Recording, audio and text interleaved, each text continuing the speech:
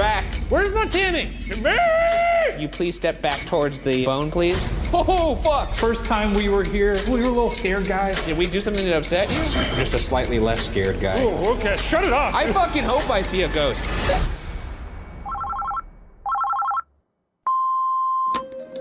Hi, my name's Anna, and I have some evidence from Waverly Hills. My name is James, and I have evidence for Waverly Hills. I suddenly felt like somebody was watching me. Purple warmth across my the back. hell was standing up on my Caught a stick figure show up on the Somebody SLS pulling on my camera. pant I'm leg. shocked to find this unexplained shape. Can you guys investigate?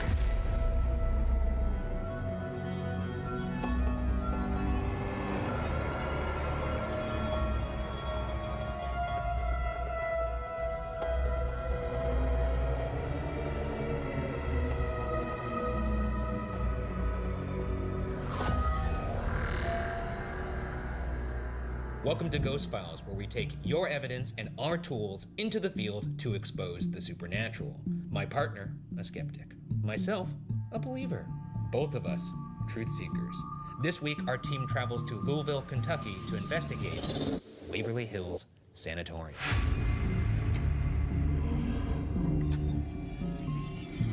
Okay. It's cold. It's as cold as it is horrifying. We're certainly painting the air with our breath right now. And you're gonna paint those hallways with your... Feces. Yeah. Yeah, I'm just gonna rub my doo-doo all over it. It remains imposing. It does, it's quite the building. Well, let's get in there and get dirty, huh? There's a comical amount of windows here. So many opportunities for me to have a heart attack on camera. Be a hell of a series premiere. Yeah, series premiere, series finale. Waverly Hills Sanatorium was built in 1910 to treat patients of tuberculosis, and over the course of its lifetime would eventually see approximately 63,000 deaths within its walls. With so many succumbing to the painful disease, it's no wonder that the spirits of some patients might remain today. Sort of a happy place, though, right? Actually, it was. They treated their patients quite well. They didn't really know a lot about tuberculosis. Who could have? It's a crazy thing. You start coughing up blood. It was a problem. We got our own little fun thing that we're dealing with here in 2022. Very fun. I can't imagine what it would have been like back in the day when you had to, Quarantine. probably catch it from a horse back then. I don't know how it worked. Well, I don't think that's how it You happens. kiss but- a horse, you get TB. That's got to be some science. Well, that wouldn't be an issue for me Yeah. because I'm not kissing horses. But for you, might I be don't. an I issue mean, for I me. guess it's hard to find people I've seen Equus. your height. The hospital sits on an isolated hill overlooking the Ohio River in Kentucky. It stands 5 stories tall with over 100 different rooms, enough to accommodate more than 400 patients. Believed to be more active the higher you are in the building, we're going to be starting from the ground up. We've also placed cameras and audio recorders in 2 of the more active parts of the building in hopes that we catch activity when we're elsewhere. One on the 3rd floor said to be haunted by a ghost named Timmy, and another on the 5th floor outside room 502 said to be haunted by a nurse. The worst part of the building is undeniably the roughly 500-foot-long tunnel referred to as the body chute. I've been there before. I hated it then. I'm probably gonna hate it now. Body shoot's the only place I ever been scared in my entire life. You've been scared there? Yeah, remember? I do I heard a remember. little frog. You know, why do I remember that so vividly? Oh, it's because you left me down there. Yeah. And finally, to end the investigation, Shane and I will each be forced to explore the entire sanatorium one at a time. Are you excited to get back out there? I am. I've been ready. I've been stocking up with new gear. I'm gonna catch a goddamn ghost. You are, and I'm gonna be there to film it. And with that, our investigation begins. Like that little vote of confidence? I did like that. That's for you. But the investigation already began. Oh. All right, let's just take a second here. It's been 6 years since we've been here. Should we reintroduce ourselves? We're back. And baby, we're better than ever. Nailed it. This time we got the tools, honey. Is that our new catchphrase? I don't think so. We'll have to workshop that. Hey, this place looks freaky. Our first room is the morgue. Due to the fact that some records have since been lost or destroyed, estimates vary, but the number of deaths at Waverly Hills Sanatorium range from about 50,000 to 65,000 individuals. And spoiler alert, they all probably saw this room. The amount of activity in this place is evident by some of the stories we received from you, the audience. Jess Porter reported her hair being tugged. Sydney Owen saw a disembodied arm touch and move her friend in the morgue. And that means sort of like a, not like a, No, I don't think you quite understand. Like an arm by itself, like a floating arm. Just, Yeah, like real muscly. if I saw a disembodied arm push. Yeah, you'd scream. Of course, I'd be very scared. I'd love to see that. I want everyone to know I'm going into this series with a thirst for evidence, and I hope it's quenched. I hope you quench it. I want to see these ghoulies. You're saying Show me the ghoulies. You're saying you're very open, but it's in a very threatening tone. I am open. I am receptive. What else have people seen here? I'm glad you asked. We have more in this room than just anecdotes. Allow me to introduce our first audience investigators, Deanna and Mark Erskine. So one of the things that I submitted was an EVP actually captured my husband Mark. While our friends were posted up in the lobby, I decided to do my sole investigation in the morgue. I laid down on the body rack with my EVP recorder and proceeded to ask questions for the next 10 minutes or so. It wasn't until the following day when reviewing our evidence that we discovered what seems to be the sound of a woman humming. Look at us tools. Got to play my little EVP machine here. Oh boy. You ready? Or if you want help.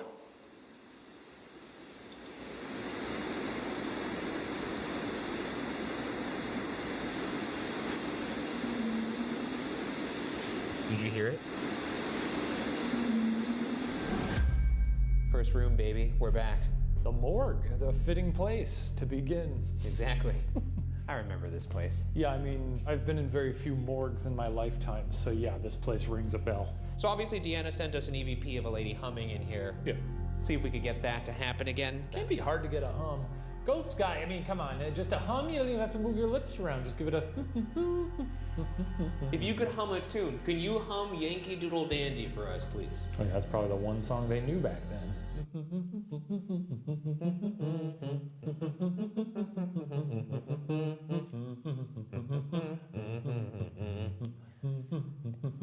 Take it away.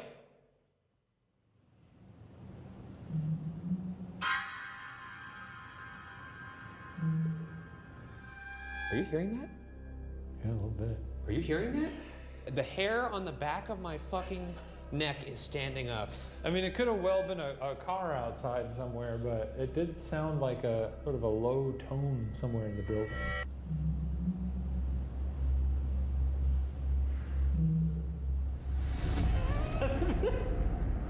I certainly heard something there. I mean, do I think it's a ghost? No. Do you? Yes. Fully, yeah, I'd say if I were someone who believed in ghosts, I'd be a little unnerved right now. I'd probably get the little shaky knees. My back is tingling. Could you, whoever was humming, could you hum again, please?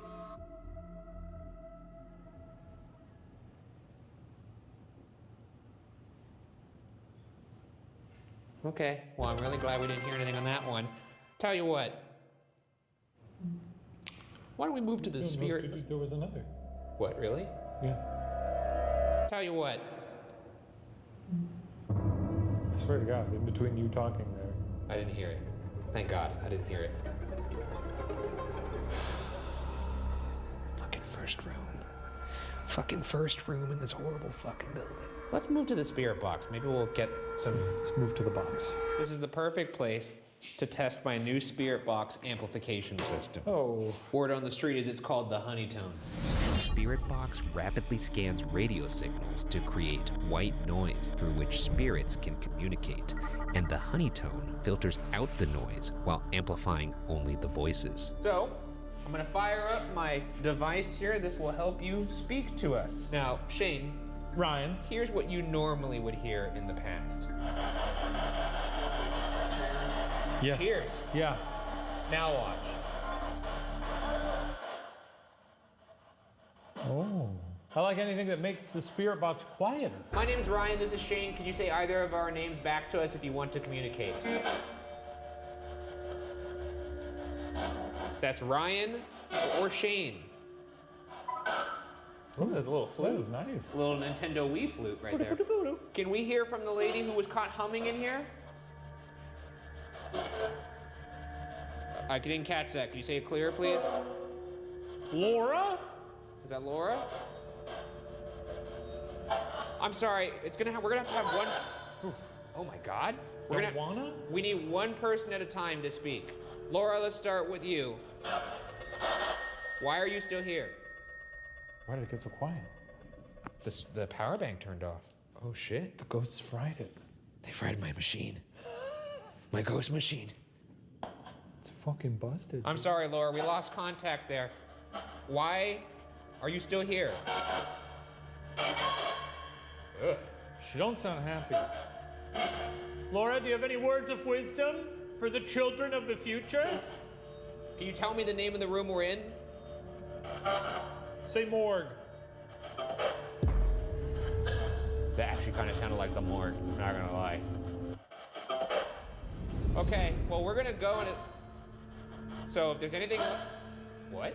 So we're gonna go in a second here. Sound angry. Yeah, I don't know why you're so upset. Did we do something to upset you? I mean, I guess. Jesus. Oh, okay, shut it off. What did he say? I don't know. Well, that was incredibly unsettling. I'm happy. I like it more than the spirit box, but I gotta say, they got a scary energy to them with this machine. I don't like this room. I'm gonna say it. The morgue? Yeah, Shane, I don't like the morgue. What's your issue with it? You know what the weird thing about it was? Is I felt like bad in the morgue. Bad vibes. Yeah. Okay. What the fuck are you doing? Just trying to get out. Our next room is the second floor sun porch. For many years, treatment for tuberculosis was the very scientific prescription of rest, fresh air, and sunlight. Yeah, air is good for the body. Have you tried sitting down and breathing? That might help you. Well, you know, you don't want to be in a Manhattan breathing in a bunch of horse dung and exhaust. But it is eerie to be in a building where you know probably 50% of you aren't gonna make it. Yeah, I guess that's kind of like elderly homes though, right? I'm talking about like imminent, like this I was. mean, I gotta tell you, my grandma's Jesus. seniors living center, it was, they were flying out of there. Yeah. It's like you'd think it was a race. Nice place to hang out, chill. Nice little sunroom. If I was a ghost, I'd probably hang out in here. This would be my spot. If I was a sick person, I'd hang out in here too. Consequently, patients spent a lot of time outdoors or were placed to rest in front of open windows, even in the winter. And it's in this room that audience investigator Braxton Rapp captured a startling piece of evidence. We were walking around on the second floor when I got serious chills. Like the hair was standing up on my arms. My mom and I had been taking pictures the entire evening, and it wasn't until later I was showing them to my friends, and one of them was like, hey, what's that? So when we brightened up the picture, I was totally freaked out with what we saw. Is this the face of a former patient on the sun porch? Let's see if I got anything. Does not appear so. Let's see. Ooh, was that a fart? No, that was a fucking noise. That was a fart. No, that came from down there. Are you fucking kidding me? That was not a fart? That came from down there. Because I'm surprised you didn't react to that more. I thought you farted. No. Maybe that's what the jack-o'-lantern face was. Was that you farting? It was. Okay. Oh, thank God. Oh, thank God. Sorry, guys.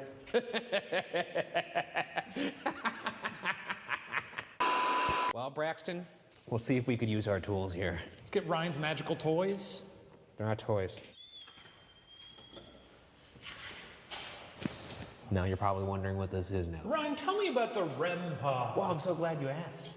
The REM pod creates its own circular electromagnetic field and will alarm when anything penetrates that field. The more colors on the alarm, the more significant the intrusion. The REM pod also detects temperature fluctuations. So about, ooh, I'm getting pretty close. You have to get pretty fucking close. The device I'm holding in my hand is an SLS cam. The SLS cam uses a grid of infrared light to recognize human-like objects in front of it, even in complete darkness. I could see your stick figure. It looks like it's humping the wall. Yeah, that's pretty good.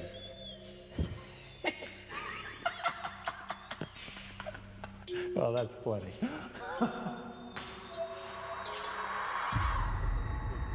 Probably winding down right now. Ooh, what's going on right here? I don't see anything. I see your stick figure, but I don't see anything on the... For whatever is down here, if there's anything with us, or if there's anyone with us, rather, can you get close to that doorway? Can you make that little glowing circular thing sing? How about one of you just come towards my voice? And by doing so, we might get some activity on the REM pod. Maybe be a shadow person if it's too hard to be a corporeal body. Just be a shade. Can you demonstrate some dancing near the REM pod, Shane? I'd like to, so I can see the. I'm starting to think you just like to see me dance. Well, remember, Shane, this is the first time we've seen this device. Oh yeah. Well, his dancing is actually making the camera confused. I could see him in the IR camera. The REM pod's actually like really digging. It's like giving you a round of applause almost. Oh shit! Oh, your ass bite made it go into overdrive. Holy smokes! It's gonna start smoking over here. It's gonna start smoking like a fembot. Moving down the west wing of the second floor, the next area we'll explore is the elevator shaft. In the 1980s, when the building was shut down, the building fell victim to disrepair and often was inhabited by transients or youth looking for a spot to turn God's grass into sweet clouds. In one tragic instance, it said that a transient man and his dog were found dead in the elevator shaft. That is also one of my fears. That you'll fall down an elevator shaft? Yeah, that thing where in movies and TV, people, step into the elevator and they're like, well, I'll see you. Wow! Like the elevator malfunctions, not that there's nothing in the shaft and they fall down like Wile E. Coyote. No, you fall down like Wile E. Coyote. You walk into it, you hold there for like 2 seconds, then you hold up a sign that says, yipes. Oops. That's how I'm gonna go. Like, I've had visions of this. Some believe his spirit haunts that area to this day. And it's near this elevator shaft that James Ashenden captured some truly shocking evidence. This photo was taken around the area where the elevator shaft is. I was just snapping photos with my phone. I didn't notice it at the time, but went back afterwards and was having a look through, and this was the one that had the cleanest detail. Is this possibly the apparition of the ill-fated man who fell down the elevator shaft? You seen anything? Not capturing anything on the photos. So, obviously, other than the man that was found in the shaft, they also found a dog. Yeah. They got a little trigger object here. Come get it. It's Come on, right Doc. here. We got a bone for you. It's right there. Dog love a bone. Dog love a bone. You better get it, dog, otherwise I'm gonna get after it. Does a dog understand what you're saying? I don't fucking know what I'm... My name's Ryan. Can you say my name back to me? Can you tell me your name? Can you tell us your dog's name? Can you tell us what happened to you? How about this?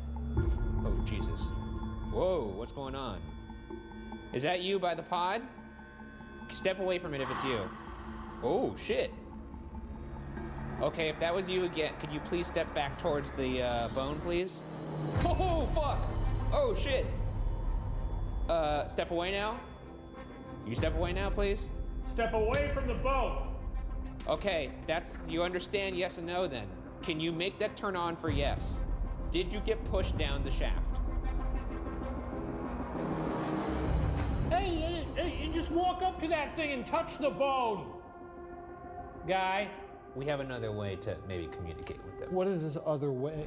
We're gonna do something called the Estes method, or Estes method. Instead of using a speaker system for this spirit box, I'm gonna be the speaker. So I'm gonna put headphones on that are noise canceling, and I'm going to say whatever I think the spirit box is saying. Meanwhile, you're gonna be asking questions that I can't hear. Oh. And if you hear a response that's compelling, pretty good. And you don't have to get annoyed by the ch-ch-ch that you love so much. I actually like this. I like this a lot.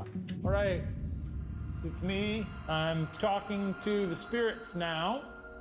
And you can use my little buddy over there as a antenna. What's your name? Incredible. Bit cocky. What are you doing? Scare me. Scare you? You're a ghost. You should be scaring me. Typically how it works. Do it. Okay, booga booga booga. I don't know what to fucking...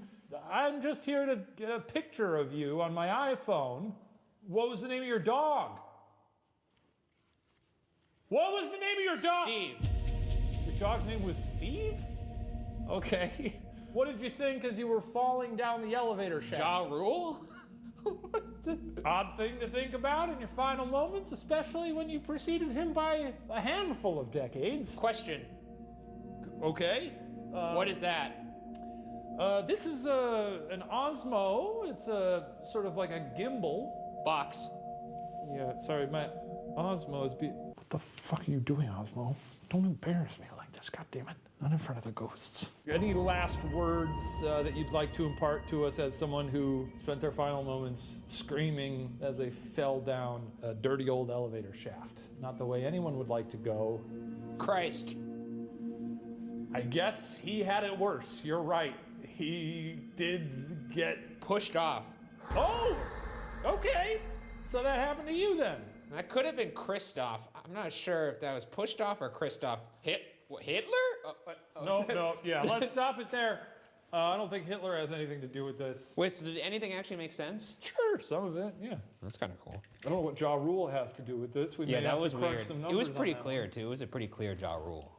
Hey, what'd you think of the whole little new spirit box session? I'll be honest, you found a way to make spirit boxes fun. I like to hear that. I had a good time with that one. That's good. That's the Ghost Files difference. You know, that's all I want for you, to have a good time. Oh, thank you. And maybe not be a dick all the time. But, Well, you know. I want you to find good evidence. Thank you. You hear that? He wants to believe. I do want to believe. Open that door for him and then shove him right through. On our way to the next room, this happened. This is the third floor right here. What was that noise? Did one of you kick that? No. That wasn't one of you? No. Do we know where it came from? Down here. Sounded like down there. Okay. I thought you guys picked it. No. I don't know what that could have been. I mean, it sounded like something potentially fell on this metal grate, or it could have been like a wire or something. I'm also seeing up here, you know, I'm not just trying to debunk this. I'm just. I mean, no, you should try and debunk it. I'm just Serve a saying there's a purpose, lot you of, know? you know, we were walking on these stairs and there is a lot of loose wall here. I'll tell you what. You stand right here. Okay. Tell me if anything moves under. Yeah, I mean, there's some little bits coming off, but nothing that would have made that sort of noise. Oh my God, even being up here alone. You don't like it, huh? I don't like it. Love that. God, I'm just like, my heart is like legit pounding thinking about later. I'm like, gonna have a heart attack. The next part of the building we'll explore is the third floor, where it's said that a little boy named Timmy will roll a ball back to you if you ask him. In fact, on my previous show, I actually had my own encounter with Timmy. After tossing a ball down the hallway, I heard it bounce away into the distance until slowly but surely, it went silent. The ball did not come back. When I finally found it, I discovered to my horror that the ball had landed directly under my name spray painted on the wall. It's sort of Joe Pesci-like when you do that. Yeah, the one wearing the beanie. I mean, and just so we're covering all the bases, mixed messages, because it also did land beneath a, what did it say, 420 blaze. And I love pot. I love pot. Yeah, but, I mean, I do love pot. So. Well, here we are, back at the scene of the crime. Yeah. Arguably some of the best evidence we've ever captured happened right here. This is not the blue ball that we use, but it's a white ball. Does it have to be blue? Was that one of Timmy's specifications? I don't know if he's particularly liked blue balls, but not many people do. That's true. In this very hall, Caitlin Dodson and Marion Burgess came across some very interesting evidence. We were taking pictures throughout the whole tour, and we took this photo in the sunroom. During the picture taking, we didn't really notice anything, like any noises, but we did notice it later when we were looking at the pictures the next day. Could this little boy be Timmy? What you got, dude? Oh man, look, it looks like there's two red eyes in the window.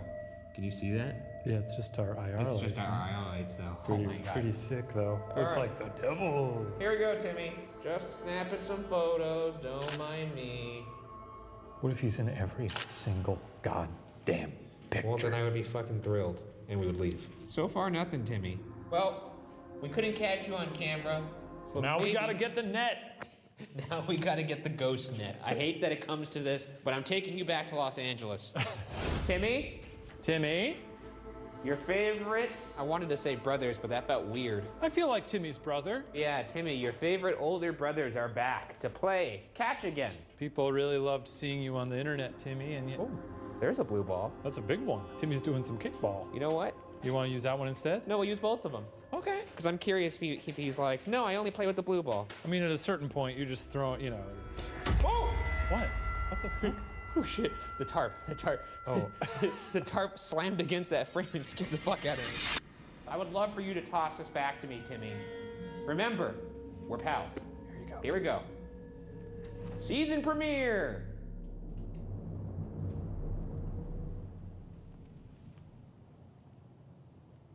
The deja vu of this is crazy. If this ball comes back, I'm gonna jump off that You're done for. that little balcony right And I'll watch you. Timmy? Timmy. Okay, Timmy, I'm gonna toss this nice blue kickball that I know you love. It's your favorite color. I'm going full FIFA on this fucking ball here. Yeah, dude. Send it back. That was Not a great. really poor kick. Not a great kick. All right, now that's what I'm talking about. All right, Timmy. I'd love for you to send that back.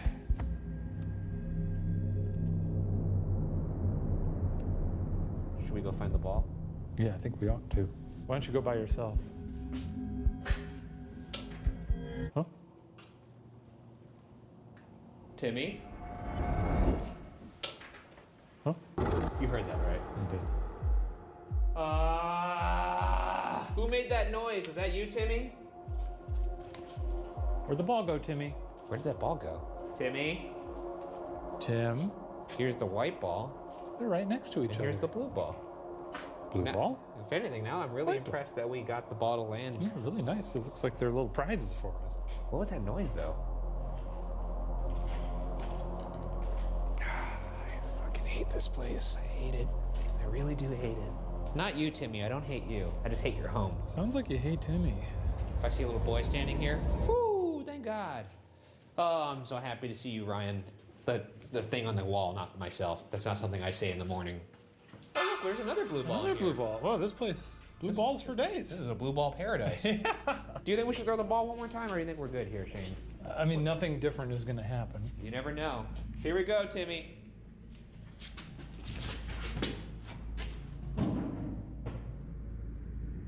Sounds like you snagged something out there. I'm sorry if I threw that forcefully at you. And for anybody who may be in the top...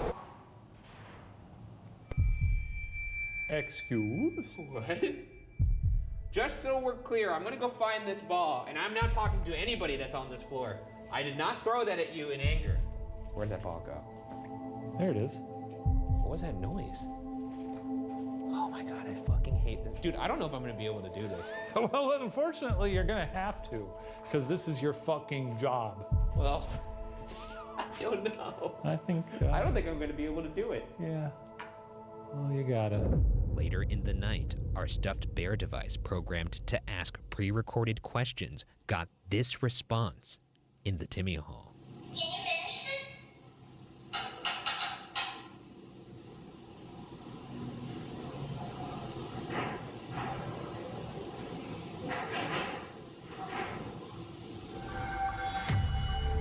And finally, we arrive at the 5th and highest floor of the building, believed to be the most active. Starting in room 504, this room was believed to be a kitchenette back in the day. It's worth mentioning that there is also another lesser-known kid ghost running around Waverly that apparently goes by the name of Bobby. Bobby?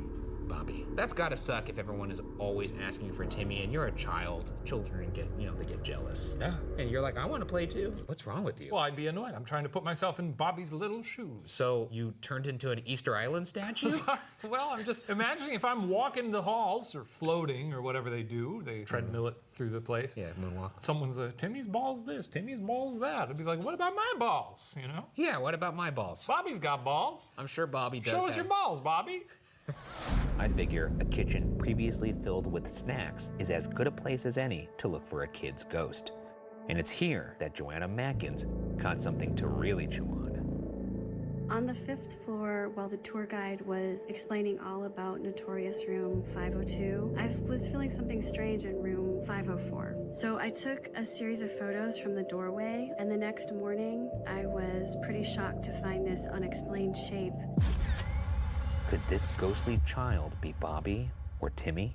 Bobby, there's a candy bar right there for you. Okay, Shane. I'm gonna take some pictures. Actually, could you take some pictures? Sure. Let's try and see if... Don't get too close to it. It's gonna freak out. Go to where Mark is. This is the old kitchenette.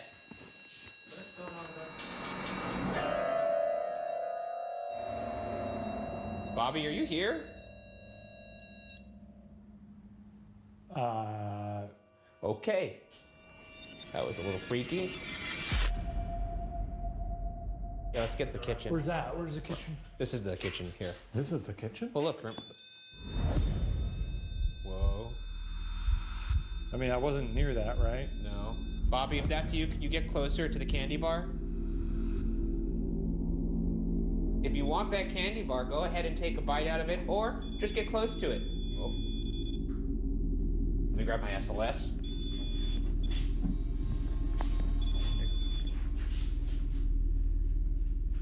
Bobby, I'm gonna ask you again. Can you get close to that candy bar again?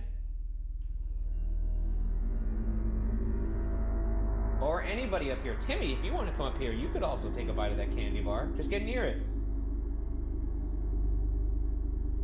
Candy for everybody. Candy for Bobby, candy for Timmy. Oh, shit. You guys could Lady in the Tramp this shit. Can you make it go all the way up to the You get even closer? Can you get even closer? No? Timmy! It doesn't react to sound at all. Hello? No. Bobby, once again, can you get close to that candy bar? This looks like we're trying to catch Yogi Bear. Yeah, that's true. The next room is one of the more notorious in the building, as it is believed to be haunted by a woman who once served as the head nurse, who tragically ended her own life. Allegedly, the young nurse had gotten pregnant out of wedlock, and presumably, the father was not in the picture. Local legend tells that she died by hanging herself from a light fixture in this room.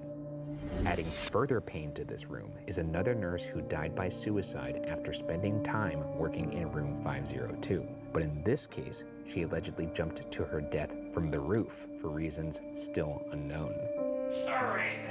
This is the place where we spent the night last time we were here? This is exactly where we spent the night. I can't believe we slept right there. Pretty wild. Maybe that's why it's so eerie in here, because that was such a horrible memory. Somebody caught a figure right here. Oh yeah, she chilling. I was on the 5th floor at Waverly, and we had gone into room 502. My chest felt very weird and tight in there, and a lot of my friends shared that same sensation. And we went into the room next to room 502, and I took a picture like going through the doorway out into the hall. And I didn't see until we got home, but I had captured a figure standing where the nurse had allegedly hung herself. Could this be one of the nurses that tragically passed? We're good. Oh man, the day though when I swiped one of these and there's something there, that'll be a good day. I'll just crush my phone. You wouldn't do that? You want to? Yeah, I'd want the evidence. I'll airdrop it to you, then I'll crush my phone because it's haunted. We're gonna pull out a little thing called the spirit box. I'll meet you over by the doorway of 502. Are we just doing a regular spirit box? We're not doing a regular spirit box. Oh, good. You gotta What if say, they say something I don't care what they say. If it's funny, if it's not funny. I'll say whatever I hear. You say, I'll say what I hear. Nod to me if you're going to take the exercise seriously. We're professional. You can't fucking nod? Listen, we're professional ghost hunters now. Yeah. This series is a new leaf. I'm a changed man, and I take my job very seriously. We're here to catch some ghouls. Pop those babies on. Let me see what I hear. All right, here we go. Like automatic. Amber. Snooker collector. My name is Ryan. Can you say my name back to me if you want to communicate? Guys, crack. Crack. There's rumors out there that you may have not actually done this to yourself. Is that true? Yes! Oh my god. Okay, so it's not true. Ooh, I just got chills on my spine. What happened then? Dudley! What happened? They say you took your own life right here, but there was rumors that you might have been involved in an unwanted pregnancy, and that perhaps this is exactly what you wanted to happen. What actually happened?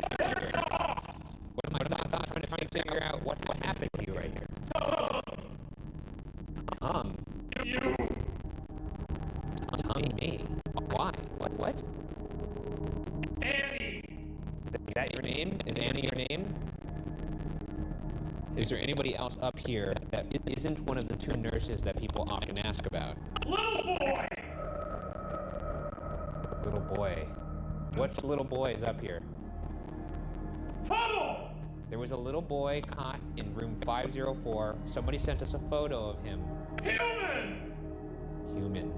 Can you tell me why you're still here? You! Me? This is your chance. Really? Human! Yes, really. Yes. What happened to you? Come on, I have to leave. Deborah! Deborah. Shane! Shane. Boys! Puddle! Okay, you have 10 seconds to say something that explains Growth! why you are still here. Laser! 10, 9, 8, 7, 6, 5, 4. All right, we're gonna leave. Mo! Johnny! Millions of dollars! Did you get anything? We did get some kind of cool stuff. We got also a lot of nonsense, but we did get some cool stuff. I much prefer this method. You look like an insane person. It was really nice. I love this. We should start doing this method out in the park. Now, if you'll recall, activity seems to ramp up the higher you go. But I lied, since the most horrific area in the building is actually below ground. The body chute. Why is it called the body chute? Sad you asked. It's called that because it would be disturbing for the rest of the patients to see the bodies of people they knew. So, the staff at the sanatorium created a system to covertly transport the dead to the outside. That system was this 500 or so foot underground body chute. Are they like bobsledding? Are they luging down? Oh no, they're not like tossing the body down the like a slip and slide. No, but they are pushing a gurney down, and I just realized with it being like it's such a downward trajectory, they really have to like lean back. That's what I'm imagining. There's had to be at least one instance where they just let it go, and or they were just like, all right, the let's body just rolling down. Like, how did he die? Oh, it was a respiratory illness. Why are all of his bones broken? Why does he look like he got in the ring with Rocky Balboa? I don't know. I have no idea. Tuberculosis really beat the shit out of him. How does it feel to be returning to this place? I'm not excited to go back down here. I actually never thought I'd be back here. If I had to pick any place in my life that I wouldn't expect to be twice, it's here. It's the body chute. And I hear the echo. We're about to get shooted. Yes, we are. Dude, I forgot how ridiculous this reveal is. Yeah, it's oh real. My God. I fucking hate this place. And I'm once again reminded that this was a silly decision to restart this career again. And since every ill-fated patient eventually saw this chute, there's no telling who we may see down here. There is an infamously sad ghost with chained and bleeding hands and feet that howls in pain, who screams and runs from those who rush to her aid. Others have spotted a ghost known as the Creeper, described as a shadowy dark figure crawling along floors and walls, a ghost that some suspect might be a demon. I mean, it's beautiful. No, it's not. I mean, it's kind of nice to be back here. First time we were here, we were a little scared guys, a little wimps. I'm just a slightly less scared guy. No, you found your courage. Did I? You're gonna find more of it down there. Audience investigator Anna Rogers definitely made contact with something in the body chute. My parents were down there and they had an EMF meter that was lighting up like crazy, so my dad started recording while my mom started asking questions. They didn't hear anything at the time except for some loud clanging in the background, but when they played it back later, we could hear some super clear voices. You ready for this? I'm very ready. Are you happy that we're here?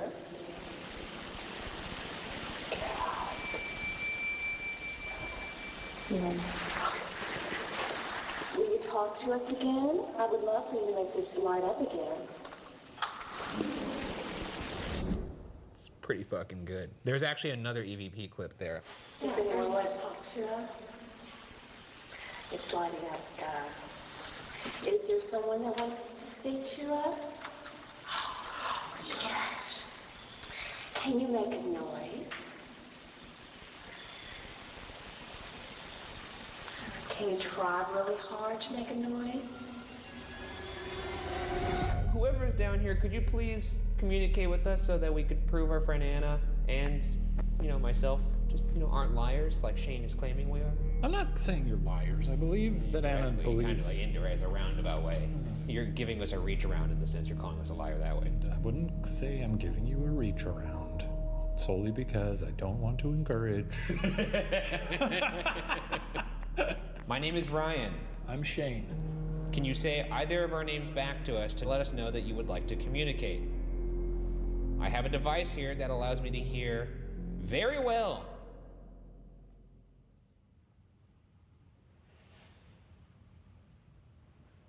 Say anything, or give us a little tap on the shoulder. We love you. I don't know if I'm there yet. I love you. If you get real deep, the echo sounds real scary. Watch this. I love you. Oh yeah, I love you. I love you. I love you. I love you. I love that. Is someone down there? Someone down here? We just put two glowing eyes down there in post-production. No, that's not what we do. That was a test. That was a test and you Well, passed. this is what you think Anna is doing. Test. We're coming down if there's anything down here. So strap up. Here we come. Well, my name is Ryan. I'm Shane. Can you say my name back? Some pair of gloves. Did someone just get whacked here? What? What was that? Can you say your name? The Ovulus takes environmental readings that spirits are said to manipulate, such as temperature or electromagnetic fields, and converts them into corresponding words or phonetic sounds. I'm not getting anything on this.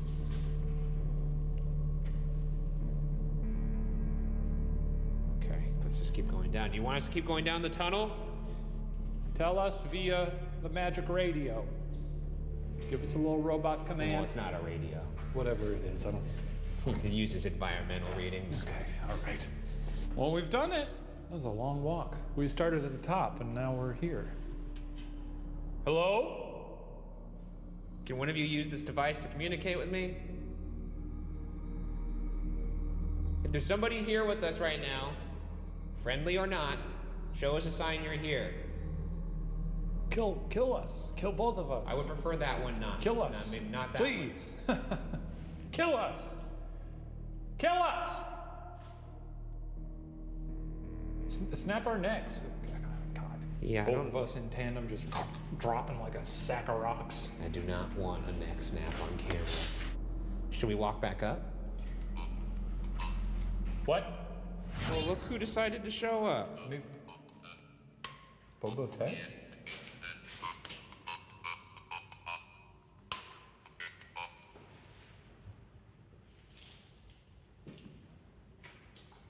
I'm sorry, we didn't catch any of that. You're gonna have to speak a lot clearer. I'm sorry, what was that? You know what? I'm gonna change it into a word. Do that. Okay. Oh, look!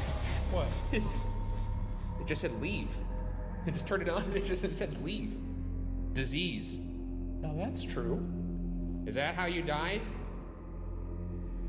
Simple yes or no here. Can you tell us your name, ma'am? Oh, we just have it set on the lady's voice, right? It's not necessarily. What'd she say? Complete. Complete. What does that mean? I'm gonna turn this off in about 10 seconds if you don't start answering my questions here intelligently.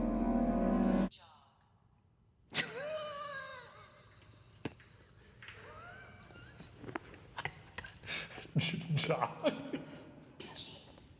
King? No, now don't try and stroke the ego here. We do know we're the kings of ghost hunting. Jog, King, jog. And now we move to the final phase of the hunt, our individual investigation of the entire 5-story building. Grab your diapers. Grab your diapers. Grab your diapers. You're gonna be fine. I'll be all right. Yeah, I'm gonna probably need the diapers. Are you gonna go in every single room? I don't think I could poop that much. That's not what I meant. Are you going to? Oh, yes. This is honestly one of the few places that I find the idea of investigating individually a little unnerving. If I were you, I would not be doing well. I really wouldn't. I really wouldn't. Yeah, it's gonna suck. I feel crazy right now. I want everyone to know. You have 6 different devices rolling on you right now. Yeah, I feel fucking nutty. Let's move. Walkie check. Good check. I'm ready. It's time to do the solos. Yes, it seems it is.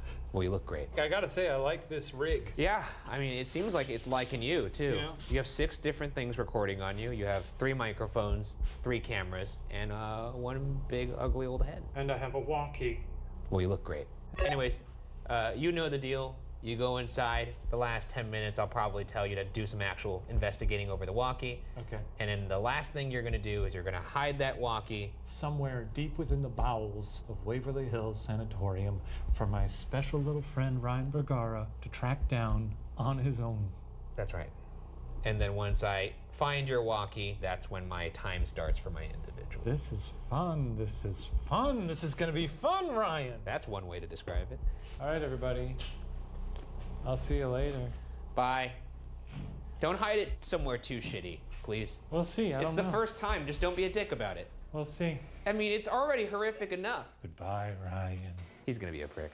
He's 100% gonna be a prick. Obviously, that's a pretty loud, scary doorway. I gotta hit up the body chute. Come on, folks. Every bit of that building is a nightmare show, and You know, if you told me 5-6 years ago when I was here the first time that I'd eventually be doing this by myself, I'd probably say, yeah, sure. Yeah, that sounds about right. I might black out. Ghosts, this is the series premiere of Ghost Files, a show dedicated to files of you. So really the best thing you could do is pop out of the darkness. Oh, you'll be beloved on youtube.com. No one wants to piss themselves on camera, especially while you're wearing a stupid helmet. It's just not a good look. I'll be mocked on the internet forever. Leaving Waverly Hills pissing and crying. Anybody hear me up there? No, I don't think we're getting any reception down here, but we are mercifully making our way to the very end of the shoot here. I expected this would be uneventful, but it was a bit of a personal challenge to walk down to the bottom of the body chute. Maybe I'll tell Ryan that I put the walkie at the end of the body chute, just so that he's got to come down here. That wouldn't be half bad. Do you think he can hear me right now? Ryan DeShane, are you okay? I'm just gonna freak him out a bit. I'm surprised he didn't do something stupid like, oh, there's so much blood. You know, that's classic. I'm gonna hurry solely because this takes for fucking ever. Ugh, Jesus Christ. Shane to Ryan. Ryan, did you copy that? I did copy that. Could you go to the 3rd floor. I want you to talk to Timmy. Shane to Ryan, that's a breach on the 3rd floor. I've reached the 3rd floor. Ask Timmy if he wants to play. and locate one of the blue balls up there? Timmy? It's me. Shane Madej. I actually have always long been curious if the reason why Shane never gets anything in his solo investigations is because he's an enormous D-bag. Y'all want to play a fucking game? You little punk? Or if it's because he doesn't, in fact, ask any questions when he's down there. I love kids. I love to play games. What I need you to do is roll your ball to me. So what I'm saying is, if I ask him to ask questions and he doesn't get responses, where's my Timmy? Timmy!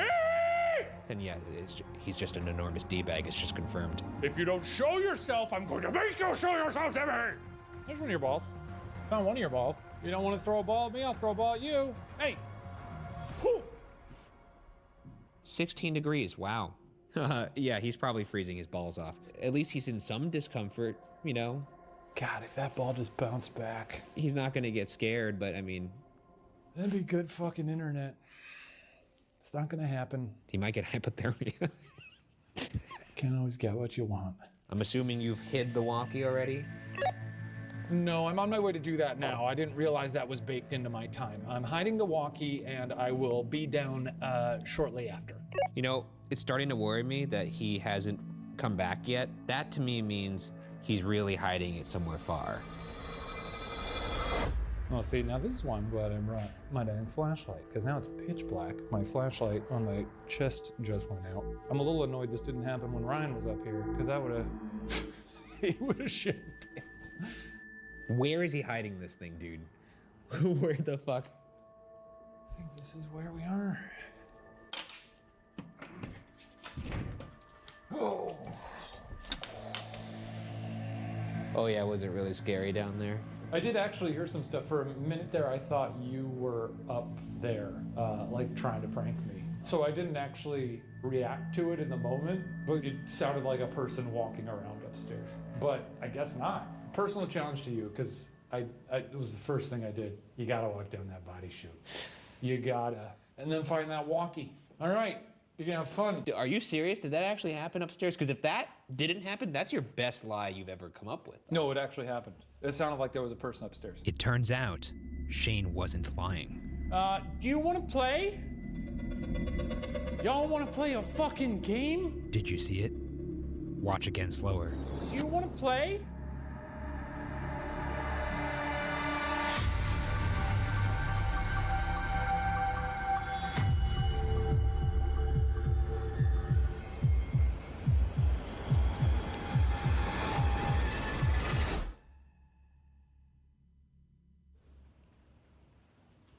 Sick. Here he goes. Here he goes. Dude, I don't know if I'm gonna be able to do this. Yes, you are. I mean, you're ready. You have a good time. You got to find that wonky. And if you shoot for the moon, I think you'll find what you're looking for. If I shoot, oh, okay. I mean, it's probably at the bottom. Well. What do you mean, well? I mean, I guess the whole point is you have to find it. You better not have hit it in like the ceiling or some shit like that. No. It's pretty easy to find. I don't want to do it. I know you don't. I really don't want to do it. Can I just cop out? Can I just like not do it? It's a series premiere, Ryan. I don't give a shit. Everyone at home could go fuck themselves. No, you cannot. You go fuck yourself. That's what you do. So, get fucking. Fuck! Find the walkie, find the walkie.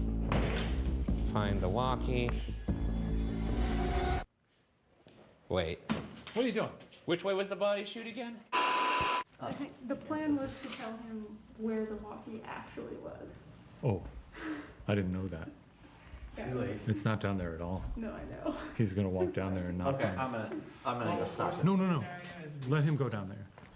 Okay, I'm not my fear. I am stronger than my fear. Oh, it's so cold. I am not my fear. I'm stronger than my fear. Down the body chute we go. Let's go. Let's fucking go, baby.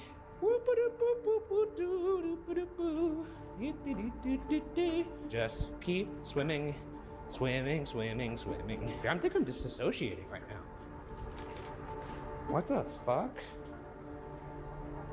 Where is this walkie? I don't know why he was so intent on seeing the body shoot, but I think it's because he recognizes that it's something that he has to do for some personal growth. Okay. Is this Ryan calling my phone? It is. Hello? I'm at the bottom of the body chute. I'm not seeing this walkie. I think you may have misinterpreted my clue. Are you fucking kidding me? I apologize. What I said was if you shoot for the moon, you'll find what you're looking for, as in 4th floor. You said it was in the body chute. No, I said it's a personal challenge for you to go into the body chute. Well, shit, now my time. Oh, god damn it. So my time is really not gonna start until I get all the way up back to the 4th floor. I mean, we'll see. Oh, you know what? You're using me as a safety line right now. I'm not gonna let you have this sort of comfort. I'll see you later, buddy. Well, he lied to me. Why would he talk in riddles? He knew this was gonna waste time. Well, I'm gonna kill him. He's gonna be a ghost at Waverly. Oh. I just heard. Oh, I hear cranky little footsteps. Just keep my head straight. Oh, and some muttering. People do this all the time. The dude who works here, he does it all the time. He walks around by himself. He might be crazy. Aim for the moon. What does that mean? Go for Shane. Where is it on the 4th floor? You should be able to find it. Do you realize it's gonna take me forever? This place is huge. You know, I'll make some noises on the walkie that'll help you find it. I haven't heard. Okay, talk soon. I'm coming back down in 12 minutes. I don't care. This is bullshit. This is not the agreement. Honestly, Ghost, I'm in such a shitty mood now that even if you popped out, come and find me. I'd probably just want to fight you. Dude, seriously, what the fuck? Ryan, have you died? Maybe at the end on this chair? Ryan, we will happily call the paramedics if you need us to. Where is that? Just find this walkie and tell us you are in distress.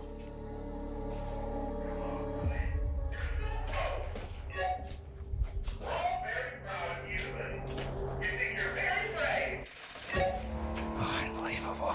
A little bit further, Ryan. You This got was it. not part of the agreement, you dick. Congratulations, darling. I'll tell you what do we got, 12 minutes now? 7. I fucking hope I see a ghost. I'm so angry. Okay, well, you're in 12 minutes. Good luck. Oh boy, I'm so upset. I need to calm down. I can't even feel fear. I'm so angry. All right, who's down here? Just so you assholes know, in 6 minutes, there's gonna be another tall ghost joining you. I was just about to radio you. You have 5 minutes to tell me to do whatever you want. You got 9 minutes. Why don't you call out to Timmy and ask him to wrap his tiny little hands around your throat in the darkness. All right. And stand facing the wall like that dude at the end of Blair Witch. It's always fun. I hate you.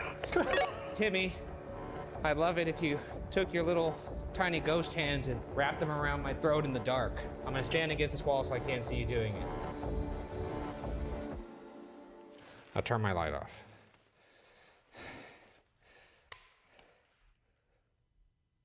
Feels good to be back in the game, you know. A very daunting place. I got my steps in.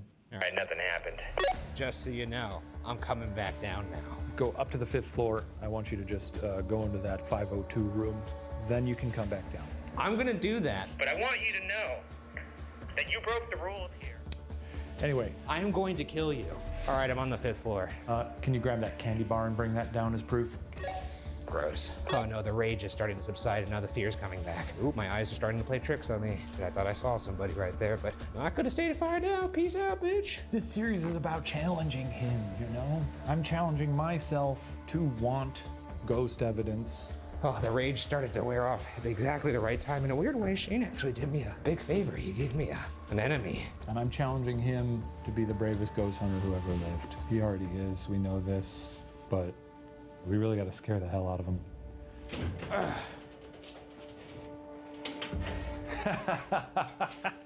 How'd you do? I'm gonna murder you. What are you talking about?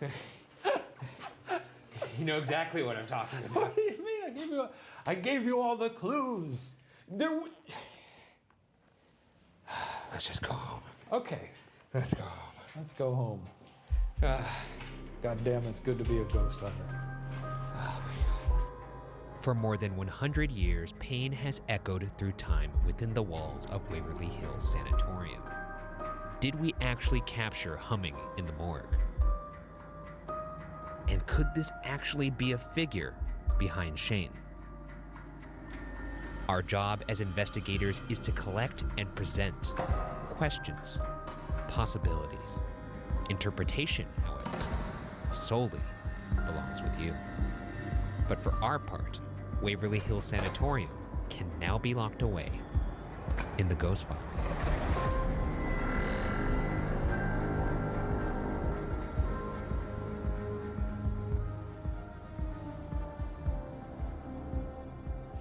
What am I looking for here? What's Hey everybody, hope you enjoyed that episode of Ghost Files. If you haven't heard, we'll be answering your questions and breaking down evidence a little bit more on our weekly after show every Wednesday, Ghost Files Debrief. That's right. So submit your questions in the comments below. And if you'd like to see episodes a whole day early, swing by patreon.com/watcher. Farewell.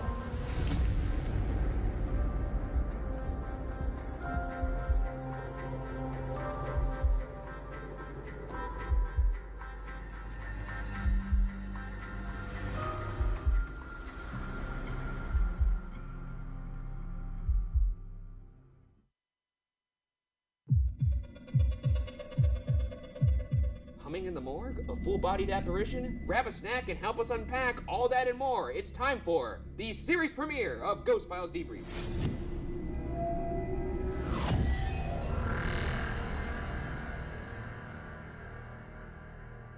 Thank you for joining us. I'm Ryan Bergara, and that thing over there is my colleague Shane Madej. Shane. Hello.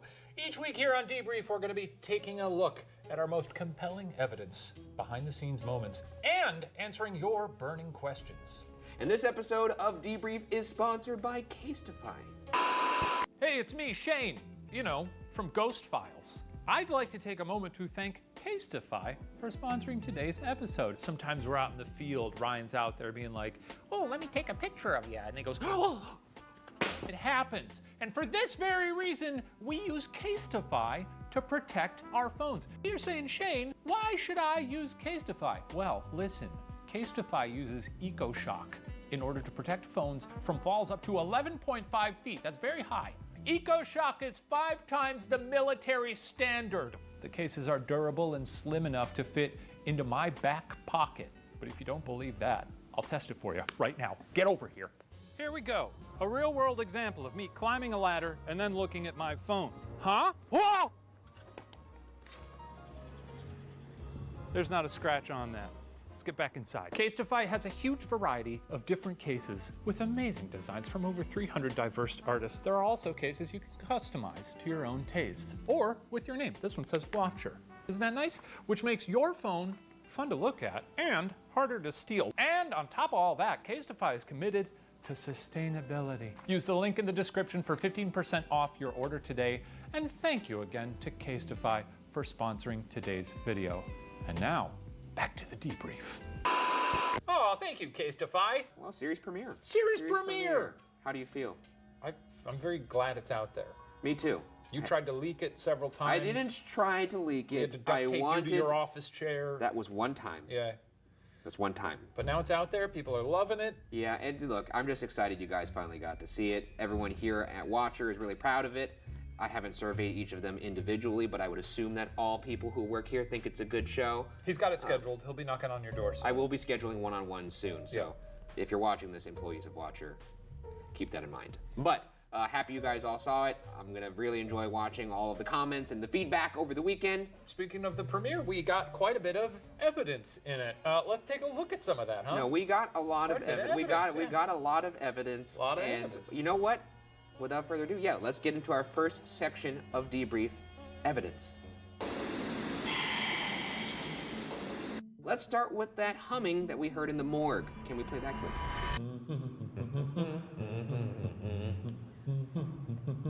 Take it away.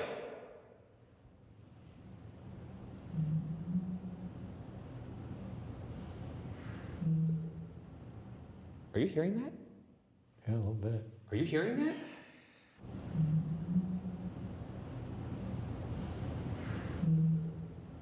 Tell you what. Why don't we move to the spirit? There was another. What, really? Yeah. Tell you what. That's a hum, folks.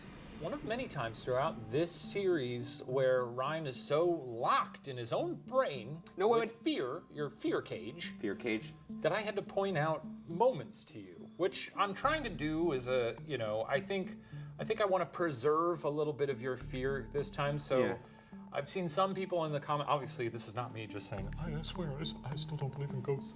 I've seen a lot of people who say, well, even Shane was scared by those things. I wasn't, because I don't believe in ghosts. But I mean, you say it in the ep, you do say, like, if I were to believe in ghosts, I would certainly be scared by that right now. Exactly right. And I would be if I believed in ghosts, but I don't. Alas, you don't. Unfortunately, I don't. But when I'm stuck in my fear funnel, it is helpful. It's nice to point it out to you and let you marinate in it without doing like a little, ooh, I bet it's a little horse walking by outside. I will say that I did hear the first hum. I didn't hear the second hum. The second hum, right. The second hum no, I did you were not attuned. hear. You were attuned. The second hum was a little more smaller. It was like, oh. Yeah, the first one was like, and the second one was like, yeah. It was like the noise that lady makes when she drops the heart off the Titanic. Yeah, Maybe it was that lady. Could have been her. She probably got tuberculosis. I would love to hear what you do think it is. You know, it's the thing about Waverly last time we were there and this time too. All the windows are open. It's a big creaky old building. There's a chance it was a door moving around or a wind. Sorry. Classic. For everyone loves that old unsolved classic. I mean, there's 1,000 things it could be before it would ever be a ghost. But we didn't hear that hum anywhere else in the investigation, and it was in the moment when we asked for something to hum. Yeah. And it's in a place where people have also heard humming that sounded like that hum. I know, it was great. It was baller to get that in the first room, in the first episode. That is crazy. You'll see, I'm sure there's other episodes this season where we don't get as much evidence. It was very fortuitous that this was our series premiere, and it was an absolute banger when it came to, you know, clunks and clonks. That's true. We're always going to show you what we do get, and sometimes that's not a lot, and you might see that pop up throughout the season. But this first episode, certified banger. Anyways, let's move to our next piece of evidence. We have the dog bone REM pod session. Can you tell us what happened to you? How about this? Oh, Jesus. Whoa, what's going on? Is that you by the pod? Step away from it if it's you. Oh, shit. Okay, if that was you again, could you please step back towards the bone, please? Oh, fuck! Oh, shit! Step away now? You step away now, please? Step away from the bone. And that was that. Pretty cool responses here. Need to get that response from a new piece of tech. Well, the thing is, with these kind of devices, you're always looking for things to be timely and respond in a way that seems intelligent. And in this particular case, it's doing it. I felt like that was very much something that was convincing that I was talking to something and they were communicating to me. I like the REM pod because I like the fact that you could demonstrate how it works with a human, showing them kind of break that field. So do you legitimately think the REM pod was a ghost of a dog? Or could it was so intelligent, it could have been maybe a person crawling around on the ground on all fours doing some puppy play? No, I don't think they need to be crawling on the ground to make the REM pod go off. I think it was the guy who fell down the shaft with the dog. Okay. Because I don't think the dog is like saying, like hearing me say, step towards that if you understand yes. And the dog's like, okay. Step away. You got it. Yeah. He's not doing that. I was imagining like a bloodhound too, big. That's cool. Ears. Yeah, the REM pod. It's interesting. It's a fun toy for folks like you know, with the cracks in your brain. I mean, you could see when somebody is getting near it. It picks it up. It's cool. And when they're it's not. fun. I know. It's and there are other locations where we use it throughout the season where absolutely nothing happens. So yeah, it's nice, fun little toy for you to lose your mind. You know. I forgot this is the show where my blood boils. It's the Ghost Files hero episode, the one you just saw. That's the one where we're kind of cordial. It's in this show where the gloves really come off. Yeah, I mean, I'll still be doing this over here. I'm a little more respectful on Ghost Files just for the sake of having a good time, but I'll still be insufferable over here. That's good to know. What else we got? Let's move on to the Estes Spirit Box session. There was a moment, and this is kind of what was fun about, this episode, was there were so many things that happened that we didn't actually react to everything that happened. And this is one of those instances. I'm over there, I'm saying the things that I'm hearing. I can't hear any of the questions that Shane is asking. I believe I say, what is that? You know what? Let's just show the clip. Okay. What is that? This is an Osmo. It's a sort of like a gimbal. Box. Yeah, sorry, my Osmo is What the fuck are you doing, Osmo? So you can see in the clip, I say, what is that? And then Shane goes, oh, Osmo. And then it says box. Box. Which is like what the Osmo kind of looks like. And then the Osmo fails, which is just like a really cool moment that I couldn't see that because I couldn't even hear you. So like, there's no way I would be able to point that out. That's true. And even in watching the edit, it didn't occur to me. And it was actually Mark, our director, who was like, that's a little weird that it says box.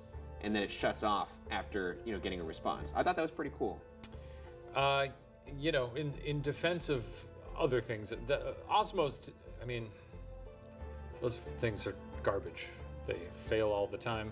We don't use it after episode 1, right? It does call it box, though. Yeah, there's a countless behind the scenes of us on Unsolved of me going, come on, you little piece of shit. That's true. That's true. No, that's fair enough. You know what? That's fair enough. Yeah. And I'm not. Still exciting. Also, I gotta say, love the Estes method. I know great. a lot of people were very excited for us to do that. I had the time of my life doing it. We do it several times throughout the season. Always a blast. No, it's a way I guess you said it in the episode, for it to be tolerable. I think we both kind of tried different flavors throughout the season. In this first one, I was going really aggressive because I really couldn't hear anything, so I was trying to project. I think later in the season, I take more of a sort of calming approach and just kind of close my eyes and just gently deliver the words. So you'll see a nice spectrum. No, yeah, I'm sure people will be looking out for that.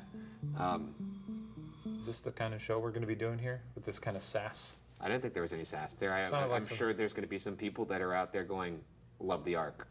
Well, let's move on to Timmy's balls. Roll the clip. Here we go. Season premiere. What are you doing? All right, now that's what I'm talking about. All right, Timmy. I'd love for you to send that back.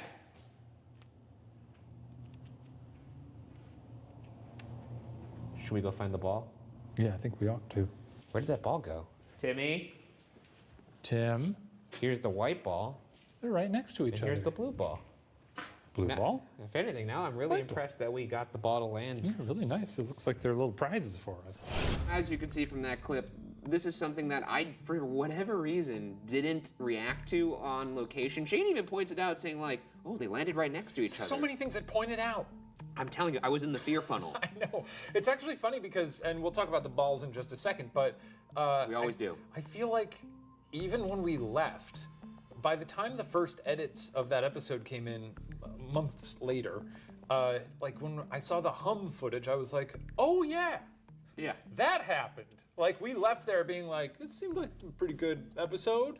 Like not even registering all the things that occurred. I think it was one of those things where so many pieces of evidence were occurring live that we weren't really used to that. So yeah. I don't think we've been in a building that was that active before, honestly. So it was just kind of hard to, I guess, react to all of it. But I will say, after looking at it, I was like, how the hell did I not react to the fact that I kick a ball down the hallway and then I throw a ball, which you see as hard as I can, and the two balls land directly next to each other, centered perfectly in adjacent doorways. That's almost as crazy as the ball landing under my name.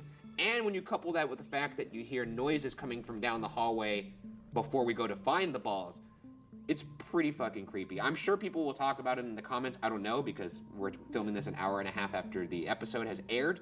Do you think it's more than coincidence that those balls were next to each other? No, I don't. You don't think that someone placed them there?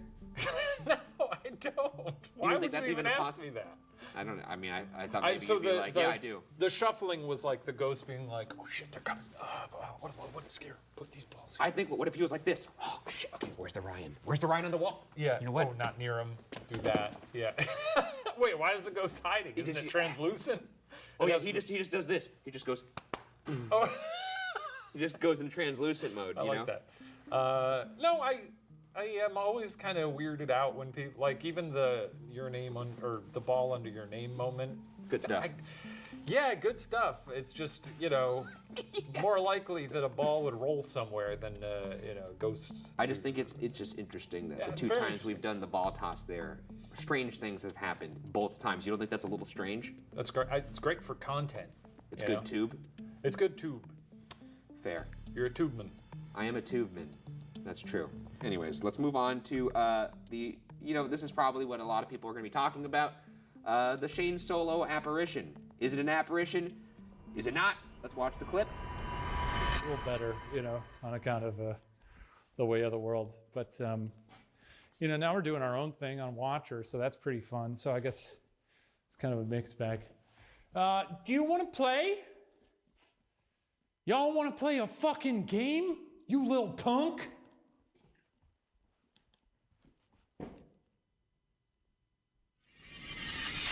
Now, there's a crazy story behind this. We had this episode done months ago. Yeah, a long time ago. And the night before, we were just doing a routine kind of quality control check over the episode to make sure things were good to go for the premiere. Well, I want to say even before that. Oh, yeah. So I went on that investigation. I came down and I tried to tell you, and it was very difficult to do because I've done this on almost every solo investigation. After I'm done, I usually try and seriously make you understand, and I'm always lying, that I saw something, that I heard something. Yeah. Oh, Ryan, I'm not kidding. There was something up there. So when I genuinely did hear something, which again, to me, that place is full of open windows. Can you describe what you heard? Honestly, I don't remember. It was enough to make me go like, oh, it was a noise. Which by the way, actually we do, before you get into that, we do have a clip of some of the noises that you did hear. They may be your footsteps, but one in particular is kind of like a louder thump, may once again be your footstep, but you seem to react to it in your face kind of like a... maybe that's it. I honestly don't remember the moment. And the thing is... Take a look.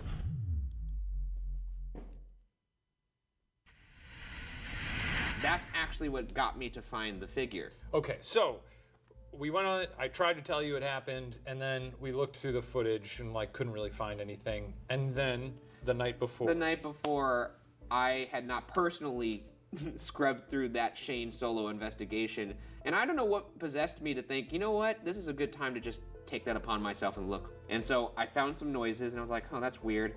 That's not enough to put in the episode, honestly, so I don't think that's that. But I was like, you know what, I'll just scrub through it frame by frame to see if I see something in this particular section, because there was noises. And sure enough, you see that little kind of white cloud-ish looking thing go right behind Shane. It moves behind him, and where it moves is the doorway where you see the figure. You can watch it all in slow motion, goes behind him, then he turns around, you see that thing, if you want to call it that, I believe it's a thing, a figure, standing in the doorway.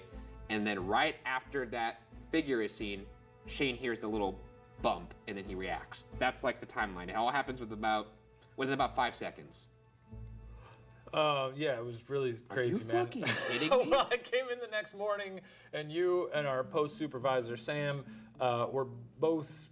I mean, Sam was like, Shane, I need your skepticism. You got to make me feel okay about this. I want to throw up right now. And you were very excited, and I was... Lizzie was excited too. Lizzie, our producer, was very excited. I was excited to see the clip, and I watched it, and I was like, well, I'm glad you guys are excited about that. Either way, because it looks like absolute nonsense. I found the evidence. I put it into the episode, the night before the premiere in LA. Which, by the way, we are doing premieres of episodes for a couple episodes this season. Ghost Files Live. If you haven't heard about that, get your ticket. A lot of the cities are already sold out, but that's true. Go check out. Here's the dates. Go check them. Check them out. Everyone in the theater seemed to react in a way that.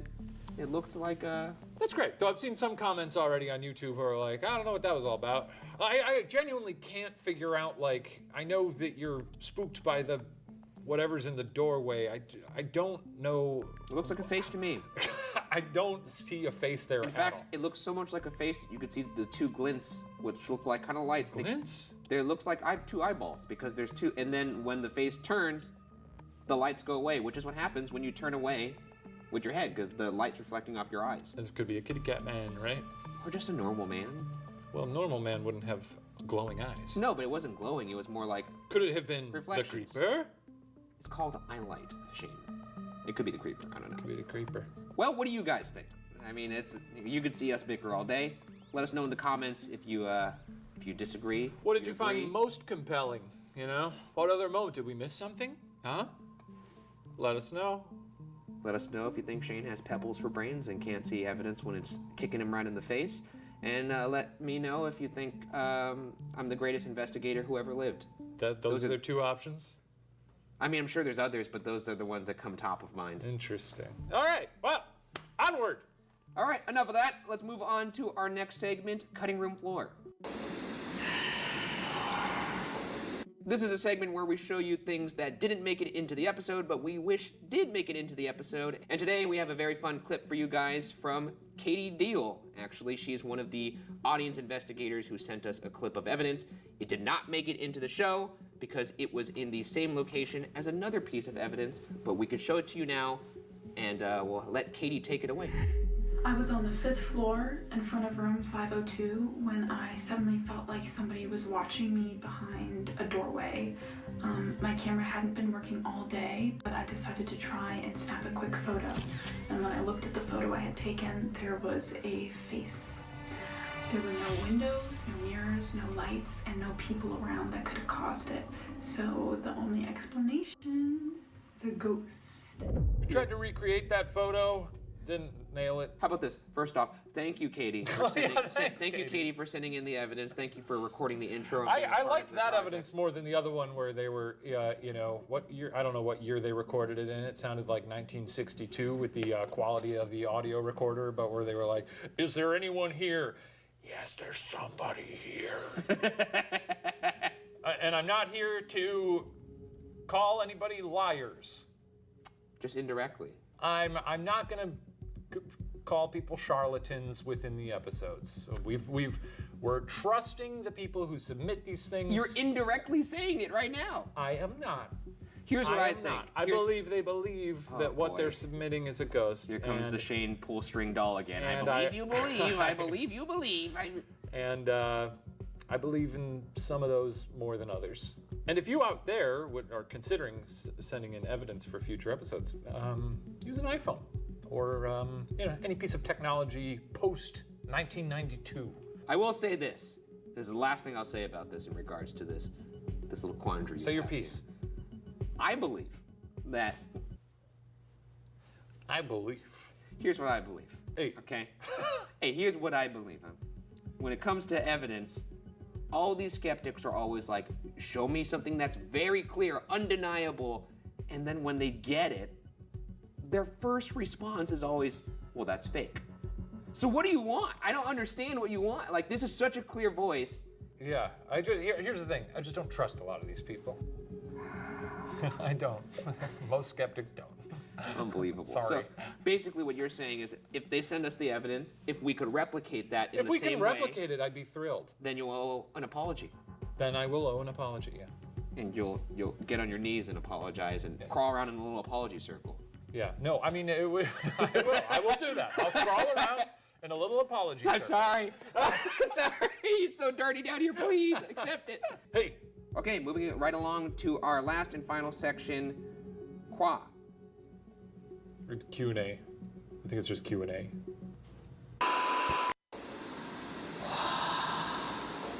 This is where we answer questions directly from you guys, the viewers at home, including 2 questions exclusively from Patreon. Yeah, I'll plug it. Hey, head on over to patreon.com/watcher. And better chance you'll get your question picked. You get early releases of episodes a whole day early. And we're going to be doing some commentaries throughout the season. And these are hour-long episodes. This is a lot of commentary. Where can I sign up for that? Patreon.com/watcher, my dear isn't friend. that it right there? Oh, that's it right there. Holy wow. shit. Now, let's answer some questions. Look, here, I'll toss you a little softball here, Shane. This comes from Patreon. This is from Lentils36. For Shane, do you actually take any of these tools seriously as a form of getting evidence? As a Shaniac, they seem fun and totally add to the episode, but don't seem to add much in terms of scientific proof. They do add a lot of fun to the episode, but it's all pseudoscience bullshit. So no, I don't, there's no scientific value or merit to any of them. Sorry, that's true. I was giving Lentils a long, hard stare. Oh, that's good. Thanks, Lentils. Let's hear you talk about the questions now. Funny man. Oh, here's from K. Kirsten 8. Thanks for your support. Will you guys be having guests or other Watcher casts hunt with you? So far this season, we did not have anybody hunt with us, but we did have a guest who came to show their evidence because they did their own paranormal investigation, and you'll see that later in the season. Our buddy Garrett Watts will come on to the show, and a delightful man. You may have seen him on Puppet History if you are a fan of Watcher content. He was a guest on that show as well. That's right. I don't know that Do you even watch Puppet History? I've heard it's good. I executive produce it. That's true. I heard there was some drama last season. I wouldn't say we're ruling it out for the future. It's just, it's tough to probably bring someone along for a ghost hunt. Someone like Garrett would obviously be great because he's done it. He's a colleague in the field. Yeah, and he's also a fellow tall boy. Very tall man. Fellow in the sense that he's a fellow tall boy to you. Let's hit some other questions. There you go. There's the iPad for you. Thank you. You're welcome. All right, let's move on over to Tube Town. Tube Town! That's YouTube, for all of you who don't know. And we're going to grab a question from there. TT. Let's go to TT. Qua TT. Qua TT. TT Qua. TT Qua. Look, we've been up a long time getting the premiere ready. We're a little loopy I'm right so now. tired today. Okay, here we go. This is a really good question, and I'd like to clear it up. This comes from Jesse Planter. There's a little leaf emoji, and they say, how much of this is acting? Some of the recorded submissions feel scripted/staged. Is there any truth to that, or am I being overly analytical? Now, I will say this. I could see why you would maybe think that. First off, obviously we're not acting. But in terms of the audience submissions, when it comes to the evidence, we asked them to explain the evidence, and we asked them to do it under certain parameters. Make sure you explain the evidence in under 30 seconds. Make sure you say what happened. Make sure you give a lead into what happened maybe before and then what could lead into the clip. So it was kind of in a way where people would have to literally write down what they were going to say so they could get it under 30 seconds so that we could use it in the episode. Kind of in the weeds there. In that sense, it doesn't come off maybe the most conversational. And you also have to remember that these perhaps are some folks that don't make a living talking to a camera like me and this idiot. So, yeah. So you can't fault them for that. All the submissions are genuine, though. They're regardless of the quality of the evidence. The quality of the evidence. You're really fondling that evidence. They assure us that what they are submitting is genuine and that their stories are true from their experience. Not everybody can ham it up like we can ham it up. That being said, I will say that that is a valid question, and I'm glad you asked it because I wanted to clear that up. Yeah. This comes from Christy Carnes. They say, for the debrief, is it still Shaniacs, Shitfish, and Bugaras, or will there be new nicknames for skeptics, fence straddlers, and believers? I will say this, for skeptics, it's still going to be Shaniacs. For believers, still going to be Bugaras. And for fence straddlers, that's no longer going to be Shitfish, it's going to be cowards. So... you gotta pick a side. You gotta pick a side. You really do have to pick a side. Yeah, you know, those are our people. You're our people. You're on. And get off the fence. That's not even a comfortable place to sit. You're sitting there with it going up your ass crack. That's not comfortable. I guess you could be sitting like this, in which case your feet would be more on one side naturally. But I'm assuming you're sitting crack in the middle. On a picket. Kind of, so you split crack. yourself kind of symmetrically. Yeah, not ideal. If you want to be proper about it. There's a lot of people who sometimes will tell us, oh, I'm kind of in between. And I think I've probably cut more people loose than you have. But if I hear that from someone who says, well, I'm mostly a Shaniac, but sometimes I'm like, well, then you're not. You're out. You're done. You're out of here. That's true. Get packing. Hit the road. And I think as long as you kind of believe. And he needs the numbers, so. That's not true. That's not true. You saw all the evidence in this episode. He needs the numbers. You can't just point at me and smirk and say he needs the numbers and make it seem like fact. And you know what? Maybe I'm just more inclusive. Right. Thank you. Let's go to a question from Twitter. Let's go to Twitter. What are we going to call it? Twitter? Tweet down. Also, they're all TTs. Tweet down. This is from Kayla.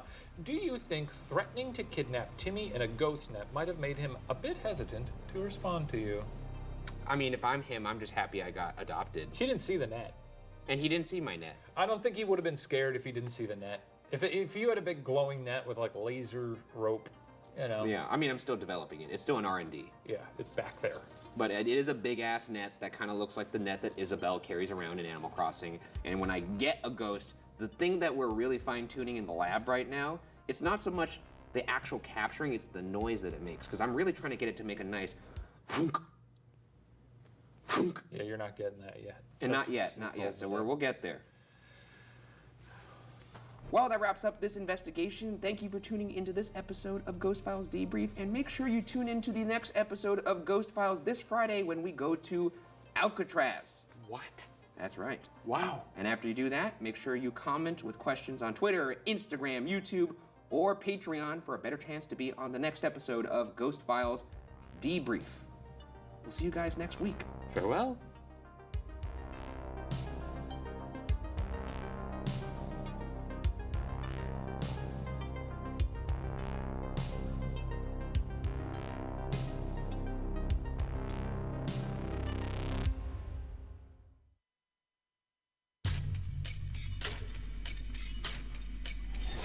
This is the privilege of a lifetime. Temperature is now going way up. It's spiking. What's that noise? Someone walking around? I'm here to find ghosts. Do you know that you're dead? I heard a scream. Oh, shit.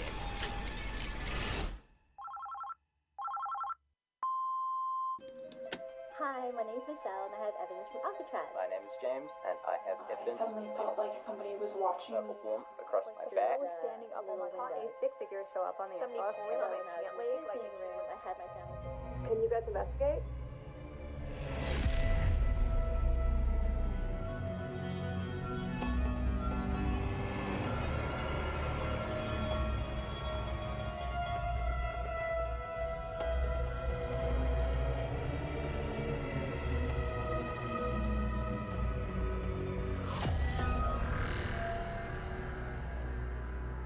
Welcome to Ghost Files, where we take your evidence and our tools into the field to expose the supernatural. My partner, a skeptic. Myself, a believer. Both of us, truth seekers. This week, our team travels to San Francisco, California to investigate Alcatraz Island.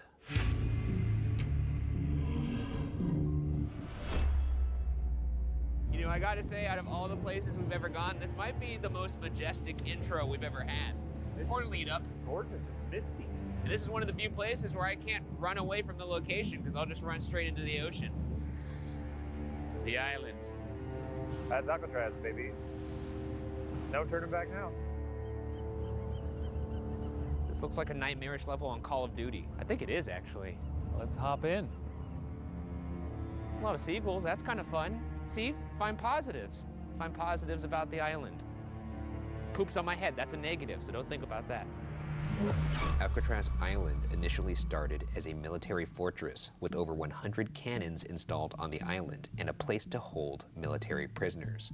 By the early 1900s, its main purpose shifted towards a military prison, and by 1933, it was used as a maximum security prison used to hold the most incorrigible inmates in federal prisons, aka the most violent and dangerous criminals of its time. From Al Capone to the Birdman, this place was a veritable who's who for historical a-holes. Don't want to be there. No, you're gonna do it because you're a brave guy. The prison sits 1.5 miles off the San Francisco shoreline on 22 acres of jagged rock, earning it the very matter-of-fact nickname, The Rock. Has The Rock ever visited The Rock? I think he was born there. Places of note include 4 cell blocks, a hospital, an administrative building, and a rec yard.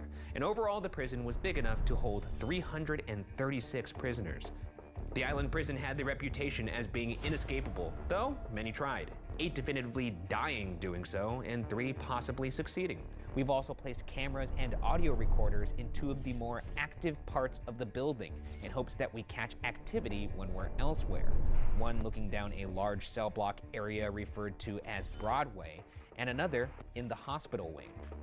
The worst part of the building is said to be in cell block D, which along with other solitary confinement cells also contains the most horrible punishment cell, unaffectionately known as the Hole, where some believe an inmate was killed by supernatural causes. And finally, to end the investigation, Shane and I will each be forced to explore the entire prison one at a time, because I hate myself. Any questions, big boy? No, this is a prison. Have you been to Alcatraz?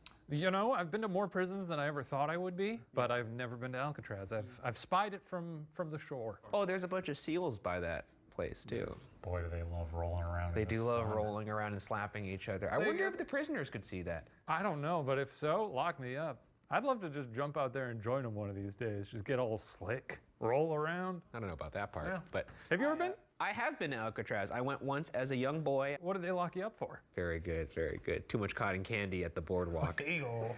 Alrighty, well, I think we covered the layout. Without further ado, the investigation begins. Our first room we'll visit is the shower room. Not surprisingly, this is where the inmates showered. But not all activity here was mundane, as there were 2 separate occasions of an inmate being stabbed to death in this room. Maurice Herring in 1942 and Edward Galvin in the adjoining laundry room in 1957. Let's shower, boys. All right, starting off the investigation in the shower room, which was a very dangerous place to be. Yeah, I would imagine. Hello, folks. My name is Ryan. I'm Shane. And we're here tonight just to hang out and hopefully talk to some of you nice people. Relative Well, no usage need of to- nice there. No need to judge them right now. No, everybody can be reformed. They did their time. They did their time. That's right. Well, if there's anybody here that would like to reach out to us, can you make your presence known? Can you say something? Can you move something? Hell, you could even touch us.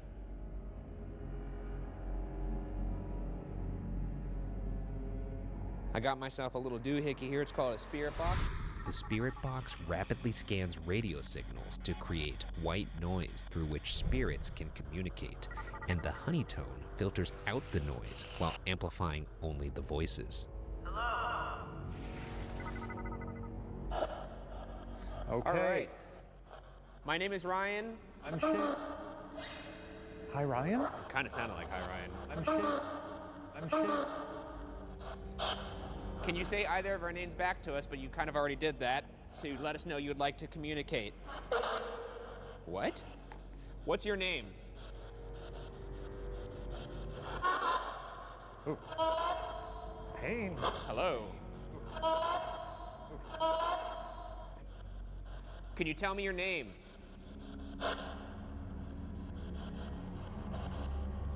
Right now I'm reaching out to Edward Galvin. What was that? Can you say that again? Oh my God, it actually repeated. What? That's it? Sensitive? Sensitive. We have this. We got a chatty one. Am I talking to Edward Galvin right now? Can you say yes or no? Galvin? It sounded like Galvin. And Maurice Herring, what happened to you in this room? I died?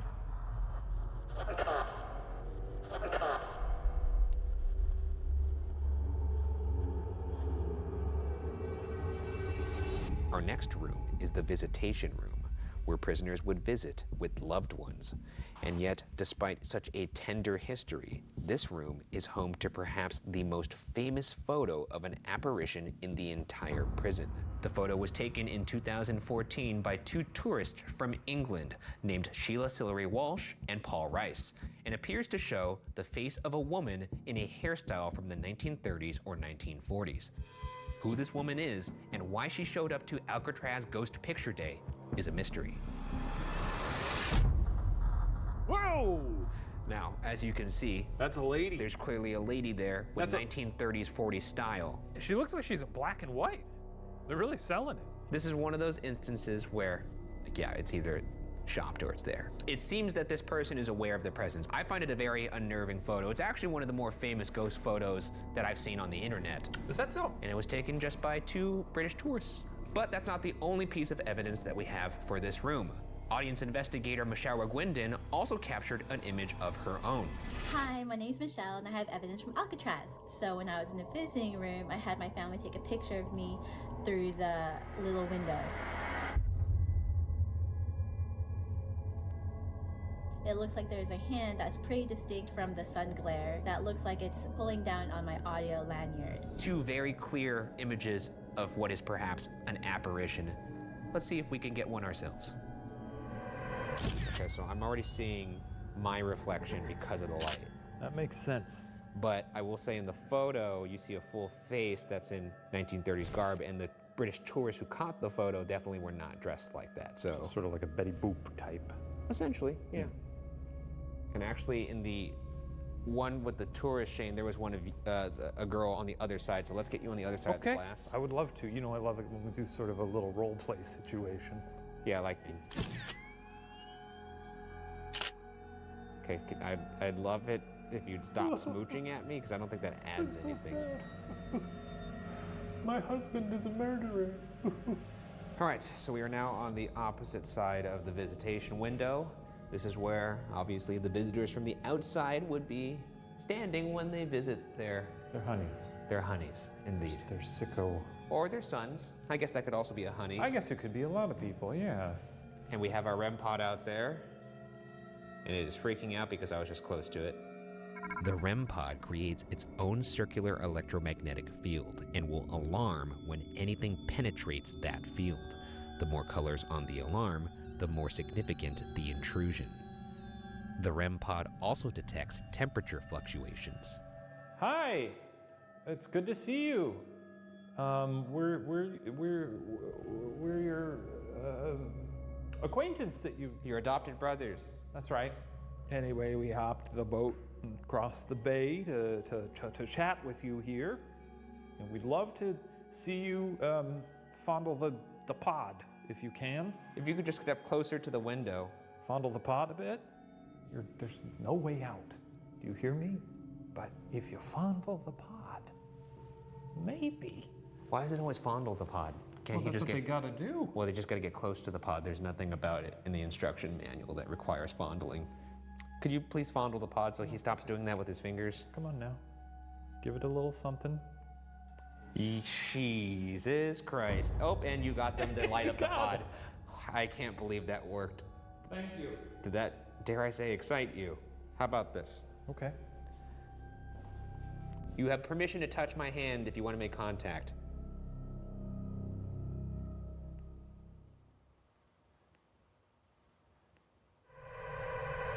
I think we're done here. I think so. So far, I feel like they're pulling their punches a little bit. Maybe. But we haven't gone in the cell block proper yet. That's where it all goes down. Our next area is cell 402C, which is supposedly haunted by a former guard named Officer William Miller, who was shot to death in this cell by inmate Joe Kretzer during an attempted prison break in 1946. It's here that a photo was captured of a disembodied leg by a visitor to Alcatraz and was posted to ghoststudy.com.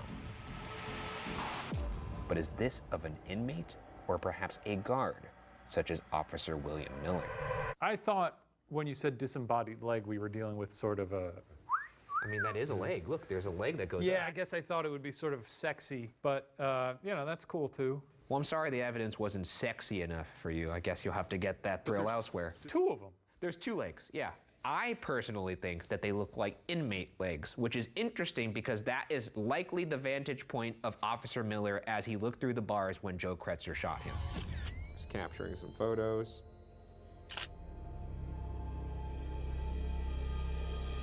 Let's see if we can reach out to Officer Miller. Okay, Officer Miller.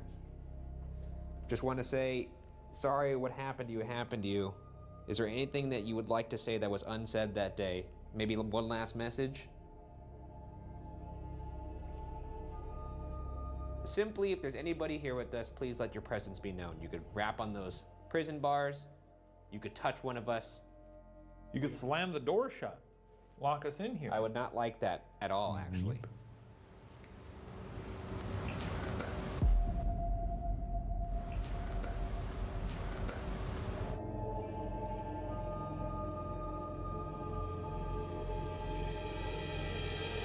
Doesn't seem like we're getting much in here, and I don't think anybody's home. Yeah, it might be the walls are very thick, so maybe it's just...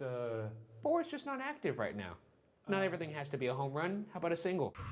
Our next room is in the C Block utility corridor, where hopeful escapees Bernard Paul Coy, Joseph Kretzer, and Marvin Hubbard were shot to death during a last stand. Perhaps their trapped spirits remain. They found them in the utility corridor. Okay. Not a great place to die. Looking different. I don't want to die in a corridor. I don't want to die. Please. Ever. You want to watch the sun burn out and watch everyone you ever loved die? How do you know I haven't already done that? What we got here, Mr. Burgoose? This is a REM pod. Oh, yeah. So my idea is if we could get these fellas to walk towards this door, we might pick up on them. Hey, Bernard. Bernard? He was the ringleader. Hey, Bernard. Come on out.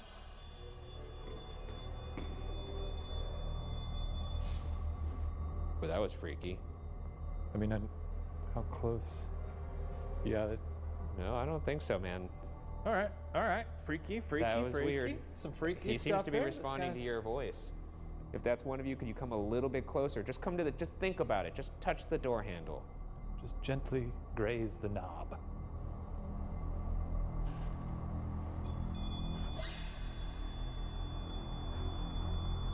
That was very good, but I'm gonna need you to get all the way through that door. That's it. Give it a good... Come on now. Just jab it.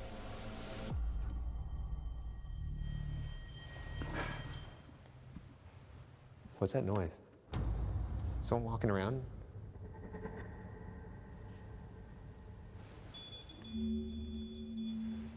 There's a jumpy little pod over there, huh? No, someone's moving around, seriously. Someone... Maybe it's something wrestling around outside. Nope. Well. What the fuck, dude? There's some... Okay, last chance, fellas. Whoop. Temperature just went up. Temperature is now going way up. It's spiking. What the fuck is happening right now? I'm gonna give you 15 seconds of silence to say anything you want. This is your floor. Ready? Go.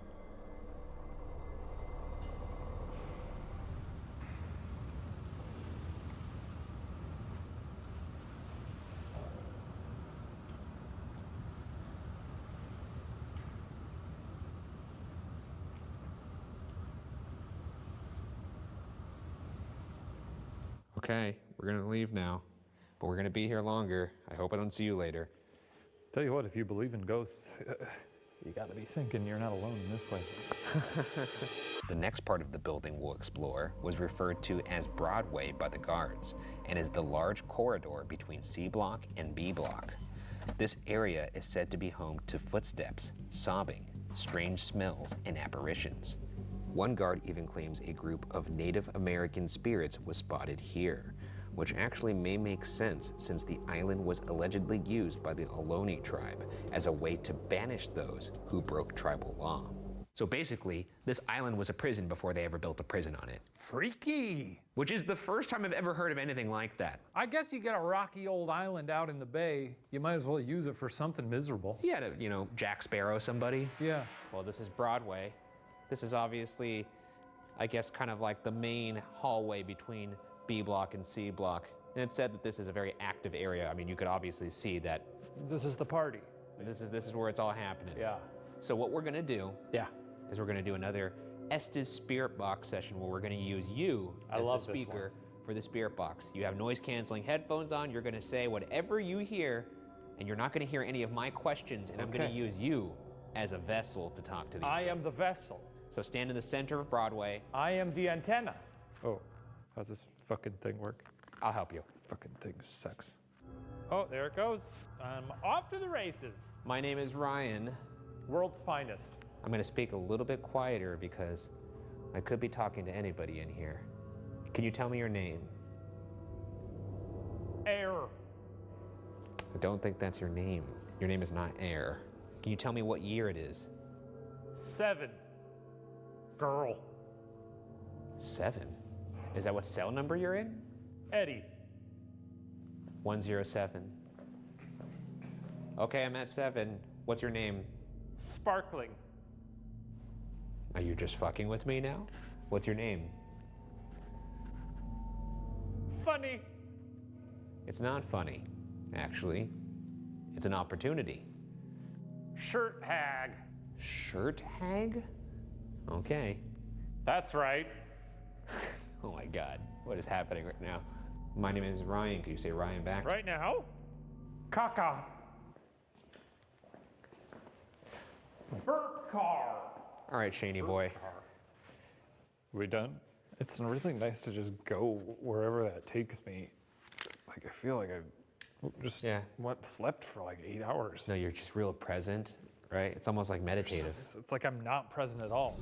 As our crew was leaving Broadway, our audio recorder that we left behind picked up this voice.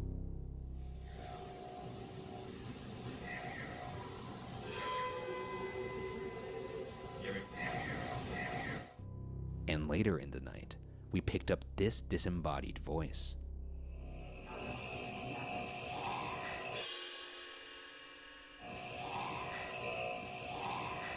Are these perhaps the voices of prisoners that remain locked in their cells? There's no telling how many people lost their lives in the hospital wing, and that's ignoring the fact that it now looks like Arkham Asylum. One particularly famous inmate who spent most of his time in the hospital is convicted murderer Robert Stroud, though most people know Stroud by his nickname, the Birdman. As his published book while at Alcatraz, Stroud's digest on the diseases of birds was said to be considered, quote, an important work in the field, end quote. It's a nice case for, rehabilitation. I mean, You go from a murderer to writing nice books about birds? well, he Beautiful. also did do some murdering in prison. Yeah, but also wrote about birds. This is quite lovely. Yeah, I guess it's kind of nice. There is something that's kind of endearing about a very dangerous, scary murderer loving birds. So this is the hospital wing. I gotta say, I don't like it. Yeah, there's something sort of unnerving about a gurney or a medical table, huh? Also, a lot of patients lost their mind here, unfortunately, including one Al Capone. The Birdman spent a lot of time in this hospital wing, so maybe we might find both of those guys. Which is why I have my handy-dandy Ovulus here. The Ovulus takes environmental readings that spirits are said to manipulate, such as temperature or electromagnetic fields, and converts them into corresponding words or phonetic sounds. How's it going? My name is Ryan. I'm Shane. Can anybody in this hospital say our name back to us?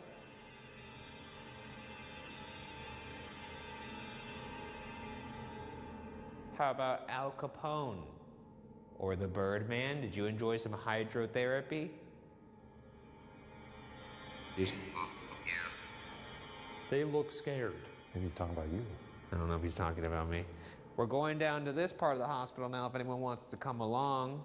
Whoa, it's like a big shower in here. This is actually not great. I don't like it in here. I guess the patients that were the most out of reach in this prison were put in this room, and as you can see, there is absolutely no light in here. It's just tiles. This is unpleasant. I actually don't. Murder. Murder was recused. Was somebody in here wrongfully accused of murder? Is that why you're recusing yourself from this interrogation? Did you like it in here? Did you like it in here? You don't like that question? What happened in here? Why were you put in here?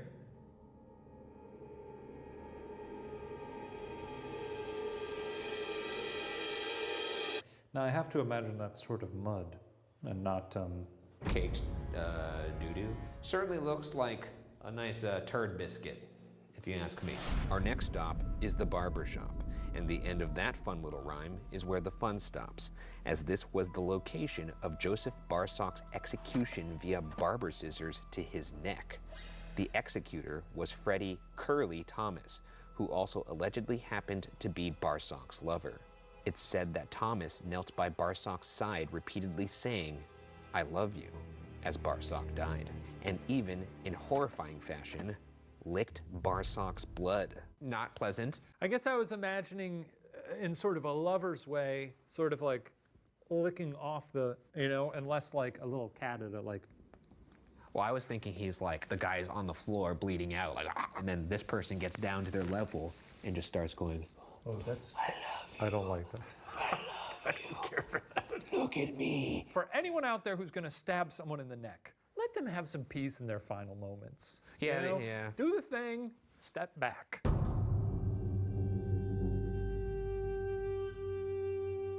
All right, so here's the makeshift barber shop. This is where Curly Thomas stabbed Joseph Barsock in the neck. Good place for a stabbing, honestly. I mean, effective. It's where to do it. You got a sink, you can wash up afterwards.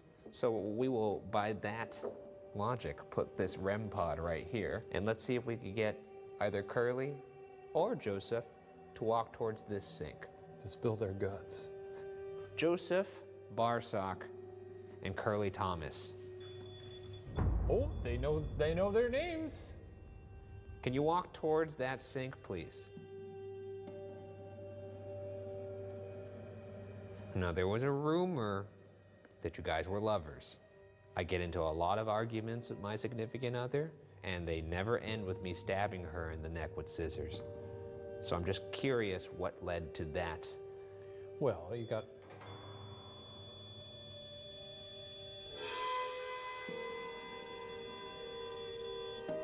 You obviously seem to be able to manipulate that device by walking towards the sink. So, every time you walk towards the sink, we're gonna know that that is a yes. Does that make sense? It's sort of a sink talk. Sink. Curly. Sink.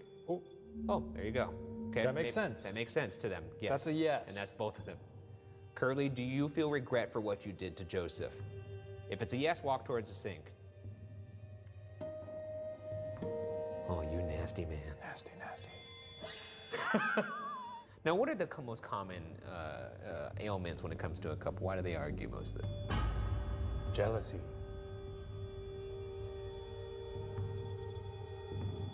Now, obviously pissed someone off. What's the deal? Was it jealousy? Was it jealousy? If you love someone, you don't stab them in the neck with scissors. Yeah, I guess you could consider that passion. I don't know why I had to take so long to think about that. Agreed. See, that person agrees. Any of the other gents in this prison who got their hair cut here, why don't you go ahead and walk towards that little sink there if you like the cut you got. Huh. Anybody who cut hair in here with us right now? Oh shit, that's a really big temperature spike. What? We've got a barber? I guess so. You know what he's saying? My cuts were fire. I guess so. My cuts were heat. It's that hot, hot heat in Alcatraz. Oh yeah. Well, grats to ya. Our final stop, as it often is the most active part of the building, which is undoubtedly Cell 14D, held in Cell Block D, which was used to house the most dangerous and violent criminals of the prison. Cell 14D was one of 5 solitary confinement cells in this block, or as they were referred to back then, the hole. The hole had no bed, was completely dark, and only had a hole for a toilet. It said that prisoners were forced to be naked, sleeping on the ground of cells that were kept 20 to 30 degrees colder than the rest of the prison. One inmate may have died of supernatural causes in Cell 14D. Legend has it that the inmate saw red, glowing eyes and was left screaming in the cell for hours.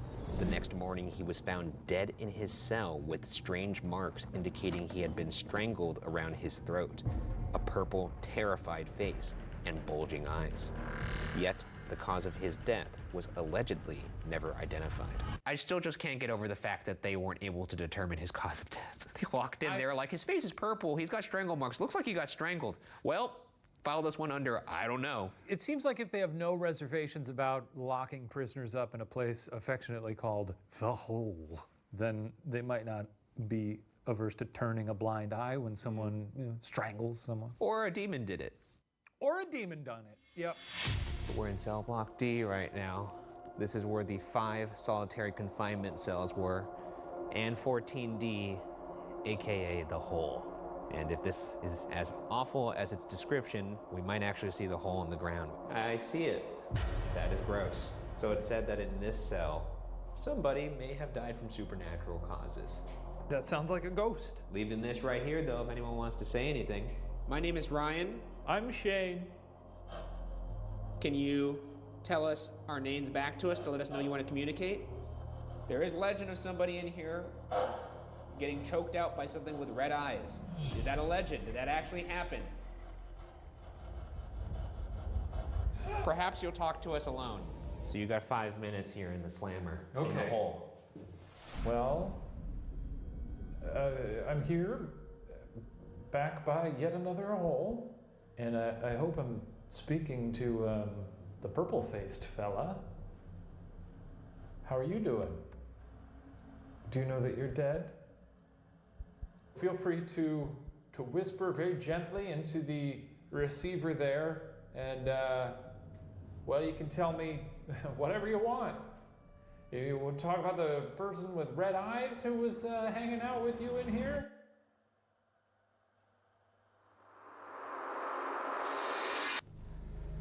Okay.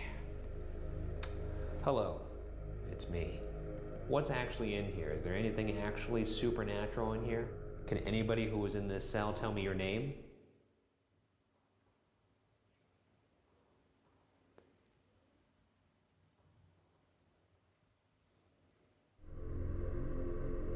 Anything that's in here, show your presence right now.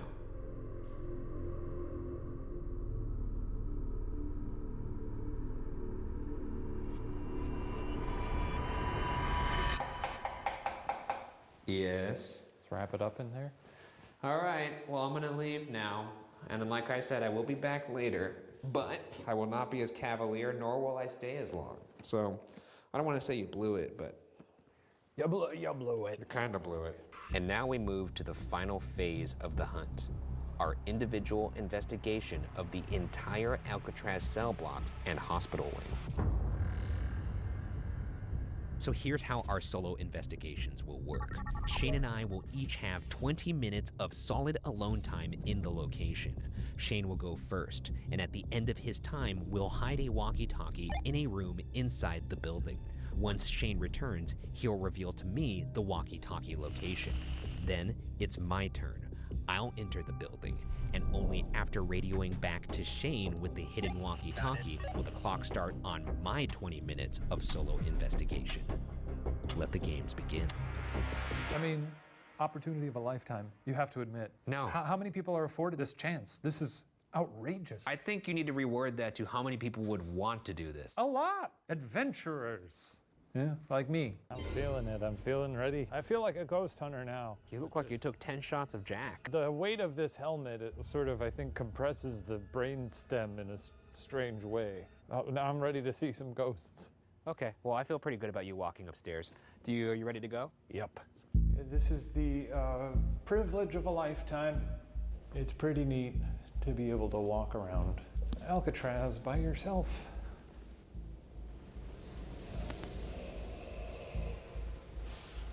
What is that? I don't know what that is.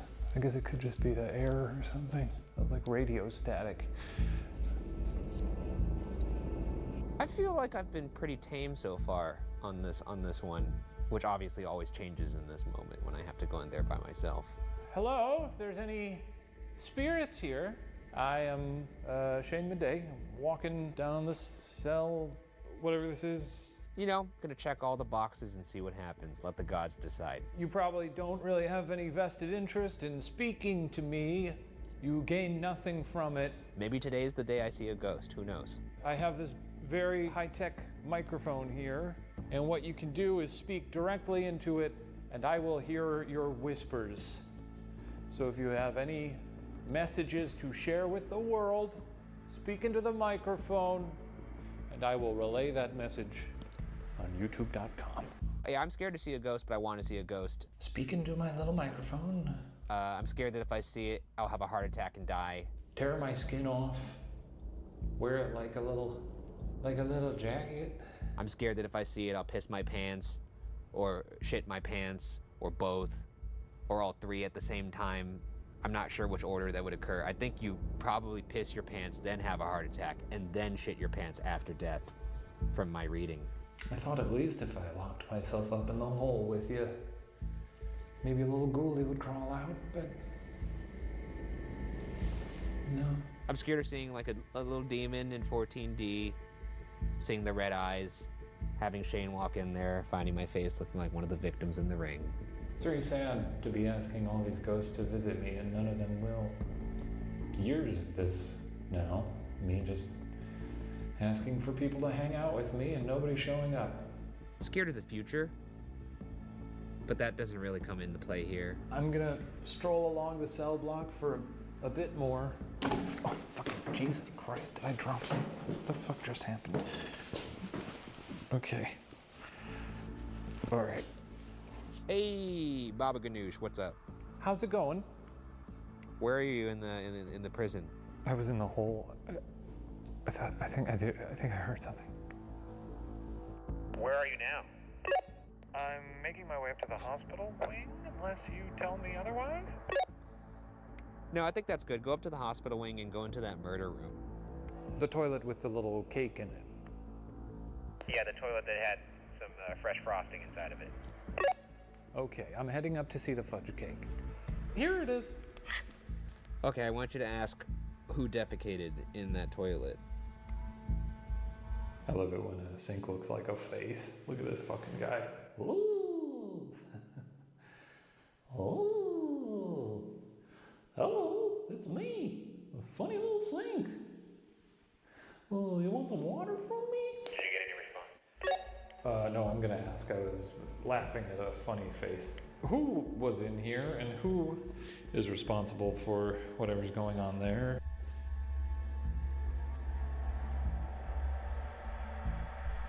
Okay. Making my way to the operating room where I will place the walkie-talkie for Ryan to come fetch. Here we go, placing.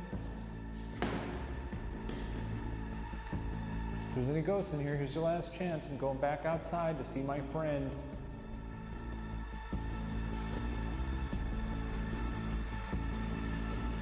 There's old long legs. What the fuck?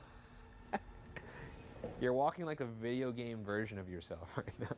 Let's get this over with. Well, get on in there, really explore the space, have a good time. You gotta find my walkie-talkie, which I placed very curiously in there. It's in the operating room? Yes, it is. What happened to you in there?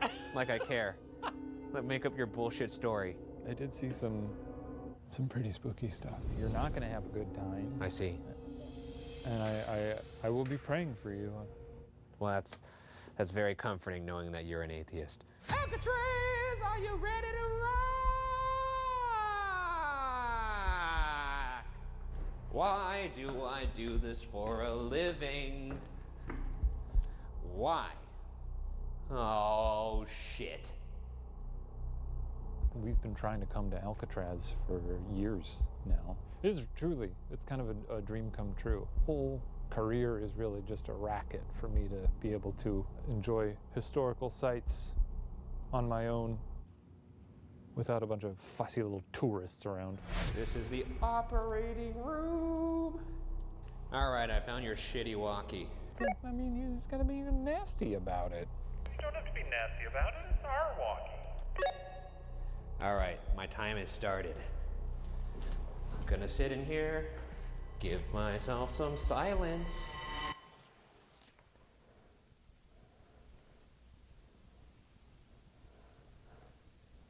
I fucking hate this. What was that? I heard a little scream. Who's screaming out here? I heard a scream. Shit. I think Ryan is probably muttering to himself. What's the thing he says? He's like, I'm not my fear. I'm not my fear. I will not let my fear define me.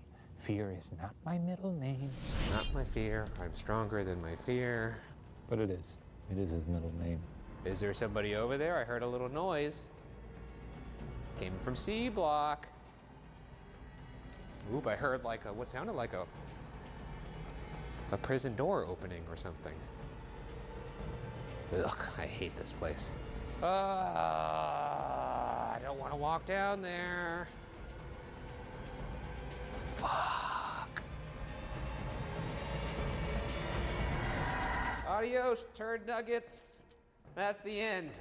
There he is. What'd you do? Yeah, I did like, the whole stand, turn your light off, bask in the silence. That's what I was hoping for. I did hear something when I did that too. Okay. Which was not my favorite part of the day. Very exciting. Alcatraz, it's been a privilege. What an honor for us to actually investigate Alcatraz. Not many investigators have said that. No. That they've investigated Alcatraz. But now, Madej and Burguz, adios. It's been a pleasure. It's been a pleasure. Once one of the most feared prisons in the world, Alcatraz maintains that notoriety as now one of the most haunted prisons in the world. Did we actually interact with the 3 ill-fated escapees in the utility corridor? Did we pick up the presence of prisoners on Broadway? Did we hear the distant screams of those trapped in this prison?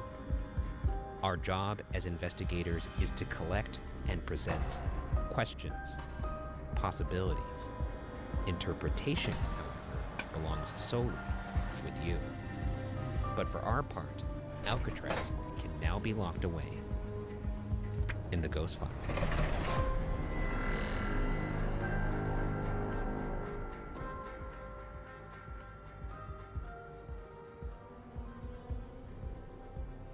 What am I looking for here? Hey everybody, hope you enjoyed that episode of Ghost Files. If you haven't heard, we'll be answering your questions and breaking down evidence a little bit more on our weekly after show every Wednesday, Ghost Files Debrief. That's right. So submit your questions in the comments below. And if you'd like to see episodes a whole day early, swing by patreon.com/watcher. Farewell.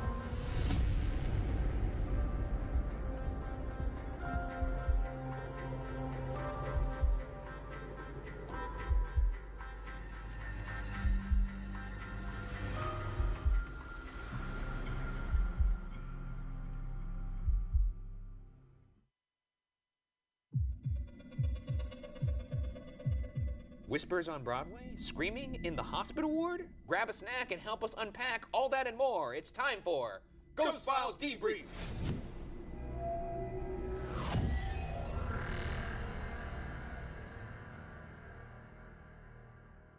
Thank you for joining us. I'm Ryan Vergara, and that thing over there is my colleague, Shane Madej. Shane? Oh, well, each week over here on Debrief, we're going to be looking back at our most compelling evidence, behind-the-scenes moments, and answering your burning questions. Do you want to die? I don't know. Not for a while. I'd like to live to like 145, I think. Shout out to Scentbird for sponsoring today's video. Fun fact. We love sampling new scents at the store. Oh yeah. But one spray on a tiny sheet of paper isn't really enough to satisfy me. And full bottles are way too expensive to commit to unless you're super sure. Scentbird solves all those problems by sending you a 30-day supply from over 600 designer brands. For just $17 a month, they send you designer fragrances right to your door. Ding dong. Plus, I like how flexible the service is. I could skip any month without penalty if I just want to vibe with the scents I already have, you know? For example, this month I received Light Blue from Dolce & Gabbana. Bitch Please from Confessions of a Rebel. Rich Sheer from Burberry. Be Delicious by DKNY. And finally, Bright Crystal Absolute from Versace. My favorite is Bitch Please. Wow. Bitch, please. In your face fruit notes like black currant mingle with jasmine petals, weaving a decadent web tinged with an element of sass. Bold, brash, and unafraid to bear it all. Creamy sandalwood and skin musk evoke a carefree, confident kind of vibe. You know exactly who you are. And you are, in fact, the fucking boss. To use it, all you have to do is turn the top here to unlock and press down like any other spray bottle. Then you could just log it back up and throw it around without worrying about it putting smells where you don't want them. Sign up for Scentbird today, right now. There's a quiz to help you figure out your first scent and start your fragrance journey. There's literally no downside. I mean, they ship to Canada. Now, with the link in our bio, you can get 55% off your first month. You heard me right, 55%, making it just a little over $7. Steal! That's a steal. That should be illegal. Sign up today, and thank you again to Scentbird for sponsoring this video. Now, back to the show. Alcatraz, holy Jesus Christ. That's right, that's right. This is, we had dreamed of going to Alcatraz for a very long time. No, I mean, honestly, it didn't hit me until I was editing late last night. Yeah. I was looking at the episode, and for whatever reason, I was just stuck in that one part where you were talking about this is an amazing opportunity to be here. And obviously, when you're there, you're filming the episode. I'm scared. I don't want to be there because I'm scared.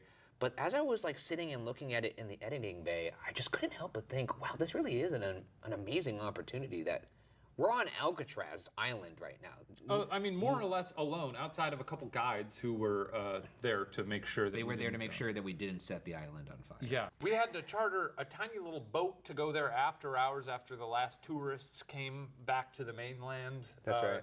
It felt like going on a real little adventure. And now, a debrief of our investigation of Alcatraz, starting with the evidence.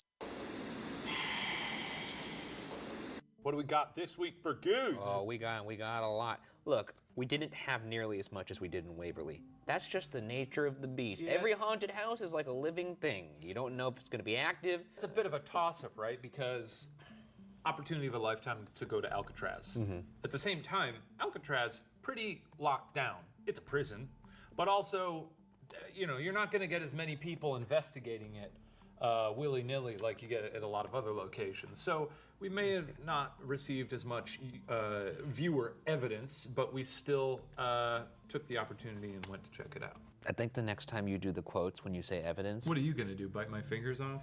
I'm gonna bite your fingers off. Yeah. I'd How love did you to know see that? that. How did I'd you know love that? to I'm gonna see bite that. them off like a fucking Like the like a carrot. Like when the penguin bites that guy's nose. That's right. Yeah. What a moment. Up first, we got a clip from our spirit box session in the shower room where we maybe got a response from an inmate who passed away there. We asked, "What happened to you?" And pretty crazy that we got a pretty clear, in my opinion, I died. Maurice Herring, what happened to you in this room?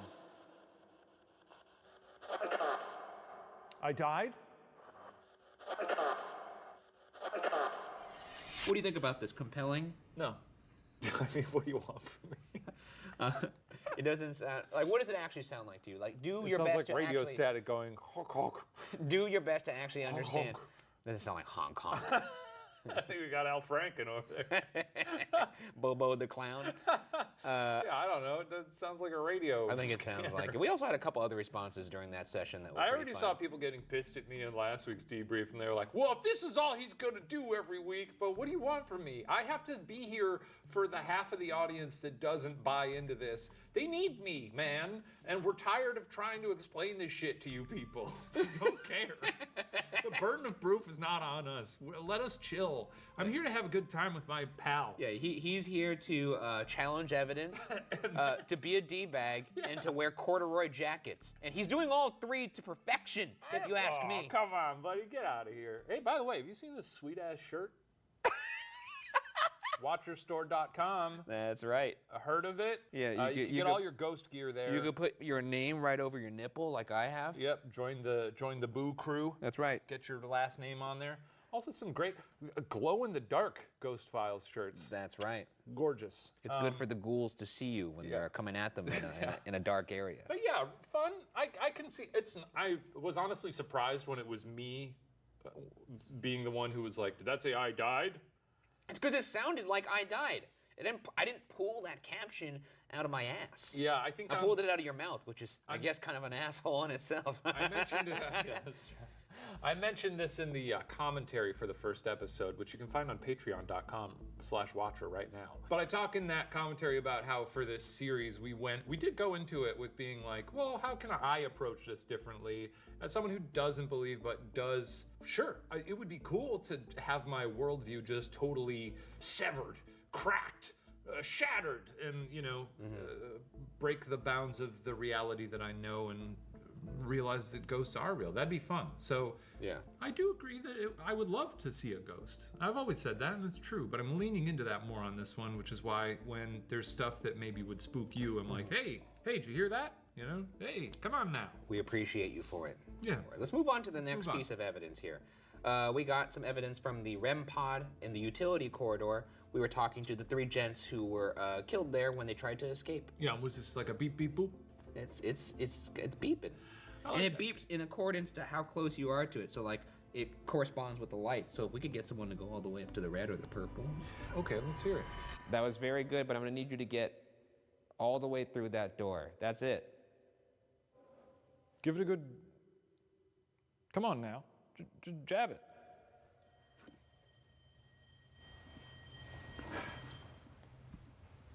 What's that noise? Someone walking around?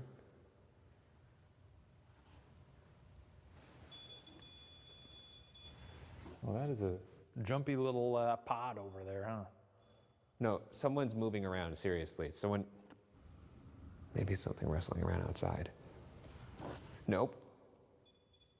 It's not like. Okay, great. Yeah, the REM pod. What do you want from the REM pod? It's not gonna say Just like. little beep beep boops, yeah. Hey, they're near me! Hey, it's touching me! They're touching me! I've seen people online say that you can say it to tell it to do a red light or a green light, but I feel like that's too demanding of the ghosts. Yeah, I mean, because what does the red light mean? Temperature increase? You're also assuming that there's actual there's 4 lights on it, and it goes 1, 2, 3 in terms of how close the disturbance is. I see. So, but there is also a temperature thing. There is a temperature thing that's also red. Okay. But that's a smaller bulb. The thing is, to me, it's just like you're assuming that a ghost, and most of these ghosts are from an era without cell phones or anything like that. They don't to be like, understand hey, could you anything. make that REM pod turn to purple? They're idiots. if I was a ghost and some guy walked into my living room and was like, make that thing turn purple, I'd be like, who the fuck are you, dude? Get out of here. Yeah, I mean, we asked it to get close to that door to escape to freedom, and we got a pretty strong response on the REM pod. We also did hear some milling about in the prison, which we were kind of hearing bumps and stuff all night, but it was cool to actually hear some of the noises in this particular moment. Yeah, we did hear some shuffling. We heard some shuffling. There was a shuffler somewhere in there. Yeah. So I don't know. Next clip we got is this strange whisper on Broadway. Let's hear this very spooky little clip.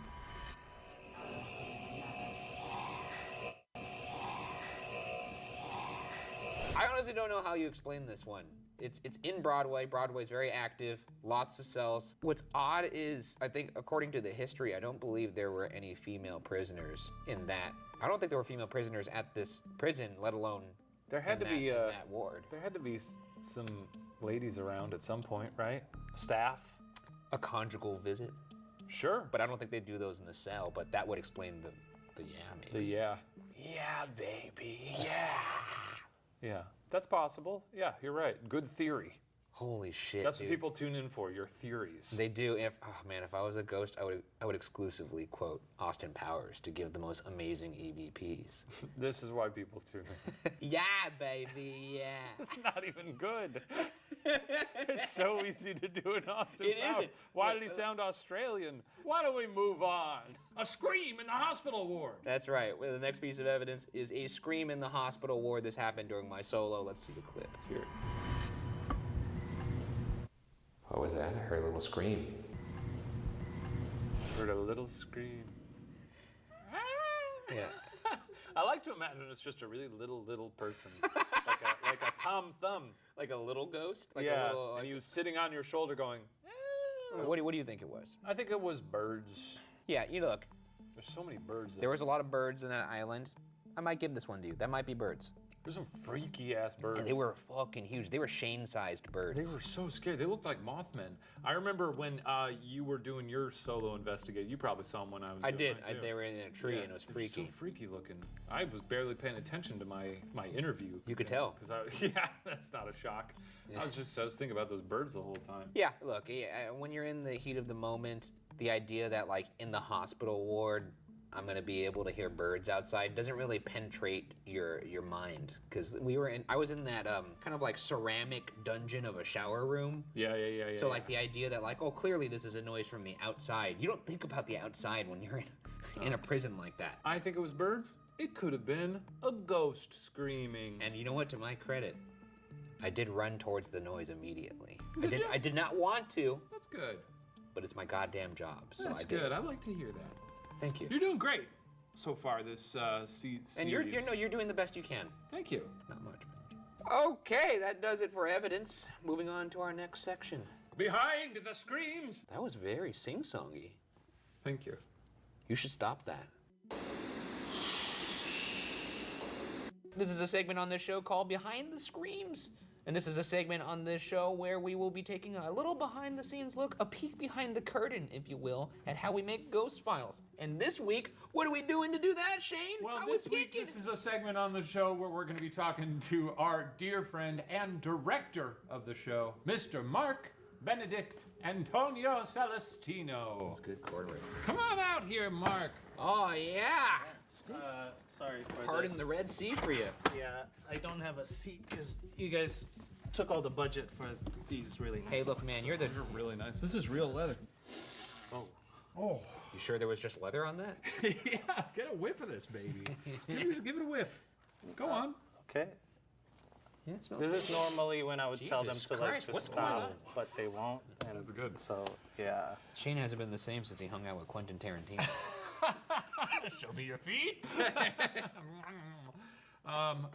Mark, good to see you. Great to see you. I always see you guys all the time. You do, but never in this way. You know? Never in this way. It's kind of it's strange.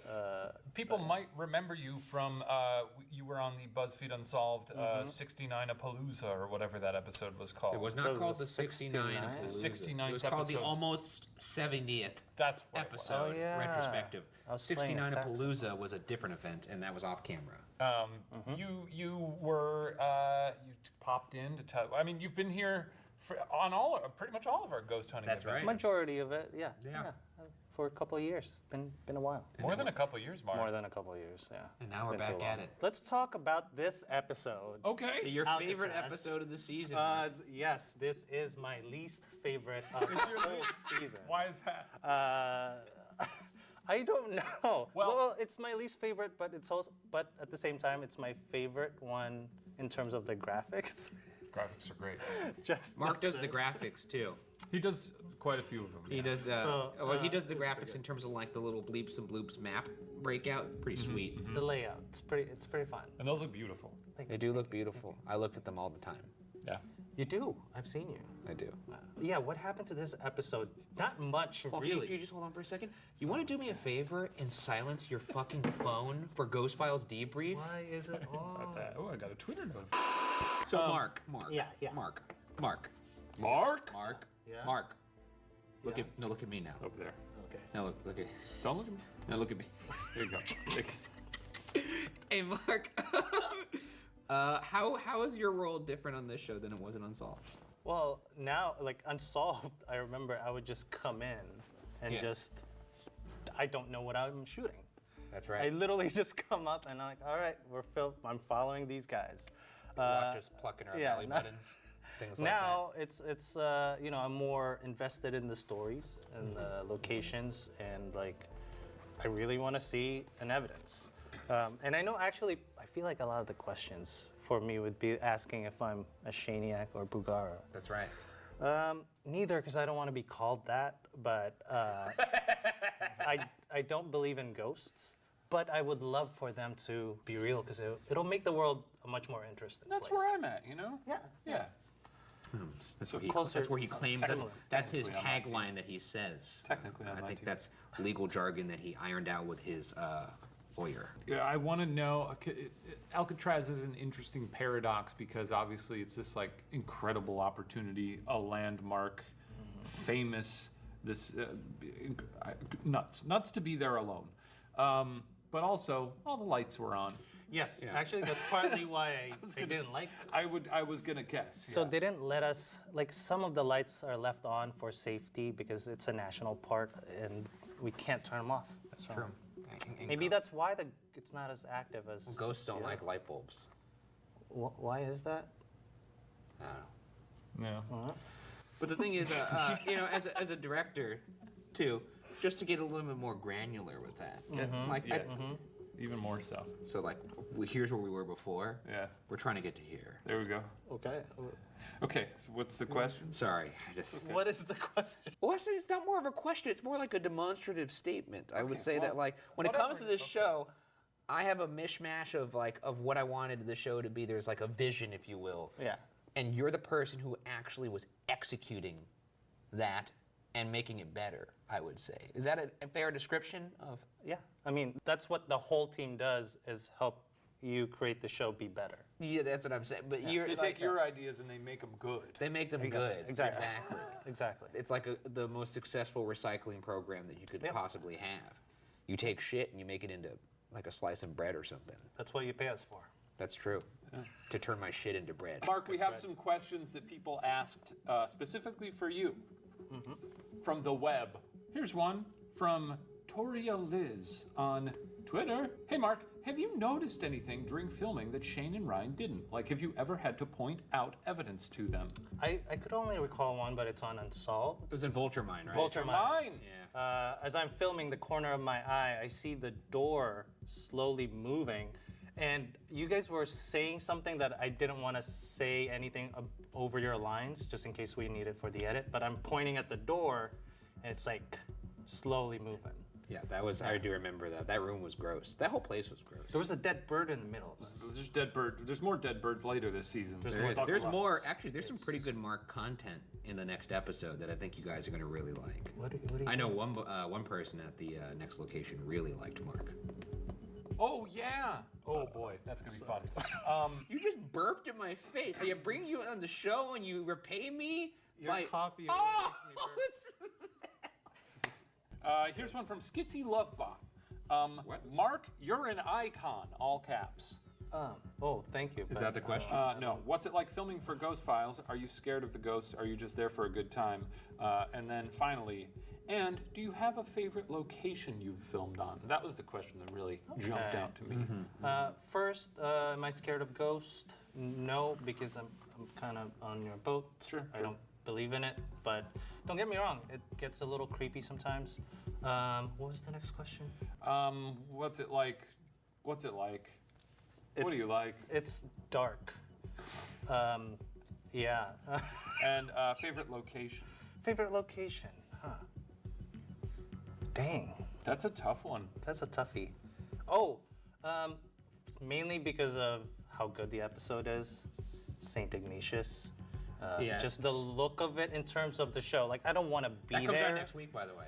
But that episode. yes, but it's my favorite.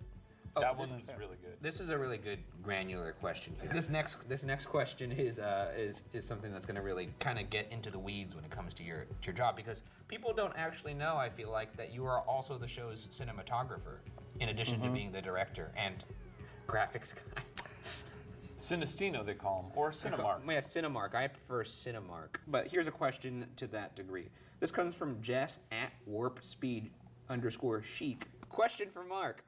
Really into how cinematic Ghost Files looks. What sorts of planning/processes go into figuring out what shots you need to get as part of the B-roll/main footage in order to fill out the video and create the immersive feel of the show? That's a nice question. I appreciate that. Someone working on behind the camera. We do a lot of B-roll before we shoot, if we can. Technically, Lizzie and I are the first ones to step in these Who's places. Lizzie? She's over there. Well, I know that, but I'm trying to get you to tell the audience who Lizzie is.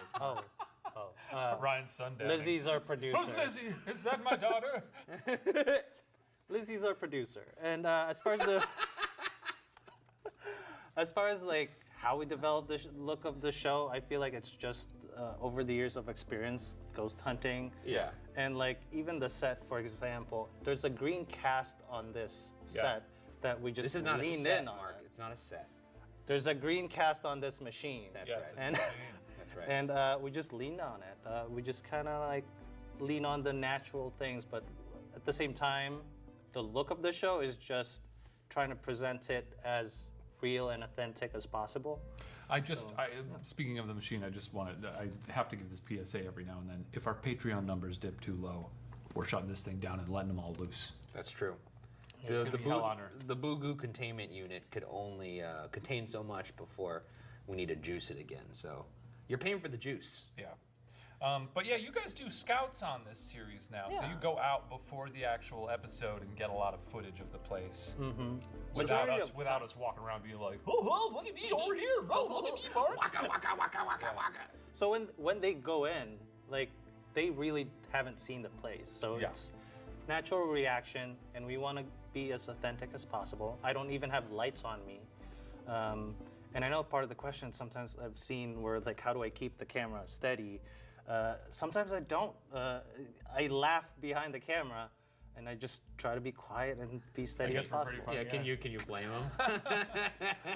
And just exhaustion, you know. We shoot till like We shoot till 3, the wee 4. hours of the morning. Yeah. The thing too is, this guy really is an artist with that camera in terms of using natural light. You're out there. You're out there painting. I've never seen someone use the lack of light so artfully. That's very true. Actually, for this series, if you recall, on Unsolved, we've bent over backwards to make like these thumbnails on YouTube for for the episodes. When I do Puppet History, I spend a lot of time on those thumbnails. And then when we were stewing on what to do for the thumbnails for this series, we were like, oh, what are we gonna do with some Photoshop shit? And then we were like, Why don't we just pick one of the many, many, many beautiful compositions from Mark throughout the episodes? It does take an instinct when you're shooting unscripted to kind of figure out, like, all right, what do I need to put in the frame so that it tells the story? And I think he's really good at that. Yeah. Are you, So- are you okay? I was powering It's through. getting emotional. I was. You know what? I wasn't powering through a burp. I was. He was I was getting just thinking emotional. of some of those shots. Yeah, they're stunning. Thank you. There's this one shot where we were investigating the REM pod, and then he panned over from me to the REM pod, and I was. He lost it. Take He it over. sobbed. I think that's it. Mark, it's time for you to go. Goodbye. Okay, thank you. Bye. Get out of here. Scram. And finally, it's time for our last section. Qua. So it's still just Q&A. Qua. Qua is when we hear from you. That's the right. Qua Squad. That's right. And when we say qua, you all at home could start quaing back at us like qua, qua, qua, qua. Anyways, let's get into our first qua. I got one from Patreon. This is from Ikra Jangir. Ryan was right. Alcatraz Prison is a level on Call of Duty. One of my favorites. That's right. It's Rebirth Island. I don't know how I didn't realize that. Actually, it's funny because when I first got on the island, I was scared of the place, but there was like this just feeling. It's kind of like when you go have the feeling of deja vu. It's like, oh, I've been here before. Yeah. In fact, when I walked onto the island, I was instinctually walking a certain direction to a nook and cranny under a bridge that for some reason I knew existed. Yeah. And when I got there, I kind of had like my mind broke because I was like looking and I was like, why am I over here?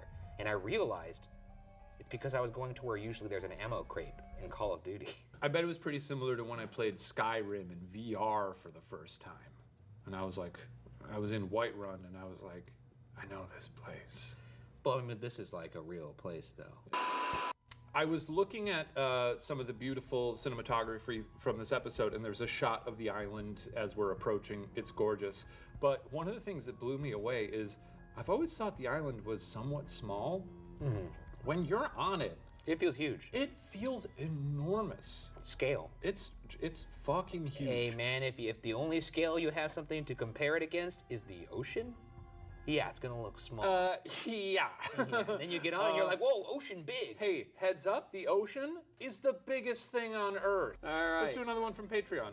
To our patrons. Yeah, let's go to another one from Patreon Corner.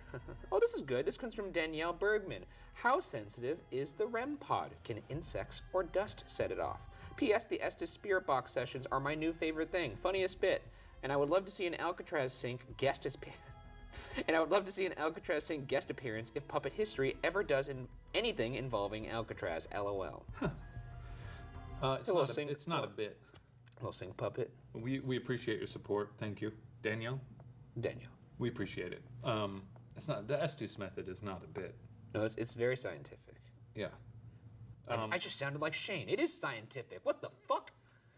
You know, the thing is, unbelievable. Are you mad or not? I can't tell what your I can't even emotions are. tell anymore. What day is it? What was her question? The question was about a bug or dust. Oh yeah, so the REM pod actually has sensitivity settings. It's like I believe there's 4 different settings that you could have it. Does it got bug detection? No bugs. Bugs can't set it off. Are you sure? Pretty sure. We got to test this. Can we test this at some point this week? Can we I mean, get some maybe worms? if it was a really fucking chunky bug. What if a big worm fell on it? Yeah. If a big worm, why would a worm fall on it? Why wouldn't it? The sensitivity setting basically extends the range of the pod. Yeah. The circle. And so I haven't seen a bug set it off. I do know that if you put a cell phone near it, anything that has emits minor radio waves will set it off. So like that's why we try not to put any equipment near it. But yeah, whenever I put the REM pod down, I reset it, put it at REM's. There's like a thing where you could zero it out so it goes to base level, and then you just let it sit for a second so it could acclimate to the environment so you don't get false readings, and then you conduct your investigation. I'll grab a qua from YouTube. Bowl of oatmeal. Says, will Shane go a full episode without trying to start a fight with the ghosts? Do I do that all the time? You do accost every ghost that we encounter. I try a variety of methods. I swear, Your Honor. Hang on now. I try a variety of methods. Sometimes I'm respectful. Sometimes you gotta, key it up a little bit and get feisty with them. You insult them, you respect them, you run the gamut. I'm very thorough, you know? Will there be an episode where you don't do that? I honestly don't remember. There was a brief moment in Unsolved where it was the season of respecting ghosts. If you remember I did a good job at that. This is the series of respecting ghosts. I think I have been more respectful on this series by and large. You've tried. There is a moment later in Chicago when Shane has a very unfortunate incident on camera in one of the episodes this season, and well, we'll talk about it then. All right, let's go to Amateur Owl from Twitter Town. Question for the team: do you feel the presence of camera crews can affect the reliability of ghost evidence? Or do you feel it is no different whether there's just one person or a whole team? I think it doesn't matter. As long as everybody's on the same page about what you do and don't do, it doesn't negatively affect things. In fact, it actually adds more possibilities for you to catch something in the terms of how many cameras and people and eyes you could have. Also, on the site. our boo crew is very subdued. Yeah. You know, they're not setting off alarm bells for the ghosts. They're not out here being like, yeah. It's also really helpful too, because if something happens, the first thing I usually will ask, and this usually gets cut out of the episode, is, was that anybody on the crew? And until we hear everyone say no, then we, move forward. But honestly, we're lucky that we get to go to these places alone, because when it comes to like other paranormal investigations, a lot of the times it's on like a bigger tour, or you don't have the location locked down like we are able to do. So, no, I don't think it affects the investigation. Okay, that's enough quaz for this episode, and that wraps up our investigation of Alcatraz. Thank you so much for tuning into that episode of Ghost Files, as well as tuning into this episode of Ghost Files Debrief. Make sure you watch the episode of Ghost Files this Friday and submit your questions on Patreon, YouTube, Twitter, or Instagram, and maybe you'll be on that next episode of Debrief. And this next episode, we're going to Saint Ignatius. A very horrible place. And if you would like more behind the scenes content and to see Ghost Files episodes early, consider becoming a member of our wonderful Patreon community over at patreon.com/watcher. That does it. That's right. See you next week, everybody. Case closed. With the link in the description below, you can get 55% off your first month. Sign up today, and thank you again to Scentbird for sponsoring this video.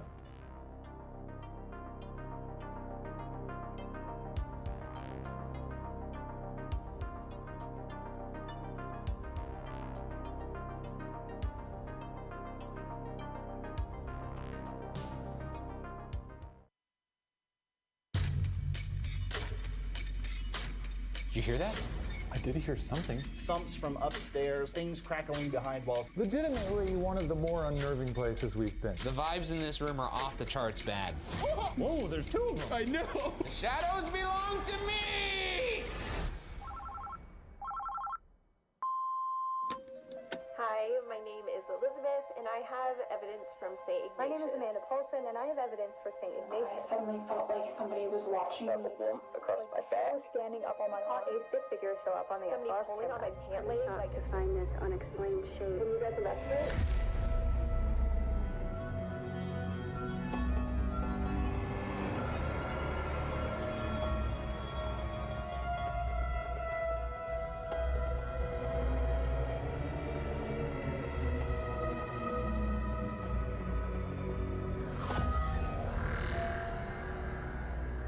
Welcome to Ghost Files, where we take your evidence and our tools into the field to expose the supernatural. My partner, a skeptic. Myself, a believer. Both of us, truth seekers. This week, our team travels to Colfax, Washington to investigate St. Ignatius Hospital.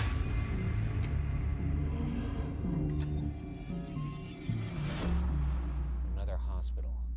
Yeah. It's actually like Waverly, except a little smaller and more scary. It's like it concentrated all the horror into a smaller package. Well, less for you to traverse. That's Isn't true. Nice? That is true. Sorry, a moth flew into my mouth. A moth fly into your mouth?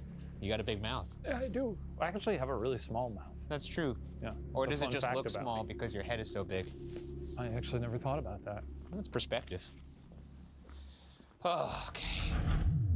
Built in 1893 by the Sisters of Charity, St. Ignatius Hospital was conceived to provide health care for people in an area of Washington that had limited access.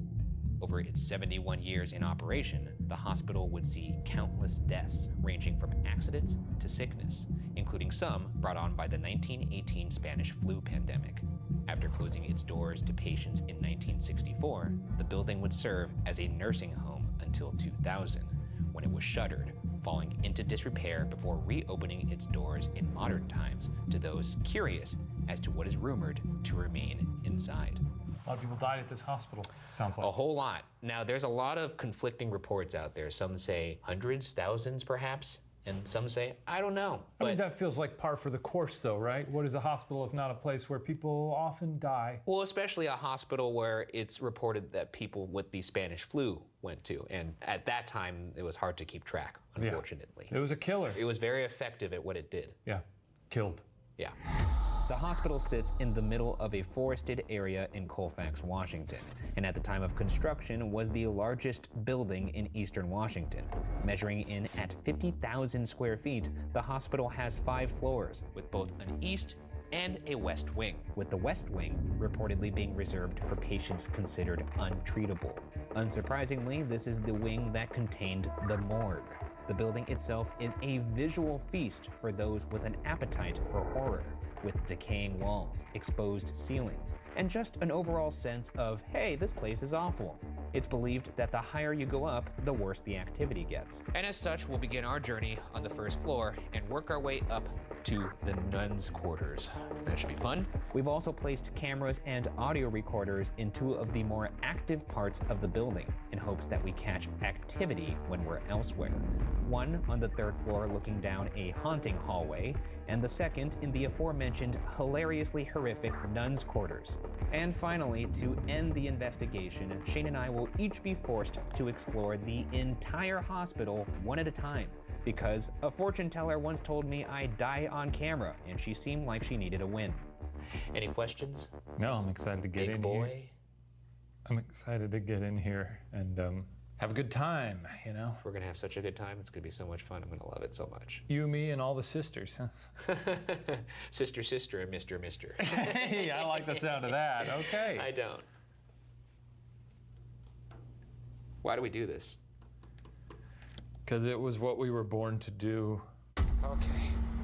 For you guys at home, we have to put these masks on because it is gnarly in here.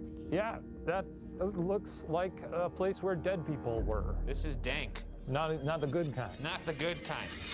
Starting on the first floor, our first room we'll visit is the morgue, which reportedly housed the untreatable. In an ironic fashion, this marks the 2nd time we've started our journey where most people's ends.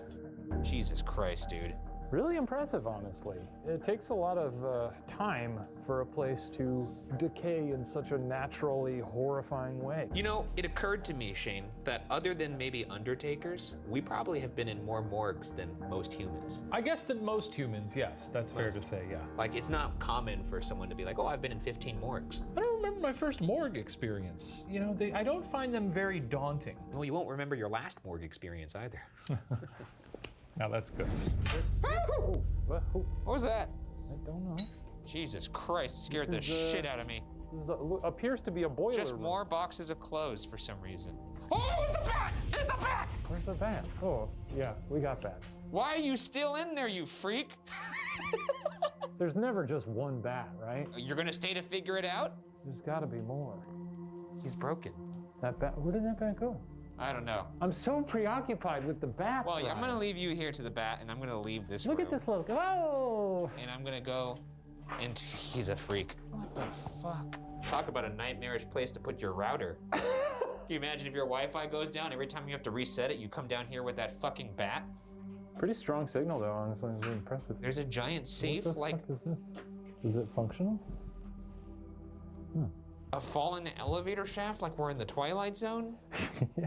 It's a real party in here, honestly. I'd like to leave. Okay, here's a room full of garbage. Check this out. And of course he goes in. Yeah, that's gross. Yeah, you said it yourself. It's a room full of garbage. It's a room full of garbage if I've ever seen one. I don't know what you expected. I thought I might feel different in there, but Well, I just you're an felt like idiot, I was then. standing in a room full of garbage. Any bats? What was that? What? I saw like something float, like right here. It looked like an orb in real life.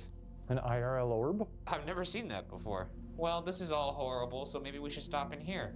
What This place is a nightmare. Is this where Maybe- they would push the bodies? Yeah, perhaps. It's like a Hello? mini body shoot. My name's Ryan. Can you say anything to communicate with me? Jesus Christ. This is one of the rare times where I'm like, where are we going? Hello? Is there anybody in here? Okay. Well, this is all awful. If there's anything in here that would like to communicate with us, can you show us a sign? Can you move something? Can you perhaps touch one of us?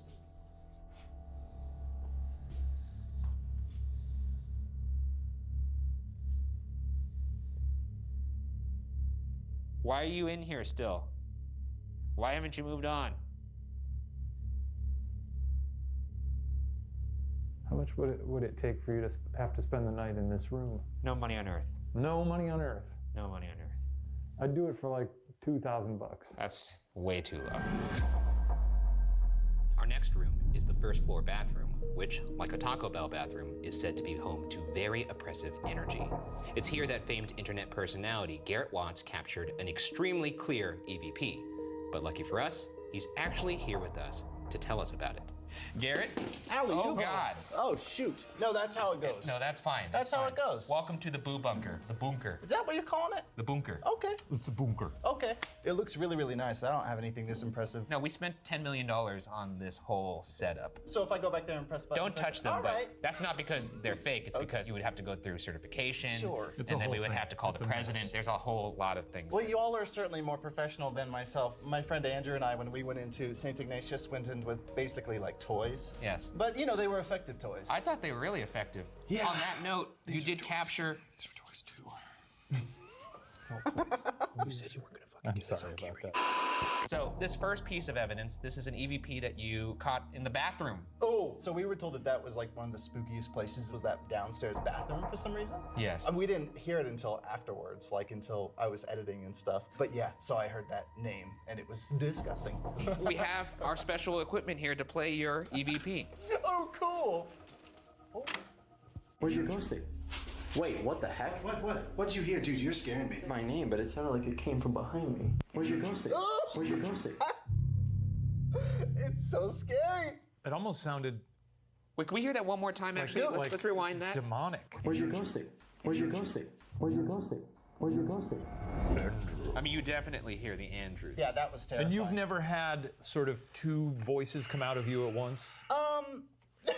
No. I think he's telling the truth. I'm telling the truth. I'm Ryan. I'm Shane. And we're two of the internet's other preeminent ghost hunters. You talked to Garrett Watts last time he was here. He's our pal. A sweetheart. And he actually said that, you know, he thought this hospital couldn't handle us and that we might be a little too advanced for this hospital.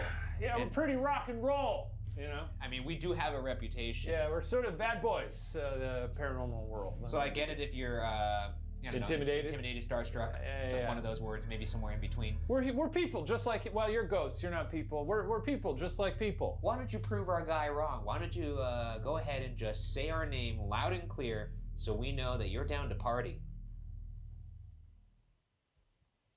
I'm listening.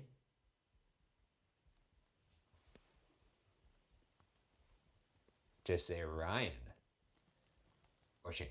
Also, for the record, you can say any word right now. Yeah. You could say Jimmy. You could say, hey, big bitch. You could say, hey, big bitch. Hey, little bitch. Big bitch and little bitch.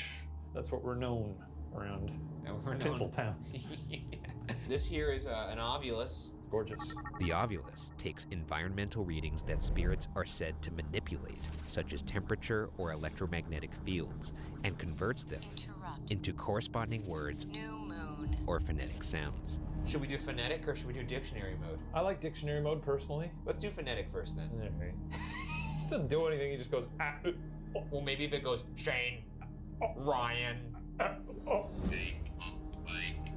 Got a lot to say today. You got a lot to say, yeah. My name is Ryan, this is Shane. Can you say Ryan or Shane back to us if you want to communicate, if you have it in you? Quiet now, huh? Maybe embarrassed. Perhaps.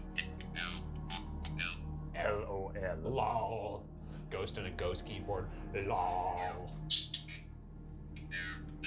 We're gonna go to dictionary mode because you clearly don't want to use this. I love dictionary. Here we mode. go. It's so fun. What if we got a Shane and Ryan on the dictionary? I would love it. I would love it. I doubt that's in the dictionary, but. God damn it. Fuck you, Ghost. Dude. Touche, though. That's very good. We've never been so owned by our own equipment. Beware. Okay, what should we beware of? Since you've already insulted us. Bridge. But we've got one of those. We did. We own one. Yeah. It's ours. It's in Texas. I have been described as a bit of an empath. Empath. Oh. Are you an empath? Do you feel what I'm feeling right now? I am pretty Okay, yeah, smooth. he's a smooth guy. Pretty smooth. Can you say what room we're in right now? Come on, you already called us a nerd. Okay. Well, we're gonna leave this room. We might come back here later. Maybe we'll even take a poo. By our lonesome. I don't know that any of the toilets are functioning. I don't If you think take a poo, so. I don't think that's going down. I think you'd fall in the toilet. Onward. Our next area is the second floor, which, like the rest of the building, is a nightmare palace. It's also where paranormal investigator Elizabeth Nicholas captured a very interesting EVP.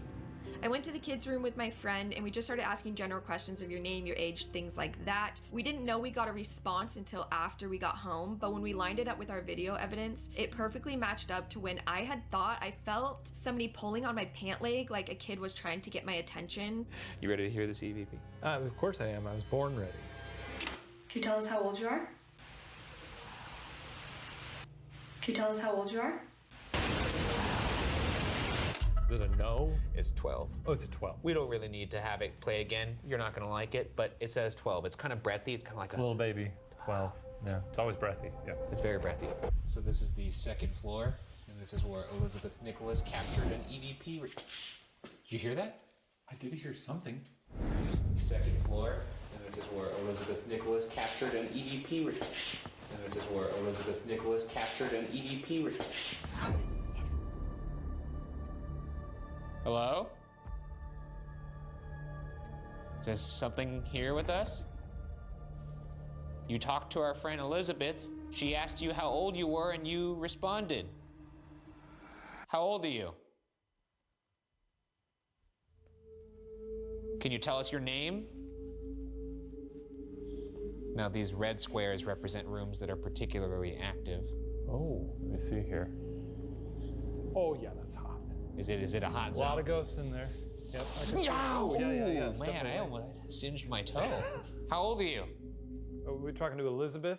No, Elizabeth is the person who submitted the evidence. Oh, thanks, Elizabeth.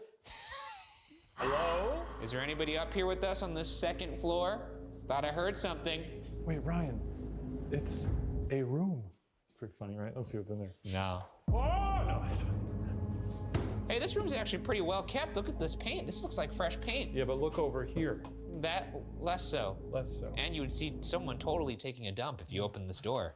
Okay, so here's where we're gonna this set is up. a nice little boring Hey, look, one. there's a. Who's that? I don't know. That looks scary. That looks like Grandpa Munster. What the fuck? We're gonna set up a little game here. You know how we've done the Estes Spirit Box, where we use one of us as a speaker for the Spirit Box? Yes. The Spirit Box rapidly scans radio signals to create white noise through which spirits can communicate. We're gonna do a little thing called Spirit Box Hide and Seek. I'm listening. One of us will be listening to the Spirit Box, and the other one will go hide. Well, who's going to be the one hiding is the question. But I don't That's want to the hide. point. I think you should hide because you're gonna. Don't you want to deliver quality content to the watcher audience? I think you'd be better at hiding than I would. But I'm a big giant tree man. Okay, let's rock paper scissors. How about that? All right. Rock paper scissors. Shoot. Fuck. Great. What if I just leave? Like a coward? Yeah, kind of like that actually. It's almost exactly. Kind of like that. I'm going to give you 20 seconds to hide. You better hurry. And I don't want you just standing in a corner. I should walk in a room and not be able to see you. 20, 19, 18, 17, 16, 2, 1. This entire time I haven't heard anything, I'm just hearing static on here, but. If there's anything in here with me, remember you're speaking through my tall friend over there. I am in the A room. So you could represent that by saying the A room or perhaps I'm coming for you, Ryan. the Apple room or the A room. Ghost, please point me in the right. Oh, I heard an all right. Very clearly, actually. Oh, all right. I should go to the right. All right. That kind of worked. Okay. That's the A room. Please continue to point me in the correct direction. Holy shit. I assume you're sort of floating throughout this floor in no-clip mode. I don't see Ryan in here. Tell him your name. What's your name? Any other clues? Say another word that starts with the letter A. Speak to me. Say an A word. Ryan. Say an A word. Maybe in here. I hear some rock and roll music. Maybe that. Ah! You didn't take the hint. What hint? I said, say something for A. Say something A, and it said all right. It did say all right. Yes, I'm in the A room. You're in a room. And I was like, I was talking to whatever was in here, and I was like, hey, I don't know what to tell you. He's stupid. That's good. Well, I guess ghosts are real. Here's your thing. I thought that was actually. Here's your thing. How should we do this? It's awkward. It always is. No, sure. Yeah, we'll hug. Oh, you were. I thought you were. Our next room is on the 3rd floor and is referred to as Rose's room. Rose was said to be a resident of the nursing home in the 1970s who reportedly suffered from dementia and mental illness. Because of her condition prior to her death, her ghost is not only angry, but also may still feel lost. An anger that will surely be quelled by Shane and I. Paranormal investigator Amanda Paulson perhaps captured Rose's presence with an elaborate setup. We were investigating Rose's room, where we had set up 3 flashlights on the shelf. 2 of the flashlights had already been turned on when we felt a big presence enter the room and caught a stick figure show up on the SLS camera. We asked the figure to turn on the 3rd flashlight, and when we did, we actually caught it reaching for the flashlight and turning it on. A regular mag light, when turned to the space between on and off, can be turned into a touch lamp, which you can ask spirits to manipulate. However, the light will also randomly turn on and off in this setting. So, responses need to be timely and repetitive for a compelling interaction. The SLS cam uses a grid of infrared light to recognize human-like objects in front of it, even in complete darkness. It's Val's birthday present to turn that on. It'll be just like a birthday cake.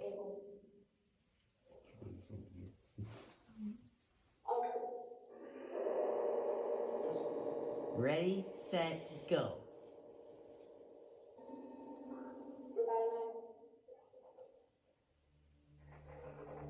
Yay! It's right there, yeah. Thank you. Oh, you have a friend now. Ah. We're gonna party. Let's turn on the spirit box to see if Rose would like to communicate. Okay. Oh, you look like a DJ. I know. Now I've perfectly calibrated. Whoa! Once more. I like the sound of that. Excuse me. Why is it? Why is it doing? Oh. Is that you, Rose? Oh, Jesus Christ! I'm getting nothing essentially. I'm gonna switch bands.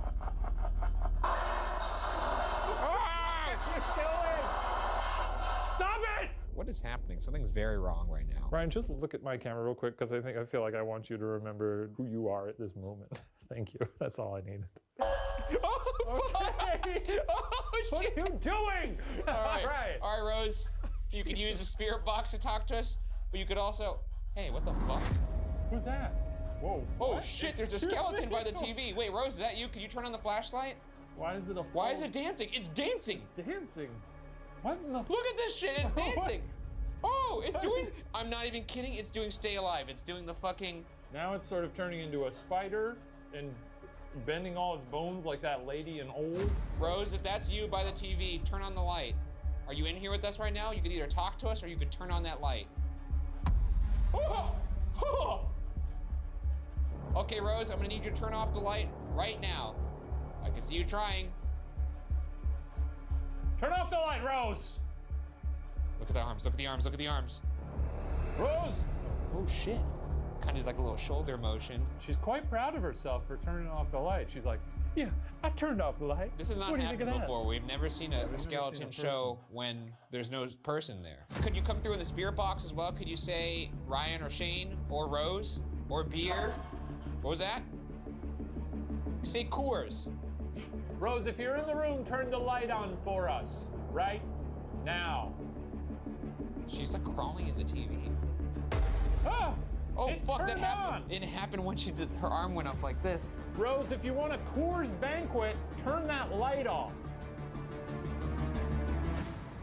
Okay. Looks like she wants a Coors banquet. I guess she And wants. guess what the big boy packed? Mama needs her medicine. It said that Rose was a big fan of Coors Banquet. It was her drink of choice. It was said to be her medicine, 1 beer a day. This is not sponsored by Coors. This is only for you, Rose.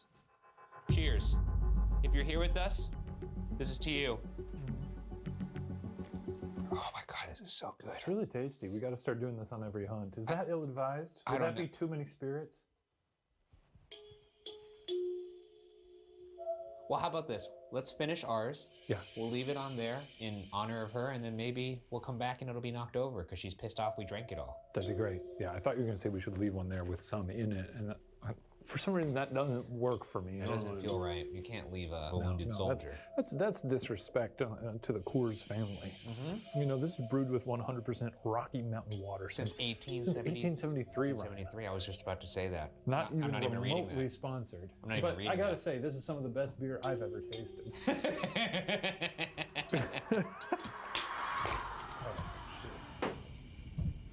There you go, Rose. Right there. Knock that bad boy off when we come back. 2 new tall boys for you. That's right. Add them to the collection. All right, what are we doing now? Rose? Shortly after this, we picked up another presence in Rose's room standing next to our producer, Lizzie. She's right next to Lizzie. Is she there? Whoa, there's 2 of them. I know. Lizzie, move your arms. I just want to see if it's messing. Nope, it's definitely not you. Oh shit, dude, that's fucking creepy as fuck. It's like a spider woman. Yeah, move over and see if it follows you. Where is it? It's next. She jumped into your body. She's gone. She's gone. She's gone. The next room we'll explore is right next door in 312 and is reportedly haunted by a man named Michael, who was in a wheelchair during his stay at the hospital due to a traumatic brain injury. Though, it's said that the dude was apparently a total fox. However, he also had a bit of a temper, the nuance of humanity. Also, this room is apparently infested with flies. Well, heck, it's just occurring to me. We haven't had a lot of flies on our journeys. And that's always in those demonic films. Flies. Yeah, people, flies. women burping up flies and all that. Or just they're around. Have we ever been looking for the spirit of a ghost man who was just super hot? That was in the research. This man is supposed to be super a looker. I'm sure we've caught some hotties in the past. That's true. You know, some zaddy ghosts out there. But a temper too, so very kind of like a Bradley Cooper type. So Michael Shannon. Michael Shannon's not traditionally hot in my opinion. I think he's a sexy man. Tight skin. And you see the veins in his neck. Okay. So now we're going into Michael's room. We set up a REM pod in there, which will detect if he comes near it. And we have, of course, our SLS. Hey, Mike. We're... Ooh.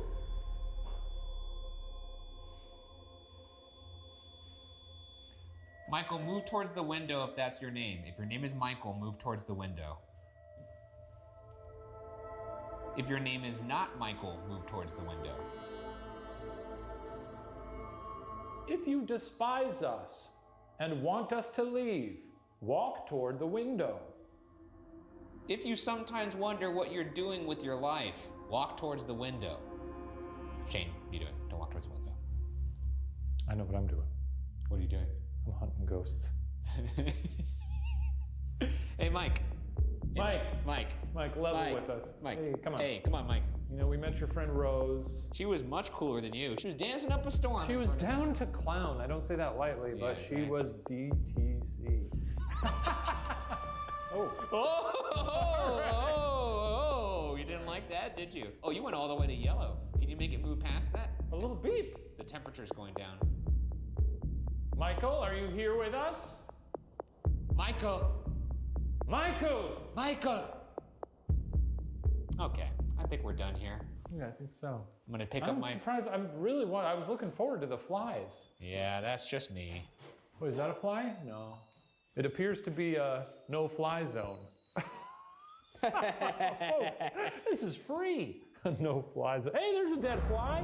Where? Yeah, I gotta find another dead fly. There's gotta be another one here. Let me check the bathroom for flies. I'd love to see a That's dead good. Be thorough.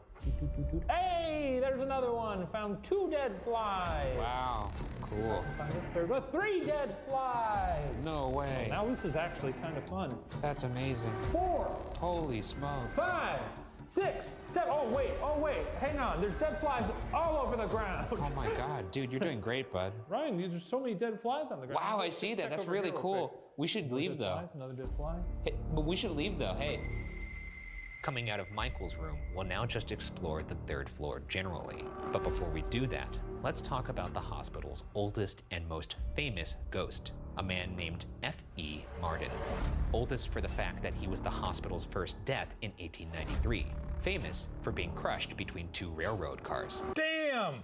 That's a way to go. Getting squished? I'd hate to get squished. Actually, new fear, getting squished. Between 2 railroad cars? I mean, between anything. I don't want to be squished. Yeah, he was taken to this hospital. They tried to treat him. He was actually one of their first patients ever and then died. So not a good opening for this You gotta hospital. imagine that's like a tube of toothpaste. You got guts shooting out your eyes and your butthole. Oh! You know, every orifice just... Leaking viscera. Yeah, it's like spring-loaded.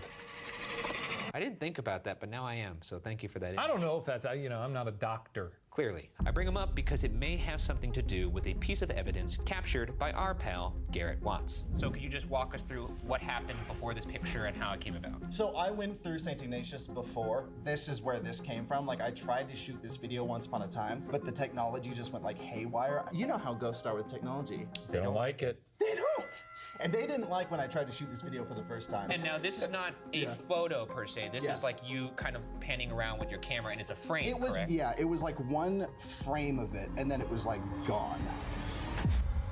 Oh, it is so scary. I do not like that one bit. I'm not gonna lie, Garrett, this is probably one of the creepiest photos of an apparition I've ever seen. I know I've said, I hope I run into some of these on some of our locations. It looks like a mummy. It does kind of look like a... It looks like a mummy. What a view of the city. That's nice. All right, that does it for the photo session. We'll look at those photos later. Your back hurt? No, I'm just, You tired? Good to stretch. Get a little washed in the ghost hunting game? I guess I'm a little tired from, our backs are tired from us holding up the entire ghost hunting genre on our backs. Right.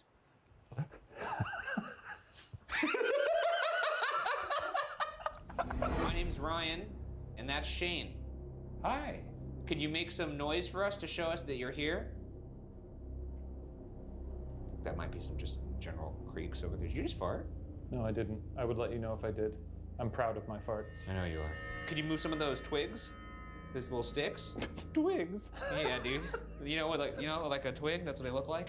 Effie, I'm gonna give you 30 seconds of silence to do whatever you want to show us that you're here, or anybody else in this hospital that wants to come party with us in this little Garrett Watts room, please join us. 30 seconds for you. Let's turn our lights off. How about that? Sure.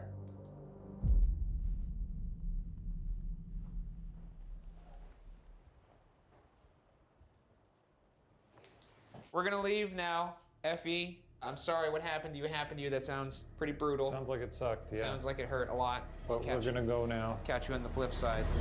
While we didn't recapture a photo similar to Garrett, we did capture this chilling voice just outside the same room with an audio recorder left recording when nobody was there.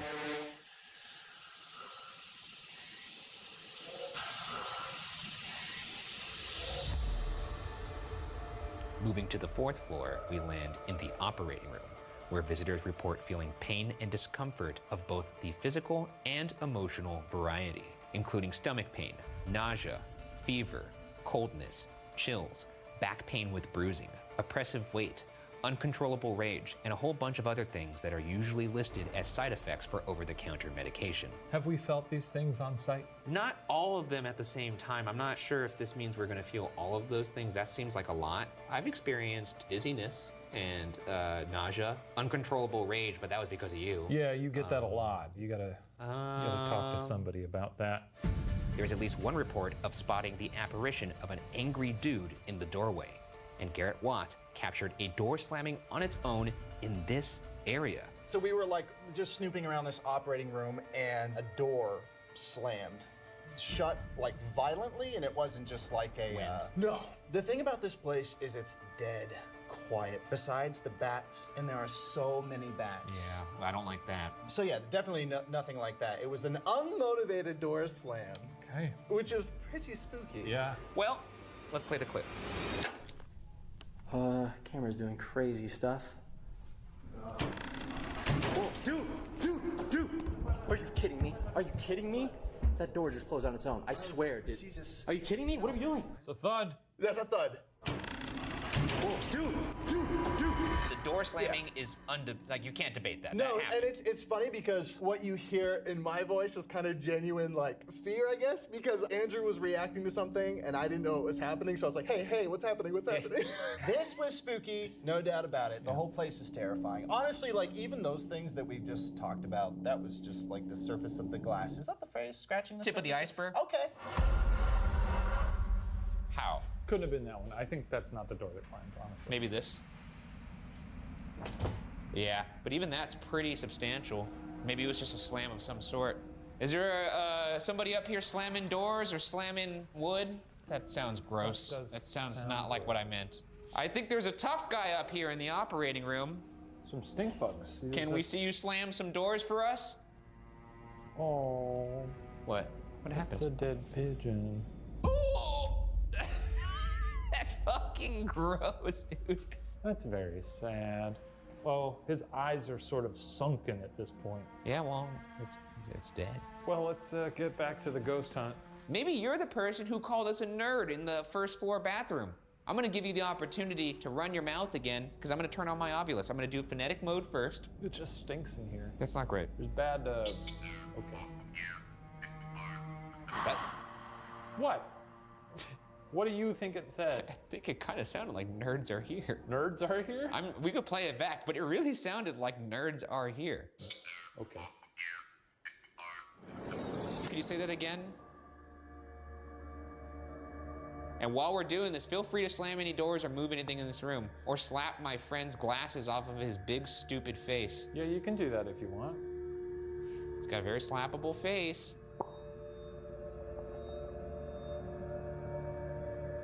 Okay, can you tell us what room this is? You son of a bitch. You're gonna make me do this, aren't you? No. No. Go into dictionary mode. Dictionary mode. Okay, folks, dictionary mode. Here we go. I want you to tell me what room we are in right now, or I want you to call us nerds again. Let it be known how you feel about us in one way or another. There you go. How about that? Cross?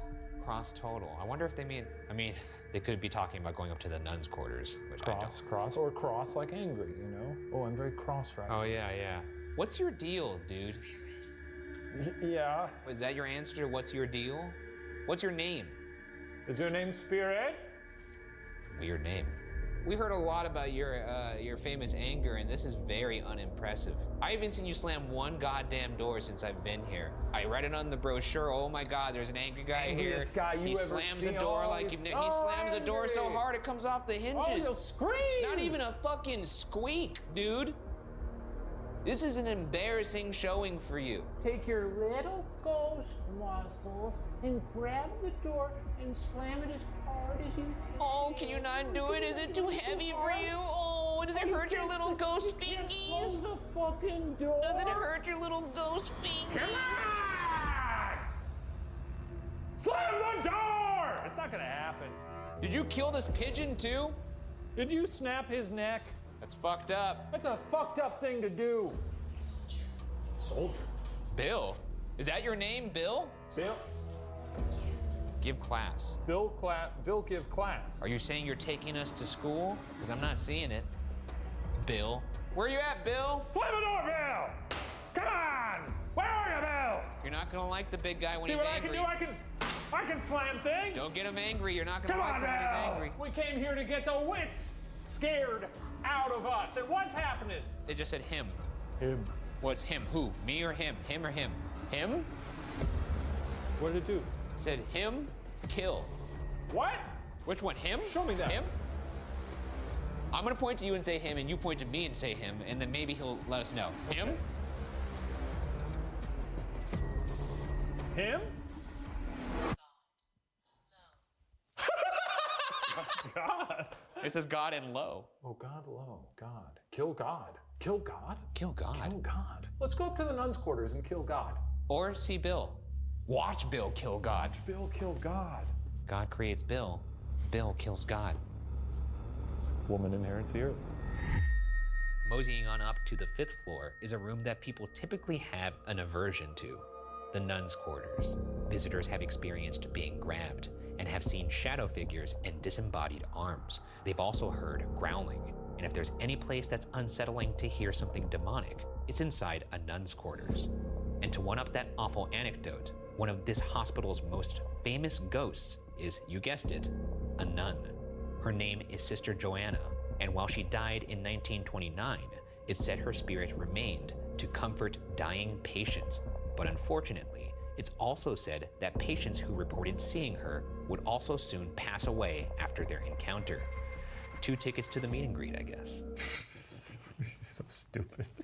So she was comforting people, but then... Yeah, so, you know, a nun with good intentions, but she kills you instead. You see that nun? You're done. I like that. That's pretty good. That should be your catchphrase. Well, I don't want that to be that because then it might happen. Yeah. I truly hope we go up there and we see nun thing. So many opportunities. So many and that's what you landed Yeah, on. I landed on that one. You know, well, what are you gonna do? Nun thing. It's pretty rough. All right, that's enough of that nonsense. Let's go find this nun. Oh. Nice. Well, it's all led up to the nuns' quarters, and I got a feeling they're gonna look. Whoa, I heard a little whisper over here. They're gonna look.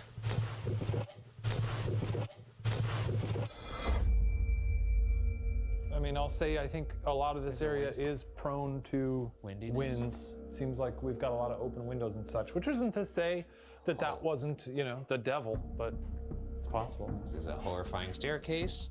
Yes, it is. I mean, I can admit that I too find this rather horrifying. And apparently they did not like men up in the nuns' quarters. Oh, well, two of the manliest men who ever lived are about to join the church. Oh, man, that made me jump. This is the bell they used to ring, I guess, to signal they're here. Oh. We're here. The boys are here. Ring, ring. Nice little throwback. I know you don't like us up here. Love being in a place that's haunted and has demonic activity with a bunch of religious posters on the wall. Yeah, what do we got here? Feels like we're in the end of a cult film. I'm gonna set up the REM pod in one of the other rooms in here, so in case it goes off, we know something's in there. Okay. What's the Coombe zone?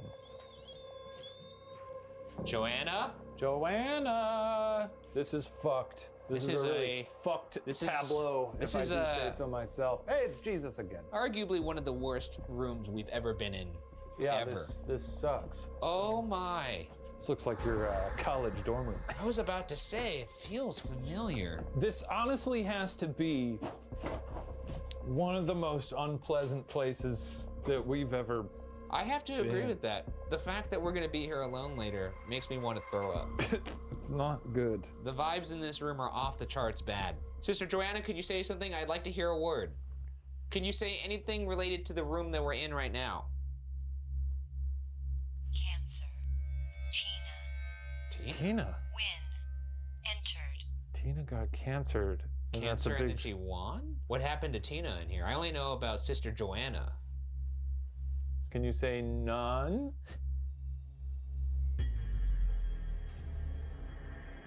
Giving me nothing. Oh, I thought the REM pod was going off. I think my ears are just ringing. What's that noise? Oh, fuck. The REM pod's going off.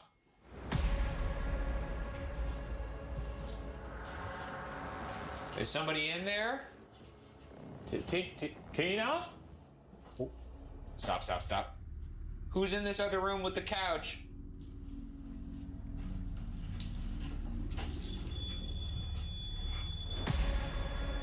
That is a horrifying sight to see the room just lit up green. If Tina's in there, could you make that go off again? Can you step closer to that device? The temperature's spiking in there now. You're gonna be up here by yourself later. I know. You think about that? Wicked? Will, wicked. Very. Jesus fucking. Pattern. All right, who's in here with me?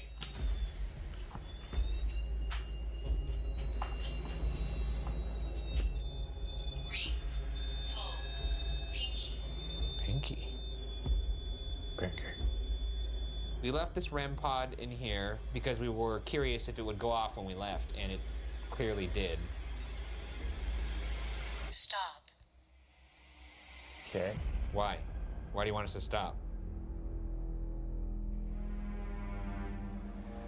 We appear to be at a bit of a standstill here. You concur. No. Later. Did you just leave? Deuces. I regret to say that we are going to be here individually later. I will not be spending too much time in here. You'll spend 5 to 10 minutes up here. No, I will spend 1 minute. I think 5 to 10 Now I'll minutes. spend 1 minute up here. here. We'll see what happens. Are you excited by that? You sitting there clapping? Away. Away? Are you sending us away? I would love to go away. Do you want us to go away? Step away from that if you want us. Yeah. I'm turning this thing off. Yeah. Jesus Christ. Mark. Did it say Mark? It just said Mark. Mark is our cameraman. What do you want with Mark?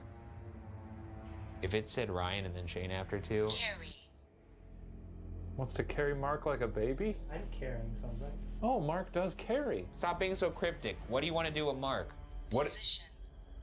Inside. Oh, well, it sounds like the nun might have a crush on you, Mark. I think it said Mark, and then it said carry, but then it said position, and then inside. I think this ghost wants to be inside you.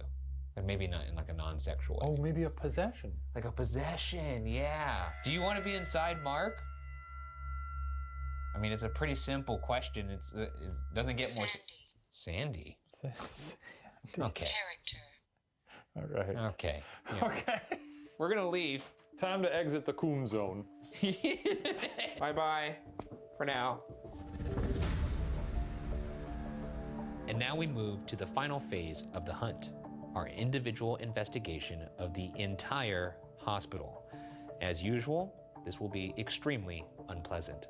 Do you have any final words of advice? Because we're gonna be in this place alone, and I mean like alone, just one of us. One at a time. And there's this really, really like narrow staircase that goes up to the nuns' quarters. You go up there alone and just sit in the dark for at least like challenge yourself to do it for a minute with your back to the darkness. I'll do that. Yeah, you got me all fired up. And someone or something will give you a little touch on the back. And he has the ability to make me do whatever he wants me to do, so I'm gonna probably have to do that as well. Do you have any recommendations for how we can really, I mean, if you want me to ask Okay, I don't like where this is going. The dynamic is, yeah. Anyways, thanks for coming to the bunker. Thank you guys for having me. This is so nice, and good luck in St. Ignatius. It's a terrifying place. We are brothers in arms, that is. You ready to do this? Yeah, I feel pretty good about it. I'm a soldier in the war against the ghosts. You and me were in the trenches. Yeah. I'll go to wherever I'm dispatched. You just tell me where to head, Sarge. I'm gonna chime in the last 5 minutes to give you some instructions. Okay. Take it seriously, how about that? I always For do. yourself, for yourself. I always do. And before you go, just know, I'm gonna be watching you. Oh. There's security cameras all over this place. So I can't do my usual pervy stuff that I do on my investigation. Okay, good to know. Don't do all the weird stuff you normally do with the dolls. Okay, good to know. Good to know. Let's go to the war room. Oh, yeah. All right, well, I'm walking around by myself now. So here's how our solo investigations will work. Shane and I will each have 20 minutes of solid alone time in the location. Shane will go first, and at the end of his time, we'll hide a walkie-talkie in a room inside the building. Once Shane returns, he'll reveal to me the walkie-talkie location. Then it's my turn. I'll enter the building, and only after radioing back to Shane with the hidden walkie-talkie will the clock start on my 20 minutes of solo investigation. Let the games begin. So right now we're in the war room. We're looking at all the security cameras at St. Ignatius. You can see him right there sauntering around on what looks like the second floor. This place is legitimately one of the more unnerving places we've been. I'll admit it. I'm gonna memorize where these cameras are so I know to stay near them. That way if I pass out or get killed, you guys will see. Freaky, this creepy ass furniture. Hi, I actually have very rarely seen myself in this getup. Hello, I'm a ghost hunter. Nice to meet you. That's nice, I like that. Okay, let's keep going. A lot to see around here. Look at how he's walking too. No tension, just very nonchalant. You would never know he's in one of the most haunted places on Earth. The peeling wallpaper is really a constant here, and I gotta say, it's a gorgeous aesthetic. High ceilings, which is a get. And that's how I know for a fact that he's a psychopath. I would love to see... Oh, hang on a sec. Sorry about that. I would love to see our funny little ventriloquist dummy we saw, but I think he might be one floor above. Hey ghosts, if there's anybody here, my name's Shane. I'm a great guy. Anybody hiding in the dumbwaiter? He's just checking shit out. I'm sure you get bored around this dusty old shithole and you want to hang out with a cool dude like me. Come say hi. On the 3rd floor now. Where's the fucking dummy? Where'd my little buddy go? I think the coolest ghost that could possibly up here right now would be like a screaming woman. Like if I heard the scream before I saw her and she just ran down the hallway at me, just going like, what is he doing? You know? What the fuck are you doing? I'm looking for ghosts. Oh, here he is. And he's got friends. This guy over in the corner, get out of here. Get the fuck out of here. I love him. I wonder if I'll get a disease if I pick him up. He's probably full of spiders, but that's okay. Oh boy, yes. I'm gonna take this over. What the f? He just decapitated a dummy and now he's playing with the head? He just decapitated a dummy. And then left it. Oh my God. I'm glad you're taking the investigation very seriously. I'm just having some fun. Unbelievable. His head fell off. You took it off. I saw how it happened. Oh, we look like a couple of best friends here. I'm gonna leave you here. And I'm gonna go see some nuns, okay? But I'll see you soon. I'll probably see you in my dreams tonight. You'll probably haunt me forever. If there's anyone up here, now's a great time to fucking kill me, you know? You could do that. You could just do it. I think this is gonna be the first solo where I'm gonna really try and focus on not being scared, and I'm just gonna explore and see what happens. I'm gonna turn my flashlight off and bask in the dark. Maybe that kind of like chill energy will just like... Okay, here we go. Make them leave me alone, you know? Or they'll tackle me through drywall. This is about, I think, as scary as you can make it for yourself. Facing down a hallway. Because what's going on down there, you know? Who's there? We just don't know. But it's kind of fun, you know? Oh boy. Nuns! I'm coming for ya! I will say, the nun zone sucks. Particularly, I think nun ghosts are very scary. Just the fact that if you devote your life to God and you can't even get into heaven, I mean, what hope do I have, you know? This really does look like sort of a serial killer's little nest up here. Ring the bell, let them know you're here. Oh yeah. Nuns! It's me, Shane. Oh, that's quite nice. You got 3 minutes left, so. Get in there and start talking to that ghost. Roger. I'm entering the room with the horny ghost. This was the ghost that wanted to make sweet, sweet love to our cameraman, Mark. And can you blame her? If there's a horny ass nun in here, feel free to reach out and touch me. Come say hello. I'm gonna be quiet now. Fuck me up, all right? Come on, sisters. Here we go.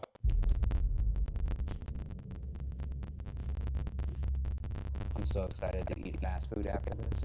It's like literally the only thing getting me through this. Even when I'm scared, I'm gonna think about those sweet nuggets. Hey, nuns.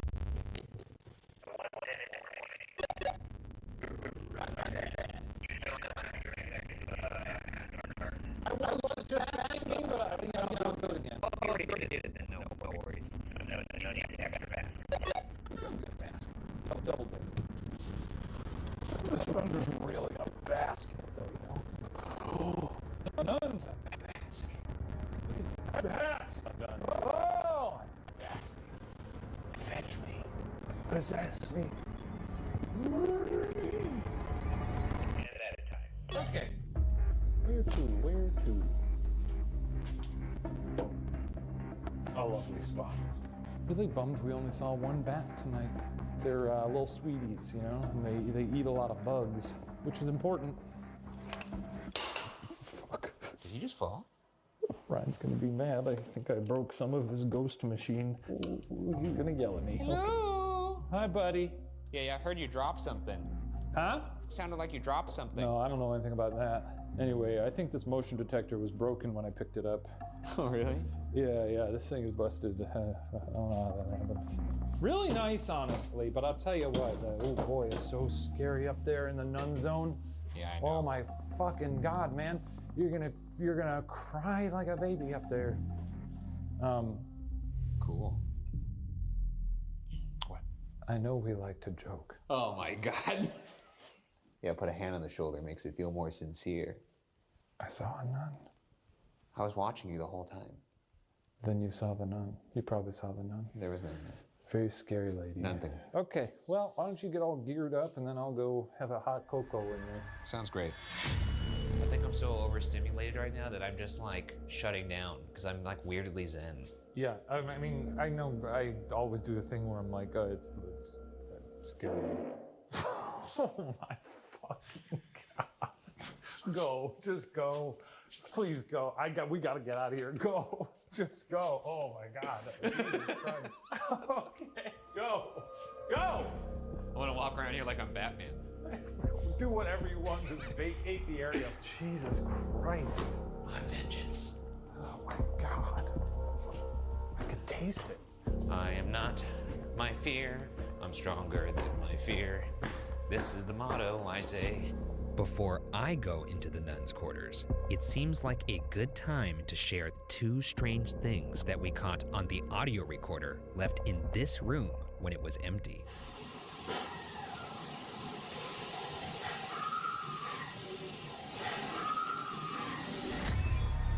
Well, you know, if I see a ghost, I see a ghost. Uh-oh, the zenness is starting to wear off. And I suspect it will completely wear off by the time I go into these awful nun quarters. That's nice to see. Oh, where's he going? Where's he going? Okay, where's this walkie?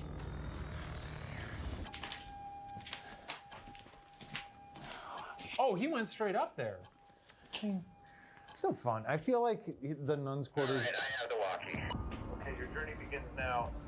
I know you're going into the horny nuns' room, but why don't you go back to the other rooms? Because I find those more unsettling.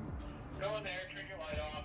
Actually, don't you, for the rest of the time in the nuns' quarters, no lights. Yeah.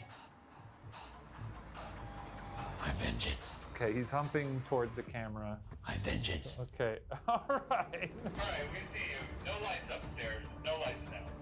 Fuck you! It's okay. Well, that was rude, but that is the command I have given. Stand in that corner in the dark for 2 minutes.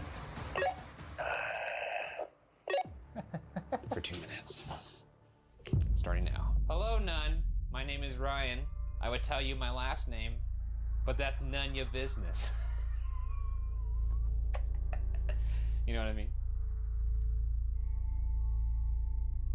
It is nice to see him on here. Also just nice to see the whole building. We got some orbs going on over here, a lot of orb activity. You'd think it's just dust, but those are people who died. I don't want to see you Joanna. So I do want you to know that if you do show yourself, I'm gonna fight you. If you try hard enough, you can catch them and absorb their power. That's what I like to do. I'm gonna do a minute of silence. This place is objectively very creepy. It may be the creepiest place we've ever been.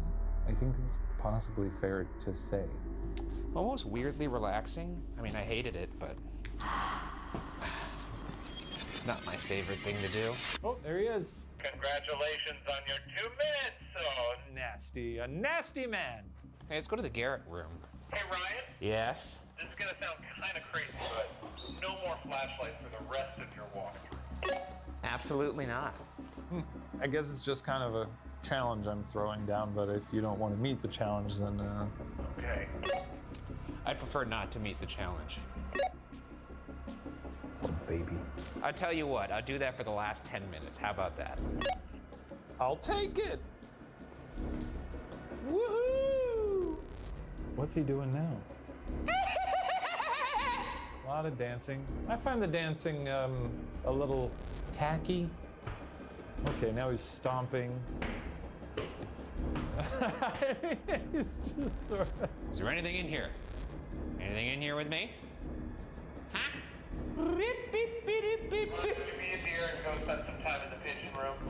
You're asking me to do a lot of things here, pal. Yeah, I guess I am.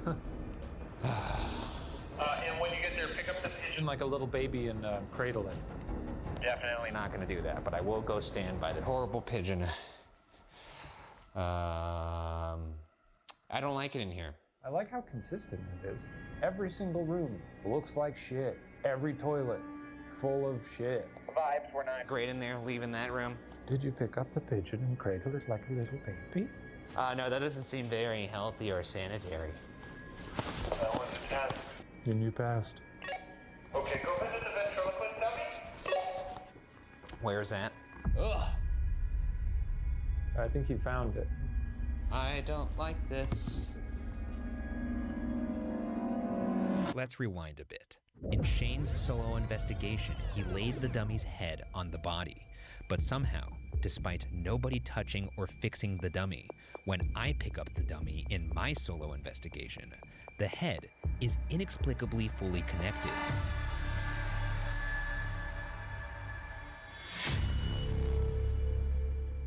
Is this your king? What the fuck is he doing? Is this your king? This looks like a scene from Hamlet. Hello? What are you doing to that dummy, buddy? Is there anybody here with me right now? I think he's just amusing himself to forget about ghosts. This is what he does now. Is there anybody here with me right now? What was that? Okay, 10 minutes left. Turn off all lights. That's bullshit. Ryan, well, how about you bring it all home by going to the Taco Bell toilet? Oh, well, ghosts, it's time for me to take a shit. Where the fuck is this bathroom? Find that toilet, Daddy. Aha!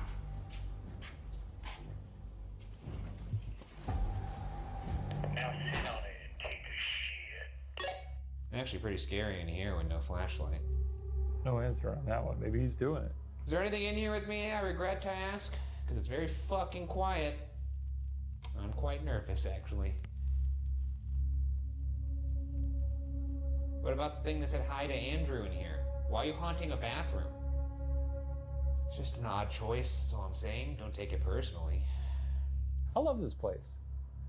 I'm gonna buy it. Yay!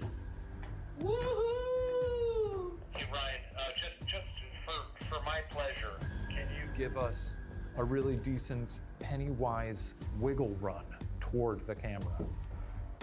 Yeah, I could do that. Thank you. I really want to see this. Okay, that's a good hallway to go to the end of that one. You can do that one. I'm so excited. Hold the walkie down so we can hear your Pennywise noise too.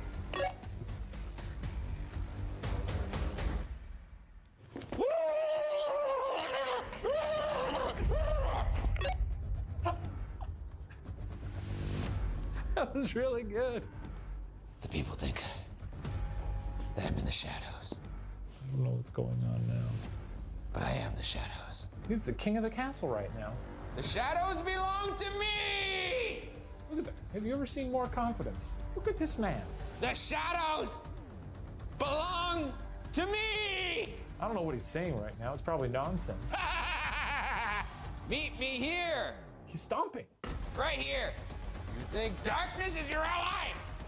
Give us a stomp.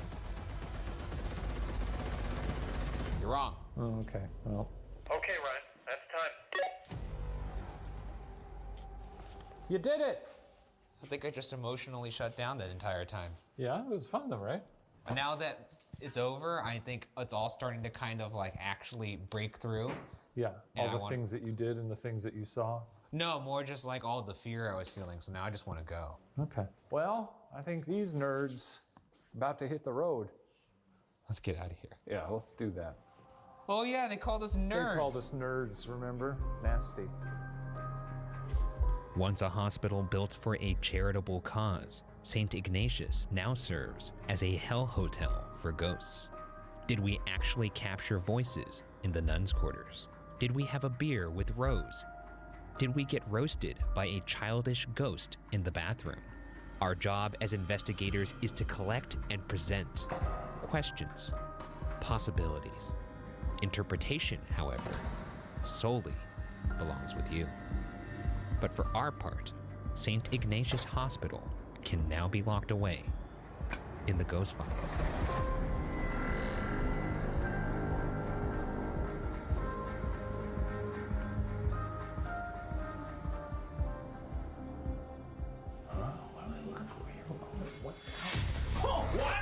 Hey everybody, hope you enjoyed that episode of Ghost Files. If you haven't heard, we'll be answering your questions and breaking down evidence a little bit more on our weekly after show every Wednesday, Ghost Files Debrief. That's right. So submit your questions in the comments below. And if you'd like to see episodes a whole day early, swing by patreon.com/watcher. Farewell.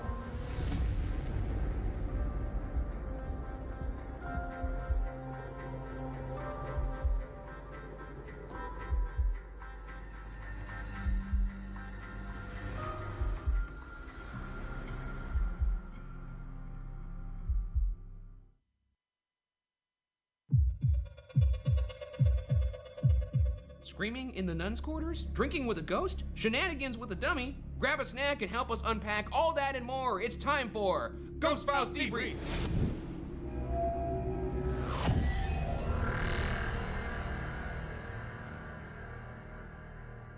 Thank you for joining us. I'm Ryan Bergara, and that thing over there is my colleague Shane Madej. Each week, we look at our most compelling evidence, behind-the-scenes moments, and answer your burning questions. Keep doing the quotes over evidence, see what happens. And now, a word from our sponsor. This episode was brought to you, lovely people, by HelloFresh. You know, a lot of people don't know this, but ghost hunting, boy, does it work up an appetite, and your boy gets hungry. I mean, when you're spending all day tracking down the naturally supernatural and trying to find ghosts and catch them in your little net, it's hard to find some time to settle in for a bite to eat, you know? You get hungry.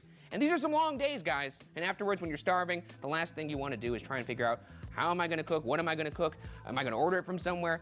None of that. I just want my meal right there, ready to go. Which is why I've stayed relying on HelloFresh. It's the world's leading meal kit company, and they send a box of pre-prepared meals right to your door. HelloFresh offers a full slate of weekly meals to choose from. So, you know, there's pretty much anything for anybody. There's different categories like calorie smart, vegetarian, family friendly, world's best ghost hunter. So there's truly something for everyone, except the ghost hunter thing only applies to me. All the ingredients you need to create a full and delicious meal are inside, along with step-by-step recipe cards. So if you can't cook, like me, you're set. You just follow the instructions. And these ingredients from suppliers are hand-selected by HelloFresh for guaranteed freshness. HelloFresh measures out all the ingredients ahead of time too, which does reduce the stress and food waste. Setting up your subscription is also really easy, and you can do it online or through the HelloFresh app. With HelloFresh, you can adjust your delivery schedule at any time, and HelloFresh allows you to pause or cancel your subscription with no penalty. Plus, HelloFresh operates in 17 countries, so no matter where life or ghost hunting takes you, HelloFresh can follow. In 2020, HelloFresh delivered over 600 million meals to hungry customers, and now it's your turn, baby. Use the code in the description today and get 16 free meals in the United States. If you're not in the US, don't worry, the code is valid in all countries and you'll get a great discount of your own. Thank you to HelloFresh for sponsoring today's episode. And now, back to the debrief. I mean, this episode is get comfy. a bona fide banger. We had a lot of fun. No, this is probably, it's definitely the grossest place we've been this season. And it might be the scariest too. Yeah. I don't know. We've got some bangers in the back half here, but... Well, it's up there in beautiful Washington State. That's true. Colfax, Washington. Near lovely Spokane. We got to see some beautiful parts of the country. And it was a nice look. Honestly, one of my favorite locations we visited. Yeah, it's definitely one of my favorite episodes. It wasn't my favorite time when I was there. Just garbage bags everywhere, horrifying nun quarters. I like that more than the places we go to, like Waverly, where they're like, "Oh, we sweep now." It was like, "What are you doing? Commit to the bit. Don't sweep." But don't Did you see how many flies we saw in this place? There was a lot, as you counted them. Yeah. I don't think I'll ever go back again. I would. Well, you will be going solo. We can have GhoulCon there. I thought it was FileCon. Without further ado, let's move into evidence. We got a lot of great stuff this episode. I saw a lot of you guys in the comments saying that this was one of the most evidence-rich episodes we've ever done. So it feels good to be rich, with evidence. That and a quarter will buy you a gumball. What? We're gonna do this a little bit out of order because I'm crazy like that. Yeah, We're gonna jump in with the dummy head. Let's take a look at the dummy head. I don't like this.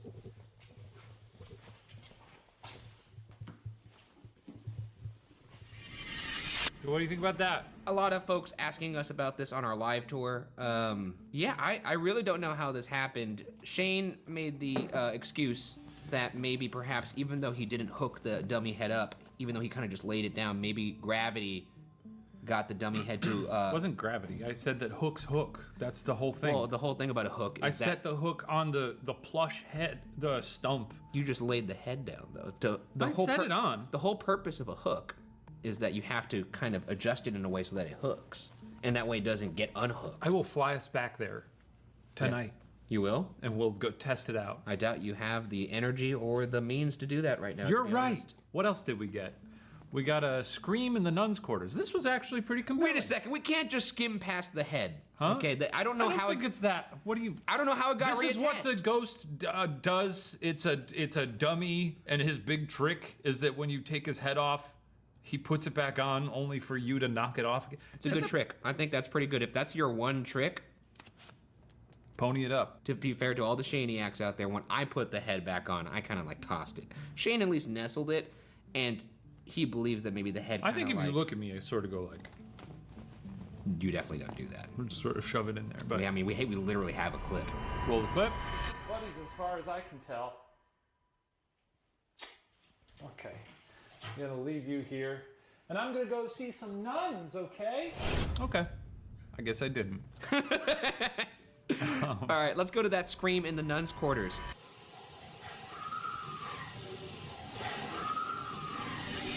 Okay, so that happens when we have our audio recorder left up there with our static cam. We actually had people of our own staff, including our director, Mark Celestino, who thought that perhaps this scream was Shane's scream. Oh, from when I was on my solo? Yeah, and it doesn't even match up time-wise or pitch-wise. It's not, Shane screams a long time, because I talked to the editor about this, and Anthony, who edited this episode, well, job well done, Anthony. He's kind of more on the fence. We still don't really have a name for those. Maybe we'll come up with one. But he even said there's no way that it doesn't match up. So I don't know what that scream is. It's a good scream, you know? Perhaps the only thing I could think of is maybe somebody in the neighborhood screaming their heads off, and it somehow got caught in the nuns' quarters. Oh yeah, because I guess this place does have houses and stuff. A little bit of a neighborhood. I mean, that would be one hell of a scream. Hey, we've all done it. Screamed like that? Like you're getting murdered? You've never screamed like that? Like I'm getting murdered? I feel like you've screamed like that. At haunted houses, yeah, but not in my living room. You make a lot of noises, though. You make a lot of loud, weird noises. Yeah, but they're usually like little giggles. Yeah, I guess that's true. Yeah. Sort of like a little chipmunk. Yeah, exactly. Yeah, what do you think it is? Maybe a person screaming outside or a bird. Screaming outside People on a Tuesday or whatever at 1 o'clock in the morning. Just time for my nightly 1 a.m. scream. Here we I go. don't know what they get up to in Colfax. All right, time to go to bed. What do you think that was? A nun screaming? Yeah. Okay. Let's move on to the next piece of evidence. We have the nerd in the bathroom. Probably one of the funniest things that's ever happened to us. We're gonna go to dictionary mode because you clearly don't want to use this. I love dictionary. Here we mode. go. It's so fun. What if we got a Shane and Ryan on the dictionary? I would love it. I would love it. I doubt that's in the dictionary, but. God damn it. Fuck you, ghost! Love being roasted by a ghost. It's always fun. I asked the thing to say our names, and it just said nerd. So? Felt like high school. Okay, moving right along here to Rose's SLS. We caught our first stick figure on the SLS, which was a really big moment for me. It was a really big moment for me. Yes, I didn't say anything. You can't just always do this to me. Yeah, it was great. You found a little stick figure. You give me a little sarcastic clap, though. No, I did that. It was fun. You said it was a great little moment. Who's that? Whoa. Oh what? shit, there's a Excuse skeleton me? by the TV. Wait, Rose, is that you? Can you turn on the flashlight? Why is it a Why is it dancing? It's dancing. It's dancing. What in the? Look at this shit, it's dancing. Oh, it's doing, I'm not even kidding, it's doing Stay Alive. It's doing the fucking. Now it's sort of turning into a spider and bending all its bones like that lady in Old. Rose, if that's you by the TV, turn on the light. Are you in here with us right now? You could either talk to us or you could turn on that light. Oh! Oh! Okay, Rose, I'm gonna need you to turn off the light right now. I can see you trying. Turn off the light, Rose! Look at the arms, look at the arms, look at the arms. Rose! Oh shit. Kind of like a little shoulder motion. She's quite proud of herself for turning off the light. She's like, yeah, I turned off the light. This has not What do you think happened of that? before. We've never seen Yeah, a we've skeleton never seen a show when there's no person. It's pretty compelling. Look, the SLS is basically, as Shane likes to say, an Xbox camera. And it is. It's a Kinect that you point at the dark, but Kinects are used to recognize human figures in the dark. So the thought being, if you point it at the dark and something pops up, pretty cool. It's a real world application for something that you could use for ghost hunting. I like doing that, using real world tools like an SLS, which is basically a Kinect camera, or like an EMF meter, which people use at like construction sites and stuff like that. We had not caught anything on the camera yet, and it was pretty cool. And also it matched up with the movements of her poking the little light too, which I thought was fun. Yeah. I like combining two tools. It is fun to combine two tools. This is a moment that got a lot of attention at the live shows, so I just thought we'd talk about it now. The moment in the Ovulus when you point at me. It calls you God. But it says low after. Low, God low. Which I took as a short joke. Oh, really? I thought God low like the devil, like underground. Because that's where he lives. Perhaps. It just said him. Him. What's him? Who? Me or him? Him or him? Him? What did it do? It said him, kill. What? Which one? Him? Show me that. Him? I'm gonna point to you and say him, and you point to me and say him, and then maybe he'll let us know. Okay. Him? Him? God. It says God and low. Oh, God low. God. Kill God. Kill God? Kill God. Kill God. It said kill before It said that. kill. It did say kill before that. Kill the devil. Kill God low. Kill the God below. Oh. What about that? Hmm? Maybe. Is that our destiny? To kill the devil? Yeah. I mean, I'd like to think so. There was also a dead bird in the same room. What does that have to do with the killing the devil? I don't know, Ryan. What am I, John Constantine? I don't fucking know. Like it's I just thought it was a short joke, but now you're making me think that we have to kill the devil, and I'm down. Anyways, we'll grab him by the horns. Yeah, I'll drag his ass around the fucking floor by his stupid little tail, his little his little little nightcrawler the tail. spade tail. Yeah, I don't know why the devil has a tail. He's got a whole look, huh? Yeah, he does. Yeah. Naked. Red, Naked. Well, I think he wears like a loincloth out of he does? bison fur or something. That's weird. All right, let's move on to the last piece of evidence here. But before we do that, let's bring in yet again the person whose evidence it is. We have our pal, Garrett Watts, and he's gonna gracefully move on to set now. Oh! Wait, oh God, my foot's asleep. Oh, Jesus. Oh, no. Oh, no. Look, I'm shambling onto set. We're back. He's here. Garrett, gracefully as ever, entered set. You didn't see anything before that. He's just here now. You guys went into St. Ignatius, huh? Oh, yeah, Yes, that's right. Can I open this up with something? Yeah, absolutely. So, every haunted location I go to, I get a relic from there. So, St. Ignatius is here with us. Oh, is that a pool cue? It is from the hospital itself, and it's actually really powerful. So I think putting it here with us kind of brings it here. Like there's energy in this, truly. And I'm really sorry to bring it in here like this unsolicited. Put it down on the table for now and let's just sort of bask in it. What if that ball just shot off that table and just broke the camera lens? Dude, sometimes it moves on its own though. That's the thing. Even when it's on a holder. Oh, I was about to say it is spherical. You guys having fun, just in general? Yeah, we're chilling. You know, we just had our live show. We just got back from that, and now we're shooting debrief. Now you're here. You brought a ball with you. The ball. The ball. Y'all show is so impressive. The stuff I do is so lo-fi. Your guys' stuff is so. Your stuff was great, man. Hey, lo-fi is a cool thing. I'm not dragging it. Yeah. But your guys' stuff is like. And I gotta say, every live show we did this week, every time you showed up on screen. Oh, we can show him that later. Oh, actually. we can? Oh, really? But I do want to show him. Let's talk about the clip really quick. Okay, let's talk. Yeah. There is a format to all of this, all right? You know, we're here to talk about the evidence. Not when I'm on. There's no format to anything. That's true. Well, I guess I didn't plan for that. Yeah. So, when we showed this, and we were lucky enough to see live reactions to this piece of evidence, people really did not like the picture of what Shane described as a mummy. Yeah, I heard you call it a mummy. I called it a mummy. That's fine. It looked a little mummy-ish. I love it. I think it looks like the devil, not quite the cartoonish one y'all were describing. Like the devil. It truly, it struck me as like a demon with like a hammer over his shoulder ready to come collect something or somebody. It didn't seem like it was part of the place. It really scared me, actually. Yeah, it's fucked up. People really hated watching the reveal of this photo, just because it really is distressing to look at. Yeah. The face, it looks like a zombie. It's hated in a good way. The crowds were like, oh. It's the first ghost picture I've seen where, actually, you know what? I think I have a clip of them watching it. Let's load that. Stuff that's real gets an actual visceral reaction. Like when you remember experiences from your own past, like, viewer, think about them now. Like experiences that you have that are actually unsettling and actually supernatural. It's a very specific kind of feeling that you get. Now, I don't know if you feel this about anything. You know, I mean. Well, I don't. No, I don't. but I'm sure I've experienced things where I'm like, a car accident. You know? Scary. Oh, I don't like to think about that. That's freaky, yeah. Here's the reaction to it. Let's take a look.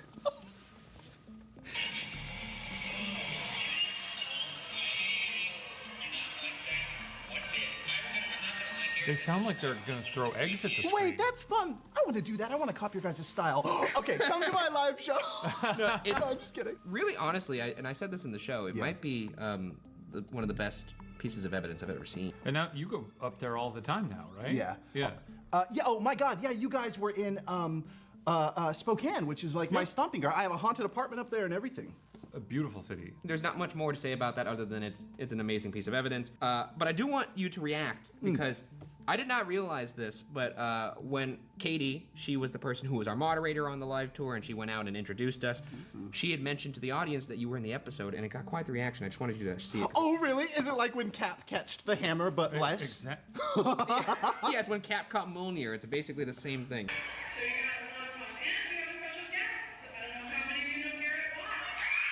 Whoa, that's crazy!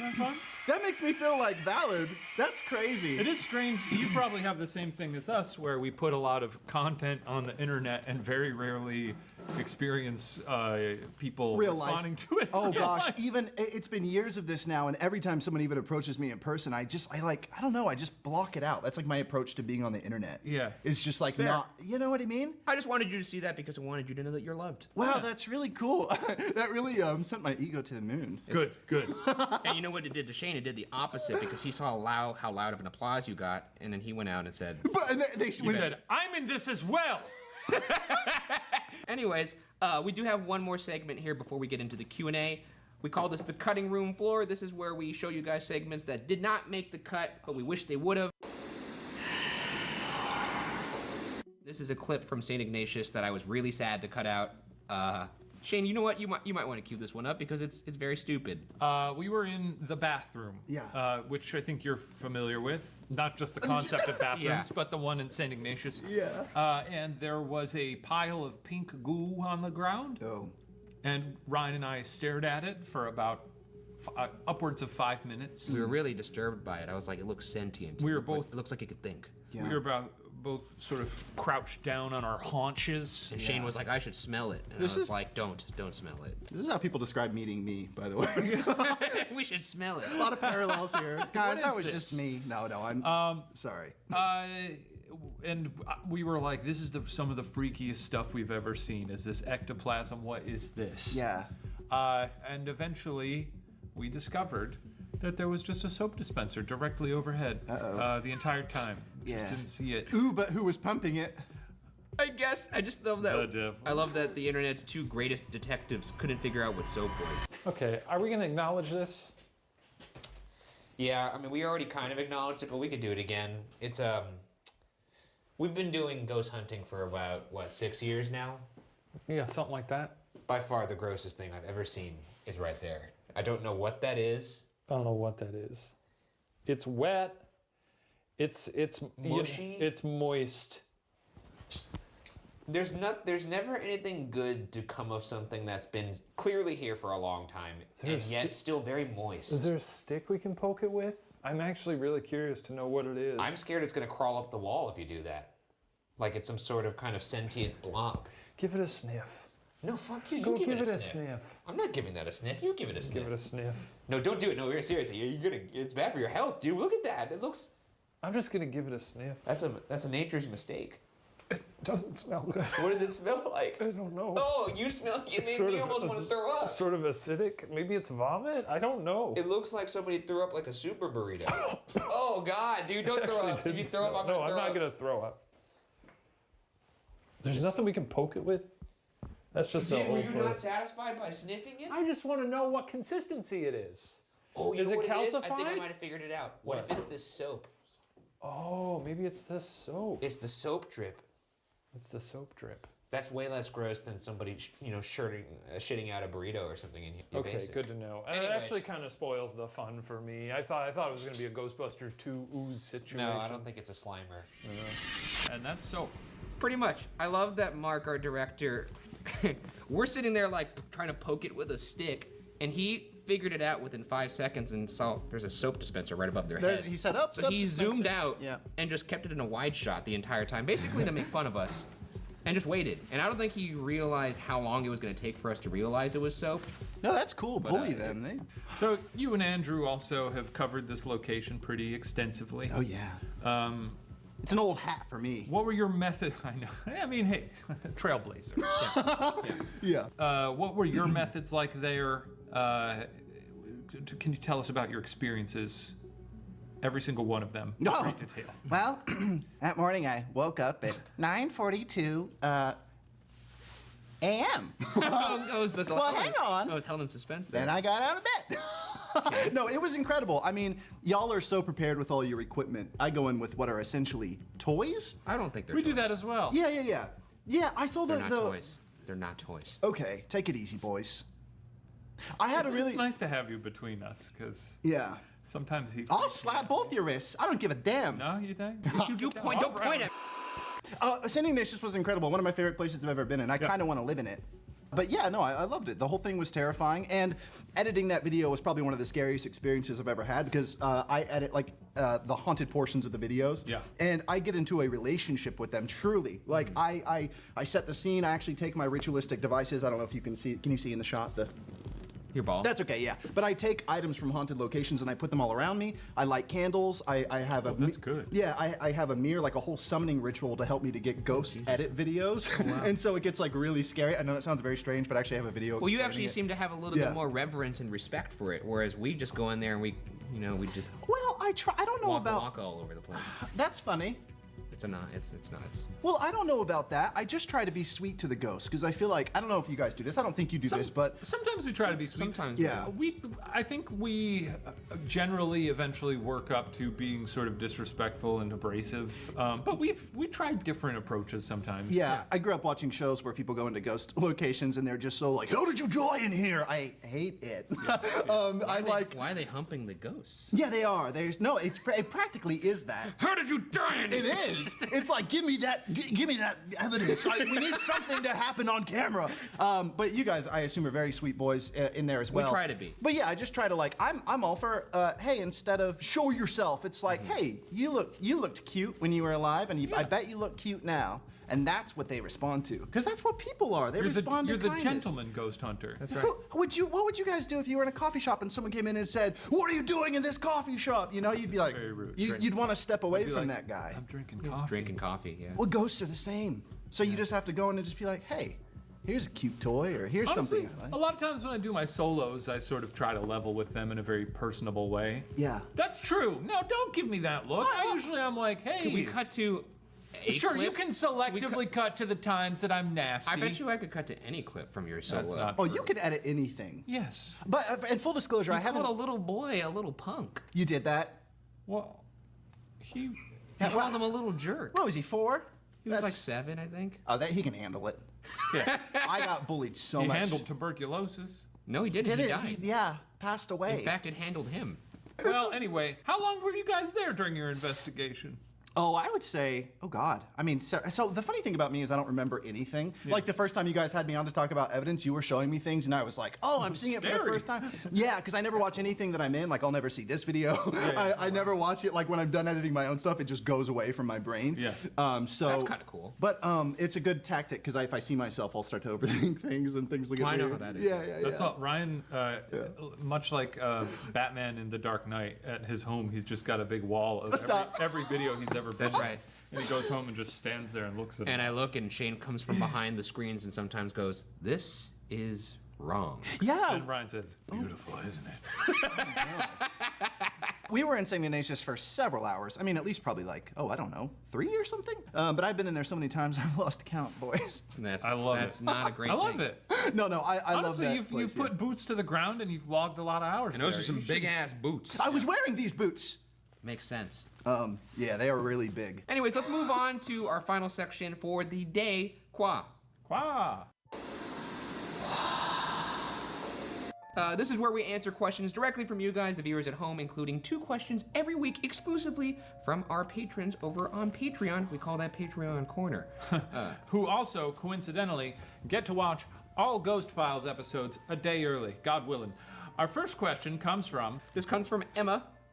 Question for the debrief. Do you think the scream you heard in the nun's quarters could have been Shane when he screamed during his solo investigation? P.S. This was one of my favorite episodes so far. I've been interested in St. Ignatius ever since Garrett did his video on it like a year ago. Stop. Anyways, no, we already established it was not Shane's solo scream.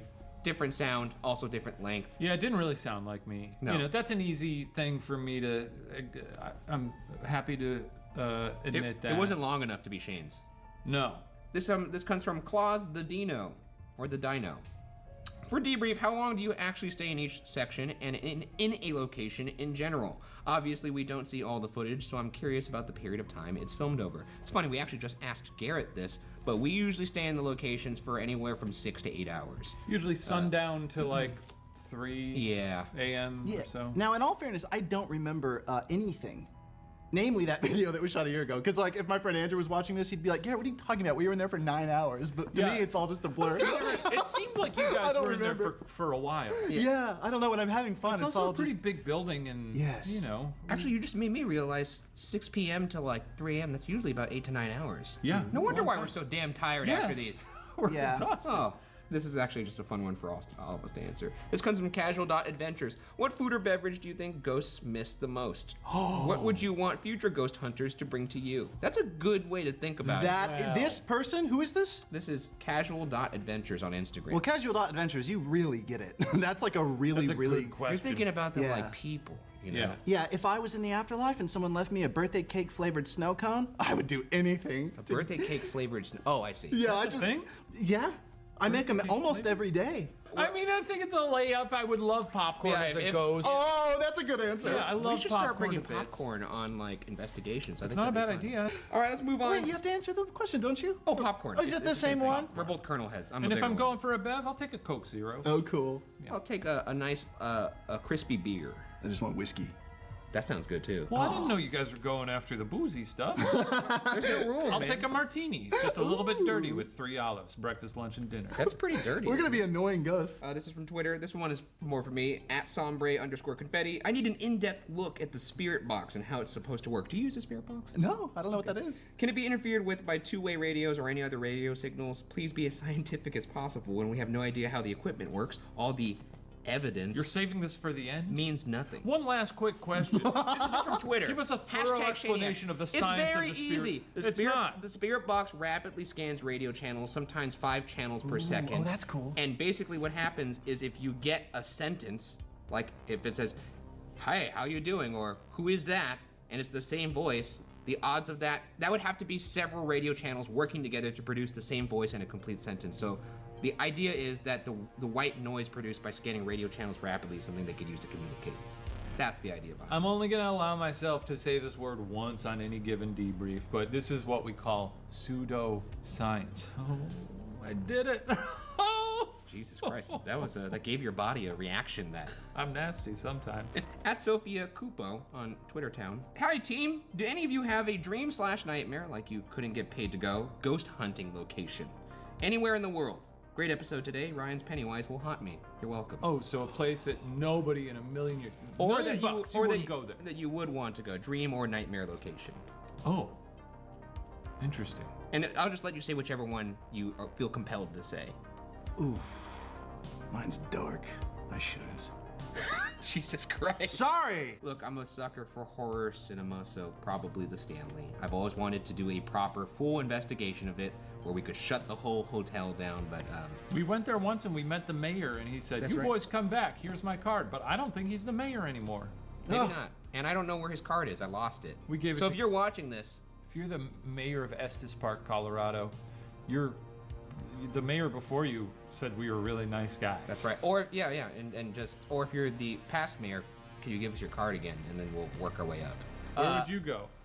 Where you sounded like there was a place you didn't want to go. Well, it's just that. Is there a place? I mean, my genuine answer, like I said, is just dark. You ready for it? It's just the house that Dahmer killed Stephen Hicks in, his childhood home. That's pretty grim. That is pretty dark. Yeah, I would not want to go there. I would not want to go there I either. wouldn't want to do it. I think a lot of forces would center in on a place like that. You know where I would really love to go, and I honestly don't know if anyone has died there. I would assume someone has, but I would love to ghost hunt at McMurdo in Antarctica. Who the fuck is McMurdo? Yeah, what is that? It's a research base down in Antarctica where people live. But what do you think could be there? The thing from The Thing? That'd be cool. Well, I just wonder if there's ghosts there. I'm sure it's a creepy sort of area at times when the lights go out and they're stuck there for the winter. Oh yeah, I am looking. Andrew and I are looking to ghost hunt in the snow. We just think that'd be a remarkable thing to That do. sounds like a lot of work. Yes. Yeah. That sounds like a nightmare. Looking at our producer behind We camera. could sail them in the snow. Yeah, and that sucked. Well, that wraps up this investigation. Thank you again, Garrett, for coming on to the show. Always a pleasure to Thanks be for in being the. on the episode. People were thrilled to have you. We were thrilled to have you. Pleasure to be in the bunkers. That's right. Thank you for walking the 800 steps down to get down here. It's going to be a rough walk up. Oh, because it's a bunker. It's a bunker. It's a bunker. Okay.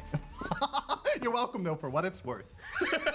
Thank you for playing with us. Yeah. And thank you to all of you guys out there for watching St. Ignatius and also for watching this episode of Debrief. Remember to watch the next episode of Ghost Files, in which we go to Whole House in Chicago. Very creepy place. Home of Shane, not the Whole House. Chicago.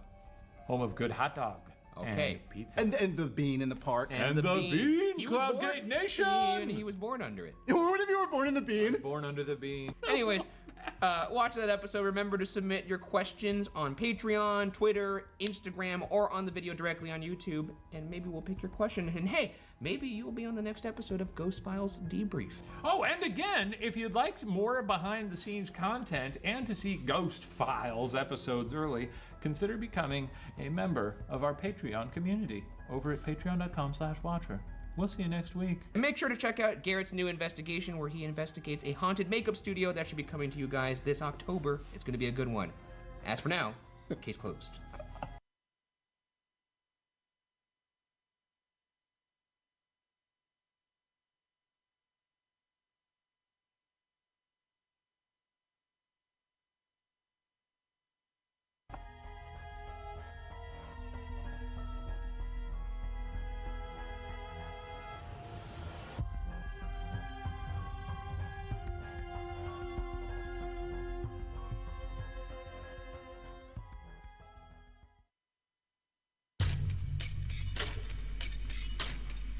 Anybody here that wants to come talk to us? I think I'm gonna kick a ghost's ass tonight. I hate this.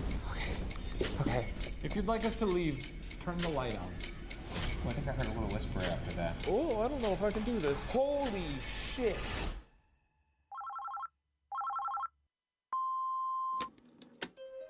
Hi, my name is Michael Ramirez, and I have evidence for Jane Addams Hull House Museum. My name is Jean, and I have evidence Suddenly for the felt like somebody was watching me. across my back. I was standing up on my arm. A stick figure show up on the Somebody SLS pulling on my pant leg, like to find this unexplained shape. Can you guys investigate?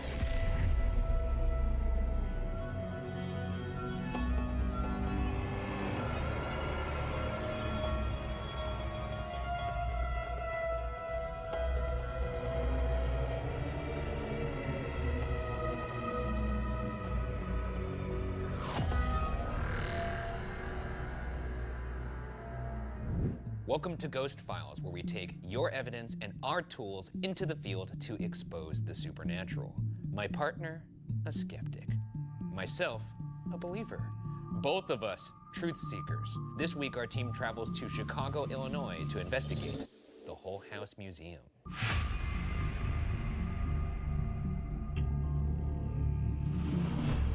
Hull House. Hull House. Our first haunted location in Chicago. A very haunted city, many would say. This looks actually kind of pleasant, dare I say. Yeah, we do really good buildings in this town, except for all the ones that burned down. Well, you're not personally building them yourselves. Well, in a way. All right, Hull House, let's do this. Oh, nope. All right, Hull House, now let's do it. Now that we figured out doors. Shut up.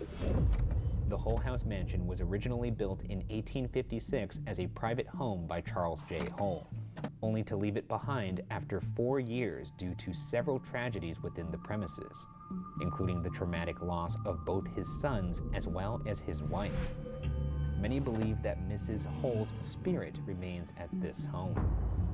Then, in 1889, it was taken over by renowned activists Jane Addams and Ellen Gates Starr, converting it into the nation's first and most influential settlement house.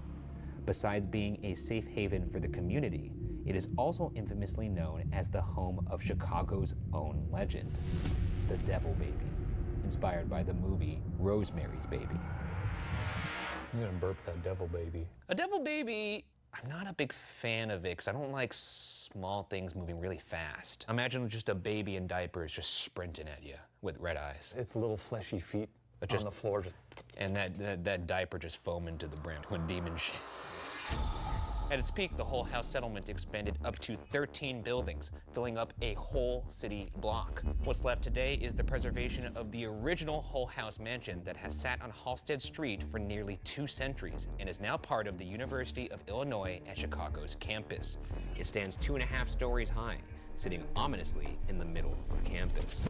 We will start our investigation on the first floor and work our way upward. We've also placed cameras and audio recorders in 2 of the more active parts of the building in hopes that we catch activity when we're elsewhere.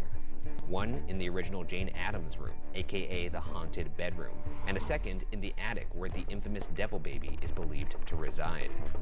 And finally, to end the investigation, Shane and I will each be forced to explore the entire house one at a time, because I enjoy pain.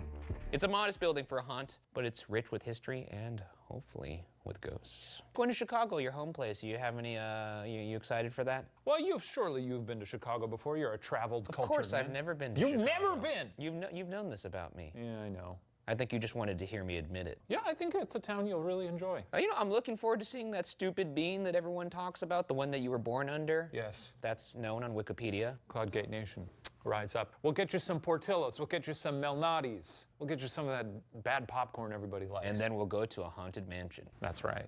Well, without further ado, the investigation begins.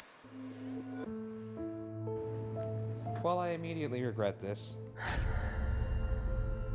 Visitors have reported many supernatural experiences in this building, from hearing children laughing and running to random voices around the hall. One former employee has experienced multiple strange occurrences in this part of the house. As a former employee, I've always been in the museum either with another employee or with people on tours. One time did chairs move from under desk and fall over with a tour group, constantly hearing doors slam shut, always hearing voices in numerous areas. They've always been positive voices or things that don't sound evil, which is good. I would bank on them being pretty positive. It seemed like a pretty happy place where people were able to go for comfort and rehabilitation. There were those tragedies, though. Yeah, whatever. The guy's kids and wife died, though. Oh, right, them. Yeah, very sad. So this is the general first floor area. This is where Michael said that he saw a chair move on its own. I see some chairs. I don't see them moving. Residents of Hull House, may you please move one of these chairs? What's the weight of that thing? It's pretty heavy. I was gonna say, if these are old chairs, they gotta be made out of like oak or cherry wood. Mrs. Hull, could you move one of the chairs? Mrs. Hull. Let's go into this other room here. This used to be actually a schoolhouse back in the day. Any kids in here want to talk to us? I hear there's children laughing in this building. Wait, shh. Did you actually hear? Shh. Look.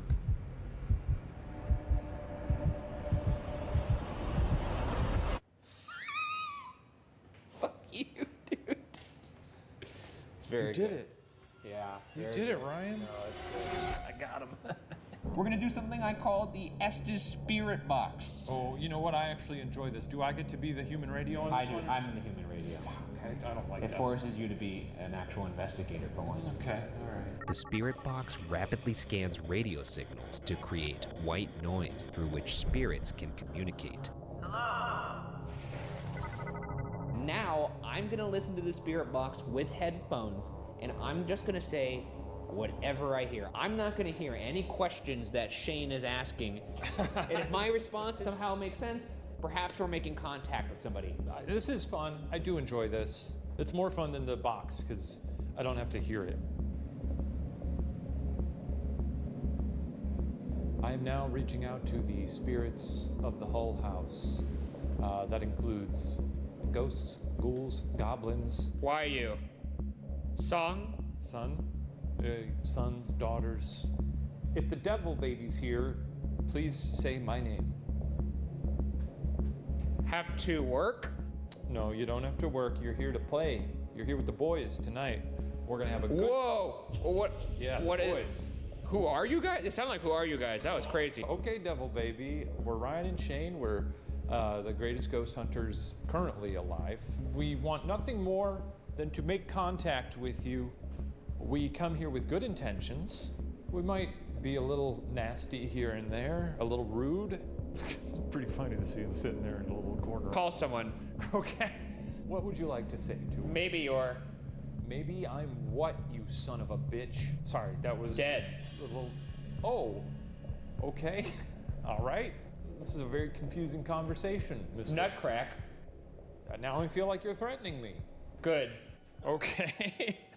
You're gonna crack my nut. Don't go anywhere. Now I feel very threatened because you seem like you want to beat the shit out of me. Hide? Hi. Hi. Bring it. Okay. Are you asking me to kick your ass? I'm good. I don't know if that means you're good. You don't want me to kick Can't. it. You can't kick. Bring it. You're sending mixed messages, man. Fight. I think I'm gonna kick a ghost's ass tonight, is what I'm... Bad. No, it's gonna be bad when I'm done with you, sir. Misery.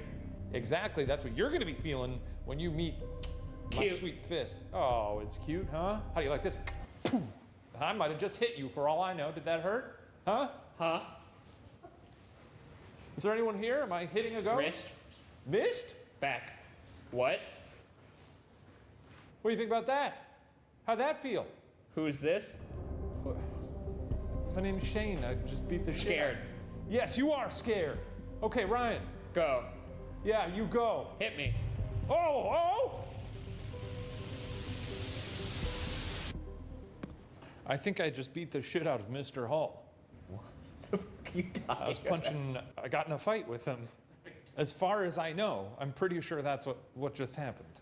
Why are you sure? I don't feel like anything. I guess I did say hit me at one He was point. asking me to hit him, and I think I fought him. Well, if there is a ghost here who is looking for a fight, you found one. One of the most active areas is the staircase, with people seeing the nearby chandelier often moving on its own. However, the staircase is most famous for the numerous photos of apparitions captured on it, one of the more recent ones by Gene Anderson. We were on the front porch looking through the windows and taking photographs. As I was flipping through all the pictures I took, I noticed on one there was something on the stairs. It looked like a baby. That looks like a baby if you ask me. That looks like a big-ass baby. That's a chunky baby. Just to do my part here, it did look like it was taken through a window. A lot of reflections on that shot. You have to admit that is... It's possible, but I mean, looks like a baby. I guess Devil Baby would sort of do a head trick and just be like, well, they'll be really freaked out if they just see a little baby head flying around. And especially if it's fucking huge. If I see a baby head flying down the stairs at me, I'm doing a little psycho like... Let's see if we could capture a baby ourselves. I could see how smudges would create a baby-like face.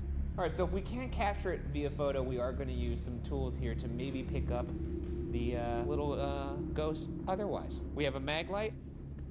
A regular mag light, when turned to the space between on and off, can be turned into a touch lamp, which you can ask spirits to manipulate. However, the light will also randomly turn on and off in this setting. So, responses need to be timely and repetitive for a compelling interaction. I'm gonna reintroduce ourselves. My name is Ryan. I'm Shane. If you understand that, can you please turn that light on? Is there a lady in white on this staircase right now? If you can, or if there is, can you please touch that light on that staircase? Any ladies on the staircase, please tap that little light. Or I think that knows what we were about to say. A little demon little baby. devil baby. A little devil baby, perhaps? If that was our friend, the little devil baby, why don't you go ahead and turn that light off? Oh! That's right in his spot, too. I'm simply thrilled right now until I actually see you in the flesh, in which case I'm gonna jump headfirst through that window. We're gonna give you one more minute to possibly show yourselves. If there's anything in this house that wants to communicate or wants to say anything, please show yourself on this staircase. If you'd like us to leave, turn the light on. Yeah. Any more conclusive statements from the flashlight over there? You're really wilding out. If you'd like us to leave, turn it on. Okay. If you're upset that I clocked Mr. Hull in the jaw, turn that light off. Maybe that's Devil Baby talking. Maybe he's saying, no, I don't like Mr. Hull. Is Mr. Hull there? Can I talk to Mr. Hull? Mr. Hull, please turn the light on. I think I killed a ghost. I don't think you killed a ghost. I think I killed him. Here on the second floor, there were several fires reported that started spontaneously on their own. And yet, despite the flames, there were no burns or marks from fire damage found anywhere. If there's anything up here right now that wants to communicate with us, please speak now. Why are you still here? Could somebody walk towards my voice? If you could hear me, walk towards me. We come with good vibes, always. except for when I was punching you in the face, but you did provoke that, and I was acting in self-defense. While we're looking up at this attic here, let's fire up the Ovilus. The Ovilus takes environmental readings that spirits are said to manipulate, such as temperature or electromagnetic fields, and converts them into corresponding words or phonetic sounds.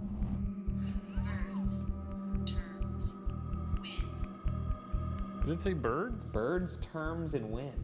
This feels like a riddle of some sorts. I don't like riddles, Spirit. Breaker? Give us something direct, something to work with. What do you want to talk about? Can you say devil baby? Can you tell us what year it is? Pulled. Telepathy. Pulled a rabbit out of a hat? I think we're talking to a magician. I was thinking pulled pork. Okay, we're gonna give you 60 seconds of silence to possibly do whatever you want. Maybe we'll hear a conversation.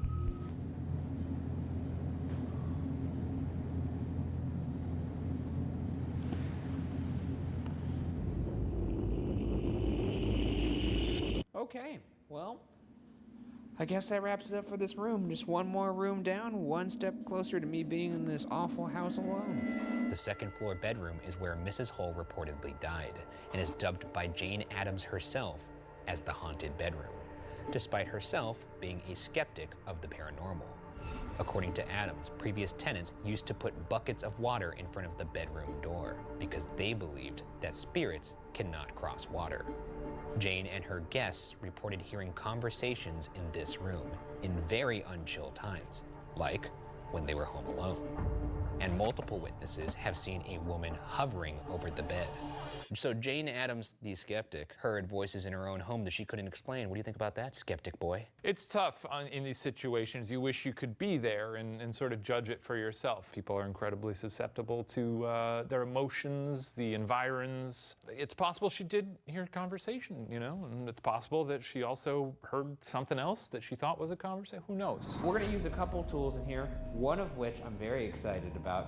We're gonna use our little honeytone amplification device for the spirit box. The honeytone, called that because, oh, it sounds so sweet. The spirit box rapidly scans radio signals to create white noise through which spirits can communicate, and the honeytone filters out the noise while amplifying only the voices. Hello? Jane, can you say our names back to us? Can you tell us what floor we're on in the building? 2? That was creepy. Who are we talking to right now? Can you tell us your name, please? Michael? I don't know. Can you be clearer, please? What's your name? Bergara? I'm gonna turn this off in about 10 seconds. I'm gonna need to hear something. Tell me your name or something compelling for me to keep this going. Whoa, what was that? Oh, we're gonna have to listen to that again. It almost sounded something like friend. We might have another way to talk to you. I'm gonna turn this off now. What? I've got my camera trained on this flashlight. Oh, I think I heard a little whisper after that. Is somebody here with us right now? Jane? Not Jane? Anyone? Mrs. Hull? If you don't want us to leave, turn on the light. Turn on the light. Oh. You gotta be freaking kidding me. Okay. Okay. Is this Mrs. Addams? Is this you right now? If it is, turn off the light. If it's not Mrs. Addams and it's Mrs. Hull, can you please turn off the light? Who's left? Lady in white. Turn off that light. Oh, Lady in white. Lady in white, if you are Mrs. Hull, can you turn on the light? This is good. Lady in white, if you are Jane Addams, can you turn on the light? Oh, wow. Jane! That's pretty cool. I'm not gonna lie. Jane, this is you. I mean, it's an honor. It is an honor. You've done a lot of great things. You know, you were considered one of the most dangerous women on earth. You know that, right? Oh, yeah, okay, you do know that. Do you want us to leave your bedroom now? If so, turn off the light. Okay. Well, I'm gonna leave because I actually Didn't like that much. Didn't like that at all. Again, it was an absolute pleasure to meet you. I did go to your junior high school in Schaumburg, Illinois, so I do feel like we would have been buds. The scariest part of the whole building is, of course, the attic. Allegedly, this is where the infamous devil baby has made itself home. One version of the story has it that a religious woman had an image of the Virgin Mary in her home, but her atheist husband took it down, saying he would rather have the devil in the house. When they had their first child, his wish came true. The baby allegedly had pointed ears, horns, and a tail just like the devil. According to legend, the terrified parents decided to leave the baby right on the whole house doorsteps, where the residents attempted to baptize the baby, but it ended up being locked in the attic. I'll probably bring like a rattle or something to get this baby out, or I'll make baby noises like goo goo gaga. You'll make baby noises. Goo goo gaga, come out. Yeah, goo goo gaga. Boo boo boo boo boo goo. Goo goo boo boo. Boo boo boo Gara's here. Boo boo goo. Some, I don't know what babies like, Gerbers or some shit like that. They love a Gerber, they love a ho-ho, they love a Oh my God, Twinkie. what trigger object should we use to trigger this baby? Rattles, pacifiers. They don't understand object permanence, so you could sort of hide and seek. Yeah, hide and seek, peekaboo. Peekaboo, We could play peekaboo. We could play peekaboo. Let's play a clean game, let's catch this baby. Now this is more like it. Now that's what I call ghost hunting. Now this definitely feels a little bit more like something we've seen in the past. We can fire up the REM pod at the same Fire up the REM pod. You know, we're in the attic. The REM pod creates its own circular electromagnetic field and will alarm when anything penetrates that field. The more colors on the alarm, the more significant the intrusion. The REM pod also detects temperature fluctuations. Devil baby, why did you choose to live up here? I mean, I think it's obvious. This is a great location for a devil baby. Devil baby! Do you see the device in the middle of the attic there? It's got a little red light on it. Red light, you know that. Like hell. And your biological father's skin, I assume this is a direct descendant of Satan. First name devil, last name baby. Yeah. Approach the REM pod. Actually, there's some blinking going on. Yeah, I think that actually means the temperature's going up a little bit. Well, Oh, are we going into hell? get real close to it. If you could get even closer to that, we'll know you're here. Devil baby. You're really disappointing us right now. You're disappointing the audience. This is your chance to clear your name. Can you move something up here to let us know you're here? If you don't, Should we turn our lights off? let's try that. Oh, that's extremely, I don't like that at all. That's spooky, huh? Devil baby, approach the REM pod, devil baby. Touch. That's a spike in temperature, it's going up. Holy shit. Oh, we did a little ovilus? This is, we're gonna use the ovilus, devil baby. If you could just make this thing say devil, that would be great. Oh. You are cheeky. If you want to go to heaven, get close to that red light. We'll lie to God and tell him that you're just a normal baby and he'll let you in. Or better yet, we won't lie to God. I'll lie to God. No, Shane will distract God, and while God's distracted, I'll sneak you in the back door of heaven. Yeah, that's right. I'll pull open. Oh. You like that, huh? Yeah. Devil baby just won't go to heaven. That's right. Shane will distract him. We'll do the old, I don't know what the name of that play is. Shove. Dress? Where? Where? Dan. Dan. Nighttime Dan? Oh, and a real nighttime Dan we got here. Are we not talking to Devil Baby? Are we just talking Are to we talking to Nighttime Dan? Nighttime Dan, could you get... Disc? You're a DJ? Money. Nighttime Dan spins discs for money. Nighttime Dan, local DJ from Chicago. If you like money and leather, touch that little red light. Damn it. I mean, he's probably got his headphones on. 2. I'll take it. I'll take it too. I'll take that nighttime Dan. Hell yeah, nighttime Dan. I like money too. Nighttime Dan, not bad. Now that I know Nighttime Dan's here, I'm 1% less scared about the solo investigation that's about to happen. Yeah. And now we move to the final phase of the hunt, our individual investigation of the entire building. Here's how our solo investigations will work. Shane and I will each have 20 minutes of solid alone time in the location. Shane will go first, and at the end of his time, we'll hide a walkie-talkie in a room inside the building. Once Shane returns, he'll reveal to me the walkie-talkie location. Then it's my turn. I'll enter the building, and only after radioing back to Shane with the hidden walkie-talkie will the clock start on my 20 minutes of solo investigation. Let the games begin. That's a lot of building. It's not that much of a building, but we are going to be there alone, which I never like. And yet I do it every single time. Because you're a professional. No, I think it's because I hate myself. Okay, let's do it. Yeah. Well, it's come to the part of the night that I dread most. It's time to party. No, it's not. It's party time, baby. Sorry, that's a really bright flashlight. Flash right in my face. Sorry about that. All right, I guess I'll just get in there and do my thing. Yeah, get in there and do your thing. Testing walkie? We're doing 20 minutes, right? 20 minutes. Sounds good. See you on the other side, brother. Okay. Alone in the Hull House Museum. A dream come true for this little Illinois boy. He's been very happy to be back in Chicago. Hopefully that lasts too, because he'll finally shut up about it, if you know what I mean. Guy talks about Chicago nonstop.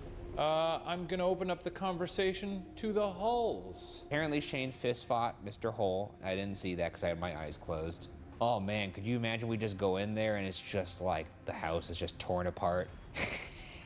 His shirt's ripped off, just bleeding from the nose, just got his ass kicked by a ghost. Any other spirits, energies who spent time in this place and are perhaps still here, wondering, what exactly am I? Am I an orb? Am I a ghost? Am I living? Am I dead? Well, I hate to inform you, your ass is grass. Yes, you are dead, but you know, with any luck, I can shake some sense into you and knock your ass on out to heaven or hell. Not looking forward to the attic because it was gross. And there's a little baby man thing up there that's gonna run around and nip at my ankles. Okay, here we go. I'm gonna be silent for a little bit. I'm gonna hold up my microphone and you can talk into it.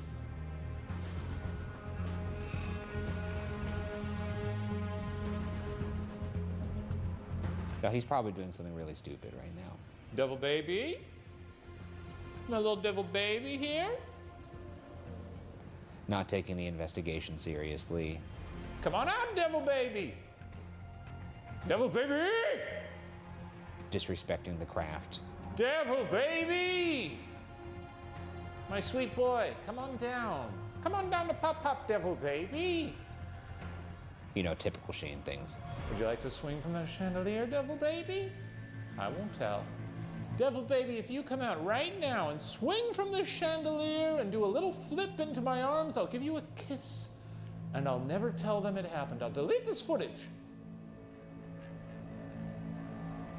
Now I'm gonna be in there for 20 minutes. And I already tried to bribe Mark off camera to make the time shorter. I don't understand why we need to be in there for 20 minutes. It's a very small building. It should be shorter. It should be shorter the smaller it is. This should be a 5-minute investigation. Yeah, you can see why when people stand in this room with the big-ass Stranger Things clock and the sound is very dampened, you've got these big walls covered in floral Haunted Mansion wallpaper. Of course people feel uncomfortable in this room. Jane, I'm gonna hang out with your death mask here, if you don't mind. I'm gonna fire up the obelisks and give you the chance to speak to me. And this goes for Jane, goes for Devil Baby, Lady in White, any of the rich tapestry of characters that have moved through the halls of this Hull house. Let's bridle, plan it. Okay, you've got a lot to say tonight. Anybody here? Now I'm a ghost hunter, and that's a thing that we do here in this era because we've run out of things to do. This is a job for some people. Apparently for me. Go ahead and say something. Speak to me directly through the ovilus. Here we go. What a chatty lady. Okay, well, I'm gonna go. I do appreciate the hospitality, as I'm sure many people did here. I'm gonna go hang out in the attic with your friend, the devil baby. Peace.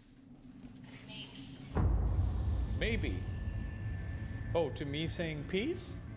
Or maybe I'll run into the devil baby? Jane. Magic. Magic keeps coming up. Is the devil baby a magician? Shane, you there? Yeah, I'm here. Have you reached out To Jane Addams yet? Yeah, that's all I've been doing, you dipshit. Well, I figured you would be just kind of screwing around in there. Have you reached out to Mr. Hole? Yeah, I'm reaching out to all of them, buddy. What are you asking them? You know. Do anything. Just ask Jane if you think the house is haunted. It's a serious question. Look, not all of these have to be zingers. I just want you to actually do some investigating. Listen, asshole, I've been doing a lot of, legitimate investigation. I've been talking to these people this entire time. I ain't heard shit, okay? So yeah, I'll ask her that as well, though. Thank you for the tip. Hey, Jane! Yeah, let's get another take of that, except this time do it less like a douchebag and just like, you're Talking to a person. Try that. Hey, Jane! Is this place haunted? You're wasting time. Just ask the question normally. And then, Lay down on the floor in her bedroom. Okay, laying on the floor in the bedroom. I will have to deposit the walkie-talkie before I leave, so just give me a heads up when it's time to come out and I'll do that. give you like a 30-second warning or something. Oh, that's pretty nice. It's actually hard to lay down with this helmet. Oh boy. Oh, I don't know if I can do this. Oh, brother. Oh. Shane, actually, change of plans.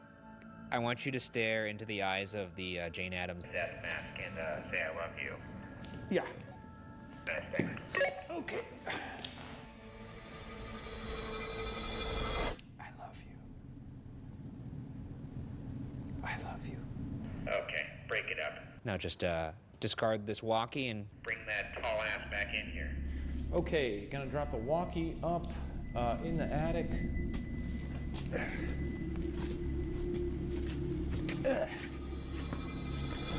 Oh, fuck. We're outside, by the way. I don't know if you've hit the walkie yet or not. There we go. Maximum troop. I'm just reading whatever bullshit the Ovilus is hollering. Okay. All right. Kill us. Okay. Devil? Did you hear the way she just said devil? Devil, baby? Why did I not put that together? Is Devil Baby here? How was it? It was really good. The most recent word on there. Devil? Oh, that's amazing. She also said it in a very, like, are there certain words on this that have a scary voice? No. Because she said like, L, lend, devil. No, she did not say it. She kind of did. No, she didn't. That's bullshit. I can't believe that. I hope it says baby when you get in there. Dude, if it says baby, I'm just gonna walk right out. I'm gonna make a U-turn. I'm just gonna go up. All right, coming back out. Obviously the walkie's in the attic. Yeah, I figured. Now it's your turn. It's ready. It's gonna be good. I want to see some enthusiasm for this one. Now I'm gonna keep myself centered. Well, hey, why don't you get in there, have fun? You got to find the walkie-talkie. Don't forget, that's our magical little system. That I remember the rules. It's the fourth I'll episode. give you a little toot-toot, so you can find it in there. Gotcha. Toot-toot. Oh boy. Oh shit, I'm so scared. God damn it. Why do I do this to myself every single damn time? Ah, here we are. You seen Devil Baby? Huh? You seen him? What the fuck? Holy shit. No way.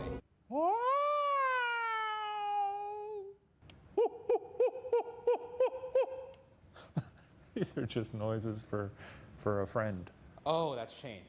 That's Shane on the walkie. I almost walked out. I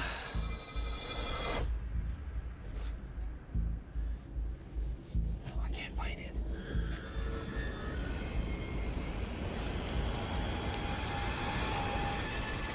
You scared the shit out of me. I knew that you knew the walkie was in there, so that you probably would have pieced it together that I was making noises. But I thought the initial impact of hearing that strange noise would probably still get you. I considered walking back out. Oh, I love it. Great. Sorry you had to go all the way up to the attic. Okay, your time has begun.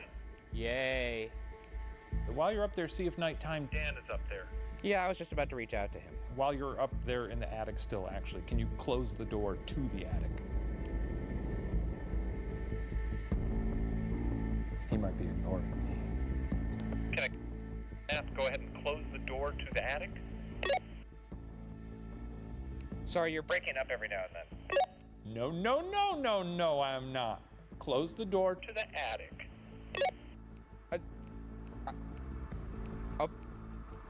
I can't. This is not how a professional ghost hunter behaves, right? Fine. Sucks. Okay, nighttime, Dan. You up here?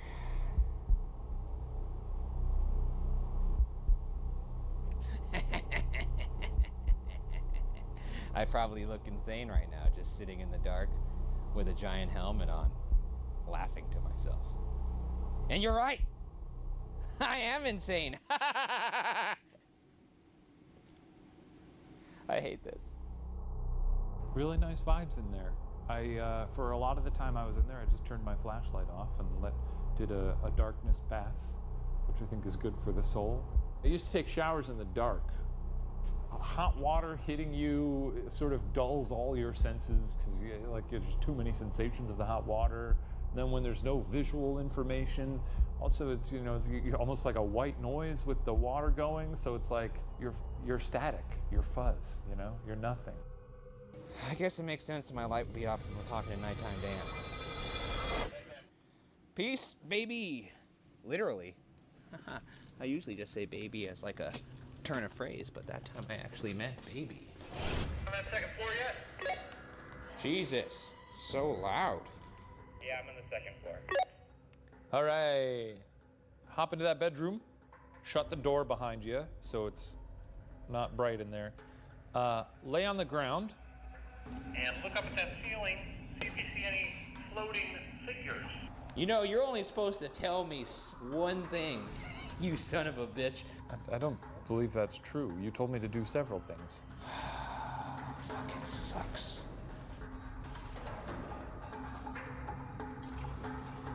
Turning off the light now for 30 seconds. This is horrible.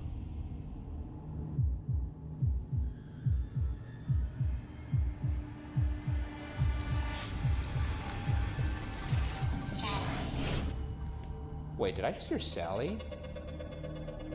Holy shit, it says Sally.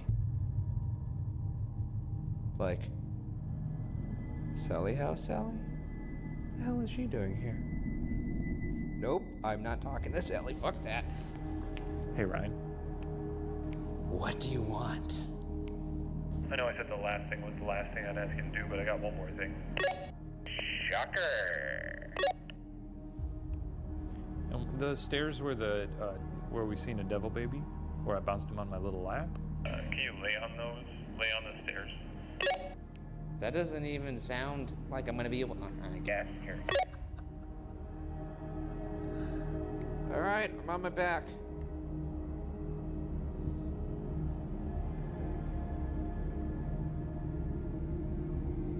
This sucks. Hey, check this out. This is what I'm doing on these stairs. You ready?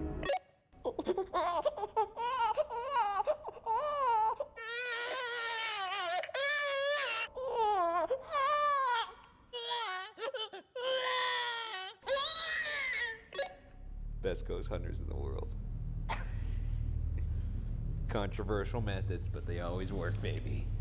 Oh, I'm so excited to leave this house at some point. 5. Holy shit! Dude. Holy sh...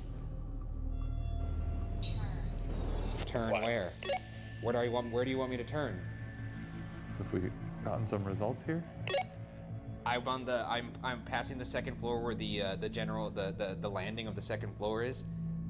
And as I just passed it, The Ovilus, which had been silent for a long time, just said fire.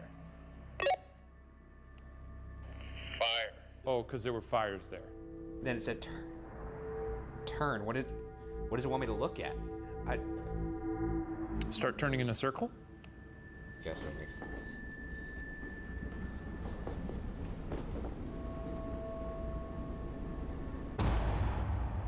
Oh my God. What do we got, Burgoose? I just turned around. There's a fire alarm right there.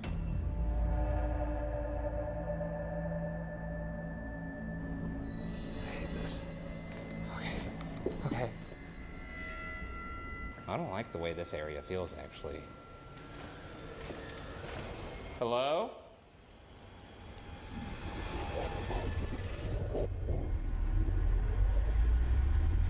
Oh, thank God.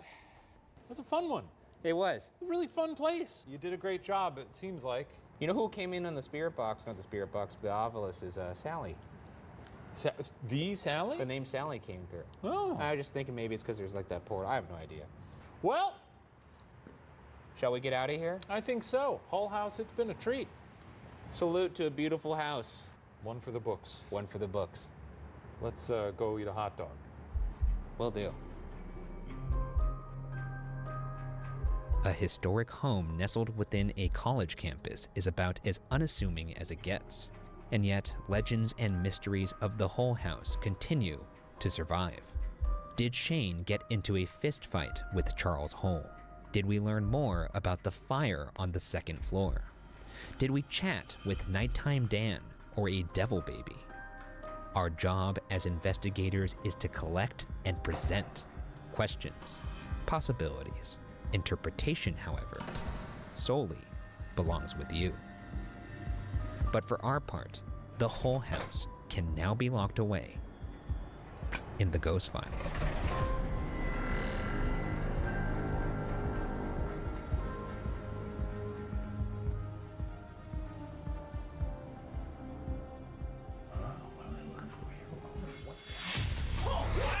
Hey everybody, hope you enjoyed that episode of Ghost Files. If you haven't heard, we'll be answering your questions and breaking down evidence a little bit more on our weekly after show every Wednesday, Ghost Files Debrief. That's right. So submit your questions in the comments below. And if you'd like to see episodes a whole day early, swing by patreon.com/watcher. Farewell.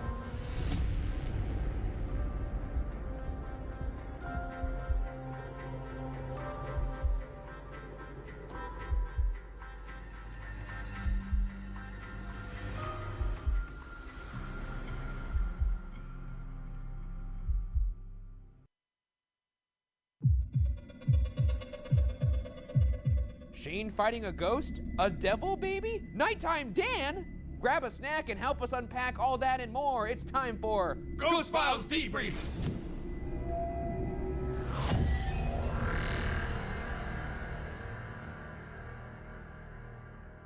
Thank you for joining us. I'm Ryan Bergara, and that thing over there is my colleague Shane Madej. Shane? Each week, we look back at our most compelling evidence, behind-the-scenes moments, and answer your burning questions. This episode is sponsored by Casetify.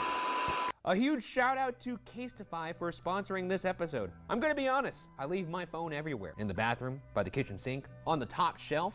It doesn't matter, I'm only human. So I really wanted to find a case that could protect my phone in as many situations as possible. And Casetify's phone cases definitely fit the bill.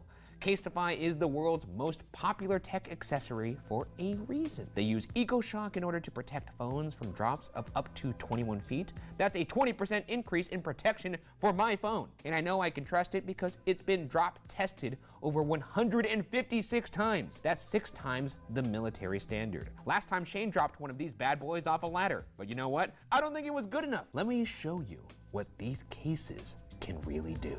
All right. Gonna get on this ladder, but safety first. Cause I'm going to the tippy top, baby. So here we go. taking this to the top of the ladder. We're gonna go higher than Shane did, because that's how us Boogaros do it. Pretty high. I'm just a little scared of heights. Is this high enough? I don't know. Oh, we're pretty high now. Okay, I'm gonna drop it. Ah! That felt so wrong. How's it? It's fine. How's that Go show the possible? camera. It's fine. What the I guess Casetify is the real deal. And that is the Casetify guarantee. Another thing I love about Casetify is that they have a ton of different designs from a huge community of artists. Literally over 2,000 designs. They've worked with over 300 artists from all over the world to keep their designs culturally diverse. Plus, there's always the option to customize cases to fit your own style. Casetify has cool accessories like phone straps and phone charms to really make your phone case stand out. Also great when you're trying to figure out where you left it. If you thought Casetify wouldn't get any better, you're wrong. Casetify is also committed to sustainability. With their Re-Casetify program, Casetify has been able to recycle 51,000 phone cases. Through the program, they make cases with 65% recycled and plant-based materials, which means they reduce their carbon emission by a full 20%, which seriously makes me feel better about clicking purchase. Protect your phone in style. Go to casetify.com/watcher today to get 15% off on your order. Thank you again to Casetify for sponsoring today's video. And now, back to the debrief. Wow, thank you, Casetify. Thank you, Casetify. Those are good cases. I took my phone and I threw it at a wall with that thing on. That's crazy. And we know things about cases too. Cold ones and phone ones. That's right. Hey, we were at the Hull House in Chicago. Yeah, we went to your hometown. How was that for you? It kicked ass. It was. You had a lot of fun too. I did have a lot of fun. He was entranced by the bean. He was bean this, bean that, laughing his ass off at the bean, mocking it, and then he saw it and he cried. He sobbed like a child. A single tear came down. I don't know if I sobbed, but a single tear came down my eye when I saw my reflection in the bean. They're right about what they say about it. When you look at your reflection in the bean, it's like the first time you've ever seen yourself. That's true. Yeah. Enough about the bean, though. I mean, we could talk about the bean all day. We'll have a separate episode about the bean. But Hull House, I mean, a nice historic place. We got some good evidence there. There's a devil baby. There's a devil baby. Added a new character to our growing library of rogues. It's fun to do smaller locations because there's not as much walking around and we finish a little earlier. What? That's true? Yeah, I guess that's true. It's nice to not do as much work. That's true. Work smarter, not harder. A big shout out to the Hull House staff who invited us to come there. The staff was wonderful. They were wonderful, and they seemed to love the episode, which was great to hear, especially considering the content of the episode. That's true. Yeah. No, you talked about nursing a devil baby, and then... well, I think that's very sweet. And then we talked about their resident DJ that lives in the attic, Nighttime DJ Dan. Nighttime Dan. Let's get into the evidence. Oh, yeah. And now a debrief of our investigation of the Hull House. Let's start with that evidence. Sexy. Okay, now we're gonna go over some of the evidence from the episode Hull House. If you saw it, if you didn't, what are you doing watching this? Go watch the Hull House, watch the proper investigation, and then come back here for the discussion. Anyways, let's talk first about the devil moment on the Ovulus. This happened later in the episode. Ryan, I gotta stop you there and just point this out because I've seen people say it's driving them crazy. What? That you always pronounce it ovulus. No, I've heard people pronounce it ovulus, and I've heard people pronounce it ovulus. So in this episode, I pronounced it both ways. Oh, did you? Yeah. Anyway, devil moment. That's when the ovulus on my walkthrough said devil. That's true. And it turns out it did say devil very funny. Kill us. Okay. Now, I did actually see someone else online post their ovulus saying devil, and it also said it in a spooky way. So maybe it's just pre-recorded to say certain words spook. It wasn't like scary, but it did sound a little different in tone than the other words. I mean, I'm sure it's just some sort of voice generator, but I'd like to imagine they had somebody in a VO booth say all the words that the ovulus has. And then, that would be good. And then just, they had her do devil very funny. Or if one of them just sounded like Freddy Krueger, if it was just out of nowhere, it was like, welcome to primetime, bitch. Yeah. But devil, obviously, hey, there was a devil baby. This got shortened in the episode, but it took Shane a good 10 seconds to put together Devil and Devil Baby. Yeah, he saw Devil. I saw and was Devil. like, I was like, okay, and then I kept walking around, and then after several seconds, I was like, oh, like a Devil Baby. Huh? I can't believe That's it pretty took good. you that fucking long. Yeah. It would be like if we were at Waverly and we got tuberculosis. Yeah, or even just getting Devil in a haunted house should elicit some sort of reaction, in my opinion. Yeah, from some people, I guess. Let's get to another piece of evidence here. This is a piece of evidence that people have been talking about quite a bit. Shane fighting and also beating the shit out of Charles Hole. Oh, now I feel very threatened because you seem like you want to beat the shit out of me. Hide? Hi. Bring it. Okay. Are you asking me to kick your ass? I'm good. I don't know if that means you're good. You don't want me to kick. Can't. You can't kick. Bring it. You're sending mixed messages, man. Fight. I think I'm gonna kick a ghost's ass tonight. Is what I'm. Bad. No, it's gonna be bad when I'm done with you, sir. Misery. Exactly. That's what you're gonna be feeling when you meet my Cute. sweet fist. Oh, it's cute, huh? How do you like this? I might have just hit you for all I know. Did that hurt? Huh? Huh? Is there anyone here? Am I hitting a ghost? Wrist. Missed? Back. What? What do you think about that? How'd that feel? Who is this? My name's Shane. I just beat the shit. Scared. Yes, you are scared. Okay, Ryan. Go. Yeah, you go. Hit me. Oh! Shane's using that martial arts technique where he mimics a T-Rex. Yeah. And fights It's with pretty fools. abundantly clear. I've never actually physically assaulted anyone, which honestly, I guess I'm proud of. It was honestly, truly compelling. And look, and people don't, I'm gonna reiterate this.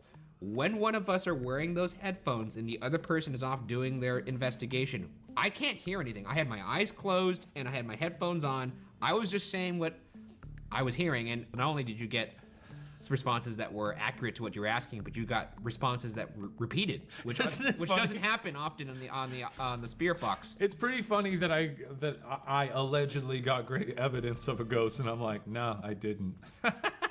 It's pretty silly. I love. You remember when we were out on tour last week, and who was at the microphone? They were like, "Are you ever going to teach Ryan what a coincidence is?" Unbelievable. All right, next clip is the fire on the Ovulus. Oh, I'm so excited to leave this house at some point. Fire. Holy shit. Turn where? Where do you want me to turn? Start turning in a circle.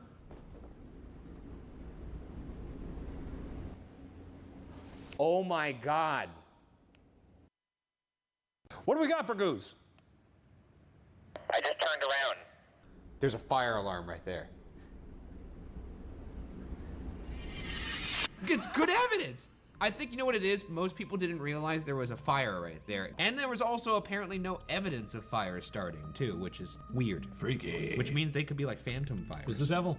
Devil baby very hot. He probably on fire all the time. Oh my God, that means if like a devil baby like strangled you, you'd have like tiny scorch marks on your neck. Yeah, you would. But he'd have a hard time strangling you because his hands are so small. He'd be strangling my Adam's apple. Anyways, let's move on to Nighttime Dan. Are we calling this evidence? That's right. Where? Where? Dan. Dan. Nighttime Dan? Oh, and a real Nighttime Dan we got here. Are we not talking to Devil Baby? Are we just talking Are we to talking to Nighttime Dan? Nighttime Dan, could you get... Disc? You're a DJ? Money. Nighttime Dan spins discs for money. That's pretty good. I mean, what else are you gonna call it? It's his name. I guess that's his name. Well, there you go. That's evidence. It is evidence. The words Nighttime and Dan. All right, moving on to the flashlight. We gotta talk about all these? That's right. Okay. Not Jane? Anyone? Mrs. Hole, if you don't want us to leave, turn on the light. Turn on the light. Oh. You gotta be freaking kidding me. Okay. Okay. Is this Mrs. Adams? Is this you right now? If it is, turn off the light. If it's not Mrs. Adams and it's Mrs. Hole, can you please turn off the light? Who's left? Lady in white. Turn off that light. Oh, Lady in white. Lady in white, if you are Mrs. Hole, can you turn on the light? This is good. Lady in white, if you are Jane Addams, can you turn on the light? Oh, wow. Jane! That's pretty cool, I'm not gonna lie. Jane, this is you. I mean, it's an honor. It is an honor. You've done a lot of great things. You know, you were considered one of the most dangerous women on earth. You know that, right? Oh, yeah, okay, you do know that. Do you want us to leave your bedroom now? If so, turn off the light. Okay. Well, I'm gonna leave because I actually didn't like that. One of the memorable moments from the tour last week when we were in Chicago, my parents were there, and my dad and I were standing backstage. Ryan was sitting next to us, and as the flashlight scene played, my dad was like, it's a mag light though, right? I was like, yeah. He was like, yeah, you just move that to the middle, turns on and off. I was like, yeah. And he was like, so it's just a bunch of random on and off. Have you even watched the show? Have you watched that we actually explained that in the show? No, I just think it's funny that he was like, oh, it's all bullshit, right? I was like, yeah.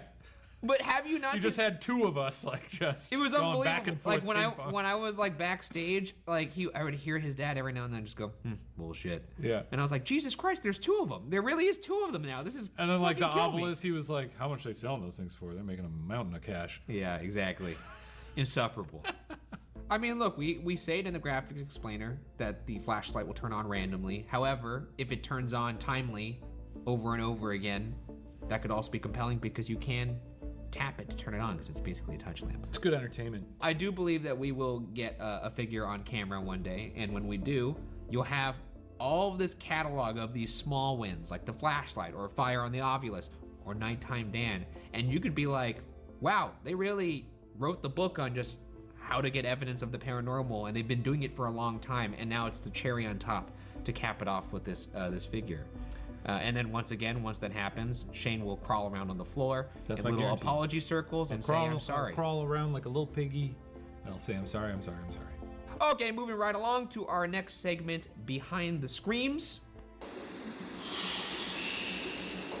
Today on Behind the Screams, we'll be introducing a member of the crew, Lizzie Lockhart. However, we did pre-record this segment with Lizzie before she left to Korea. She's coming back, but we recorded this in the past. So what I'm gonna do now is I'm gonna toss it to past Ryan, and then past Ryan is going to catch it from future Ryan and go, thanks, future Ryan. And then we're gonna see that, that conversation. And then past Ryan is gonna toss it back. You don't have to explain this all, just do it. No, it's gonna be fun. We spent 45 minutes talking about evidence. It's gonna be Hurry fun. up. If it's fun, it'll be fun. You don't have to explain it. I'm just saying it's go. kind of fun that we're talking to our Go! Thank you, future Ryan. As he mentioned, we're here with our pal Lizzie. So, Lizzie, come on in, take a seat, bring your little pillow. She's trying to set the record for the slowest walk-in ever.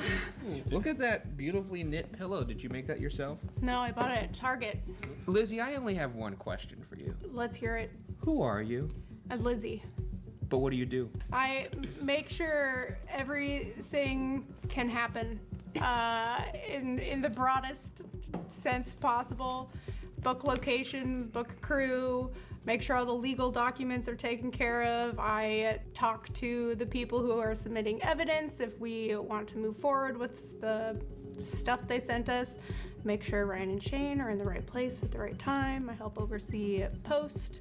You do a lot. She helps shape the creative too. I would say that the best way to describe what Lizzie does is she makes sure everybody has what they need and are in positions that they need to be in to succeed.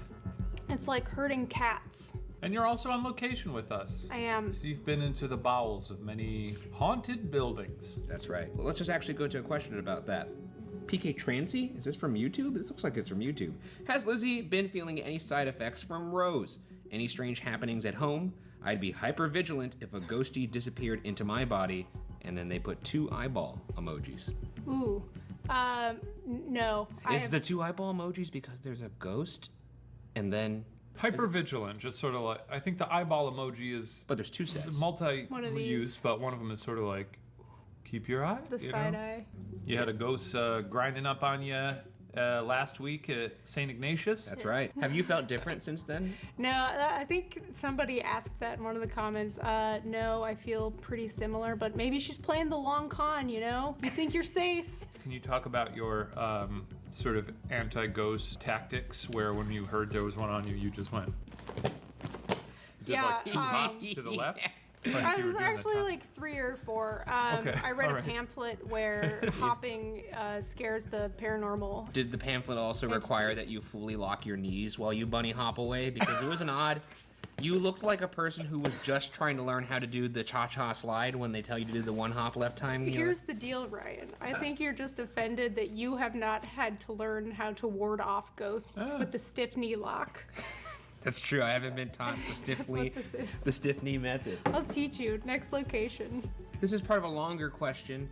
This comes from S. Scully. I love this episode so much. I actually got to see it live in Boston. It was so much fun, very chaotic. Thank you for coming out. Now, also, Lizzie, the age-old question. Are you a Bugara or Shaniac? Yeah, I'm gonna have to go with C, none of the above. And this is not in a, like, maybe, you know, like, it could be cool. I don't want to know. I don't want to know. Which means You're to like me agnostic? it's implied Yes. that you probably are a believer, though, because a person who would not want to know Yeah, has a I think fear. that's it. I think, and honestly, he needs the numbers. Don't need the numbers. So I think it makes Remaining sense for you blissfully unaware. We last time we called people who were fence straddling, we called them cowards. Oh, I'm not straddling a fence. I'm nowhere near the fence. My back is to the fence. No, you're on the I fence. It refuse seems like to you're on acknowledge the fence. Maybe we'll come up with a better name, because I feel like cowards is mean. So maybe like The cool kids. At our live That's my team. At our live shows a week or 2 ago, we had people who would come up to the microphone, and we'd usually ask them if they were, you know, sometimes they'd state what they believed in, and so they'd just say, "I'm a coward," and I felt really bad. And we were like, "No, you're not. Don't say that." Maybe for Ghost Files, we do have to workshop that and come up with a They're really good fence straddlers, really, you know, cheek splitters. How about that? Cheek splitters. Because that Or fence is going, cheekies. that fence is riding up the crack, just splitting you even. So cheek splitters. You heard it here first, Lizzie Lockard, cheek splitter. I hate this. This is my nightmare. a cheeker. We'll be workshopping this throughout the season, so please just stick with us on this, and we'll figure it out. We'll get away from that then. How about that? Because it's clearly a very sensitive subject. AO, this is a pretty open-ended question from AO. Lizzie, what's the most interesting part of your work? Honestly, it's going to the locations and learning some history about the places, but it's just fun. They're fun. It's fun going. I love traveling, love getting paid to travel, love going in places you wouldn't typically go. Alcatraz was really cool because, you know, there was 8 people on the crew, and, you know, I think there was a security guard and then our site rep. It's incredible. So it was really neat. And a lot of birds. A lot of birds. Anyways, cool. What else you got? Here's a question that's kind of in the polar opposite. This comes from Ashikaze. For Lizzie, what's been your biggest challenge with producing this show? You guys make it look you guys make it look so slick and effortless by the time we see it. So I'm sure there's a ton of BTS things that you have to deal with that we wouldn't even think about as Don't get us viewers. started on BTS. Y'all. She'll hop right off that fence. I love BTS.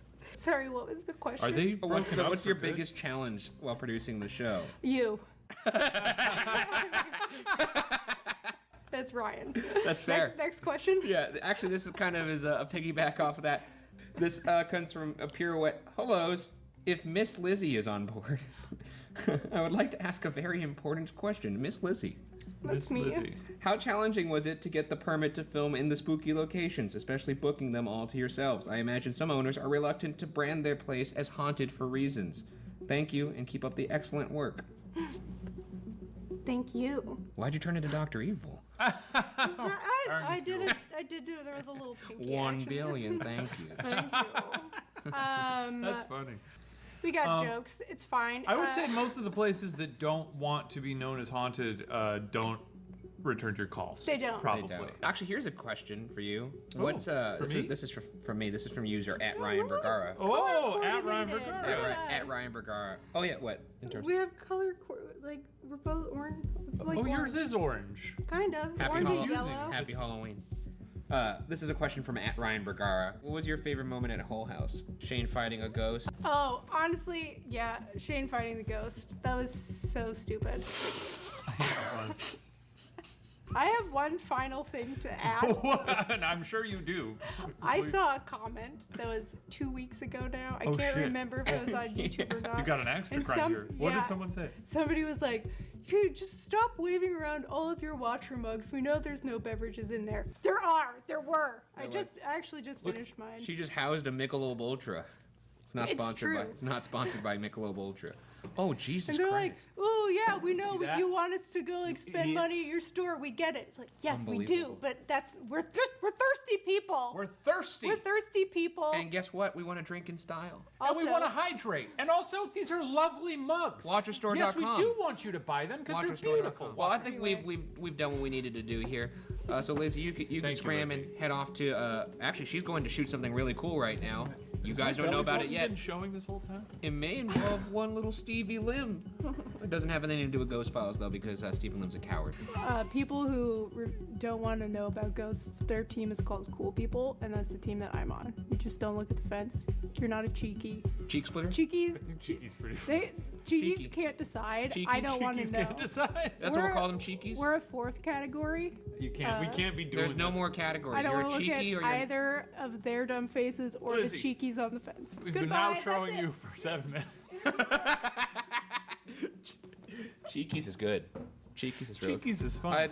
And then if you want to go long form, cheek splitters. Yeah. Anyways, back to you, future Ryan. Wow, thanks, past guys. Foot fell asleep. Okay, that was fun. Oh, it's real. Oh! Lizzy's a real character, Yeah. isn't she?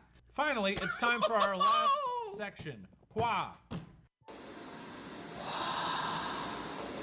Qua, that's right. It's our last section, Qua, where we answer questions directly from you, the viewers at home. Including 2 questions every week exclusively from our patrons over at Patreon.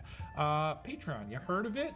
If you're over there, you get to watch all Ghost Files episodes a day early, God willing. All right, starting over on Patreon Corner, as Shane mentioned, we will answer 2 questions exclusively from Patreon, which is a much smaller pool to fish from. And if you're one of those fish, you might end up. I was trying to continue the metaphor and I realized Getting the worm, but then getting you the get worm. caught by No, a you hook. might be one of the fishes that gets caught on the hook in a way that you like, not in like a more just like it's hard to continue the metaphor. What if I caught you in a net? You get netted. Moving on to the question from Patreon from the Screaming Chihuahua. That's a person on Patreon at patreon.com/watcher. The way your intro starts with the calls and a close-up of the phone is just like the question segment at the end of a Magic School Bus episode. I love it, but I'm curious to know if that nostalgia was intentional. No, it wasn't. I have no idea how it relates to Magic School Bus. I have no. Apparently, it's in Magic School Bus, but A I did phone? watch one Magic School Bus episode, and it's the one where that dude gets sent to Pluto. Like literally, this dude takes his helmet off and just gets like frozen, and you see his face like horrifically get frozen, and his eyes change colors. It scarred me as a kid.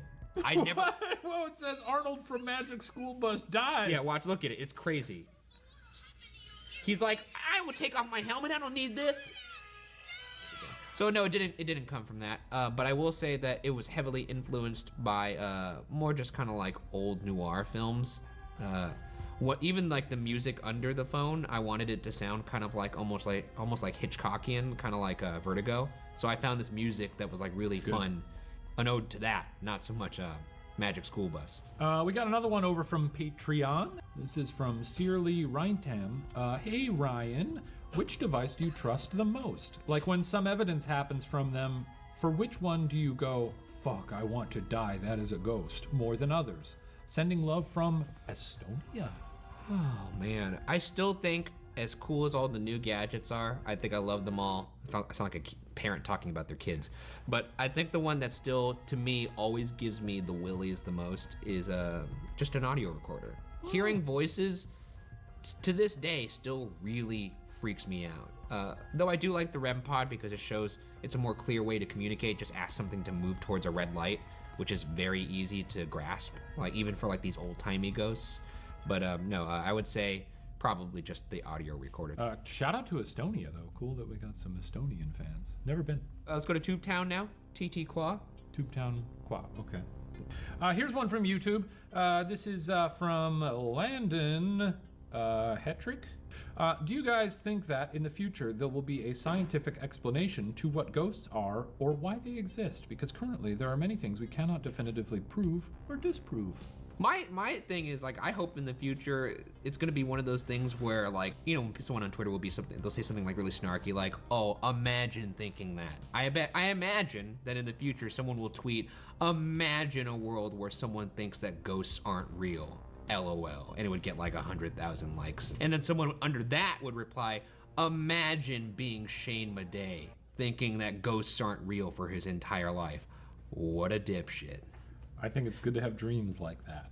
I think 50 years from now, when we're still doing debrief. Well, if we're still doing debrief 50 years from now, then clearly we haven't made much headway. By that point, I don't think the show will even have intrigue. We'll just be kind of like exterminators on Yelp. Oh, so at that point, we'll just bring the ghosts out onto the table and be like, this week we've got Nighttime Dan. Do a little dance! And we have him in shackles. Do it! Ryan and I will be in prison at that point. That's true. They'll have like the crimes we've done. They'll have an entire montage of Shane screaming. I'm already down for manslaughter this week. That's true. You murdered a ghost with your bare hands. 2 last questions from Twitter. Tweet down. Let's go to Twitter town. Tweet, baby. This comes from @Alex_Dupreez. Dupreez. How do you guys decide which equipment to use in which room? Do you just go with vibes, or is there a process? Do you go through all of them or just one? Sending much love from myself and my roommates in Australia. Wow, good eye. Good eye, mate. Is that good? Good eye. Jennifer Lopez. Good eye. Jennifer Good eye, Alex. Jennifer Lopez. Lopez. I'm sure you knew that was gonna prompt horrible Australian accents. I apologize to everybody in Australia, getting the Notes app apology out of the way right from the jump. Anyways, we do actually decide what equipment we're gonna use in the room beforehand. We'll usually limit it to maybe 1 or 2 devices, and then we'll just use whichever one is more active or whichever one spawns more evidence. However, I will say that towards the back half of the season, we got into the habit, and we kind of did this in the other episodes now that I think about it, but we did get into the habit of using multiple devices at once. And I like that because it helps confirm things. Like, for instance, it's like a remix. Well, like, for instance, if we use a flashlight with the REM pod, both are operating under the idea of proximity. We could be like, all right, go to the REM pod. Okay, now walk over to the flashlight. So that way you can kind of like double confirm things. It's true. Next question from Sophia Cupo on Twitter. If either of you haunted a building, what would be your signature? What would you make a legendary ghost? What would make you a legendary ghost? Oh, sorry. What would make you a legendary ghost? What would you? What would my signature be? I'd make people's hair grow really fast. How would you even do that? But admit it, would you go into their body and then push the things push it through their skull, which, as we know, that's where the hair grows from. Yeah, that's what I'd do. If that's possible. I don't know what ghost powers are. That'd be cool though. I'd freak out if my hair started growing really fast. I'd be excited. Oh man, I would lick my hand and get it really wet. And then slap them? And then just slap people in the face. A wet slap? A wet slap. Yeah, that'd be pretty upsetting. Or I'd isolate who the tough guy in the group is. Like, who's the person that's like, I don't believe any of this shit. Yeah. And I'd pants them. Yeah. Or Wet Willy. When's the last time you gave someone a good Wet Willy? Sarah gives them to me sometimes. I get so mad. She's such a bully in that way. Mari does that too. Does she? Wait, are you serious? Yeah. What the fuck? She's actually stopped because I was like, please stop giving me a Wet Willy. Well, that wraps up this investigation. Thank you so much for tuning into this episode of Ghost Files Debrief. And also thank you for watching Ghost Files. Remember to submit your questions on Patreon, YouTube, Twitter, or Instagram after you watch the next episode of Ghost Files, which, where are we going? Oh yeah, we're going to the Whaley House. Ooh. You might have heard of it because we went there before when we did Unsolved, but like Shane has mentioned many times before, this was early on in our Unsolved career, so we really just walked around and looked at things, didn't do much of an investigation. Now we're going there, we're bringing all our tools. That's right.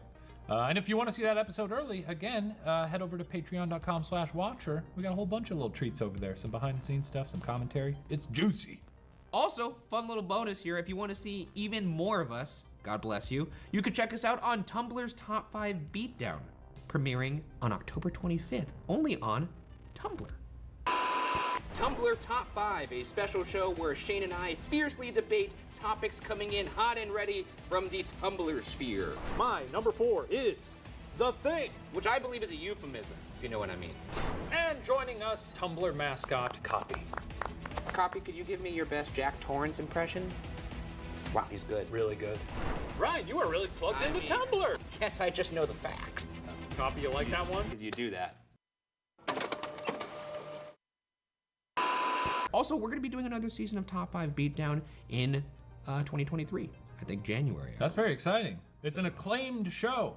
People love it. So much that Tumblr got on the phone and they were like, hey, how do we get on the Top 5 Let's get a spin-off going. How do we get on the got it. TFB train? Well, thanks for watching, everyone. We'll see you next week.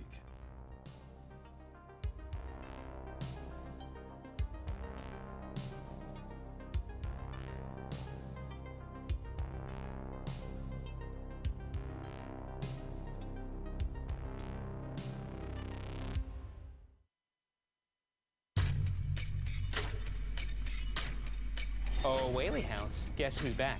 I mean, it does look incredibly erotic. Come on, Jen, squeeze me! Are you moving around? Is somebody moving around in this house? Whee! Oh,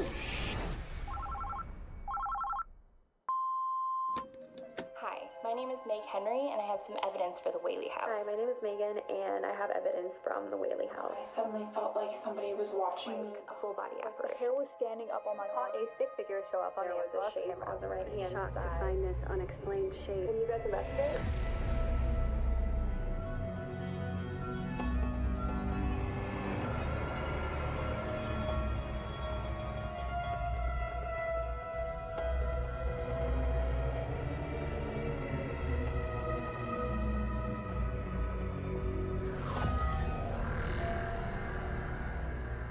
Welcome to Ghost Files, where we take your evidence and our tools into the field to expose the supernatural. My partner, a skeptic. Myself, a believer. Both of us, truth seekers.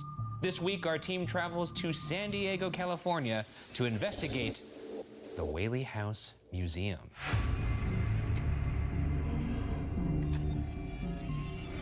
Well, well, well. If it isn't the old Whaley House. Our old nemesis back when we were just young amateurs. Still looks gorgeous, I'll tell you that. It does look beautiful. Nice, lovely red brick building. I love red brick buildings. Did you know that? I guess I never knew that about you. I'm not gonna like this one. I feel like I didn't like it last time and I won't like it this time. Shall we? Let's get in there. Oh, Whaley House. Guess who's back? It's the fucking guys, baby. No, Come that's on. not right. It's Daddy. The Whaley House Museum was originally built in 1857 as home of the Whaley family. Built as a luxurious mansion, it quickly became an integral part of the community, serving as a school, a polling place, a bilingual general store, San Diego's first commercial theater, and even a courtroom. Is that so? Whoa, wait, I didn't realize that. So all at once, Yeah, they were. you'll see it. There's a theater room upstairs, and downstairs is the active courtroom. Well, I'll see it because I've seen it. You don't have to. Well, clearly you don't tease me. remember anything because. Well, I thought maybe though that they were like, okay, this is the courtroom, but let's turn it into some vaudeville action, you know. I'm just saying, if there's a building that has a courtroom and an actual theater as well as a general store, and you're like, wait, so this one replaced that? You can't. If you can't remember that, and you get what I'm getting at, right? It's a pretty memorable thing, I feel like. Yeah, I guess so. Your brain's ruined, man. I got the fog now. Too many hunts. Too many hunts. But its main purpose was home to the tragedy-marred Whaley family, 4 of whom would die in the house. But beyond being a historic landmark, it's also widely regarded as the most haunted house in America. Many believe it's due to the land's history as a cemetery and use for public executions, including one of the home's infamous ghosts, Yankee Jim Robinson. I'd like to clarify for the viewers, sure, we've been here before, but last time we went there, we were novices. You're right, we were novices. What are we bringing in this time? Okay, we got thunder and lightning. We're bringing those. A lot more tools. I don't think we had any tools last time. That's true. We have. Well, We had these tools. We are the internet's tool. But if we, you will. you know, you didn't have your little spirit box. I didn't have my spirit box. I didn't have my SLS. Your I little didn't have my REM SLS, pod. your little REM pod. I didn't have a. I mean, I didn't really have any tools. No. The two-story Greek Revival house sits in Old Town San Diego and was designed by Thomas Whaley himself. It was considered to be a beautiful mansion at the time, despite its smaller stature by today's standards. Consisting of a 3,680 square foot area, we'll start our investigation on the first floor in the parlor, believed to be the most active room in the house. It's where Thomas and Anna Whaley have been spotted, and the area where Yankee Jim was hanged before the home was erected on the ground. We've placed cameras and audio recorders in two of the most active parts of the building in hopes that we catch activity throughout the night. One in the aforementioned parlor, and the second in the first floor courtroom, which is said to be a portal. And finally, to end the investigation, Shane and I will each be forced to explore the entire building one at a time because danger is my middle name. I remember it like the back of my hand. Well, clearly not, because you forgot that there was a courthouse, a courthouse, No, a I mean, theater, and a general store. No, listen to me, you son of a bitch! I'm just saying that if you think, No, oh, shut I up. know this building like the back Shut of my up! hand. Anyway, I'm excited to go here. Jesus fucking Christ. What do you want from me? I'm going on your little trip, okay? The truth, it's not a to little a place trip. we've already been. Yeah, to find more ghosts. Yeah. Because for some reason, I need to find more ghosts because even though I found plenty of ghosts. No, you haven't. Two of which have been caught on camera that you Ooh, saw with those they stink. two little beady eyes and you still, you can't Wait, see. Two little beady eyes? That's right. Oh, I'm the beady eyes? Yeah, I pointed right at them. I see. I thought you were saying you saw two beady eyes floating in the darkness, in which case... I do, every hunt. Congrats to you. Yours, they're high up. You son of a... kill you. The first room we're investigating is believed to be the most active, the parlor. The ghost of Anna Whaley has been seen in the parlor wearing a green dress, sipping tea, as well as possibly Thomas Whaley, dressing up for the occasional sighting with a top hat and a coat. As mentioned before, the land the house was built on was said to not only play home to a cemetery, but more horrifically, the original Old Town gallows, where many were hanged, including one of the home's more infamous ghosts, Yankee Jim Robinson, who even the Whaley family themselves suspected haunted their home. The arch in the parlor is believed to be the exact spot where Yankee Jim was hanged for allegedly stealing a boat. This spot is also where I myself heard a whisper on our past investigation here. Back then, I sat right here and nearly shit myself in a chair. And that would have cost a lot of money, so I'm glad you didn't. That's true. I guess technically you're always shitting yourself in a chair if you count a toilet. Anyways, this is the spot right here. This is the spot Right where under the arch. And what did you... this is where the hangings would have occurred. And what did you hear when you were here alone? I heard a little whisper. And did it say anything in particular, or was it just... It was just more like a breath to let me know, hey, I'm right behind you. The infamous whisper. What did it say? You're gonna be a real good ghost hunter one day. No, it wasn't that long. It was more like a... It wasn't like... That's what it said. It was like a... It was a little monkey. What if this time I pick up instead of I pick up two ha's?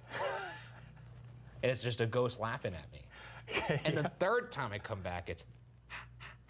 And then when you're elderly, Yeah. you'll go there for your 65th time or whatever. Yeah. Like...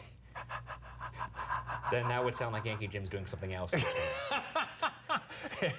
So that's why they call me Yankee Jim. So you could show us a sign that you're in here. That would be fantastic. And that could be moving something. That could be touching one of us. You could tickle Shane's little chin. I know it's a little high up, probably for you because you were smaller. I'm squatting right now. He's doing that for you. He worked out for months just to be able to do this move for longer than 10 seconds. It's his world record. So right there is a little device under this archway. If you walk towards the archway like this, that'll signify yes. And we'll be able to see it on this thing. The REM pod creates its own circular electromagnetic field and will alarm when anything penetrates that field. The more colors on the alarm, the more significant the intrusion. The REM pod also detects temperature fluctuations. With that in mind, if there's somebody here with us right now, can you walk towards that archway? Or if you're already under the archway. Okay. Interesting. Yankee Jim, if you're in the room, could you walk towards the archway? or anybody that might dwell inside this room, can you walk towards that archway? Do you like that people come into this house? Do you not like that people come into this house?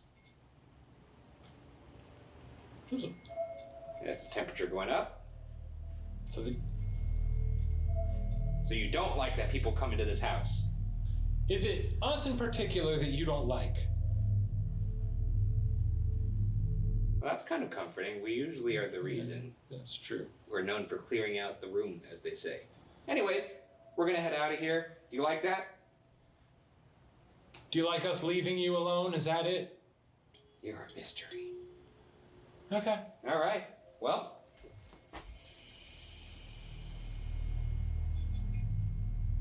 Is that just because of you walking toward it? I mean, last time you had to be pretty close. Yeah. But it's really... Do you not want me to come over there?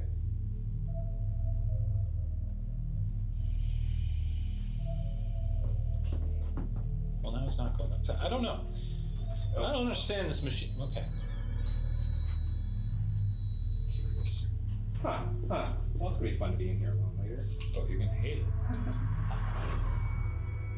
Our next room is the courtroom, which actually saw legal proceedings. Proof that jury duty will even find you in death, a woman is sometimes seen sitting in the back corner.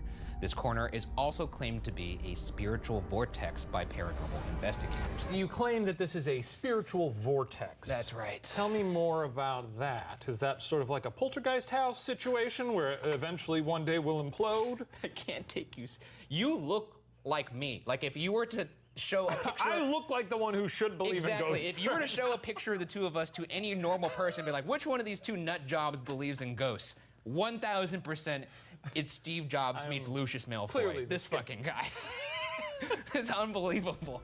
I myself felt a shiver up my little spine while sitting on the back corner on our past investigation. Let's see if this court is still in session. Back in the courtroom. Oh, the reported site of the portal. Do you remember this room? I remember that. You sat over there, you cried like a little baby.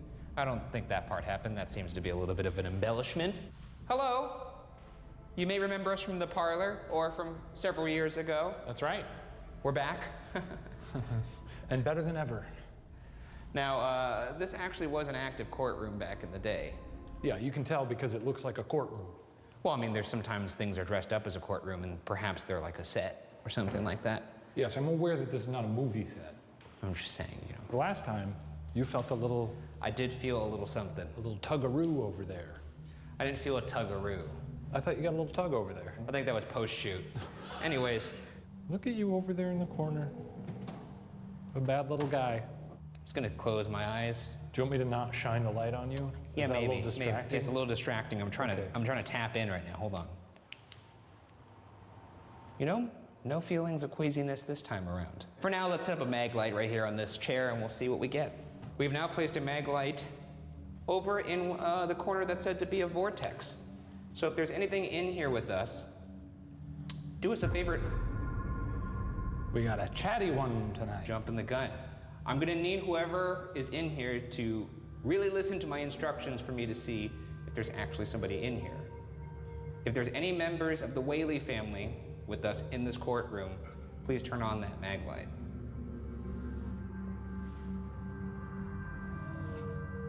Okay.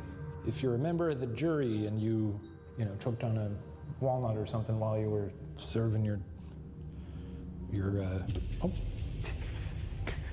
walnut eater. There's said to be a woman who sits in this corner in particular in this room. I'm now speaking to you. Can you turn on that light to acknowledge that you're here? Ma'am? Miss? Darling? That's condescending. Lady? Lady. Hey, lady. Corner lady. Can you turn on the light, corner lady? At this moment, our audio recorder picks up this voice. Can you turn on the light, corner lady? Do you have a name? Is it Anna? Is it Violet? Selena? Oh. What? There's no Selena Whaley. No, but it could be a lady, you know, that's a popular name. Are you Selena, the famed pop artist? Well, I don't think it's her. If you're Selena, the famous pop artist, turn off the light. That would be an interesting Just a contact regular, to make just at a the regular Whaley House. Selena. There's plenty of Selenas. That's true. Gomez. Selena Gomez. She's still alive as far as I know, though. Yeah, yes. Or maybe she's not. No, that would be a horrible way to break that news. Did you catch that voice too? Here it is again. A horrible way to break that news. If there's anybody who was wrongfully accused and wrongfully executed, can you turn on that light right? Ah, you son of a bitch. Sure. Of course. Well, the legal system had its flaws back in the day. I'm sure they moved a lot of people through here unjustly. You know what? Let's move on to a different method here. So let's do the Estes Spirit Box. This is where, of course, I put on noise-canceling headphones on your big old head. Yeah. And I plug that directly into the Spirit Box, and you just say anything you hear. Yeah. Meanwhile, I'm going to be asking questions and using you as a conduit. And you can't hear my questions, so whatever you're saying, if it makes sense, that's pretty cool. I am the antenna. You are the antenna, and the biggest one I've ever seen. I am the megaphone of the dead. You're a douche phone, so he can't hear me right now. Hey, Shane. You're an idiot. My name is Ryan, so if there's anything in this room, can you say my name back to me? Can you tell me your name?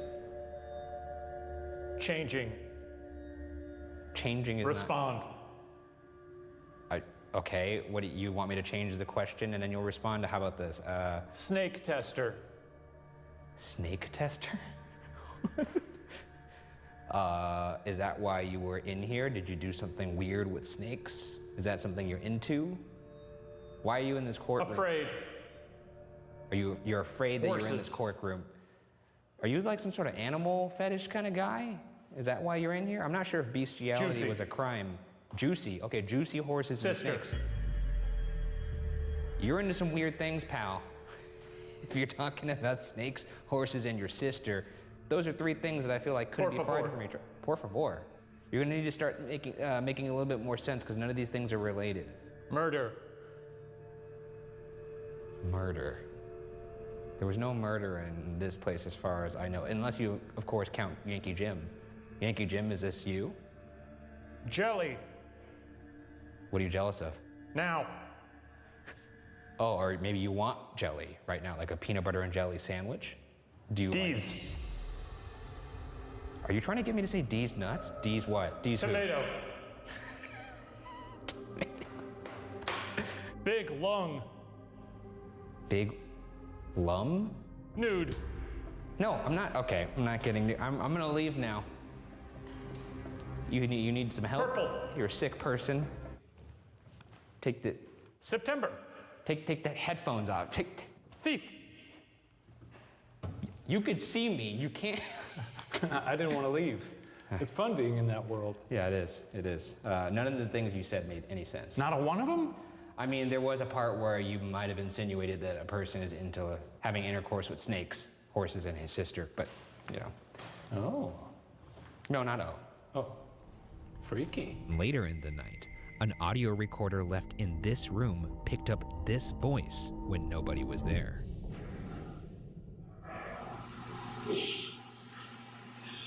As mentioned before, Thomas Whaley himself suspected that his home was haunted by the ill-fated Yankee Jim.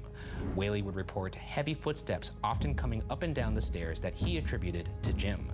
Members of the family reported seeing imprints of his footsteps as well as Jim causing a tightening in their chest or throat and cold spots throughout the home. Speaking of Thomas Whaley, he's also reportedly seen on the landing of these stairs. Perhaps he's a ghost hunting a ghost. So we actually set up a REM pod on the stairwell because they often heard footsteps going up and down this stairwell. Oh. Whoa. That's the temperature going up. Wow, it's really spiking. That's a hot stairwell. Is there somebody upstairs on that landing that could walk towards us? Any members of the Whaley family sleeping right now? Could you come downstairs? Anybody up there? Who's that? I don't know. Somebody want to meet me in the middle of the stairs? I'm gonna walk up the stairs. If you could walk down the stairs, we could be in the middle. How about that? See? Just like that. Actually, what if I wait up here, Shane, and you wait down there? Okay, we can do that. That sounds fun. Ooh, I really don't like this. Well, deal with it. Okay, my back is to the stairs here. You could push him very easily. You could very easily push me down these stairs if that's something you're into. If you get him at the right angle, that little antenna on the REM pod could impale him. That'd be funny. Be quiet.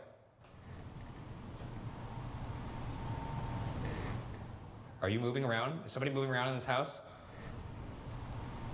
Me? What do you hear up there? You got wild eyes. Dude, it's, oh my God, all the hair standing up on my... Is there a rocking chair up here? Can you come up here? I'm not investigating this on myself. Okay. I'm hearing squeaking. It sounds like someone's rocking back and forth in a chair or in a bed. I love that. What do we got? Oh my God, there is a rocking chair up here. Oh, and a little lady. Maybe it was her. Okay, wait, let's be very still. Everyone stop moving, yeah.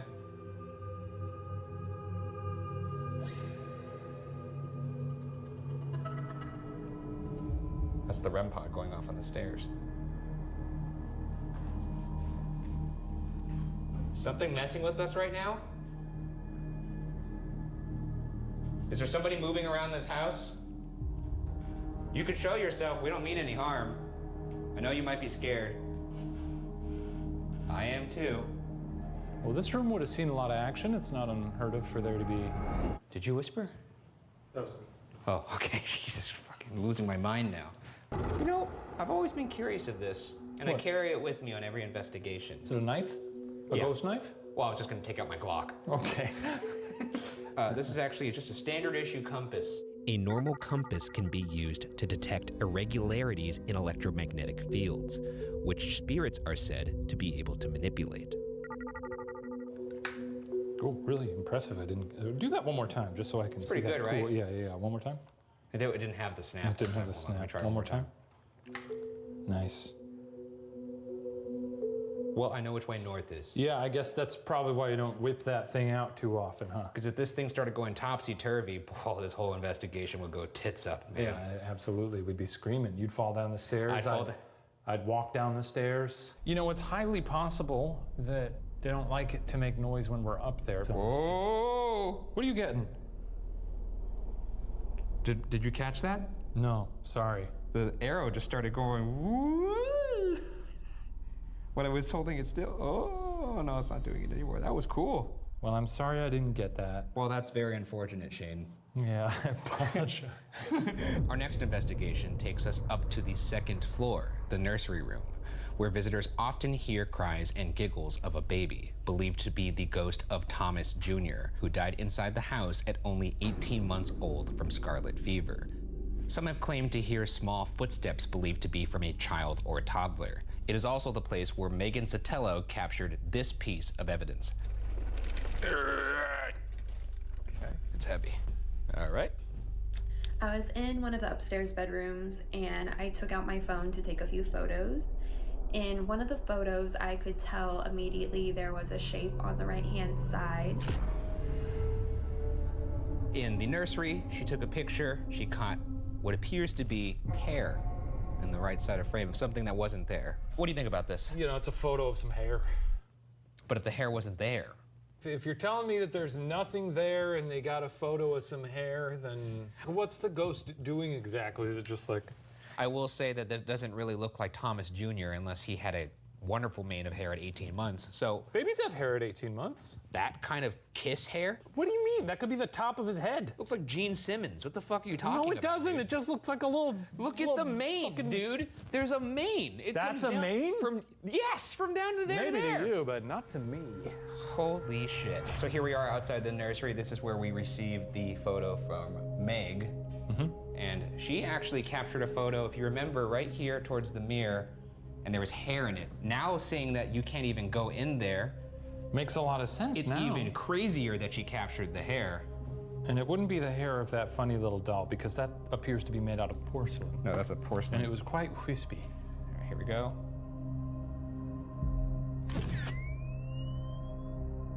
But unlike Megan, we are fortunate to be able to go inside. I just want to make sure if you take one here in my, my Jesus head's Christ. here. I just want to move your body so that the hair is more, because I could see your body. Yeah, someone could have been standing there like this.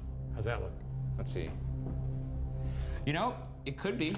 It could be that. It's actually not bad. It's actually not bad. But I don't see why anyone might be standing Yeah, why there would like, someone, that would be someone blatantly. unless they saw a spider. And once again, this is not something that people normally can do. So, adding further credence to that photo.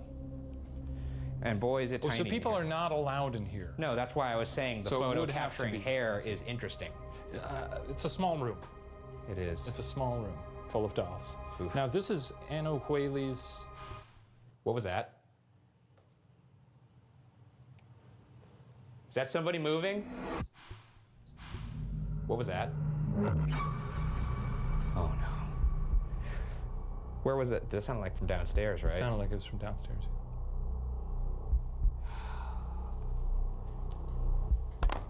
Hello? The party's up here. If you want to come up here, we're in the middle of investigating the nursery. So stop piss farting around downstairs and come up here. I didn't mean that. That sounded mean. Please don't hurt me later. Okay. You can if you want.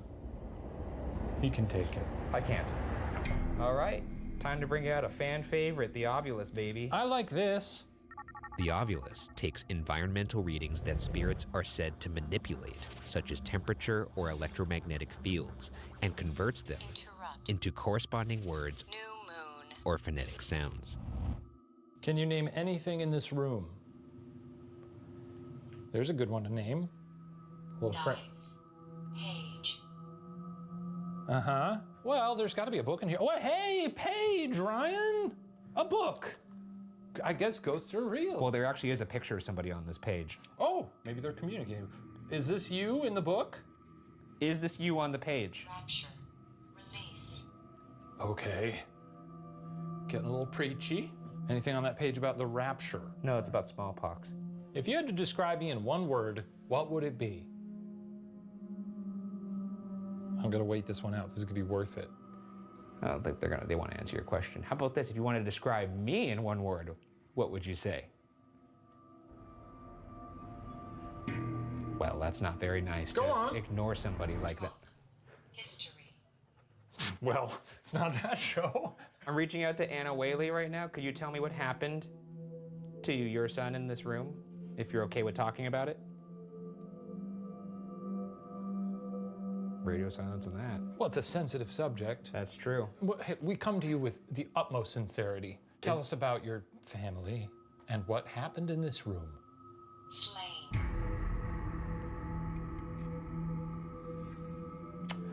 Well, I don't like that. No. I'm Did someone sorry. die in this room? Yes, the baby right there. Nod. Yep, that's okay. a yes. All That's right. a yes to well, that. We're Okay, gonna get well, out I of your don't like hair that. here. Thanks for chit-chatting with us. Sitting right next to the nursery room is the theater room. This theater was San Diego's first commercial theater, reportedly capable of accommodating up to 150 guests. The space has seen multitudes of people over the years. It was once rented to a local theater troupe, performing a variety of entertainment, from dancing, drama, comedy, and music. Vaudeville music has been reportedly heard coming from this room. You look like the kind of guy that would be into vaudeville music. Could you explain to the audience what that is? I honestly don't know what that is. I assume it's like, I guess I imagined like one of those old-timey pianos where the guy playing it looks like he's on cocaine. You know? Yeah, exactly, yeah. Right, yeah, like ragtime. And then you could have some violin like... Oh, yeah, there you go. Yeah. That kind of stuff. Yeah. Let's do that together. All right, now we're walking into the theater. This is actually said to be one of the most active rooms in the house, probably because there was so much human, alive activity in here. And people are often touched and poked on the back of this stage. So what we're gonna do is we're gonna sit back there in the dark, and we're gonna leave the REM pod out here where the audience would be. What's happening right now? It's giving us a little applause. A lot of activity on that Okay, well, you've seen us all night. Shane and Ryan, coming to have a good old time in here, just trying to make some contact, make some friends. Now, if anybody inside this theater, and this could be anybody who's had a fun time in this house, or the Whateleys themselves, if you'd like to make contact with us, please do so now.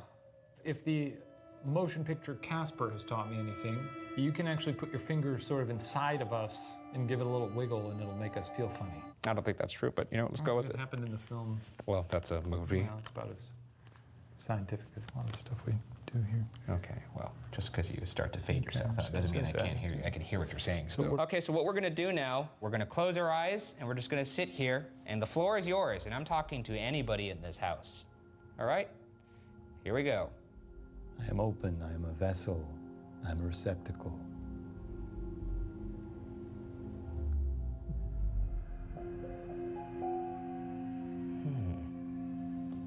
You feel anything? No, but I am seeing that the REM pod's going up in temperature right now. Oh, we got little beep beeps. You guys like that in the audience? You like what you're seeing? It's getting them hot. I hear Yankee Jim likes hanging out in this back corner. Jim, are you here with us right now? Jim, make some noise. James?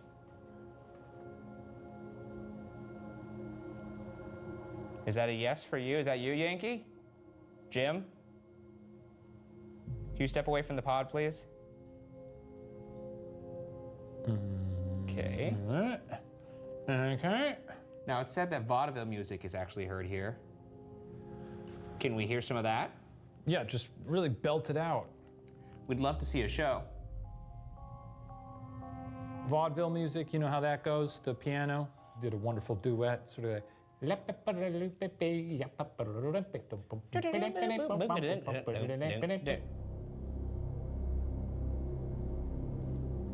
They like that?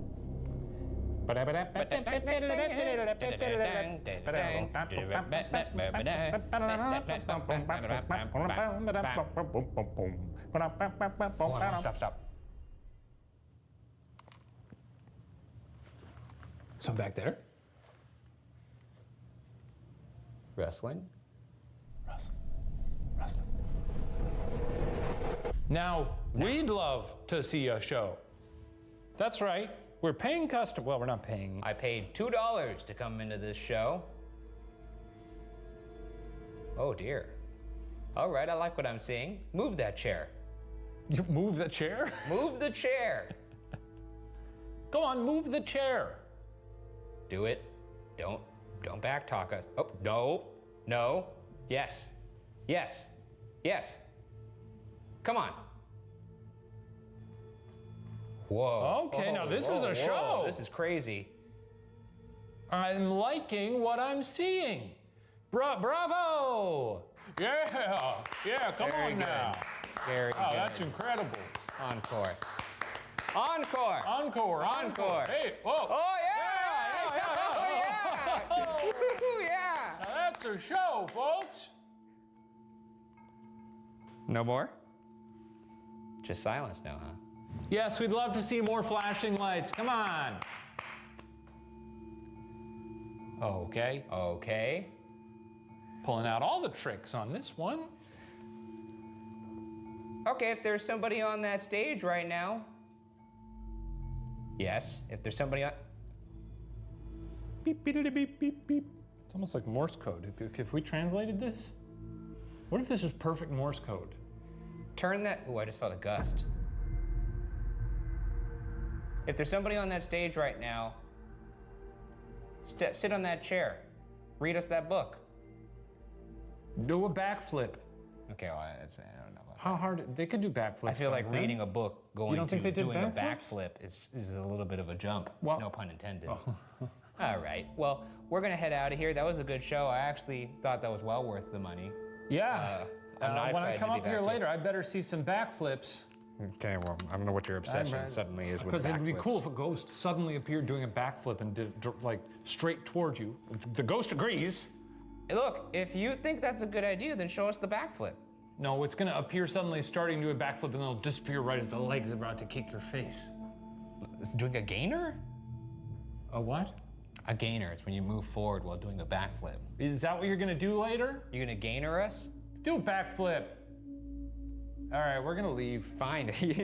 No we're not gonna do backflip, backflip, no and boys. no. How? Oh, Okay, what do you want from us? I don't understand. it's like I can do it. Like, Just give me a second. I needed to work up the you know nerve. what? I bet they gotta practice. So we're gonna leave. You can practice your backflips. That's a good call. And then we'll when we come get back here later, we better see him. The next location is the older kids' room. It is known to be Violet Whaley's room, aka the Sorrowful Room.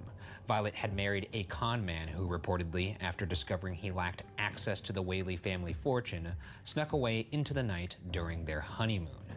Grief-stricken and abandoned, Violet tragically took her own life in this room via gunshot. Consequently, visitors have seen Violet's apparition in this room. In fact, visitor Meg Henry believes she may have captured exactly that. I was on the first floor of the Whaley house, and I had just learned how Violet had committed suicide.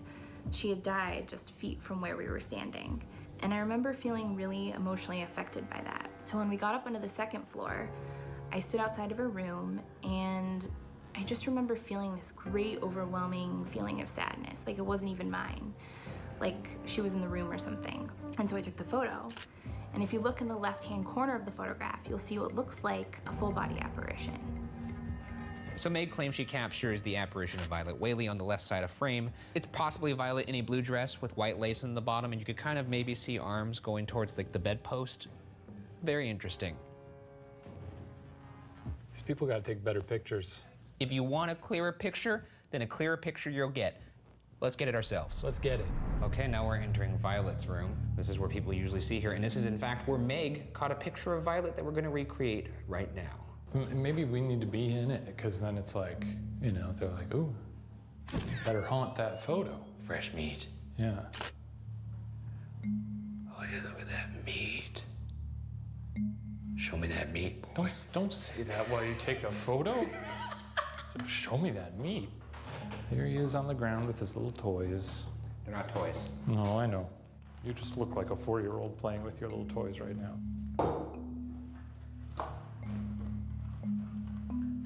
What else you got in there? Some peanut M&Ms. Okay. Okja. My name is Ryan. That's it. You didn't. I'm not joking you here. After you said my name's Ryan, did you not hear Violet? I did not actually hear that. Rewind the tapes. My name is Ryan. Who are we talking to? Who's here? I heard hi. Did you say hello? Who is this? Who are we speaking to right now? Are we speaking to Violet Whaley? How about, can you tell me what happened to Violet Whaley? Sorry, can you say that again?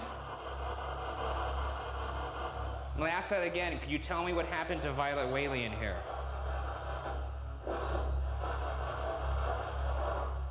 Not a lot of activity here. Is there a reason why you're so quiet right now? Do you want to be left alone? If you want us to leave, say so. It's getting quieter. Are you ignoring us?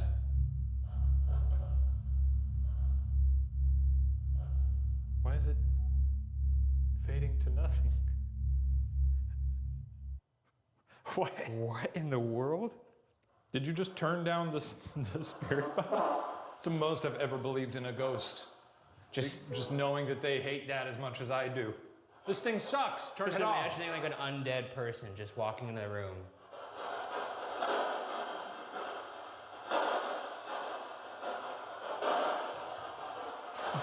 Just walking out.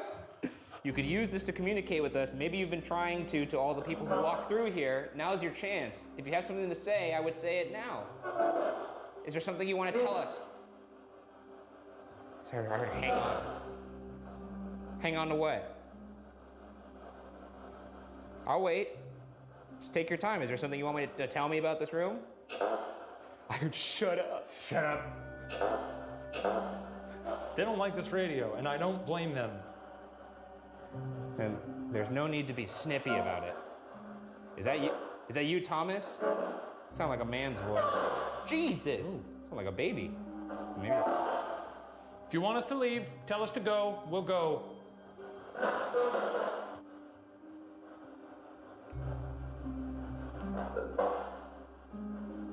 Okay. As you wish. I'll say that's never happened with the honey tone. We've been using it for several episodes now. It's never just quietly turned itself off. That was very strange. Very strange. The master bedroom sits on the second floor across the nursery room, where Yankee Jim is often seen. Now this is a genuine skeleton key that the Whaleys used to unlock every door in the house. We've used trigger objects in the past. Yeah. But they haven't been an actual artifact. They've been something that looks like it. Does have a lot of, that feels like a legitimate key. This is likely where Thomas and Anna Whaley would have slept, and possibly where Anna may have died, since she actually died in the house. Just wondering if this means anything to you. A passing of the torch, if you will. We're gonna come and go as we please. Let's see if we can communicate with them now. And I have an SOS. The SLS cam uses a grid of infrared light to recognize human-like objects in front of it, even in complete darkness. Whoa-oh. We got a dancer? Oh, wow, we already got some...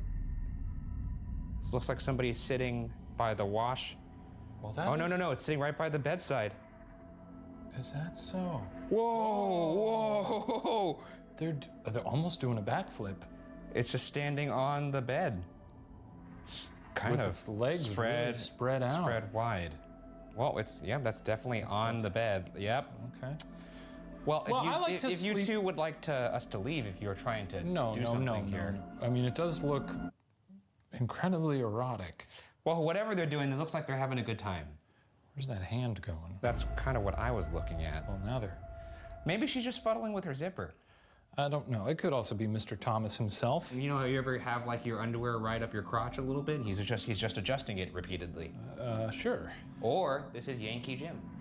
Is this one of you, Anna or Thomas? Because we are in your bedroom. Could you show us a sign? Could you wave to us? That's kind of actually waving with the right hand. That's kind of fun. And really moving towards that crotch. Oh, it's kind of hot here. I'm actually starting to sweat. It's working. Imagine them getting it on right now, and they look at the foot of their bed, and just two men. Just staring at them with cameras. It's getting kind of hot in here. Oh, they just disappeared as soon as I said that. Oh, they did? It's gone. Okay. And now we move to the final phase of the hunt. Our individual investigation of the entire building. Yay. Yippee! Last time we only chilled in the parlor for 5 minutes. Yes, we now did. we get the whole building to ourselves. Oh, lucky me. You know what's going to be spooky for you is the courtroom. I think the whole house is going to suck balls, but that probably might suck a couple more balls than usual. They got to put that on the plaque of that house. A little quote from Ryan Bergara. Whole house sucks balls. Ryan Bergara, Ghost Files. But this room sucked a couple more balls. Okay, well, I'm gonna head in there and, do my thing, get all up in it. Take your time, dude.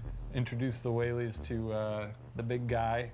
You're talking about you. Raw. Oh, okay, you're talking about you. Yeah. Well, it's just weird that you were like, I'm gonna do this. And I'm gonna introduce the Whaleys to the big guy. No. I wasn't really sure what you were getting at. No. That's not for this series. So here's how our solo investigations will work. Shane and I will each have 20 minutes of solid alone time in the location. Shane will go first, and at the end of his time, we'll hide a walkie-talkie in a room inside the building. Once Shane returns, he'll reveal to me the walkie-talkie location. Then it's my turn. I'll enter the building, and only after radioing back to Shane with the hidden walkie-talkie will the clock start on my 20 minutes of solo investigation. Let the games begin.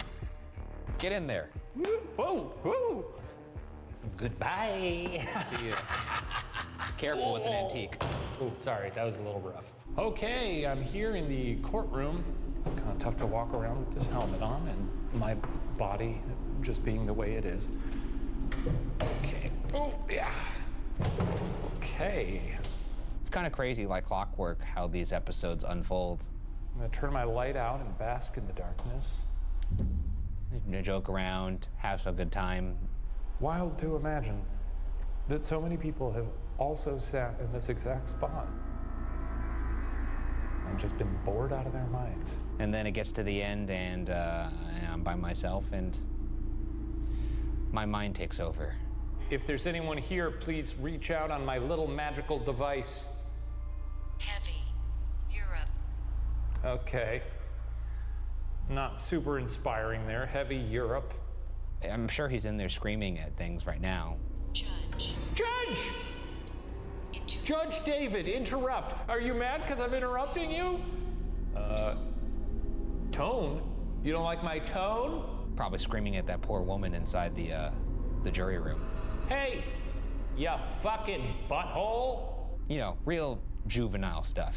Me, I'm gonna go in there and give a proper investigation. I'm gonna go in there and I'm gonna retreat from my own shadow. I'm looking down 3 doorways right now. That's gotta be significant, right? Because thresholds are like portals, right? You just expect to turn the light on and see a ghoul. Let's see. I just want to see a scary judge sitting at the bench. Nothing. And every time I walk into one of these places, I'm always thinking like, you know what, this one isn't that bad. Maybe I won't. You can go fuck yourself, sir. Hey, do you have your radio on?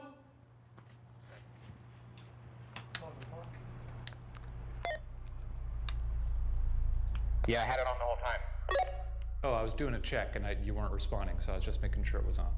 I don't know what to tell you. Well, I'll hang out on the stairs for a bit. Fun to do. We were hanging out on some stairs earlier this season that had a little devil baby. You guys don't have one of those, right? They like stairs. They like being... Theater. And I don't know if you know any of the famous Hamlet speech. But I'd love for you to do just a couple lines of that speech. To the imaginary ghost audience. Can you do that? Yeah, gotcha. To be or not to be? That is the question. Whether it is nobler in the mind to suffer the Slings and arrows of outrageous fortune, or to take arms against a sea of troubles, and by opposing That's enough. That's enough. thus conscious doth make cowards of us. all as the native hue of resolution is sickly to the pale cast of Thought and enterprises of great pith and moment with this regard that currents turn awry and lose the name of He's gone. I said a couple lines. All right, well, that was an adventure. You started to sound like Fozzie Bear there for a second, and then at the end, you were full John F. Kennedy. That was a good performance. Thanks. Yeah, the ghosts are all clapping for me. Can you go to the top of the stairs and sit crisscross applesauce with your back to the, I'm trying to think of which one would suck more. Back to the stairs or back to the rooms? I guess looking down the stairs is kind of creepy, though if a ghost pushed me from the front, then I'd fall backwards down the stairs, and as a child, I was never good at doing backward somersaults because I had a real big tummy. With a lot of unnecessary information, but how about you just do crisscross applesauce looking down the stairs? and then call out the Yankee Jim. Oh, no, you know, it's pretty ominous here at the top of the stairs. It's a spooky look. Squeeze me, Jim. Jim. Squeeze me, Jim. Come on, Jim. Look at this chest. Squeeze it. Squeeze me, Jim. Is that Shane? Squeeze me, Jim. Come on, Jim, squeeze me. One last thing. There's a photo of Thomas Whaley. I want you to look at him dead in the eyes and tell him he has to do better. Well, that looks like him. Hey, Thomas. Ryan says you have to do better in terms of haunting. And Jim, if you're looking for a good squeeze, Ryan's a great squeeze. This has been an absolute treat. Folks, pleasure to see you again. Thank you for having me. Tommy Whaley, you look like an absolute maniac. Ooh, another burp. Oh, so happy to see. Bookended burp. It was really nice in there. I got a squeeze from Jim. What did he squeeze? Oh, he squeezed me up and down. He squeezed me like a little grapefruit. Like a little water weenie? Yeah, that's right. So I told him to save his best squeezes for you. Well, you're gonna have fun in there.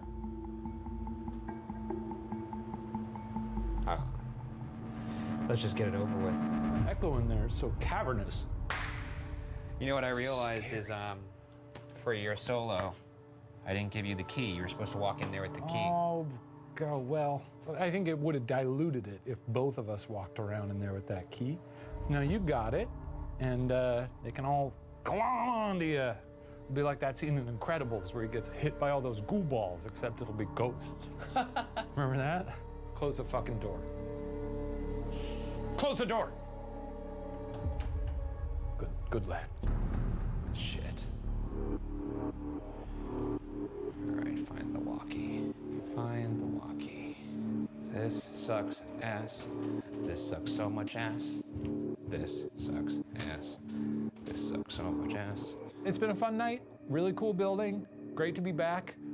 There's Black Widow over there. That's cool. Don't see those very often. Oh, what a night. Okay, walkie.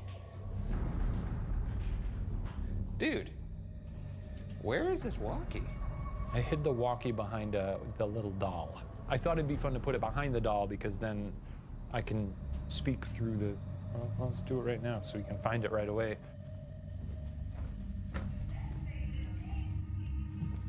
Come and find me, Ryan. I'm just a little baby girl.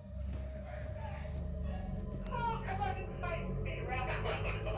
Ryan, it's me, a little girl. Come and find me. What the hell?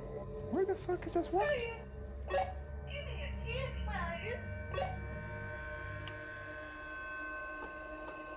Oh my God. I can't believe you hid it in this room, you little dick. It took me forever to find this thing. All right, I'm starting my clock right now. Here we go. Yeah, we're having a good time. Crew's very bored and tired. They're all looking at their phones. So, yeah, it's really good. We're ready to go. This sucks so much balls, dude. I'm gonna turn the spirit box on. Oh, Jesus Christ. I did it the other way, too. What a dick. It goes both ways. So uncool. Jesus Christ, all the family photos around here is just fucking awful. Cool to have a court in your house, too, to see people be tried for their crimes. You wake up, have an English muffin, watch someone get sentenced to death. Cool. All right, I'm in the vortex. Why are you in this room? What did you do to be in this courtroom? Help? I'm gonna turn this off. I'm just gonna give you some silence. I'm gonna turn off my light. Just looking at that dimly candlelit doorway. Just waiting for something to walk past it. Oh, this sucks so much ass. Okay. You're okay. You're okay. I am a little more lenient on the things that we hear and see. When it's alone time, I can level with you guys. None of the evidence was convincing or compelling. It's all baloney. It's been a fun season of walking around buildings. None of these places are haunted. Ghosts aren't real. Okay? All right. Let's try it in here. Yankee Jim, you might remember me. My name is Ryan. Can you say Ryan back to me or any of the Whaley family if you want to talk? Have a little chat. You know? Yo, you wanna be, I wanna be what? Dead? Did you say dead? No?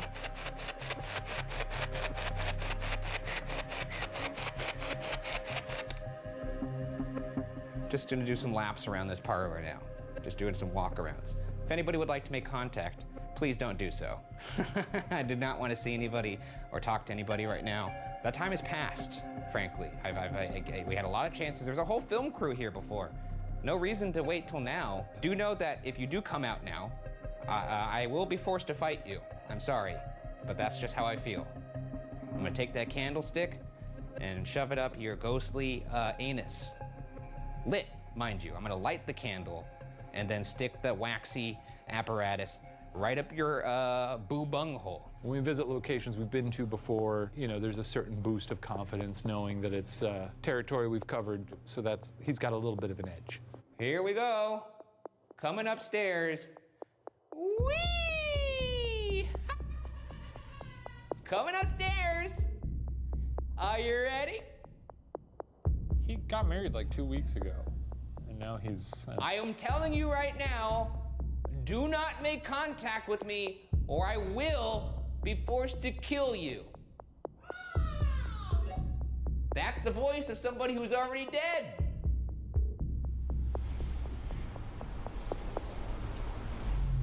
Oh, shit. I hear some rustling. I don't like that. Remember.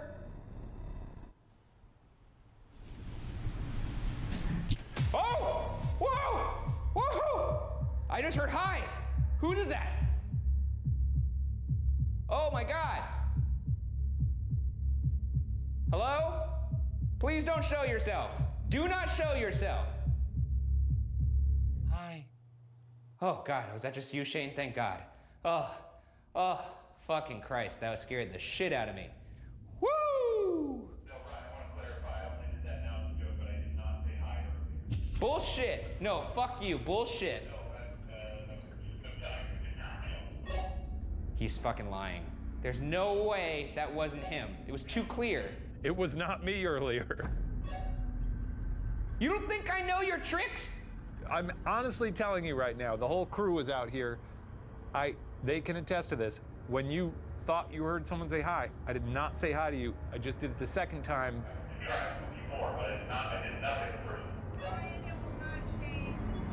Oh shit, are you fucking serious? Are you not kidding? Oh! Oh! Whoa! Okay, well that sucks balls. I don't like that. Look guys, I told you, we have 5 minutes left here. All we had to do was no one make contact with anybody and we could all get out of this scot-free. And now, I have to be crazy the rest of this investigation or I'm not gonna make it out. Head upstairs to the theater and stand in the very back of the theater and face the wall for a minute in the dark. And while you're doing that, on the whole way up, ask Violet to talk to you. All right, Violet, you could talk to me now, but really don't. Don't say but really don't. All right, Violet, you could talk to me now, but actually, I would like you not to. Remember our plan. Do not talk to me. All right, I'm at the back of the theater. Turning the lights off, here we go. Stare at the wall and ask the ghost to kill you. Fuck you. All right, ghost, you can kill me now. I'm at the back of the theater. He genuinely still gets pretty rattled. There's a real fear in his eyes that I think is not phony. Just 2 minutes. Come on. Just 2 minutes. This fucking sucks balls. It sucks balls. Alright, that's plenty. For your last minute or two, just head over to Violet's room. Turn off all your lights and stand in the middle of the room without saying anything For the rest of your time. Fine. Lights going off. He talks to himself too much, so I like to make him shut up.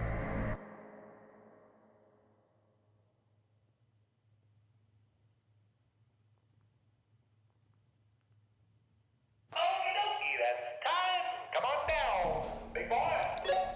Thank God. All right, I'm out of here, folks. See you later. You had your chance, but you blew it. And guess what? Daddy's going home now. Well, you made it. Another day you live to tell your tale here. Oh, incredible. What did you hear out there? You promised it wasn't you. I pinky swear. You heard? What did you hear? A little. Hi. Yeah. Yeah. Cool. Exactly that. I was in the I middle didn't of even saying that I was gonna, if anyone talks to me, I'd be forced to shove a candlestick up their ass. No, it was around the time that I tried to, because I heard you in that room and I tried to push on the door to rattle it, but it didn't even make a noise, so. Yeah, I had to get crazy there so nothing would interact with me. Yeah, I know. That's your defense mechanism. Let's get out of here. Yeah, absolutely. Let's go get a San Diego burrito. I'm down with that. See you later, Whaley House. Bye. A house serving as a shrine to the past while also playing a part in ours has now shifted to the present. Was there something moving in the dark upstairs? Did we hear voices in the courtroom? Did I hear somebody whisper hi by the stairs? Our job as investigators is to collect and present questions, possibilities. Interpretation, however, solely belongs with you. But for our part, the Whaley House can now be locked away in the ghost files.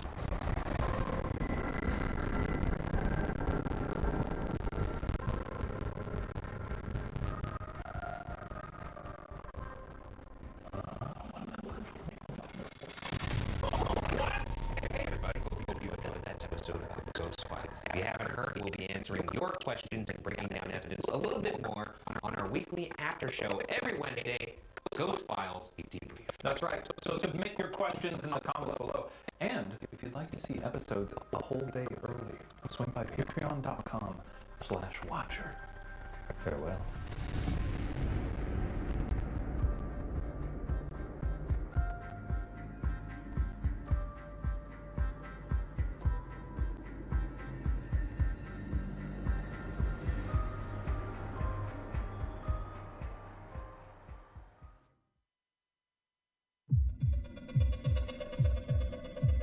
Did I hear a whisper in the dark? Did we hear voices in the courtroom?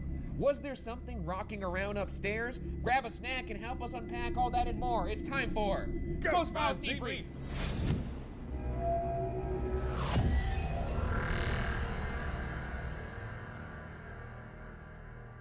Thank you for joining us. I'm Ryan Bergara, and that thing over there is my colleague Shane Madej. Shane. Each week, we look back at our most compelling evidence, behind-the-scenes moments, and answer your burning questions. This week, our episode is sponsored by Get Your Guide.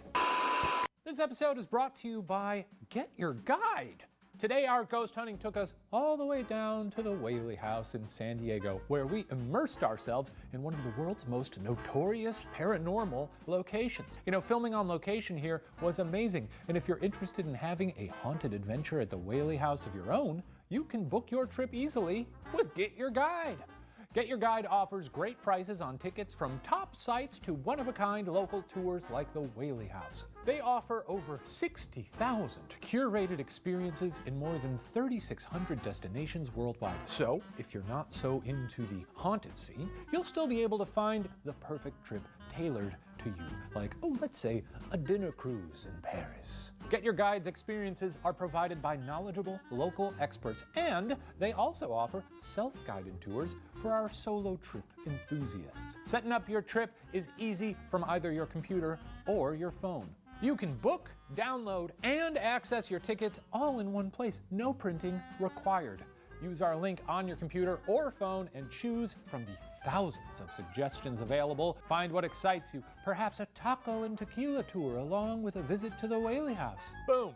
You're already set for an unforgettable experience. The best thing about Get Your Guide? Well, they know that not everything goes according to plan, which I know also. I know a thing or two about that. I'm a ghost hunter, apparently. That's why they always offer 24/7 support and free cancellation up to 24 hours before your trip. Isn't that sweet of them? Unlock your next adventure with Get Your Guide today. Head to the link in the description to get started on the unforgettable experience you deserve. Now, back to the debrief. Wow, thanks, Get Your Guide. So we went back to the Whaley House. This time they remembered who we were. Yeah, I'd say they did. Oh, I'm just saying because the last time we went there, not doing a shoot, we did expect a hero's welcome. And we walked up to the ticket booth all triumphant. We were kind of peeking in, expecting to puffing for them our to chest sort of, out. you know, just yes, come on in, sirs. Yeah. You know, it was like, hey, just keeping an eye on the place, you know. Exactly. And they gave us basically this stare back. And what'd they say? ticket booth is over there, gents. And they had no idea who we were. And I was in shock, honestly. It was like one of those moments where you say hello to somebody, you're like, hey, Brad. And Brad doesn't remember your name, so they do that kind of, what's up, man? Yeah. And you know that they know that you know. Yeah. They don't know who the fuck you are. They welcomed us with open arms this time. The time we went there to revisit, it might have just been, someone working a summer shift. They don't know who these knuckleheads are. They should have had our pictures posted. I mean, they should have. They should take down some of the historical photographs they have in there and put ours up instead. Right. Good times. We got a lot of good stuff this episode. Always It was nice love to be going. back. Yeah, It's a beautiful part of town. It's great. I love San Diego. I love Old Town San Diego in particular. And it's a lovely house, other than the fact that it's infested with ghouls. Well, that's why they called us. That's right. Because we kill them, we capture them, we bag and tag them. And we put them in the Boo Containment Unit, which, as you know, powers Watcher Entertainment. So keep watching the show, otherwise we will let the ghouls out and it will get ugly. The whole world covered with slime. This is a threat. It's a promise, actually. And now a debrief of our investigation of the Whaley House, starting with the evidence. Oh, the evidence. Isn't that fun to get all that great evidence? That's right. I mean, and some of this evidence, you just take it, you put it in your mouth, you're just going, that's some tasty evidence, god damn! Yeah. Anyways, let's start with the high whisper that I got in my solo investigation. That's the voice of somebody who's already dead.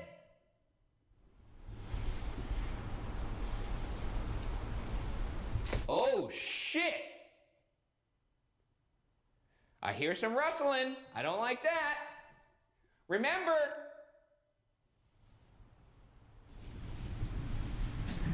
Oh! Whoa! Whoa! I just heard hi. Who is that? Oh my God. Hello? Please don't show yourself. Do not show yourself.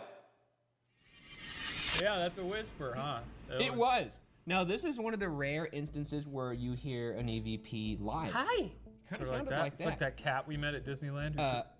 Exactly. Yes, that funny little cat that spoke to me at Disneyland. Basically, we were at Disneyland. We were at a tiki bar. There was a table in front of us. We're chilling, having drinks. Cat comes up, starts sniffing my little sock, looks up at me, and I look down at it. And at the moment I look down at it, I hear, "Hi," and I was like, "Did that cat just speak to me?" And I was like, "Shh, this cat just spoke to me." And then a second later, a child crawled from under the table. There was a little kid under the table that said hi. So I wasn't. Which frankly, crazy. even scarier. Yeah, it was weird. When a little child is beneath the table Especially, and says, "Hi." I didn't know who the child was. I almost threw my tiki drink at his face, but it would have been a waste of a good painkiller, which is my favorite tiki drink. Take note. Anyway, this was much like that. This was a hi. It was very clear.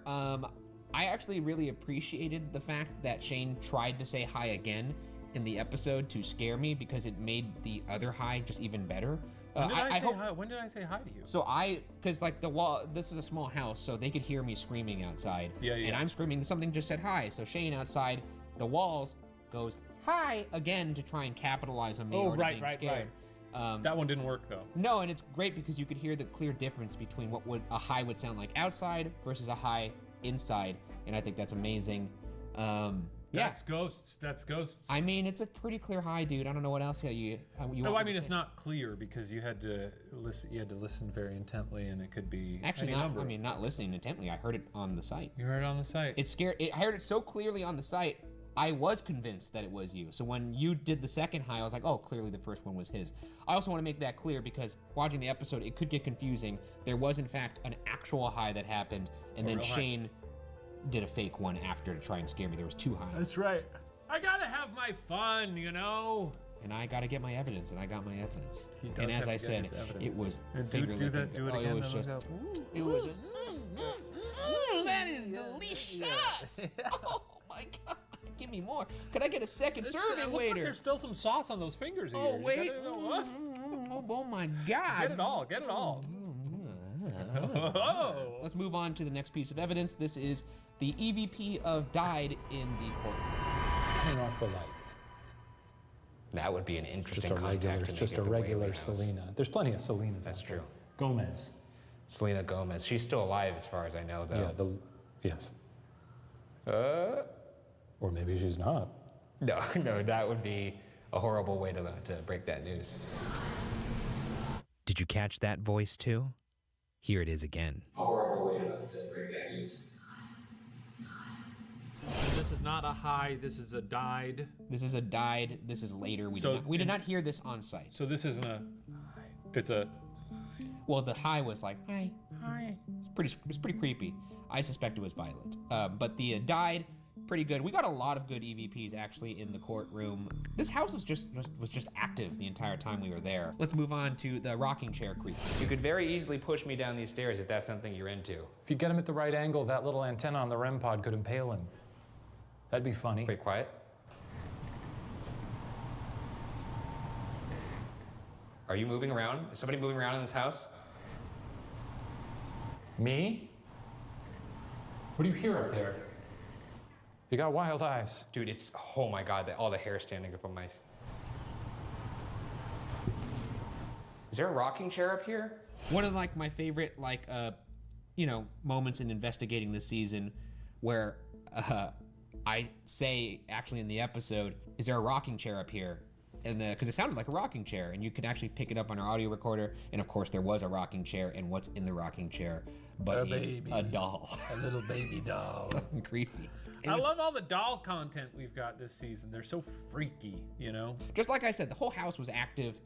Yeah, I mean, do you have any thoughts on the creaks? It's a house. It's yeah, you're right. It's a house. Yeah, it's an old house. It's an old house in a busy neighborhood. Well, what do you want? You know, it's not haunted and ghosts aren't real. We had a great time. Ryan found a lot of stuff on his little toys. They're not toys. We're rounding the end of the season here. You know, normally that's when I'm sort of like, hey, yeah, really fun. This is all bullshit. Aren't we having a good time here? An audio recorder is not a toy. We're just picking up what's there. And if there's a voice there, I don't know. Yeah, I'm tired of people. I'm tired of people. Jesus Christ, man. I don't think Shane's hair is even blonde. It's just going gray. No, the thing is, like, all the Shaniacs out there, they're pretty quiet for the most part. I just get people, I get the Bugaras online being the like, Shaniacs well, are explain this. And I'm like, I don't have to explain anything. I don't have to explain anything. You have to explain to me how any of this is based in science. I mean, start there. It's not so much that it's based in science. It's more just we heard a voice. There was nobody there, so what's the voice? What's our next piece of evidence? REM pod! Not a good answer. REM pod. Also, the REM pod, we got some activity on those stairs as well, and we also got the compass moving, which also I'm not buying that one, though. Yeah, because he freaking didn't record it. Oh, he freaking By the didn't way, even record it, dude. This whole season, we've just been roasting Shane in our in our edit sessions because we're always like, oh, we need a different angle here. Let's go to Shane's cam, and it's usually just recording his shoes. Or like recording a wall. I'm recording you for most of it, but then when we're doing stuff very intently, sometimes I'll not pay attention to it, or I'll zoom in very, very close to your face because I think it's funny in a sort of American Beauty sort of Here's a direct quote from Sam Young, who's our post supervisor. She actually does a lot of work editing most of these debriefs. She'll enjoy this. This is a direct quote from her. Shane Madej is the worst cameraman I've ever seen. That's why all my shows are locked down. It's just because like. Of course, we're on the stairs. I have the compass, and apparently, if the compass spins around, you know, because that's the dumbest bullshit in the world. If a compass isn't even like remotely, if it's just barely not level, guess what? It's gonna be spinning. It's not gonna spin like the way it was. Sure, it would. I don't think it would. It depends how you're moving it, but unless I wasn't moving it. I had it on a table, or like you're just holding I had it right here. Still. I had it holding right here. Did you pick it up? No, where'd you grab it from? This is the bottom of the stairs. We were just sitting there. It was the bottom of the stairs. And we would have had it on camera. And it was spinning like the devil done it. It span like twice. I don't even know if span's a word. Spun. It spun twice. And Shane, he's off looking at the lanterns and shit like that. Like, it's crazy. And then you didn't even say anything. You were just I did, and I was like, oh, the compass. And then I snapped compass it. spinning. Also, not a great camera. Okay. The compass is spinning, and Shane was like, I'm sorry, I didn't get it. And he laughed. Because it's look. All due respect, you've got a pretty good, you're pretty discerning when it comes to the tools that you use. That's right. And I'm pretty disappointed that you think a compass spinning around is even remotely compelling. It's to me, it's akin with dowsing rods. It's fully dependent on you moving stuff. Yeah, but if I'm holding it like this, and it's, and it spun around twice. Yes, it did. It spun around twice. I don't know what to tell you, man. It did. That sounds really scary. It is scary. Yeah. We had a REM pod session also in the theater, which was very fun. I'm liking what I'm seeing. Bravo! Yeah, come Very on good. now. Very Oh, good. that's incredible. Encore. Encore. Encore. Hey, whoa. Oh, yeah. Yeah. Woo, yeah. Now that's a show, folks. No more? Just silence now, huh? Yes, we'd love to see more flashing lights. Come on. Okay. Pulling out all the tricks on this one. We got a ghost to perform for us, essentially. And then it also liked our performance as well. And Shane, mid-session, started to have some sort of obsession with backflips, which he also mentioned later. He can't. Maybe it's because he can't do backflips. No, I can't do a back somersault. That's the same thing, isn't it? No, somersault, you're on the ground. Back flip, you're fully in. Oh, I see. Standing. You And I mentioned- can do those infinitely. Yeah, you can for sure. Yeah. But the back somersault you couldn't do because you had a big tummy as a kid. I had a big tummy as a kid. Which I was elicited. I was a portly little boy in my youth, and then God grabbed the top of my head and and just went, stretched you. Yeah, like taffy. Just stretched you out into this Gumby-like creature. All right, that's enough of the evidence. Let's move on to the next segment called Cutting Room Floor. Okay, so this is a segment where we show you things that didn't make it in the episode, but we wish they did. And this week we have a great piece of evidence from Sam Gilbert. I had just finished my tour of the Whaley house and decided to walk to the graveyard where Yankee Jim is buried. I was taking pictures because it's pretty cool there and pretty historic, and after a few minutes I was alone in the graveyard and started to have this really creepy feeling like something was watching me. I got the heck out of there pretty fast, and then when I got home and was looking at the pictures, I noticed in one of them it looks like there's a ghost or spirit reaching out from behind a tree. It was pretty creepy, and I hope you guys find something there. So Sam sent us in a photo where they saw a little person peeking out behind this tree. Let's see if we can recapture it.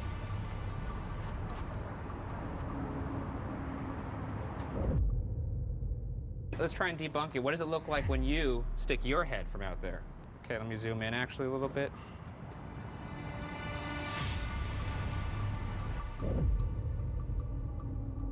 Why don't we walk around with that SLS, see if we can find any little skeletons? Oh, I'd love that. Crawling out of their graves. Why would we find skeletons in a cemetery? Playing the ribs like Can we take xylophones. this seriously? Can we take it seriously? Come on, no, we Kidding. I'm can't, just okay. kidding. I'm just kidding. Ghostbusters. Yeah, Ghostbusters.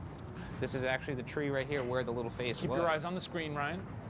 Now, just to prove it, here's Shane's little skeleton right there. Look at him doing his little dance. Good demonstration. Oh, yeah. All right, your turn. Take it away. Nothing, huh? Nothing. Nothing. Oh. I'm imagining a ghost being like, oh, and then just disappearing. Right back into their grave. Oh, there was again. You're blowing it. Spooky little face behind a tree. That's right. Spooky Love that. little Love face that photo. behind the tree. Oh, one of my favorite recreation photos too. Yeah, it's obviously we didn't put this in because, you know, look, I'm obviously the resident believer, lead investigator on the show, and Shane's explanation of, well, that could just be a neighborhood child behind a tree is pretty sound because it was in fact outside. So, I mean, as much as I'd like to believe, like, it's quite possible that Sam was out there and taking a picture, did not see anybody. And, Yeah. you know, and maybe, but in this particular case, it's different when the location itself is not locked down. This cemetery is open to the public. Anybody could be there at any time. We're not inside the Whaley house with just him and I, you know, Shane and I, like we do in our investigations. So if you can't lock down the investigation, it's a little harder for me to. I will say in Sam's defense that if you were out there in that graveyard taking that photo and someone was behind the tree, you'd probably see them, unless they were just taking it very casually and didn't notice till later and didn't really have the time to look. But based on where we took the photo and where the tree was, if someone was there, they probably would have noticed them. But I think it might be one of those situations where maybe, and maybe I'm wrong, but maybe Sam took the picture and then they were looking at it later. And Yeah, they saw yeah. it and they're like, oh wait, I don't remember anybody there. But there could have been some kind of like neighborhood rapscallion behind that tree, just like. Or Sam lied or photoshopped. I don't think Sam lied. Finally, it's time for the last section of the show. Qua. This is Q&A for all that. Qua. It's qua. Qua, qua, qua, qua. Everyone's quaing at home. Are you all quaing along? When I say qua, you say qua. Qua. Well, Oh, you no, said it yeah, too. I did. Now you have I to got do too it excited. one Sorry. more time. When I say qua, you say qua. Qua. This is where we answer questions directly from you guys, the viewers at home, including 2 questions every week exclusively from our patrons over on patreon.com/watcher, which you can head on over to, and maybe you might get a better chance to be on Ghost Files Debrief because we're picking questions from a smaller pool of people. That's right, and you can watch the episodes a day early over there, which is kind of neat. That's true. That's true. Unless we're really behind. And you know what? So far this season, every no. one of them, we've gotten them out early. Let's go to the first question. You got one fired up there, big boy? Matt Harkin from Patreon says, looks like there's an empty bracket on the helmet. Did Shane break it? And how many times off camera did Shane hit the helmet on a door frame? Which empty bracket is there on the helmet? Is it the weights in the back? Oh yeah, so we were experimenting with having weights to offset the weight of the front load. The front heaviness of it. Frankly, I liked the weights. The weights helped because it balanced out. It made your head heavier in general, but I mean, when you have a head that's your size, I guess it was an extra couple pounds. But for me, it was a little tough. Yeah, because you got a little tiny head. No, it's proportional. It's proportional Well, to your tiny body. I got a normal human size proportional head. Shane can't wear beanies. So if you look at the watcherstore.com, we've got a wonderful series of merch, a great line, some great Ghost Files stuff. You'll never see me modeling any of our hats. That's because right. they simply don't fit my head. No, and it's also infringes upon his contract with Jack in the Box, where he sells Jumbo Jacks, because he's, of course, their mascot. You son of a bitch. Evan O. How do y'all go through all of the audio and listen for things? I feel like with how loud you have to play it to hear some things after 6 hours, it'll blow your eardrums. LOL. You know what, Evan? You're right. And in fact, sometimes I worry that I've developed tinnitus, to be honest, because I have had several instances where the audio was so loud, all of a sudden that like my ears literally rang for a little bit after. And That's bad. I've been concerned. And we also have an in-house paranormal investigator in addition to myself who does the primary look through of all of the footage and the audio. A goddamn hero, Rebecca Castaneda. She does a great job stringing out all the evidence. It was something that for a long time I did just by myself, and I lost my mind eventually. So thank God for her, and the two of us together drive everyone else in the office crazy. But shout out to Rebecca. Moving on to Go over to Tubetown? We should go over to Tubetown, yeah. A little Titikwa? Titikwa, let's do it. This is from The Last Guardian. What advice would you like to give to aspiring ghost hunters? Perhaps something you wish you'd known earlier in your ghost hunting careers. Keep up the spooky work. Sending good vibes from India. Honestly, it's a very boring profession, to be honest. You're probably distracted from that because of all the goofy yuck-em-ups we do in these places, but it's a lot of sitting in silence, waiting for something to happen, asking questions and getting no responses. You guys just see the distilled version of that, which is hard to believe because the episodes are an hour long, but I guess the advice I would give is just go in knowing you're gonna have to be very patient. And also, I don't know, I don't know if it's the best career choice, to That's be sort honest. of the route that I was gonna take, you know. Maybe start as a hobby. Eventually we got our masters in ghoul hunting. That's right. But Well, I have my doctorate. You have your doctorate, yes, yes. That's why I am Dr. Bergara. He is a ghost doctor. No, just a doctor. But, you know, we didn't go to get our bachelor's degrees in ghost hunting, unless you did, is that? No, I think they saw that I was too advanced for that. Yeah. So they just let me skip straight to the next level, Yeah. right to grad school. Let's go to Grahamtown. How about that? We got one question from Instagram. What's going on with that Instagram? His on fire with 3 Fs says, "Hey Ryan and hey Shane and Ryan for the hey Shane and Ryan for the Q&A. Having watched literally all your ghost hunts, I've always thought that the supposedly haunted museums you guys visit were a lot less disturbing than the decrepit prisons and asylums or murder houses you've gone into, just because of the fact that they're now nice museums and kind of have lost their spooky touch, so to speak. Is it the same for you guys, or have there been museums you've visited that were equally unsettling as the more visually horrifying places? Huge fan. Hashtag Shaniac, hashtag debrief, hashtag Q&A, hashtag Ryan is cool too." Well, Great work on the hashtag. Lots of good hashtagging. By the way, I'm just gonna slice this in here. We are still trying to figure out a name for people who are on the fence.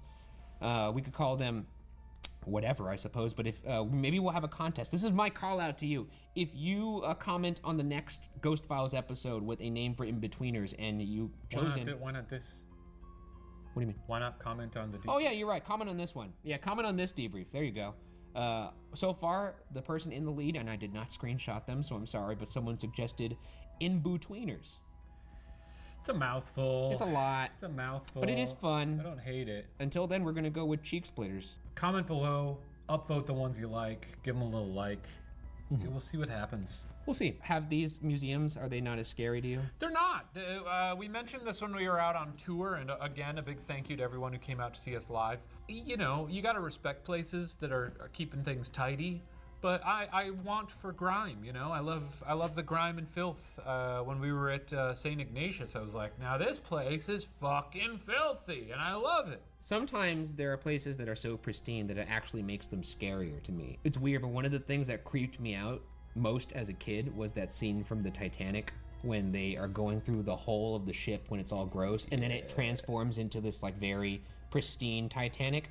I don't know why, but that always really creeped me out because it just made me think like, oh, I bet you all those ghosts are trapped in that sunken ship. Yeah. It's a fucked up sequence. Yeah, it is. Are those ghosts down there? Yeah, also really weird that, Yeah, it's also really weird that, everyone in that dream sequence is, like, all dressed up in, like, tuxedos, and then Leo's still in his shitty, he's the way that shitty suspenders. That was what he was looking like when she first met him, you know? True. That's who he is. He's not the fancy boy. She loves who he is underneath all that. And underneath all that. She did see it, too. She saw it? Oh, in the car. Yeah, in the car. That car was foggy. That car was foggy. I actually saw that car recently. I went to the James Cameron Museum and I saw the handprint and I was like, oh my God. All right, well, let's move on from that question. I hope that sufficed. Going to Twitter, TT Qua here, Twitter Town. Catboy Shikaje says, when you were making music upstairs, the silly instrument part, was that scripted at all? Because if it wasn't, I think it's a great idea to do it every hunt. In my experience, spirits, like animals and babies, enjoy music just as much as we do. Could make for some fun evidence, LMAO. It's funny that you think that was scripted, because it was definitely not. And do animals and babies like music? I know babies do, because you put on a little Mozart and then they become geniuses. But animals? Because sometimes they sing to Obi and he doesn't get it. Obi seems like a miserable cat. Oh, he's great. He's living his best life. You sing to your dogs through that's right. wrapping paper tube? My dogs don't like the music I play because it's exclusively played through one of those Christmas wrapping paper tubes, the one that's left over. So what do you do? And I go. Wait, do they do that thing that dogs do when they're surprised? Where they go like? No. You know that though, where they're like. No, my dogs do that thing where like the Michael Myers thing where he moves his head, where he just goes. Moving on to another question. You want to go to another tweet, Qua? Kendall Roy, wow, what an honor, says, have you ever considered trying a multiple day investigation, like 2 or 3 days at a place? No. No. What's wrong with you? Unless we're investigating in Hawaii or something. Okay, yeah, you know what? We might need a full 3 days for Hawaii. Orlando, you know what I'm saying? We gotta investigate that tiki bar on the shores of Waikiki Beach. That's right. No, it would be incredibly boring. It would be really, really, really, really boring and long. But I'd be down. I don't think we should ever do it. No, yeah, maybe for like some kind of crazy. It's so fucking boring. Like if we had to sleep there for 3 days. What would we do? Would we bring a laptop and watch some movies or something? I think eventually we would just break out a Nintendo Switch and start playing Smash Bros or something. I was gonna say Animal Crossing, but to each their own. Tube Town. Tube Town. No, TT Qua again. This comes from Secundus Romanus. After Slain and Nod, Shane seemed a bit spooked. Did that genuinely get to him? Has he found any evidence actually unsettling? The moment where we asked what happened in this room, and it said Slain, and then we said, did it happen in this room? And they said Nod. Or did it happen right there? And then Nod. That was pretty cool. Yeah, I gotta say, if it ever seems like I'm genuinely spooked by something in these episodes, I'm probably just bored or not paying attention. Yeah. I have legitimately not been spooked by anything. I don't remember this moment. I can go back and rewatch it, but It's pretty good. It's a pretty scary moment because after that I'm just like, okay, well, I'm gonna get out of this room. And then we also saw Paige. And I also like to feed into Ryan's fear a little bit because there's, and he eats it right up. He eats it right up. Sometimes I do. It's a fine line. We've talked about it throughout the season, and we'll continue to tiptoe. But we got to keep him. We got to keep the old Berguzler spooked over here. All right, well, that wraps up this investigation. Thank you guys for tuning in to the most recent episode of Ghost Files and also this debrief. And remember to watch the next episode of Ghost Files, which is this Friday, where we go to Missouri to the Hobo Hill House. It's a good one. You guys are really gonna like it. It's a fun house. It's a fun house. And also, but before you go, you got to remember to submit those questions on Patreon, YouTube, Twitter, or Instagram, and perhaps you'll be on the next episode of Debrief. That's right. And again, if you'd like more behind... We're getting to the end of the season. I'm getting emotional. Oh, God. If you'd like... If you... No, it's okay, man. We're going to get through it together. If you'd like more behind-the-scenes content and to see Ghost Files episodes early, considering becoming a member of our wonderful Patreon community, we'll see you next week for the season finale of Ghost Files Debrief. And also, we're going to be showing fan art next That's week. exciting. From all of the great fan art that we've gotten from this season of Ghost Files. And just want to say something. Huh? I realize we're not dressed up in Halloween costumes right now. We're not. Yeah, we did the math wrong. We thought that this week was airing, but we thought next week's episode was airing before Halloween. It's not. It's actually, this should have been the Halloween episode. And I know some of you guys are fans of us dressing up like we did that one time on Unsolved Postmortem where we dressed up as Double Vision Classic. To make up for it, we will dress up in Halloween costumes for the next debrief, even though we recognize that will be on November 2nd. And I know by then, most of you are already I'm done with all Halloween over. Yeah, everyone's already all over Santa Claus's ball sack. Yo, I'm all over it. You're hanging off of it. You're swinging. But I think in the spirit of the season finale, it also feels appropriate. It's a spooky show. We can get, you just deal with spookies for 2 more days, and then we can all go full holiday. How's that sound? That sounds good. Yeah. I think you guys will be very, well, you might be disappointed by our costumes. I don't know what they're going to be yet, but they're going to be good. We've got a few ideas. We'll have fun. Anyways, make sure you also leave some suggestions for the in-betweeners or the in-betweeners, and maybe we'll credit you with that as well. All right, that's enough. Get out of here. Go get.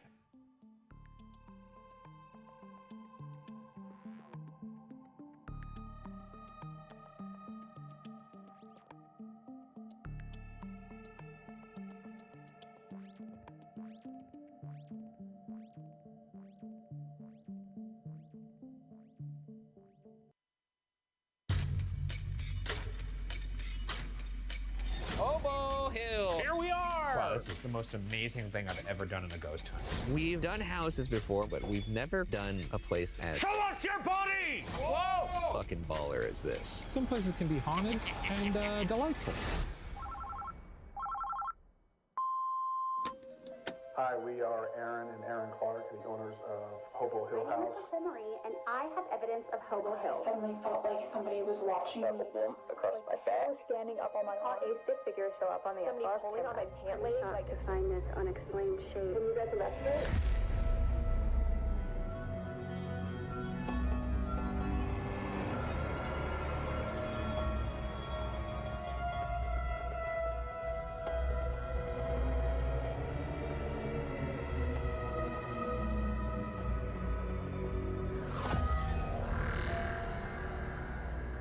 Welcome to Ghost Files, where we take your evidence and our tools into the field to expose the supernatural. My partner, a skeptic. Myself, a believer. both of us truth seekers. This week, our team travels to Jefferson City, Missouri to investigate the Hobo Hill House.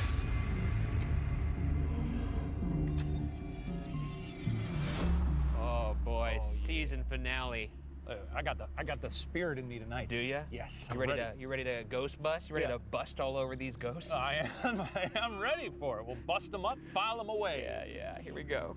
This family home won't know what hit it. I had a big coffee, so I'm really zooming right now. Oh man, I'm ready to Look strangle at the these. size of this porch. It feels like Halloween. This is pretty nice. I wouldn't mind the porch like this, honestly. I'd let Michael Myers tear me up on this porch. Oh, absolutely. Do whatever you want to me. After you, sir. Let's get in here. Wait, it's a family home, so we should knock. Hobo Hill House. Here we are. The boys are here.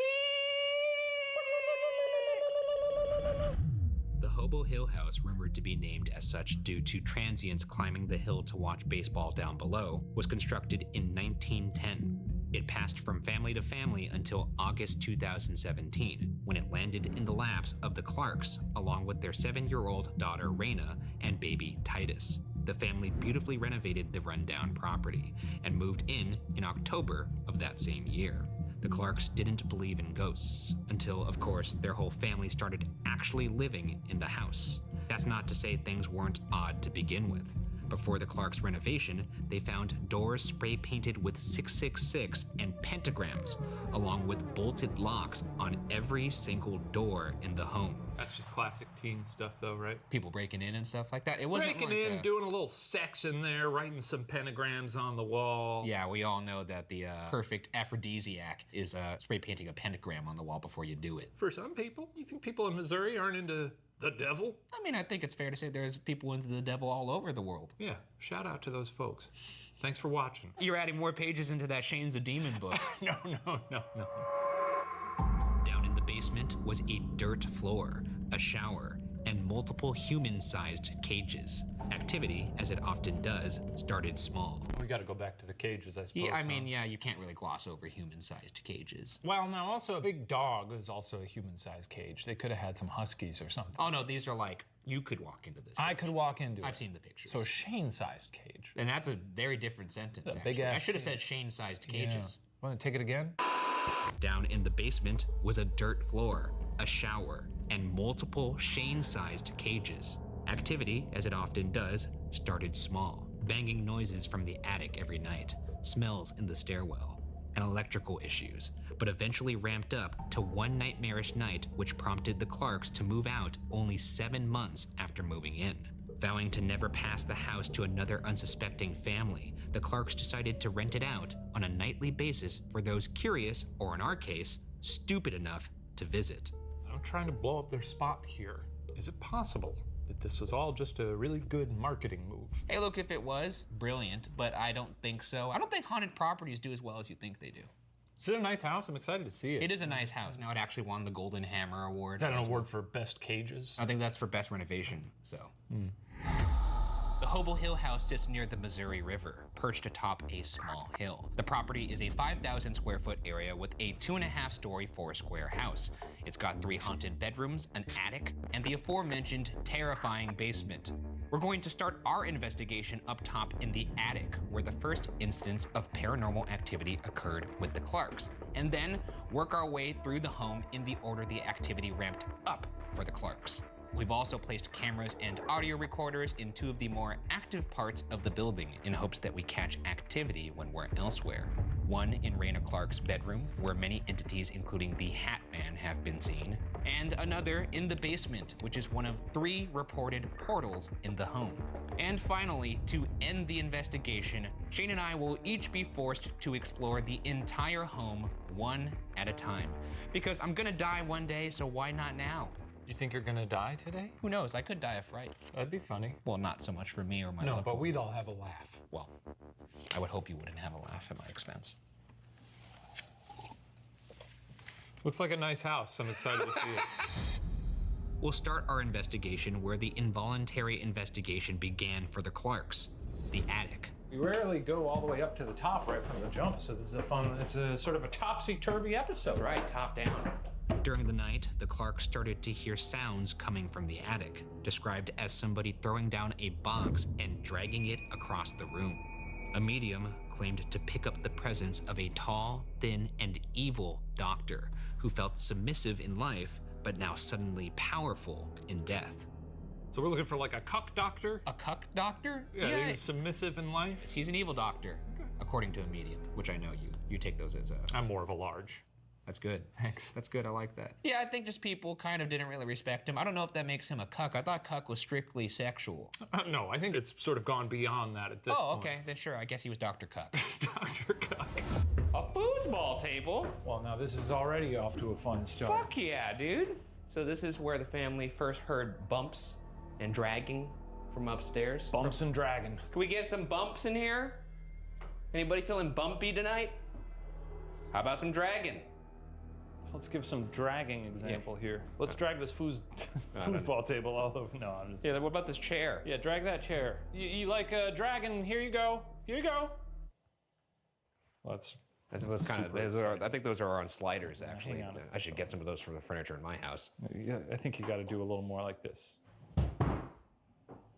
Yeah, kind of like that. Wow, yeah, that really does slide quite well. It's nice. Those sliders. I thought are there'd nice. be more of a drag, but this thing glides like a fucking stick of butter on a pan. If you can't do that, we do have a little thing here called the spirit box. Oh, you're gonna love it. We're actually gonna do an Estes method here. Oh, it's been a while. I love an Estes. Do I get to be the... no, I'm gonna make you talk. Oh, yeah, yes, I get to be the instrument.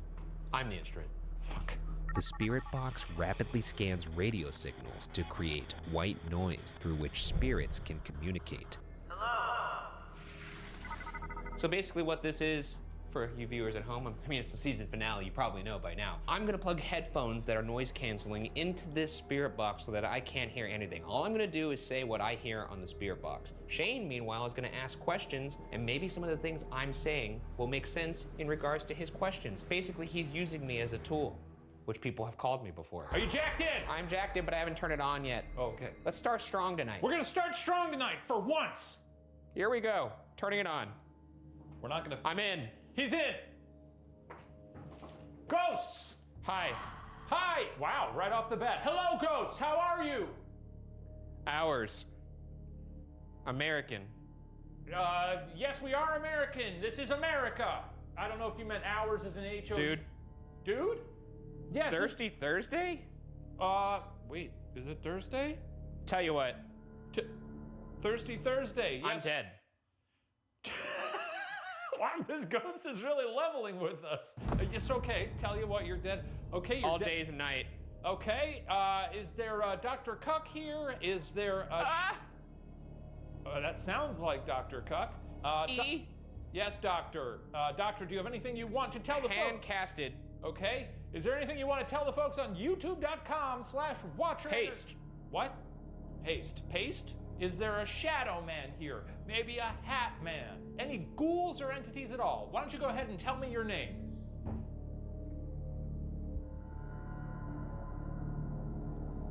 It's so funny. Okay. Well, I'm excited to hear it then. Your name is... Hey. Hi, my name's Shane. What's yours? I'll go around. Okay, so anyway, maybe there's I wonder. Okay, what are you doing here? Why do you linger? Why you linger? 3 reasons. Okay, we're getting somewhere. 3 reasons. Tell me the 3 reasons why you haunt this home here in beautiful Jeff City, Missouri. Huh? Why are you grunting like Tim Allen? I want to. Okay, that's cool. So back to those 3 reasons. Oh, 3 reasons. Don't go there. No, I'm gonna go back there. Reason 1, I'm gonna assume you want... What does that do? This is a flashlight. You shine it on things. Number 1, you want to haunt here. Reason number 2. Go to ABAC? It's not, that doesn't make any sense. One more, use your words, you stupid piece of shit. Reason number 2, let's hear it. Massive. I'm Hatman? Hatman? Shadowman? Damn. Damn, Hatman is massive. Which world? Earth is where we are. Last time. help us with our... With what? Help us with your what? Fauci dressed. We don't need to get political here. Run. Run? Any other reasons why you haunt or any message you want to communicate to the world? This is your time to do it. They're out? I don't know. No, speak. Shut up. Shut up and listen to me. Speak. What do you want to tell the world? This is your platform. Get back, relax. Javiel, relax. I like that. I'm gonna go. Don't lie to me. I'm not gonna lie to you. Creepy. Here's what I'm gonna do. I'm gonna get back and relax in this beautiful chair. Okay? Heard you. Yeah, I heard you. Can you tell me what the clunking and dragging sounds are up here? What are you up to, huh? Just rearranging? Put him in. Do you put something in a box and drag it around? Is that it? Yes. Oh, cool. All right. Pretty conclusive. Great. Then we learned something here. Any last words here, but otherwise... There it is. There it is. Okay, we're gonna... All right. Yeah, I don't think you totally grasp the concept of how this thing... Trouble. Works. Okay. Last chance. There it is. There it is. All right. Oh, fucking Christ. Come out. Right. Come out. Right. Well, that was fun. Anything? I don't know that we learned very much. Nothing? No real positive ID on the ghouls we're dealing with. Well, there's always more time for that. Our next location is on the first floor by the stairs, which had been restored to their original state by the Clarks. Perhaps the first sign of trouble was the fact that the family's pit bull Paco absolutely refused to go up the stairs. The terrified dog's tail would go between his legs, and all 70 pounds of him would have to be carried up every night. I'll show you this dog. Okay, I'm excited to see it. Look how scared this dog is. It's actually really scary. You just showing me this dog's ass? No, look at his tail. Oh. Look at his face. He's like, fuck that, I'm not going up the stairs. I don't This want is to go. evidence? It's weird. It's a picture of a dog's ass. It's a picture of a dog's tail between his legs and him looking back like, hey man, don't make me go up there. I'd love to see a video of the dog sort of going like... Aaron Clark also had a terrifying, vivid dream in which an old woman slammed a baby on the stairs, killing it. There's also a small Harry Potter closet by the stairs believed to be a portal, where visitors experience cold spots, strange smells like sulfur, and uncontrollable bouts of fear. Very jealous. Of what? Little Harry Potter room under the stairs. Is that the big appeal of that book? Not everybody wants to be a little mouse like you. I don't want to be a little mouse, I just want to live under the stairs. There's nothing that's holding you back from sleeping wherever you want. You could pitch a tent on your roof if you wanted. Well, I'm excited to see this. You very rarely see little rooms under stairs, and there's a little cold ghost in there. I'd love to see that It's a as portal, well. and as you know, smells of sulfur are usually the sign of an inhuman presence, which is not my favorite. So you think there may be a demon here? I don't want to say that. I can't call it. You bringing any holy water? Probably should. You probably should. I have a little bullet one. It's not a bullet, but it looks like one. It's like a little case, so I could just like sprinkle it. That's what you do with the bullet? Just sprinkle it on. Back, fuck off. All right, so here are the stairs. They might look familiar. This is where the dog was with the tail between its legs. Ah, yes. And up there is that little closet that's said to be a portal. So we put a REM pod up there by the portal to see if anything comes out. Great. The REM pod creates its own circular electromagnetic field and will alarm when anything penetrates that field. The more colors on the alarm, the more significant the intrusion. The REM pod also detects temperature fluctuations. Also, we have our little SLS cam here that'll show us a bodily figure. It looks like you have just a fucking floating head with a stick body.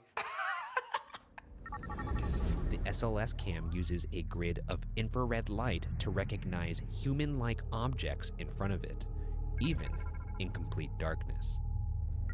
Shane, you lost a lot of weight. Wow. How'd you do it? I died. Oh, okay. Anyways, we have fun on the show. Son of a bitch. What do you think of that, Bergie? Looks like there's some sort of disturbance in the REM pod. Is there somebody up there? If so, I can't see you. If there's somebody up there, can you go towards that red light again? You may hear our boo buddy friend speaking every now and then, very faintly in the distance. Yeah, we have a bear up there. It's a small house. The Boo Buddy detects shifts in the environment, such as motion, electromagnetic fields, and temperature, and will provide vocal cues when any manipulation occurs. Hi, I'm Boo Buddy. What's your name? It also has pre-recorded questions that run on a loop Did you say something? to possibly pick up responses from spirits. Could you please say it again? If there's somebody up there, can you please go towards that red light again? Why don't you show us your bones? All of them, every single one. Show us your bones on this little screen. This is said to be a very hot, active area in the house, these stairs, so let's see it. Let's see your hot-ass bones. What about the old lady who smashed a baby on these stairs? Show us your bones, lady. You got the invitation? Come on out. Let's have a party. We got Cheez-Its down here. I saw there was popcorn in the cupboards. Maybe I'll dig into that later. We're here to do a job, not snack. I'm doing that to establish a perimeter and see what our rations are. Okay. And well, I heard... Who's that? Is that old lady? Can you step away from it, please? Step away from the REM pod. Or come towards us. Walk toward us, please.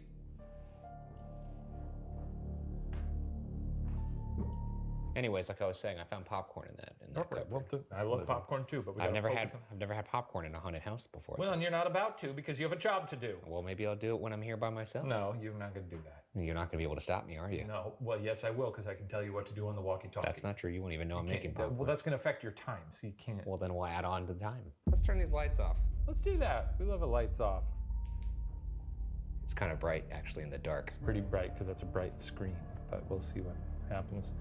Approach the REM pod. Nothing, huh? I guess there's nothing in this house after all. I guess it's our house now, huh? This is our house. I'm gonna make my popcorn, and this is gonna be my you're not paranormal palace. He's not gonna make popcorn. Not without. Every time I've talked about the popcorn, we've gotten a response. I wonder if they like popcorn. Do you like popcorn here? Maybe that's why I should make the popcorn.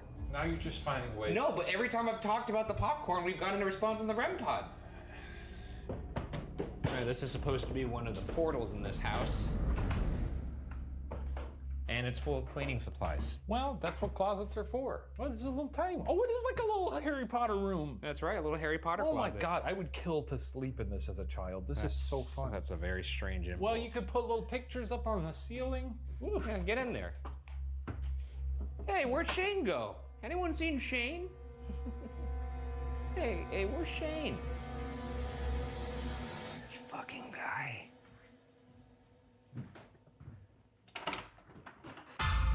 Very good. It's nice in here. It's good. I really, I mean, this is... Hey, follow him out of the portal. Follow him out. Yeah, come on. Come on, come on. Our next room is the baby Titus's bedroom closet. Mediums who visited the place have reported that the closet is one of the 3 believed portals in the house, allowing entities in and out as they please. It also has been reported that lights would flash on and off in this room. And it's also here that we review our first piece of audience-submitted evidence, captured in this room with an SLS camera by Kimberly Kinzer and Richard Ballard. When Rich and I did our investigation at the Hobo Hill House, I'm telling you, it's like perfume on a skunk. You walk in, it looks like this beautiful vacation lavish home until the sun goes down. We had heard about a supposed portal on the 2nd floor in the little boy's room in the closet, so we took our SLS camera to begin the investigation in that room, and when we opened the closet door... Boom, there it was. It, he, she, I don't even know what you want to call it, but it was like it was playing hide and go seek. You ready? Yeah, I'm very excited. I'll show you. We are at the Hobo Hill House in the portal room where the little boy was. This is in the closet, the portal. Little baby in there rocking out. Yeah, little baby was sort of going like... He was just doing like a little... Yeah. You neat. No, all right. Looks like that door is kind of caved in a little bit. This is the door to the closet. Oh, yes, yeah, the wood there. One of the 3 believed portals. Well, let's observe this. It's a little... It's fucked up. Yeah. It doesn't look like something tried to beat it from the inside, which would be more compelling because this is supposed to be a portal right here. It's sort of a classic closet. Look at this. Do I feel weird in here? Well, a little bit, actually. It's a little odd. I mean, it's just odd to stand in a closet. Let's see. It's a tiny room that we're standing in. Scary. Okay, what do we got here? If there's anybody on the other end of that portal that wants to walk through, come join the party over here. We're having a good time. We'd love to see ya and see your body. Well, we'd love to see your shape. Yeah, despite that creepy ass invitation, I really would like you to come through the door here. We'd love to see it. We'd love to see it. So step your ghost body through this Narnia closet. Or you could reach out to us in another way. Maybe you're already here and I can't see you. You could touch one of us. You could say something. I'm hearing you. I got my special ears on right now. It is possible that they're further away through the portal, so we could give a sort of a, show us your body! Whoa! Whoa! Oh shit! It came up as soon as that happened. Whoa! Whoa! Whoa! Oh shit! That's a tall fucking. That's a tall ass person. Look at that. That's not Dr. Cock. Maybe is the Hat Man real tall? Wow, dude! I can't believe that came up right when you said show us your body. Okay. Hello there. Do you? That's all I got. What would you like to do now? I don't know what the hell it is that you're doing. It looks like it's being a little seductive. Well, it kind of looks like you're seductively carrying like a tray of cocktails or something like that, maybe. Are you welcoming us to? Oh, you know what? It's standing right here. Is it? Are you beckoning? Are you beckoning us to go into the closet? Is that what you want? Do you want us to go into the portal? Shane, go in the portal. Okay. Am I by it now? Yeah, you're right by it. Yeah. Am I shaking its hand? Oh, it just went on your shoulders and it disappeared. Oh my God! It went into you. It went into you and then. Oh God! Oh Jesus Christ! It went into me? Yeah, it tried to get on a little piggyback ride and then just disappeared into your body. Oh, I don't mind that. You want a little PBR from me? That was crazy though. Yeah, this is a great infrared crotch shot I have of you right here. If I saw a little stick figure pop out of your zipper, that would be scary. All right, let's get out of here. Wouldn't be a little stick. Oh, it's back! What? He liked it. Back in the portal. Maybe he's going home. Yeah, all right, fuck this, dude. I'm out. Well, he's waving by. He's waving by. Oh shit! He's waving by. Bye, cool boys. See you later. Are you going back into the portal, or what's going on? Are you going home? Or are you just gonna sit there and pop lock like Smooth Criminal? Seems like you can. Whoa! Whoa! Holy shit! What the fuck is happening right now? Can you close that door? Slam it. It's a long ass. Twist it. Ooh, I just got like a headache. You just got like a headache? Yeah, like a sharp pain in my left temple. Can you close that door? And if you're doing anything with my head, can you stop it, please? Oh wow, its hand is like right near the fucking handle, dude. Go on. Can you move the door? I can see you trying. Come on. Your hand's right there. Just turn it. Move the door. Try as hard as you can. Just tapping its foot like, I don't know. What's in it for me? Oh, and he just disappeared. And like that, he's gone. They grow up so fast. Well, maybe we'll see you somewhere else in the house. Okay. Yeah, nice meeting you. Take it easy. Thanks for popping in. The next room we'll visit is where things occurred to make the Clarks reach out for help. Their 7-year-old daughter, Raina's bedroom. First, Erin and her 2 children were deadbolted in the room by an unknown outside force. Then, Raina began speaking to unknown entities. Her father heard her speaking to someone in her room. When asking her about it, she said, quote, "Daddy, someone just said hi to me," end quote. One horrifying night, Raina ran out of her room, shaking, crying, and laughing. According to her, there was a red and black man trying to lock her in her room. But, quote, "Mommy, I escaped." Just don't trust kids. Don't trust them. I'm just waiting for the day when your kid comes running like, there's something in my room. Like, don't buy it. Their brains hadn't like hardened yet, you know? They're like mush. It's mush up there. Then, Raina started sleepwalking. And a night later, Erin saw a tall, thin, and older man with a long black top hat and a coat standing in Raina's doorway.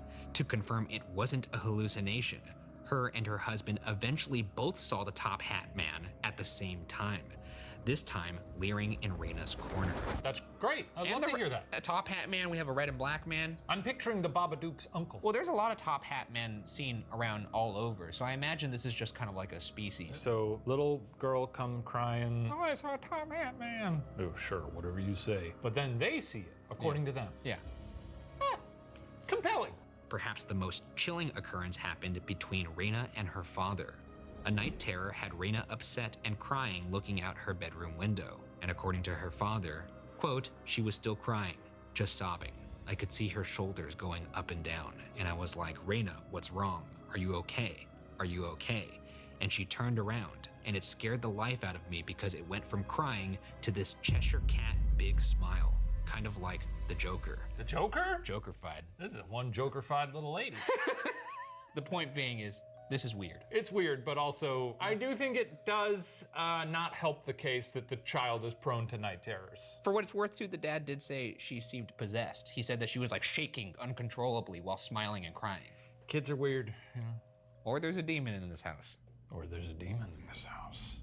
Possibility, not fact. Knock, knock, can we come in? Hat man, red face man? It's us. It's us. This is obviously one of the more active rooms in the whole house. This is Raina's bedroom where she talked to unseen entities. Look at those fucking doors. Holy shit. Doors. I've seen this. A barn door closet? Very crate and I barrel. could see why they got the Golden Hammer Award. Ooh, and extra linens too. I could see why you haunt this room, Hat Man. Yeah. And Red and Black Man and anybody else who's in here. Could you close the door? Oh yeah, can you do that? That's what you did, right? You locked the whole family in here, you bolted it shut like a naughty little boy. That sounded sexual, it wasn't meant to be. You're telling me the door shut and bolted them in here? You don't find that even a little bit? Well, I find it horrifying because it seems highly unlikely, but your mind goes, probably didn't happen. My mind goes, wow, that happened and that's insane. Yeah. Because if that shut right now with some force, holy moly. That would really be phenomenal. Wow, that's really tough. They really got to push that with their ghost. Oh, and a bolt. And the bolt. You tell me this thing closed and bolted. It's a lot to swallow here. Is that the phrase? Yes, it is. So, Hat Man, we're looking to see you. We'd love to see you, Hat Man. We'd love to see your hats. I wear a lot of hats. He does. He should have brought his hat. Then you could be I didn't even Hat think Man. of that. We could have been Hat Men together. Just imagine me with sort of a hat on. Kind of hard to imagine, right? Anything that could fit on that head. Don't even. My head is proportional to my body. You know, if you made a bobblehead into a person, then yes, it would be very proportional. Incredibly rude. Let's get turn on this device here. The Ovulus takes environmental readings that spirits are said to manipulate, such as temperature or electromagnetic fields, and converts them into corresponding words or phonetic sounds. I'm gonna go phonetic as usual, just because I'm curious. You like to do this, and it never sounds like. Kind of sound like fuck you up. Can you say Hat Man? Seems like we might be switching to dictionary mode soon. We're gonna switch to dictionary mode. You could tell us via words. Words. Why do you like this room? Ask. I just did ask. Older. I guess this was the older child that was in this room. Oh, cool. And they did bail. Is that what you wanted? Did you want them to bail? What's your deal? What do you want with this house? Poverty. Okay, yeah, that's an issue for many people. It is, It's a tough problem here. The tough wealth housing gap market, continues to haze. To where? This to where? Is 2TO.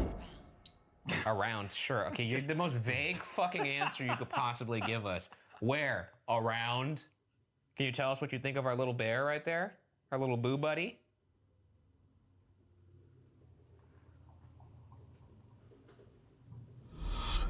This is where maybe you did some stuff with Raina, messed with her head. She was sitting by this window, smiling like the Joker. Smiling like the Joker. What did you want with Raina? What did you want with Raina Clark? Bless you. What if I got Gesundheit on here? Can you say Gesundheit or God bless you? Can you bless him? Please bless me. July, baby. July, baby. That's what I'm gonna start saying to people when they sneeze. July, baby. Can you say our names? Listen to me, you son of a bitch. If you don't start fucking talking to us, I'm gonna bring out a better device. You fucking got that. Learn. Oh. An L. Just told me to hold the L. Hold this fat L. That son of a bitch told me to hold an L. Or do you think it's large, medium? Maybe. Oh yeah, large, medium. Will and brave. That's us. That is us. Yeah. Weird that you would know. Radio. Oh, you want the spirit box? Okay. Is that a what? I couldn't tell. Stop mumbling. Say hello. Be polite. He's from the Midwest. I'm from the Midwest. I'm very polite, and I appreciate it when people are polite back to me. Say hello. I don't want to. That's what it sounded like. Stop mumbling? Say hello! All right, listen up, ass lips. If you don't fucking start talking clear, it's gonna get really ugly for you. Why are you here? That's what I like to see. It's Really the season fucking finale, yeah. dude. Put the screws to him, Ryan. You just spit in my face? What the? You wanna fucking go right now, dude? I'm right here. He's right there! What'd you just say? It's really hard to interpret what this thing... He called you a loser. Kick me right in the nuts. How about that? Kick him in the nuts, please. Kick me in the nuts so hard I fly right into the ceiling fan. You don't have the fucking guts, do you? All right, shut this fucking thing off. You know what we're gonna call this place now? Hobbled Hill. You son of a bitch. All right, very extremely productive session there. Unbelievable. Dealing with a funny guy there. Also, hi, Fucking one of funny the guy. easiest syllables, you know, even for this, Rude. you know, pseudoscience horseshit. It's not hard to get a, all right. It's one of the rudest spirits we've ever interacted with. Let's move along. I'm leaving a Yelp review. The review will be quite, Great house. quite positive. Ghosts were rude as hell. Amidst all of the strange happenings with Raina, Erin had an encounter herself in their own bedroom. Erin reported that she woke up at 3 a.m., feeling that something was on her, preventing her from moving or screaming. She said to have seen a large, shadowy figure over her, which suddenly stopped as soon as it started. A guest in the house also claimed she spotted a dark figure on the balcony of this bedroom. Could both of these occurrences be linked to the Hat Man? Now, I will say before you say it, this does kind of sound like sleep paralysis, almost exactly like sleep paralysis. But I will say that a guest staying at the house seeing a dark figure on the balcony, that's a little different. Sure. Yeah, this Hat Man does have a propensity for kind of just showing up. In fact, there was workers in the house who saw the Hat Man themselves. They were in Raina's bedroom and they were like, hey, what's going on over there? And the guy's like, what are you talking about? He's like, fucking Hat Man, the guy wearing the hat. Fucking Hat Man over here. Fucking Hat Man. I would love if the Hat Man was our first on-camera entity. Yeah. I'd love to see this guy. And he was just like, I was waiting for the right time to come out and speak my truth. And I'd love to say, for the whole world, dilly dilly. Okay, so now we're entering the primary bedroom. This is obviously where the Clarks would sleep, Erin and Erin.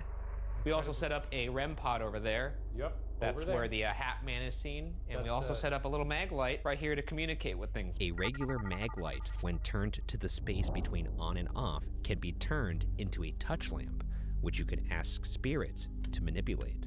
However, the light will also randomly turn on and off in this setting.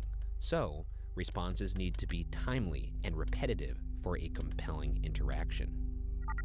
But what I'm gonna do right now, get in on this fucking bed. Oh, That's really nice. Okay. Oh man, this is good for my little feet. This is such a huge bedroom. It's enormous. Oh, we got a light turning on here. Is that you? Did you just turn on that light? If it is, can you turn off the light right now, please? If you're a spirit here with us and you want to communicate with the mag light, perfectly. Got some heat going on. Okay, over well, there's a there. lot going on. There's a lot of heat. Okay, all right. Got some temperature spiking over there on the left. If you're a spirit who's just entered via the balcony, maybe you were chilling outside, having a little smoke. A little indoor-outdoor action. Come on in and turn on the mag light to let us know that you have entered the room. Erin Clark saw something just floating above her right here. I'd love to see it. Could you float above me? Should we close our eyes and then open them and see if there's let's see something if, floating above us, like a Babadook or something? Okay. Oh, wow, yeah, I can't see shit. All right, I'm gonna open my eyes pretty soon. I really hope there's nothing floating above me. Yeah, that'd be... Oh. Just open my eyes and there's nothing, but the light did turn on. Did you like it when we were laying here? Do you want us to close our eyes again? If so, turn off that light right now.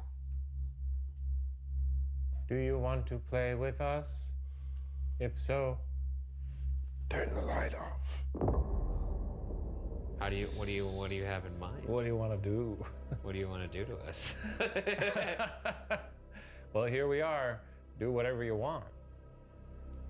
If you're not a human, can you turn that light on? That's good. We can get more specific. If you're a demonic presence, turn the light on. Please don't do that. Oh, come on. Me. Fucking, come on. Well, nice to meet you. We've run into a few of you in our days. That's bullshit. If you're a demonic presence and you're here with us, turn the light off. Yeah, you gotta confirm it, otherwise it's not real.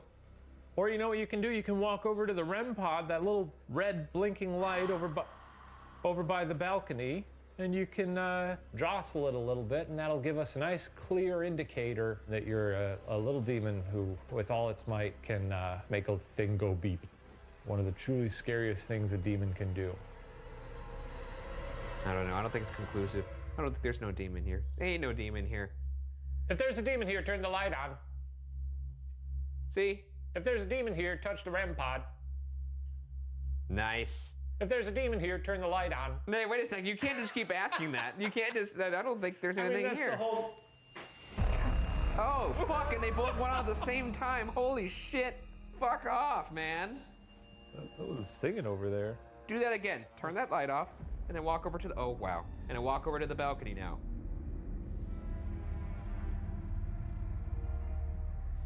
Okay. Okay, I feel a little bit better about that. I don't know what the fuck's going on. I think we're good in this room now. I mean, I think we're good. I don't know that we're good on account of it seems like we've encountered some sort of demonic. I don't think there's a demon here. I think like maybe there's a demon in here. I don't think there's a demon in here. Quite possible.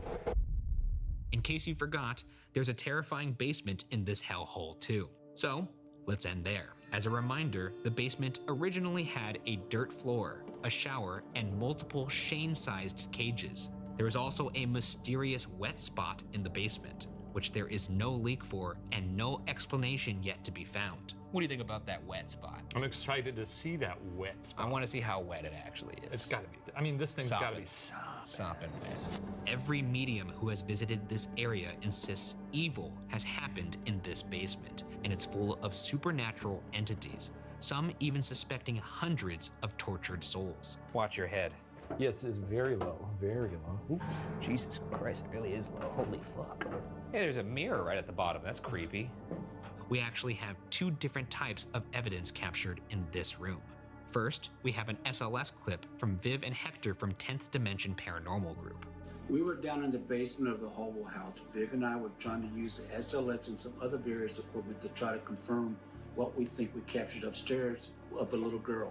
While we were down there, not only did we get her on the video, but we got another figure that when I asked for a count of three to show itself, a few seconds after it appeared.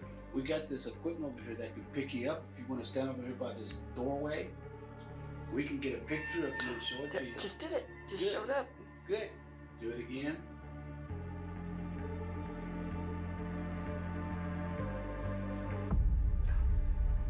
Got him. Just showed up again. This looks like, I mean, all due respect to this lovely house and its golden hammer, this looks like a place you'd get murdered. Yeah, this is a nice little Blair Witch cavern here. What the? Oh. That's gross looking. It looks like a door made of ectoplasm. Yeah, I know it's just caulk, but... I mean, building material, but it does kind of look like a xenomorph just jizzed all over that door. You almost want it to be wet, but you know, it's spider webs. I don't know about almost wanting it to be wet. Anything that's down here, it's not really clear what's down here. It's more just like there is a bad energy to this place. A lot of psychics have said that. Either way, do you guys mind if I take your picture? Huh? Do you mind? Is that for like from a movie, or are you just doing trying out voices? What's going on? I don't know. We'd love to see you and see what you look like. So why don't you just scoot your little ass out of that ectoplasm door? Or if you're elsewhere, I mean, if you're over here, come on over. That's true. Well, we could turn around. Yeah, we could turn around. Anybody over here? See anybody in the? No, I don't see anybody. I don't see shit. What about over here? Anybody else in this little Blair Witch dungeon? Please show us your body. Show us your body. Do a little dance. Do a little dance. Come on now, we love you. I don't know about that.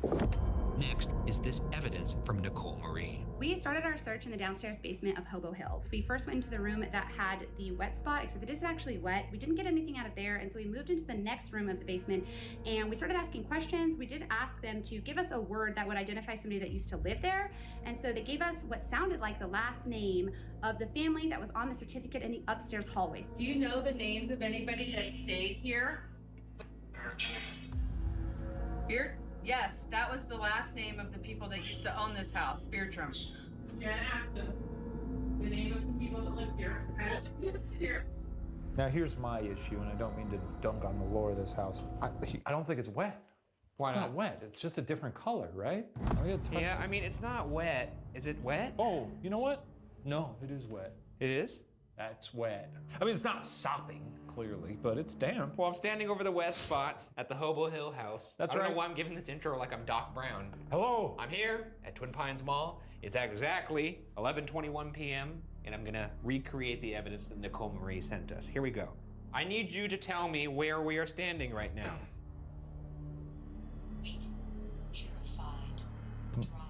What is that? Wheat Purified Drive. Divided feeling. Divided feeling. Yeah, sure, I guess there's a divided feeling. Torn. I feel like I'm being torn apart. Ooh. What happened? You The hand that I touched the spot with has like a, it's got a really weird stink to it. What does it smell like? Smell it. Don't ask me to smell your fingers. No, genuinely, smell them. Oh, that does have a weird stink Isn't it to odd? I touched it with these two fingers. I for could the tell. record. Roadway, what does that mean? Something happened here? Johnny, I got a Johnny. Johnny! Has there been a Johnny that's owned this place?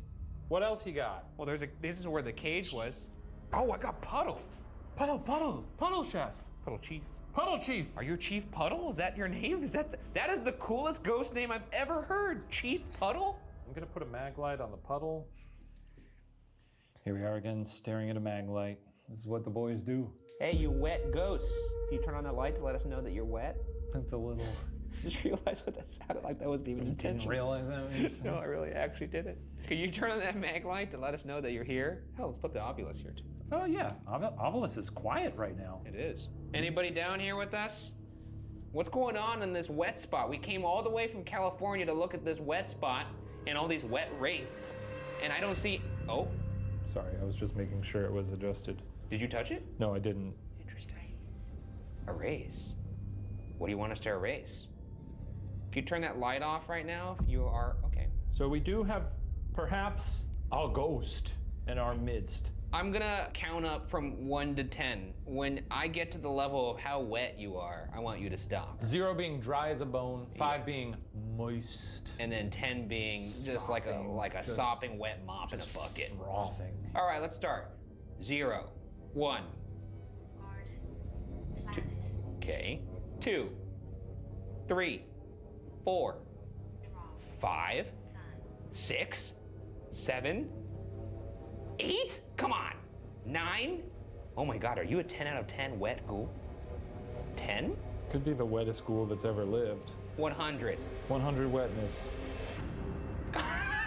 100 wetness! I didn't even see it go on. Holy shit, man. No wonder why there's a wet spot that's here in perpetuity. So you're just sitting here being wet as hell. That's twisted. You don't even seem like you have any malignant intent. No. Are you just here to chill and be wet? Yeah, once I get out of the shower, I'm reaching for a towel. I'm not just standing there. Sometimes I stand there and let myself air dry. We'll have to unpack that later. Let's get upstairs and we'll come back down here alone. I think it's time to do some solos, yeah. Unfortunately, yes. Maybe your old closet friend is gonna come out and hang out with you during the solo. Maybe. Maybe. Or maybe I'll make some popcorn. No. All right, let's go.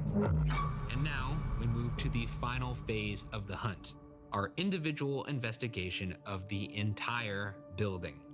My favorite. Do you feel more confident knowing that it's a little tiny house, or is that more No. fear and yeah? I was gonna say no. something about a little tiny house is a little deceptive, right? I think my mind is just like a fear puzzle box. It'll find a way to figure it out and make it horrifying for me. Weasel its way in It there will. and start messing with you. Fear always finds me. Yes, it does. Well, it's your favorite time of the night. Feeling good. Last one of the season. That's right. We'll be reading some tales from this logbook when you're in there. Logbook? Is that what people It's like a guest book. fill that out when they're sitting on the toilet here? Little logbook. Anyway, I'm gonna head in there, have a good time. Why don't you do that? Why don't you do that? And I'll mess it up for you, rile them up, get them all triggered. Yeah. Trigger them Why don't like you get I it? do. Season finale. Woo! Make the Ghost Files badge proud. What a season it's been. Oh, a spooky ghost. We found one. So here's how our solo investigations will work. Shane and I will each have 20 minutes of solid alone time in the location. Shane will go first, and at the end of his time, we'll hide a walkie-talkie in a room inside the building. Once Shane returns, he'll reveal to me the walkie-talkie location. Then it's my turn. I'll enter the building, and only after radioing back to Shane with the hidden walkie-talkie will the clock start on my 20 minutes of solo investigation. Let the games begin. Hobo Hill House. Finally, the two of us alone together. You, me. The thin veil between life and death. I want to see what people have to say about this place. Maybe they could give me some pointers. I won't say any names. This person says beautiful place. It actually is a beautiful place, honestly. We don't often get, nice houses like this. It's nice to just stand in a quiet house and enjoy. Perfect spot for my wedding party. I guess I'll go upstairs to the attic and kind of work my way down. I'll say that this house does have the property of many, many places that people claim to be haunted, which is, listen up, because you're gonna hear it.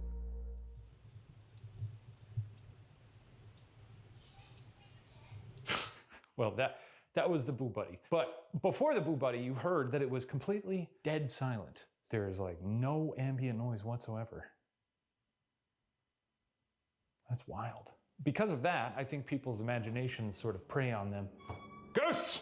I'm coming! Had a lovely conversation with the woman floating over my bed. I'm in the attic, alone now. We have several entities in this attic who have been known to sort of fuck around up here. Can we see him? Is he up there in the attic? Look at his stupid head. Who's up here? We got, the doctor. Hey, Doc, I'm going to douse my light and give you the time to do all your, whatever fucked up stuff you want to do to me. Yeah, have at it. Let's get spooky. Lovely little town. Could see somebody over there. Looks like they're watching The Matrix in their house. Kind of weird that I could see that so clearly, but love to see that. Great film. Also keeping my ears open because we have that REM pod down by the Harry Potter Closet by the stairs believed to be a portal. We may be hearing that in the middle of this. Oh! There it goes. Maybe something's coming upstairs. Is that you? Todd? Dr. Todd? All you have to do is make a little beep and I'll come downstairs. I got time, I'm gonna chill. Most of this place, we go to these big places, we gotta walk around the whole time. We've done houses before, we've done prisons, we've done pretty much everything, but we've never quite done a place that's as fucking baller as this. Spirit, I'm coming back down. That'll let me know that you're here and that you want to communicate with me, or that you intend to kill me. Just really fuck me up. Push me down the stairs. That's fine. Make sure you go down to that basement, though. What's that? Make sure you go down to that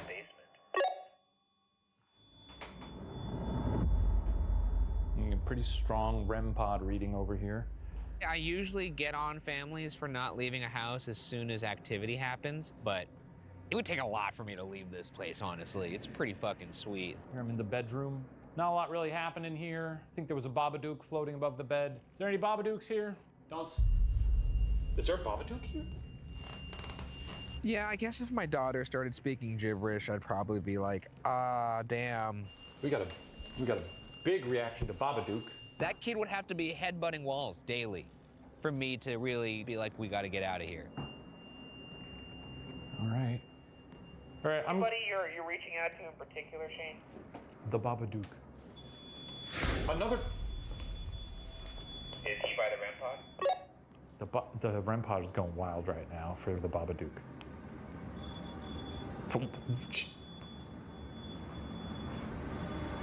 All right, I'm gonna go into that room over there and try to talk to our closet demon friend. Be fucking sick if the Babadook was in the season finale of Ghost Files. This is the room where we encountered a very tall stick man doing the Dougie in this little closet. Is the Babadook real? You know what? I'm gonna go in here and turn off the light. So now I'm stuck in a closet with a little stick demon. Now I'm in the dark in Jefferson City, Missouri. I think it's just a lot of people tend to see this Hat Man. So if we could get to the bottom of a Hat Man inside, that would be kind of cool. Find the real life Babadook. There's your YouTube title right there. Met the Babadook. Cool guy. Oh, dude, it's a tall closet. Put a lot up here. Ew. More cobwebs than I'd expect for a golden hammer. Didn't hear much here. I'm gonna walk through the house in the dark and hopefully not trip. Okay, I already walked directly into something, so I'm not gonna do that. I'm gonna head to the basement, see what's shaking down there. Hello, REM Pod. Do you not like me? We got beef? Hey Shane, I want you to say, All spirits of Hobo Hill House. I want you to do your very best to stay quiet and do nothing for my pal Ryan Bergara, who's about to come in. I want to hear you say it over the walkie. Big brain move. I don't know why I've never thought of that. He has to say it. Okay. Let's hear it. Sorry, the REM Pod does not seem to like that. You're gonna have to say that though, because you have to do what I say. Shane. All spirits of Hobo Hill House. They're listening. I want you to try your very best to not remain quiet When Ryan Bergara is alone in this abode. I'm not hearing anything. You're gonna have to say it all over again because you need to say the entire sentence. Spirits of Hobo Hill House, Ryan Bergara will soon enter by his lonesome, and I encourage you to really fuck him up. Throw him down the stairs, pull his little eyeballs out of his weird head, knock the teeth out of his mouth, fuck up the floorboards and pull him to hell! Pretty much the exact opposite of what I asked you to say. You're breaking the rules right now, I'll have you know that. You have to do what I say you have to do. I don't give a shit, baby. It's a season finale and all bets are off! Wild card, motherfucker! I'm not doing what he's asking me in there. Not gonna happen. I'm gonna make my popcorn, I'm gonna eat it. It's gonna be so fucking good too. The REM Pod is just fucking cheering us on, baby. We're having a blast in here! Why don't you just come outside? Nah, I gotta hit up the basement. I'll catch you later, REM Pod. You're gonna have fun with Ryan Bergara. He's a blast. All right. Jesus Christ, REM Pod won't shut the... Red Pod won't shut the fuck up. Really? Truly, I think that they're coming out to play, man. They're getting warmed up. Well, I hope they like popcorn. It's really going off. If I thought it indicated anything of consequence, you know, I'd be spooked. But, oh, okay, watching my head. There's our infamous wet spot.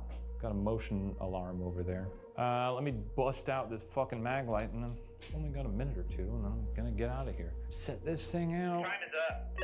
Oop, give me just a second. Gotta put this mag light down. He's adding time to his solo? What a fucking psychopath. Mag light on the wet spot. Mag light on the wet spot. Any wet ghosts down here? Turn the light off. Turn the light off if you're a wet ass ghost. Yep, come on now. Wet ghost. Turn it off. There you go. All right, got a wet ghost. That feels good enough for me. Hope you get dry. Or maybe not. Maybe you're into it. And when my friend comes down here, just fucking do whatever you want. I'm telling you, you'll have a blast. All right, I gotta go. Ryan's getting, oh fuck, I gotta stash the walkie. I feel a little bit braver. I think it's nice that we ended at a nice little house that's beautiful. If things start to go down while I'm in there, I don't think I've gotten braver in that case. Hobo Hill House, you're an absolute pleasure. And, oof, fuck, I almost hit my head. Remember how many times I hit my head at Alcatraz? This is called growth. This is called learning. Taking your sweet time in there, huh? Well, when it's a golden hammer, you gotta luxuriate, you know? I suppose so. That place is like, it's like a circus in there. Is it? You got Boo Buddy talking to ghosts. I forgot the Boo Buddies You got in there. the REM Pod screaming. You're gonna have a great time in there. All right, well, I'll get that walkie and conduct a very thorough investigation. Okay. You're just cutting your... You got it there? You can't just bend down like that without context. Got it. Final one in the season, baby. Get in there, get dirty. Yeah. Fuck up those ghosts. I'm gonna do it. Have a good time in there. What's your fear at? I'm pretty chilled out right now, honestly, but I feel like that's gonna change once I get inside. Get in there, have fun. See you guys later. I'll get that walkie. There he goes. One last ride. One last ride, baby. All right. Well, I'm back, house. I'm going down for the walkie. So no funny business. Look at him go. He found his courage, sorta, somewhat. All right, let's see if I could find this fucking thing.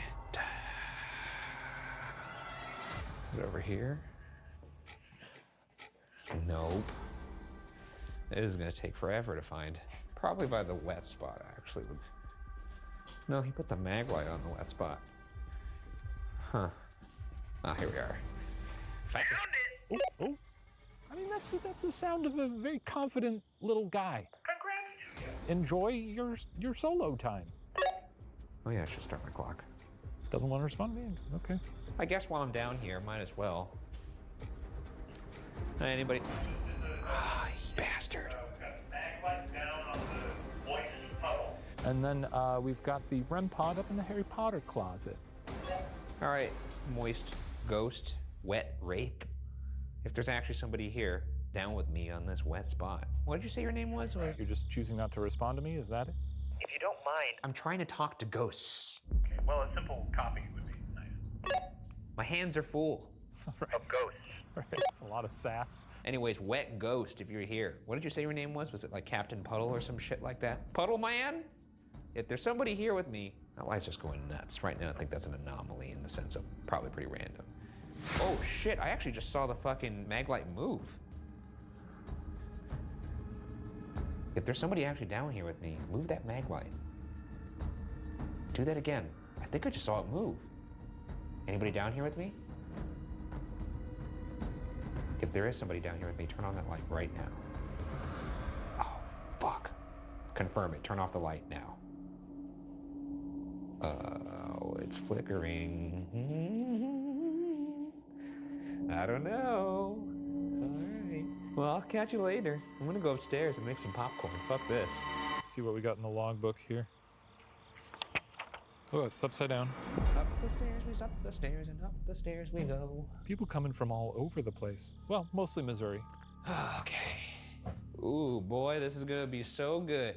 Someone came here for their 46th birthday. Someone came here from Puerto Rico. It's been a while since I've been a microwave popcorn. I'm a stovetop guy. You know, if you've never been to America, what's this?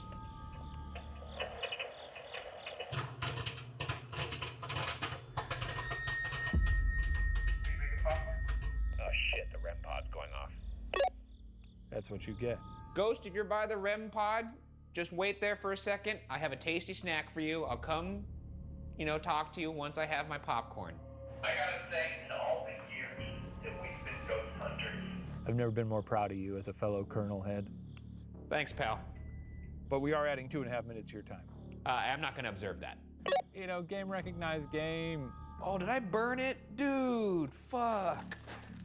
Oh, it's kind of burnt. I can't resist a pop. I did in there because I thought it'd be unprofessional, but... This is why you don't make microwavable popcorn. That's not gonna work for me. I think there's another bag in here. Come on. Yes, there is. Okay, here's what I'll do. I'll have this one popping while I'm out there investigating. It's called multitasking. Well, that'll have to do. Let's see how this burnt popcorn tastes. Okay, actually not the worst. I'll walk around with the burnt one. Okay, I'm coming upstairs. Sound like Kevin McAllister. You want some popcorn? Some delicious popcorn? Okay, nothing in there. Primary bedroom. This is still pretty fucking scary. This is the most scared I've ever been eating popcorn. And I saw The Conjuring in theaters. My heart's beating so fast. My body's confused right now because it's doing a delightful thing that it loves, which is eating popcorn. Now we're in Raina's bedroom. This is where the portal was. There's me. Hi. Should I eat popcorn in the portal? Fuck it, dude. It's like my shield. I have to bring popcorn with me all the time. I'm in the portal eating popcorn.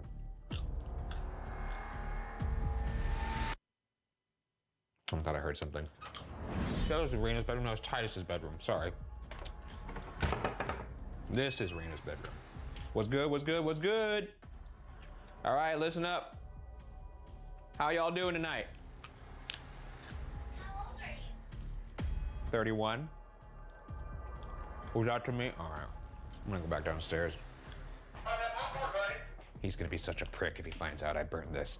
Now we'll have the good popcorn.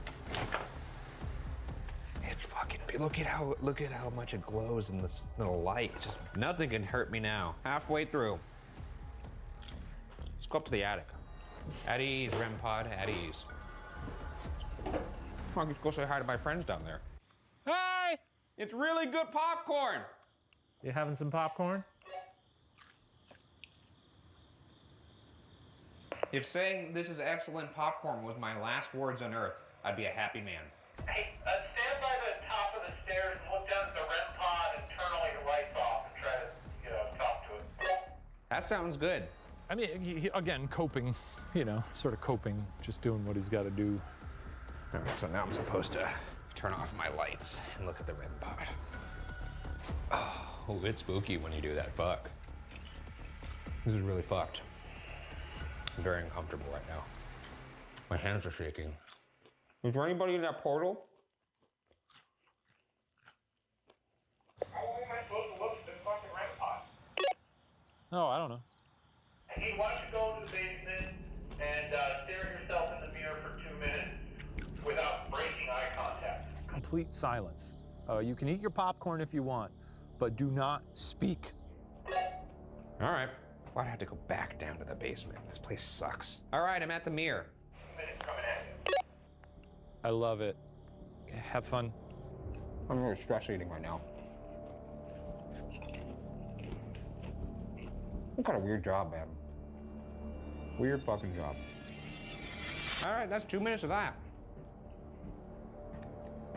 Oh, fuck! Turn the lights off now and talk to the mag light, see if anybody's biting. And then Bob's your uncle. You're just about done. Pretty sure I just shattered one of these Ghost Pros. Okay, well, what a bombastic ending for the season. We destroyed some of our equipment. Wow! Really whacked my head on that staircase. Holy shit. Burgoose isn't used to being tall. He don't know what it's like to duck. He's never ducked in his life. Oh, the fucking REM pod's going off. God damn it. Is there anything up there? Honestly, it's a really fun way to wrap up the season. Cool house, got some good evidence. Not super scary, which is fine. Some places can be haunted and delightful. I'm silently panicking inside right now. Who knows where we'll go next season? Maybe we'll come back to Missouri. It's a very haunted state as far as I'm concerned. Oh, I'm covered in spider webs. What the fuck? Well, that's my time. There he is. There he is, folks. There he is. You broke that you broke the camera. Oh, I don't even know where it is. It's fully gone. You know, it was a pretty horrifying experience. Luckily, I had the popcorn and it felt like I was watching myself in a movie. That's good. I've never been more stressed out eating popcorn. Well, honestly, I think it's a fitting way to end this season. Celebratory. Hey, for all you who are having popcorn at home, cheers, brother. Come along with us on this journey to next season. All right? You want some more? It's been a really fun season. It has been a fun season. We got popcorn to cap it off. This is great. Sweet. I don't even want to cook. Yeah, let's go check out Jeff City. Oh, hell yeah. Oh, this is a beautiful town. You really got a prison here. They do? Yeah. We should come next season.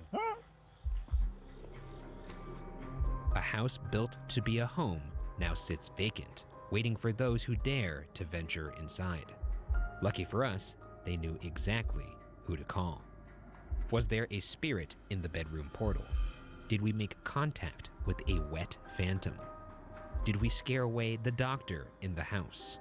Our job as investigators is to collect and present questions, possibilities. Interpretation, however, solely belongs with you. But for our part, the Hobo Hill House can now be locked away in the Ghost Files.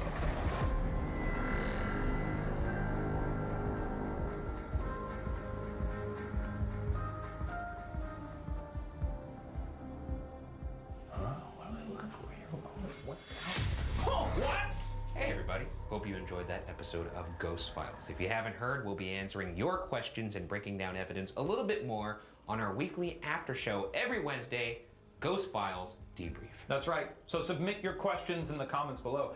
And if you'd like to see episodes a whole day early, swing by patreon.com/watcher. Farewell.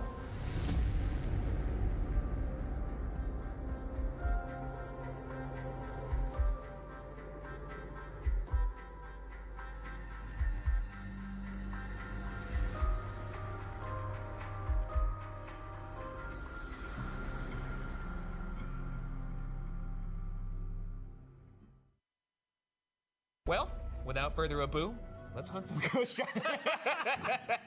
Without further ado? Well, without further ado, let's hunt some ghosts, baby.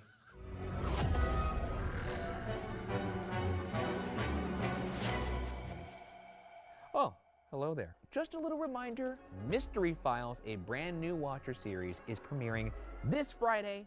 You don't want to miss it, trust me. Also, we are filming a brand new season of Ghost Files, season 2 in fact, so more spookies on the way. Anyways, enjoy these bloopers. Have a good time.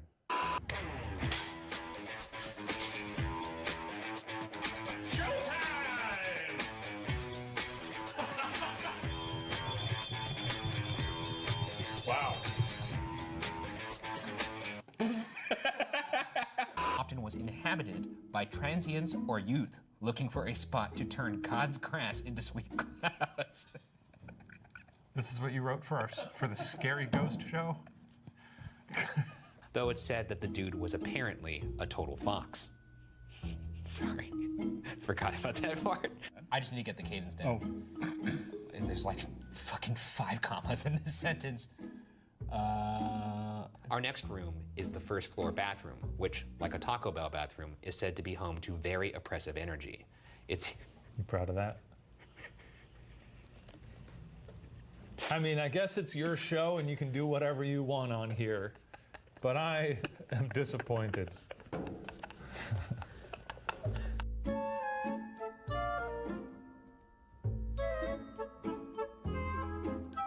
Enough to accommodate more than 400 patients.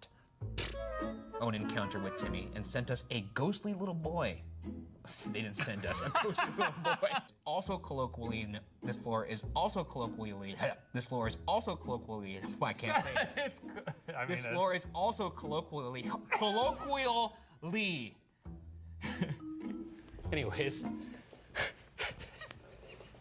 I'll take that line again. Could I get that one? I don't know why it's wet. You don't know why it's wet?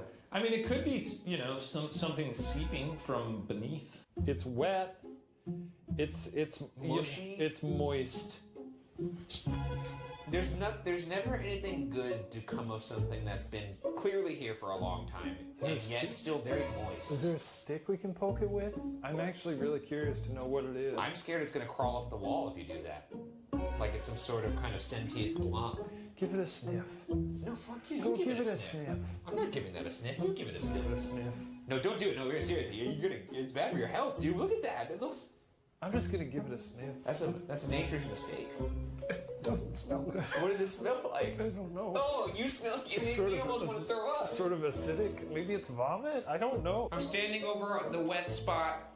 Turn on the light if you'll be nice and wet for us. Are you guys ready to hear this EVP? I sure am again. And by guys, I mean Olivia, are you ready to play this EVP? I'll ask you one more time, Joseph. Why do you think Curly did it? I gotta call you back. Wait, who is this? Who's on FaceTime? It's my friend Steven. Oh! Not Steven Lynn, a different Steven. Hi. Hey, what's happening? You're ruining a take right now, man. Sorry, I'll call you back. All right, James. It's time for you to show us what you got.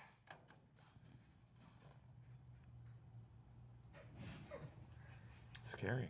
Waverly Hills Sanatorium can now be locked away in the Ghost Files.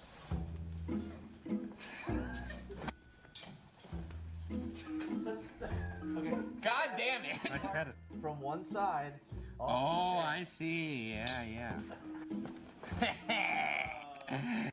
Come on, man. I grabbed it and walked away. Oh, can you look back at me like you had that I fucked up face? I was don't know. like, None of it feels natural. We should have a different outro for every single episode. What are you grabbing from? You're grabbing from the I'm just middle? grabbing it from the middle and just taking it. Yeah.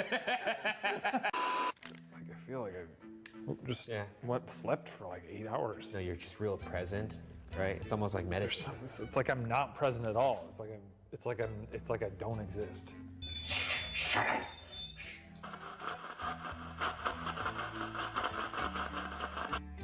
Oh, that's buddies.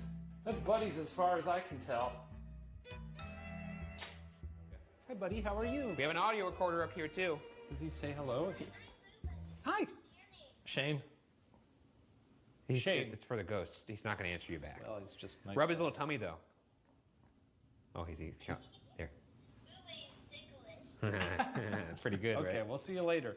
We're gonna let you hang out in here with some demons. Okay. You can reach out to whoever took my fucking headphones. Dang it. I thought I had all my tools. I don't. We're gonna have a meltdown here.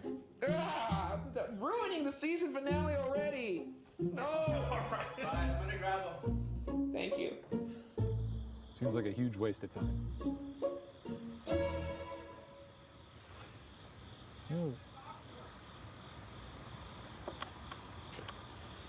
Hi. Can a person die of fright? No, I guess we'll find out in St. Ignatius. Oh, I've always wanted to die on camera. So. I've always wanted to find a body. What? Oh, well, maybe we could do a duo, and I could accomplish my lifelong goal of my last words being keep rolling. Oh, we're gonna kill each other? Yeah, dude. You guys are okay. Well, okay. Deathbats. I guess I'll be the sole host of Ghost Files. That's right. I next just season. replaced you with another big white guy. No, but you guys are both going to die. Oh, I see. Well, it'll be our swan song. And I will find the ghosts of both of you. Yes, and we'll prove to you that we're Ghosterville. I like this. We're back where we belong. One more time. We're back where we belong. That's right. That's right. And with that, our investigation begins now. Fucking son of a bitch, sorry. You can't pitch an idea that stupid to me and not think I'm gonna love it. Yep, see, look. Is it showing me? That's what it looks like. That's what it's supposed to look like right there. This would be great. Okay, that's enough. No, okay, now it's getting a little out of range. That's good. We're very close right now. Yeah. This is the closest I've ever seen your face. We're all pretty And close. I like it. I touched his leg on accident earlier, and it was hauntingly warm. I felt a little static shock when that happened. Me too. I don't know what was going on there, but no complaints. Well, let's move on to the next piece of evidence.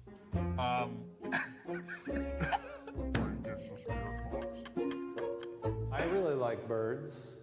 I had a couple cockatiels named Abby and Sugar, and then I had a beautiful red Lord Amazon named Paco.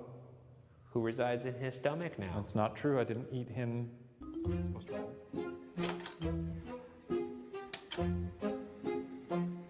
is quite Oh, there it goes. I don't want to call the nurse sexy. She died. You want me to be your new owner, your new daddy? Your new daddy. That's right. We're your new dads now. What do you think of that? We are your dads. Can you say daddy? Say daddy. Imagine we hear that when we're walking around this hospital. Oh. Oh. Oh. Wait, where's Shayna picking up something on my EVP? Is that coming from upstairs?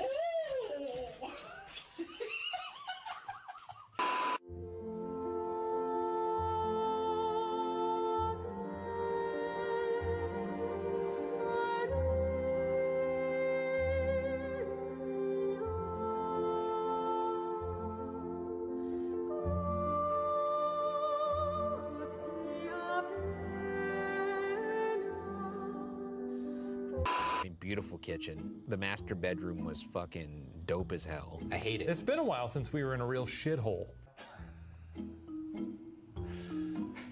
What are the vibes you're getting in here, Ryan? Because right now, I gotta say, I'm feeling pretty luxurious in this beautiful Airbnb. Yeah, we gotta do more haunted homes that are luxurious like this. It's not a bad way to live. I don't think this place is haunted. I think it's old. It's an old shitty building. Thank you. I'd say you're pretty untreatable. Boy, I'll just have to. Hey, give it. Yeah, help them out. How are we always? I mean, we can roll it the opposite way. Roll this side in. Our next room is. Fuck, man, I that's thought gonna I be was tough. gonna release and let it roll to you. Yeah. Okay. You want to do that? Sure. Do that again. So awkward. Strong. That's me. I don't think that's what that means. That's me. No, I don't think that's what that Probably means. saw me again and we're like, hey, strong. Yeah. Maybe they're looking at themselves and, No, I and think like their they're- reflection. That's a big, strong guy. Anyway, let's get out of here. You're right. I'm strong. Bye. And you're British. That's not true. Hit pause. Do yourself a favor. Pop up some kernels. If you got microwave, that's fine. Me personally, I've got a little. I love it. Have fun. I got a little whirly pop. I like to get in there, toss a little olive oil in there. You can do canola if you want the more movie theater experience. Pop 2 kernels in. Put the heat on a nice medium high. Wait till those 2 kernels, they're gonna pop. Once they pop, dump the rest of the kernels in. Give it a, you give it a whirl. Start whirling that whirly pop. Eventually, you're all gonna pop, take them out, put a little, lately I've gotten into goat butter. It's expensive, I'm not gonna lie, but I only use it for popcorn. It's delicious, it's a little cleaner. Drizzle a little of that on there, or you can do some ghee. Some people like a little coconut oil. But I'm a goat butter man these days. I'm a goat butter man. Sprinkle some salt on there. If you wanna go the real deal, Morton's makes specific popcorn salt. It's finely ground. That way it sticks to the kernel, doesn't fall to the bottom of the bowl. Light dusting. Give it some flips, give it some flips. Light dusting, give it some flips. You're good to go. You got a beautiful bowl. Or you can just get the microwave shit. It's really bad for you. I think it fucks up your lungs and kills you. I like a white kernel corn. There's a yellow kernel corn, which is a little starchier and it'll have a more of a bulbous bloom. I like a white kernel because the bloom is a little more flowery. It's light.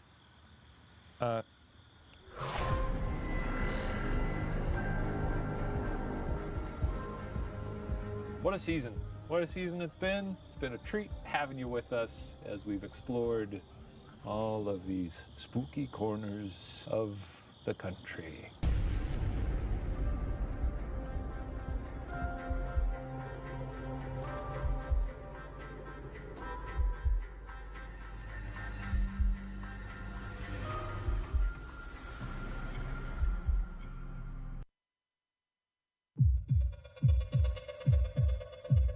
A skeleton in the portal, REM pod going wild, a possible demon.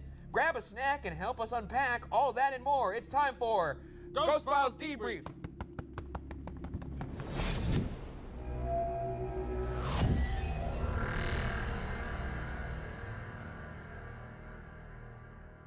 Thank you for joining us. I'm Ryan Bergara, and that thing over there is my colleague, Shane Madej. Shane? Each week, we look back at our most compelling evidence, behind-the-scenes moments, and answer your burning questions. This week, our episode is sponsored by Casetify. This episode of Ghost Files Debrief is sponsored by our friends over at Casetify. Seriously, we love using Casetify to protect our company phones, because we gotta. And Casetify's Bounce Case is their most protective case yet, with expanded corners to help your case really bounce. It can protect your phone from a 21.3-foot drop. It's 20% more protective and 6 times the military standard, which means it's been drop tested 156 times, and we're about to make it 157. A functional phone. Dropped. Does it remain functional and unharmed? Why, yes, it does. It's in perfect condition. Whoa, and there you have it. You know, Casetify's cases aren't just protective. They have over 2,000 amazing designs featuring work from exclusive and diverse global artists. Plus, Casetify cases are customizable, so you can make sure your phone suits your case. You're gonna look at it all the time. It might as well be what you want. And for our conscientious customers, Casetify is also committed to sustainability. They've recycled 51,000 cases through the Re-Casetify program, with 65% of those materials being recycled. Altogether, that means 20% less carbon emission and a 20% happier Earth. Casetify's biggest sale of the year is coming up this Black Friday and Cyber Monday. It's the perfect time to get the best value on your iPhone 14 case if you've upgraded, or get a great personalized gift for your loved one. They have cute little accessories too. Little phone straps, little phone charms. All I'm saying is just go on over to casetify.com/watcher for 15% off your order. You will not regret it. Thank you again to Casetify for sponsoring us. And now, back to the debrief. Thank you, Casetify. Well, it's the season finale. That's right.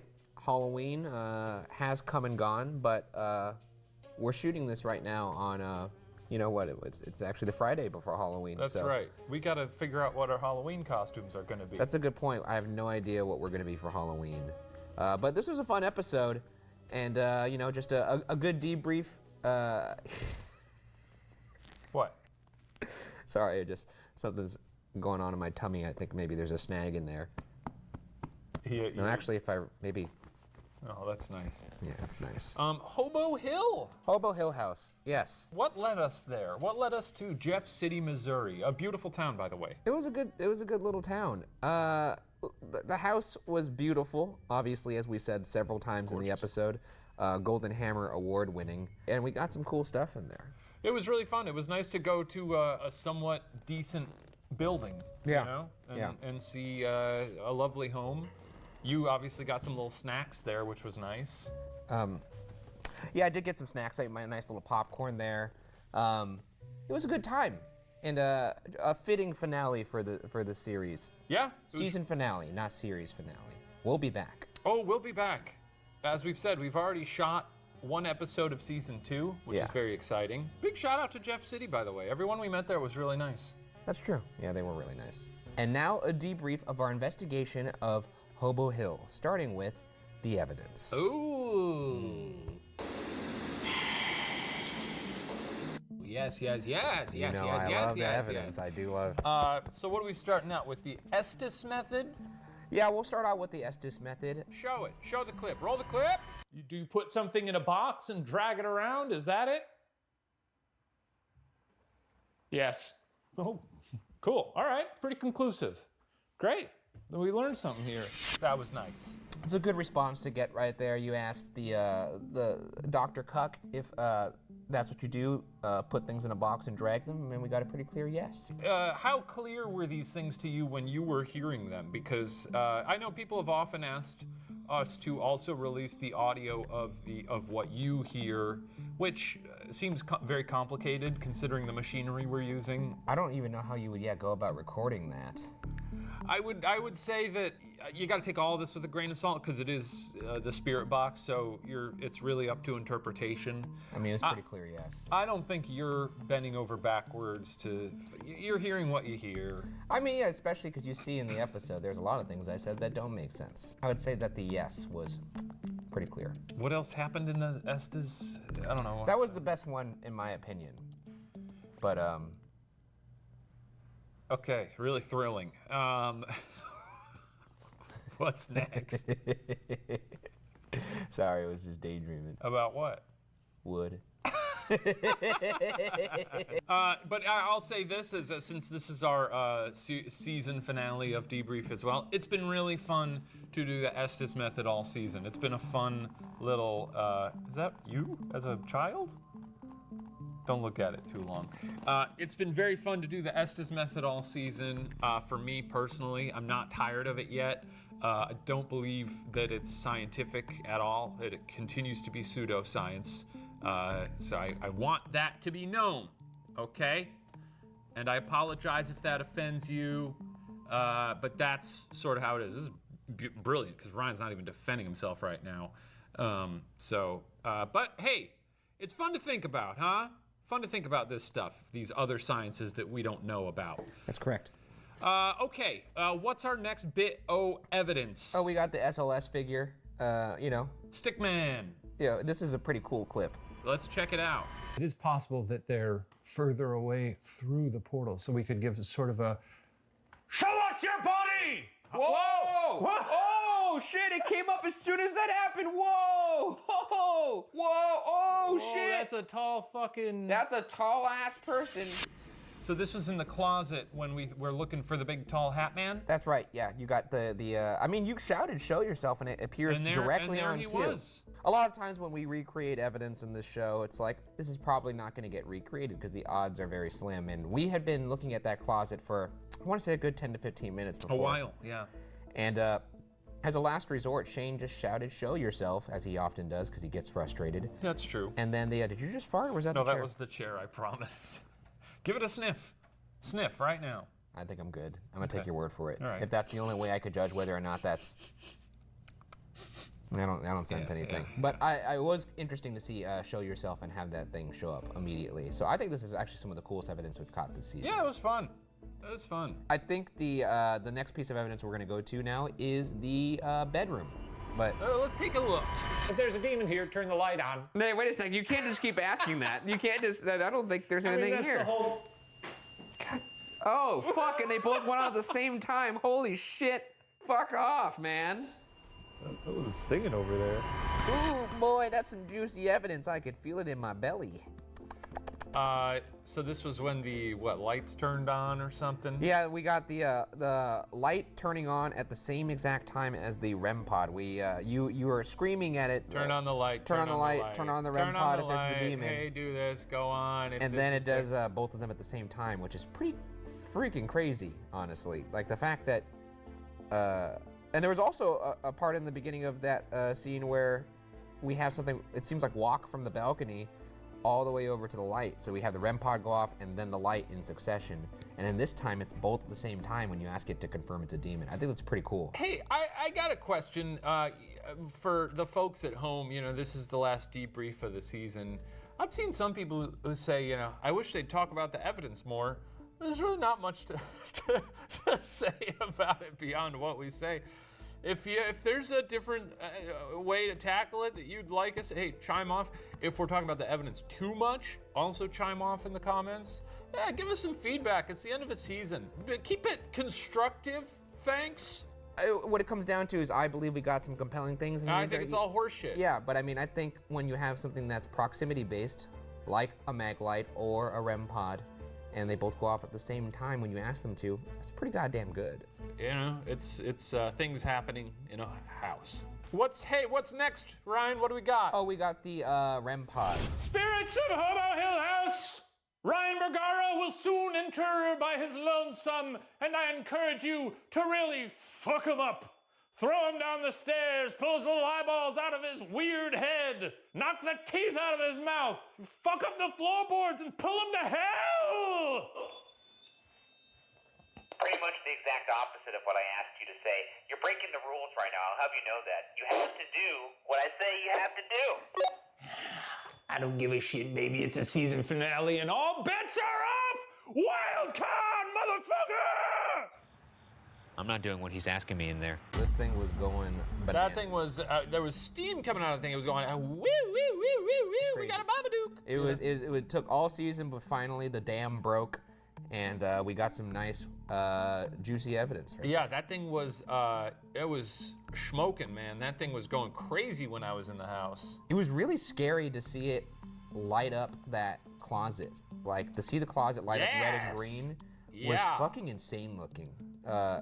And the fact that REM pod is sitting in the portal, which means there could be who knows how many things walking out of that portal. Do you think a bunch of ghouls and goblins were in the portal just sort of like, just peeking out? I think they were coming out to have a good time. They Maybe. saw that they liked the vibe. They liked that we were setting up a party at this Golden Hammer rated place, and then they wanted to have, come party. I've mentioned this before.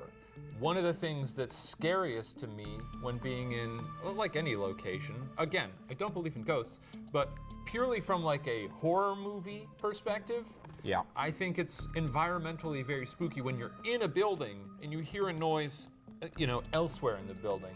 So to hear that REM pod going beep, beep, beep, beep, boop, boop, bop, bop, bop, over there in the stairwell while I was over up in the bedroom or something, that's nice. It's a nice bit of mood and atmosphere. It's pretty scary. Yeah.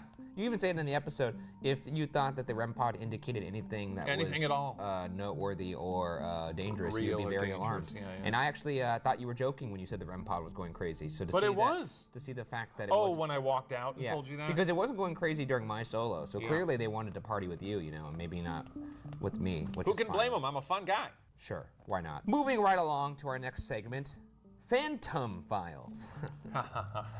You get it's like fan. It's it's like a pun. Where we look at fan submitted art from throughout the season. Look, we got a lot of art. We got a lot to chew through here. So let's try and get through this as fast as we can, and maybe Well, we can enjoy it. We don't have to, do a speed run here. Oh, that's true. No, I'm just saying that there was so people much. worked hard on. There was so much cool art submitted by all of you guys that I felt bad. Oh, holy moly! There is a lot here. It felt like we needed to showcase as much of it as possible. So we're not going to do as much interaction with each piece of Oh, are we gonna do like a little? Sorry, my tongue got tied there. Are we gonna do a little montage? Let me untie my tongue there really quick.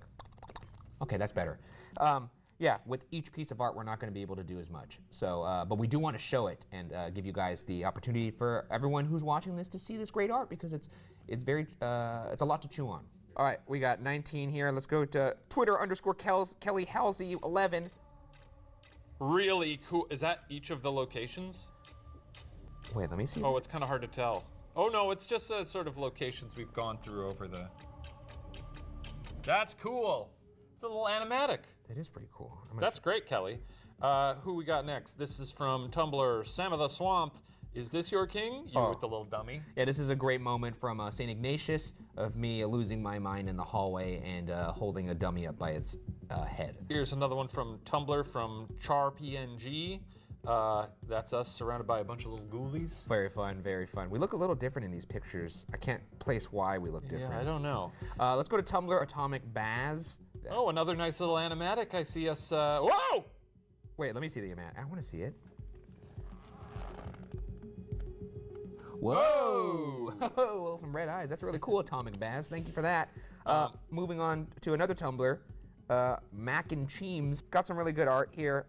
Me with my ghost net that's still, of course, in R&D. I'm trying to get the foomp sound as good as it could possibly can be. Look out for that net in future seasons. But we got our Jog King here, and we've been jogging ever since. Okay, what's next? This is from Inked Rings. That's very lovely, inked rings. I love the set back there. Looks very. Oh, I'm gonna check it out. This is another press play situation. Then we've got Ravano with T. There's Ryan with your ghoul net. Another. I love it. I love the mention of the net. Also, we look like Funko Pops. Shane's favorite. Yeah, we do look like little guys. Moving on here to Twitter. This is WayneGBT_MP3. We got the professor in the Ghost Files gear. Love to see that. Ironic because he himself is a ghost now. Yeah, maybe he's looking for the living. I hope not. Going to Twitter now, back to, let's go to Bree_Chantel_art. This is just a beautiful rendering here. Really nice. Very inquisitive look on my face. I like the there. style. It's good style there. Then from Twitter we got Cheesymation. Am I dead? It looks like it. You look like you're a sopping wet ghoul there. Oh, I don't mind that. There was a lot of wet ghouls in this last episode. It was a wet season and a wet episode. Shane being here looks like he's doing his best Chief Puddle situation here. Maybe you should be that for Halloween. Chief Puddle? Yeah. That's not a bad idea. I really got to come up with a costume. Because I can't think of. It's a little last minute. I hate when I can't figure out a costume at the last minute and I'm just scrambling. Yeah. And you're like, what am I gonna be? Because then you're kind of just in a situation where you're gonna put something together that's half-assed. You go to a costume party, everyone's really like doing it up. Yeah. And now you're just kind of showing up there, metaphorically empty-handed with this half-assed effort. Yeah. And maybe it's something where you just bit off more than you could chew. Yeah, that happens. Next one's from Bonnie's 3 a.m. time. That's us with two big old spookies behind us. Love to see that. Nice. Going to Twitter for Tenacious B. Oh, cool. Like we look cool here, and we look cool in a lot of these. That's the fun thing about fan art. Makes you look cooler than you actually are. That's true. Continuing on, that JP Heron. Fun little a whole comic here. It's a comic about the moment that I ripped ass to get you to shut your mouth. Oh yeah, lovely. Moving on to Instagram, the sad art man, and there's a sad little Ryan with, oh my God, there's like a demon Shane in the background. I didn't even realize that. Oh yeah. It's creepy as hell. Spooky guy. Continuing on Instagram, Lux_La. Incredible. This is just Lux_La is actually the person who made the poster which for is this great. season. It's incredible art as always. Continuing on, Carnivora_Leoparidae. This is me fucking doming Timmy in the face with a blue ball. Hell yeah. Moving on here to Katarti. Another fun piece of art here while we figured out your name. They're really nice. Schwamps on Instagram. It's a pretty accurate rendering of your proportions. That's true. Yeah. But for mine, that's what I would look like if I had giant Shane legs. Yeah. And last but not least, who could forget Captain Eliza? Ooh, this is a spooky one. Yeah, that's what is happening to us here? You look scary in general. I Look know, at your face. I do. If you stood in like behind doors like that and people opened it and you were just sitting there smiling like that, that'd be freaky. That'd be fucking freaky. This is the tip of the iceberg of all the wonderful art we've seen this season. And thank you to everyone who sent us stuff and made stuff. It's been so fun to see it all. And it's fun to see everybody get excited about the show. It's been a great season. It's been a good season. We got some questions to answer, right? Oh yeah, it's time for the last section of the show, Qua. Qua! We say qua, you say qua, qua. Qua. No, we say it 3 times. Qua. Qua. Fuck it, it's qua time. This is Qua, where we answer questions directly from you, the viewers at home, including 2 questions every week exclusively from our patrons over on Patreon. Who also, coincidentally, got to watch every episode of Ghost Files a day early this season and will be treated to behind-the-scenes updates and bloopers now that the season's over. That's fun. That sounds We got to put up that blooper of me talking about popcorn for 2 minutes. Let's get to the first question here. Yes, these are from Patreon, I believe. What did puddle smell like? Sorry, this is from Snowy on Patreon. What did the puddle smell like? Piss. It smelled like piss, pee-pee, pss. It did. No, it smelled very like mineral-y, right? No, yeah, it didn't. Yeah, it did kind of smell mineral-y. I think that's because it was on fucking cement. Yeah, you know, but it smelled almost like coppery, almost like a what would I say? It didn't smell good, but it didn't smell like, you know, like shit. It just smelled like you know, go outside and sniff the ground. How's that? Find some cement somewhere and sniff it for a while. Do that. That's the Ghost Files challenge. Go sniff some cement. Yeah, there you go. Yeah. Continuing on with Patreon. And you can get answers like that if you subscribe to our Patreon. There's a smaller pool of questions over there. Some more like, by the way, I'll hop on Patreon It's a puddle after this. over there. I'll answer some questions in the comments too, just for to give people a little end of the season bump over there. We should call that the, you know, because we're fishing from a pool of questions on YouTube and Instagram and Twitter, Yeah. but we're fishing from a puddle over on Patreon. Oh, the Patreon puddle. The Patreon puddle. Yeah, it's right. Exactly. Let's go to Norms_Minions on Patreon for the debrief. Was it the snack or just the vibes of the house that made Ryan seem more normal during his solo investigation this time? I think it was both. The house's vibes were not, they weren't ominous or antagonistic, I would say. I thought the vibes of the house were pretty good. I mean, obviously the house was beautiful, but also, anytime I have popcorn, it's going to improve my mood. Another one from Patreon, or should we go to YouTube? TubeTown? Let's go to TubeTown. Let's go to TubeTown. This is from Lil Speaks. Lil Speaks. It says, what is it like to go through family homes? Any specific thoughts on being in a place where kids used to play and things like that? It does change the vibe of the investigation because it's much more personal. You're going through someone's history essentially. Yeah. What is a history but a catalog of ghosts? Yeah. You know. Yeah. It definitely brings a different air to the investigation. It actually does kind of make it a little creepier. There's something a little bit unsettling about a very nice, pristine home having some darkness under it. A little less foreboding than the Sally house, but it is fun. There's a wonderful guest book there, and it seems like a lot of people do stay there to spend the night, see if they hear anything, and it's always fun to go through those guest books. You saw us doing a little bit. Don't you mean the log book? The log? The log? Log book? Logs. Logs. Log. Well, I don't know what just happened. That was weird. But you gotta, it's fun to go there and read through it because it's fun to see everybody's experiences and read and be like, that's bullshit, that's bullshit, that's bullshit, these people are dumb. Really? I'm just kidding. Let's go to, Instagram, Grahamtown. This comes from Noah Seesaw. For the debrief, if you were stranded on an island, which 3 ghosts from this season would you bring with you and why? Bonus, what single communication device would you choose to bring? What's the pool here? Nighttime Dan is the only one that really, Well, obviously it's not the pool. nighttime. It's not the pool, it's the puddle. It's a puddle. Chief Puddle. So we got Chief Puddle, we got Nighttime Dan. We got Devil Baby. Devil Baby? The screaming lady from I believe she was from Waverly or Ignatius, I can't recall. We got the nun. I love the nun. The nun from St. Ignatius. Charles Hull, the guy you killed. Yeah. For me, I'm gonna have to bring Nighttime Dan. He's a shoo-in. I'm gonna have to bring that Devil Baby. And then I'm probably gonna have to bring Chief Puddle because I want to see what his deal is. Screaming woman. Yeah. She's coming. Good to have around. Yeah, fun, something to do, watch her scream. That's right, keeps the environment vibrant and loud. Yeah, right. keeps the energy up, you know? Yeah.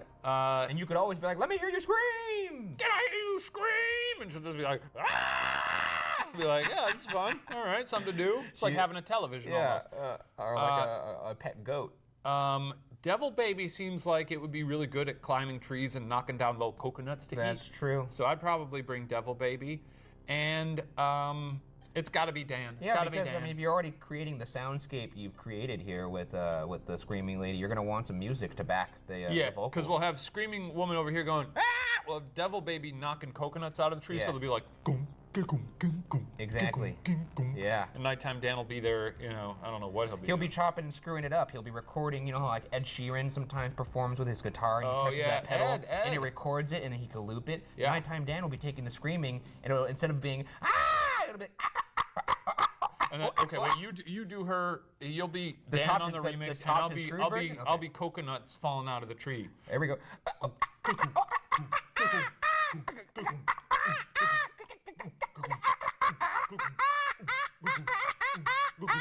That's good. I like that. Yeah. All right. Now, okay. All right. Sorry. Yeah, really into it. Started to sound like something different over there. Let us know in the comments which ghouls you'd love to be trapped on a desert island with. Yeah, that's right. Oh, and what communication device? I'd probably bring the. I'd bring the Ovilus. Ovilus. Ovilus is an absolute blast. I think so. Okay. Moving on to Twitter. Tweet quoi. Mac on Twitter, Macaroni Noodles says, wait, so when you do the Estes method, is it the same noise as the annoying original spirit box, and then some rando voice, or is it just the words you hear? I'm assuming that the grating sound You hear would that? make I did like a little Jason reference. And I went, it was pretty good. Like, aren't there like specific words that it's supposed to be? Like, I don't know what it is. Anyway, good for Jason. We love Jason. Power to Jason. Yeah, continue your Great question guy. I'm assuming that the grating sound would make the Estes method unbearable. You do hear the You do. But there's something about it when you're blocking out the rest of the world. When it's blasting in a room, it's insufferable. But when you have the earphones on and you're blocking out, like, it doesn't have to be super loud because they're already noise canceling. So it's not super loud. You can't really hear anything else. You can close your eyes and drift away and just occasionally say what you hear. You know, I think what it is too. Spaghetti. Yeah, Bingo. Applebee's. Log. Log. Let me think. Oh, you know what it is? I think also when you have them in your ears, your only objective is just to say what you're hearing. Whereas if like you're doing it in a room, we're trying to think and like have a conversation while the noise is going. So it's just like focusing on a singular thing. Yeah, it is nice. Like one person is worrying about that singularly. The other person is just trying to have a conversation. It's nice. It's nice. It's fun. I haven't tired of it. Again, pseudoscience, like the very definition of it. There's no science underpinning this. So that answers this question from Dean at Dean Novak 10 on Twitter. Did you have fun? Yes! It was a fun time. This season has been an absolute fucking blast. Thank you so much for tuning into this season of Ghost Files and also for watching this season of Debrief.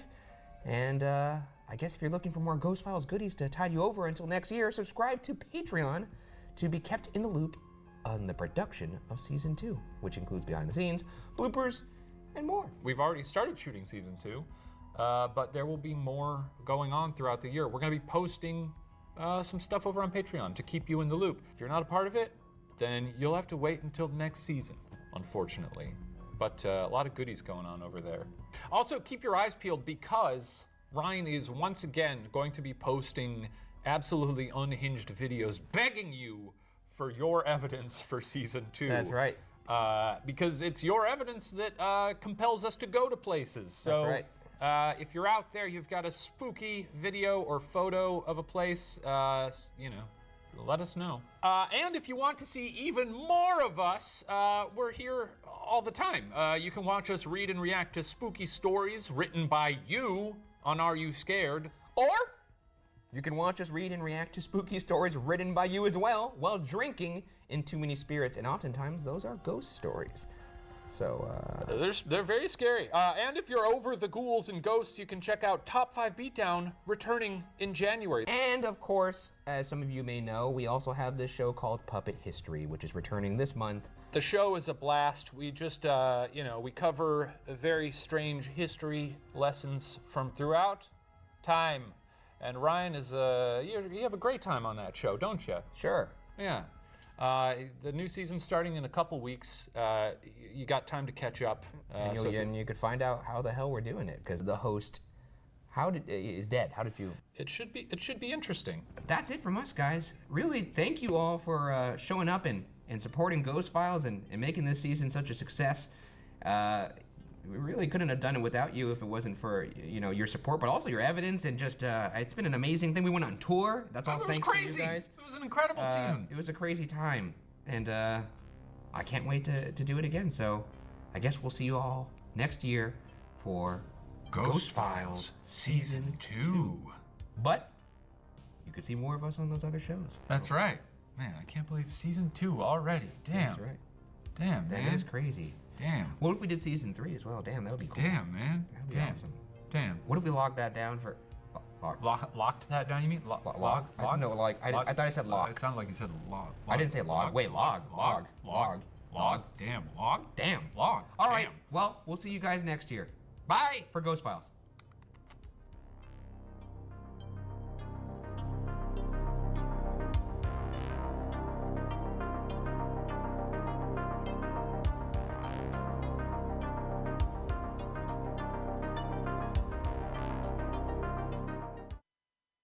Can we just turn off the light?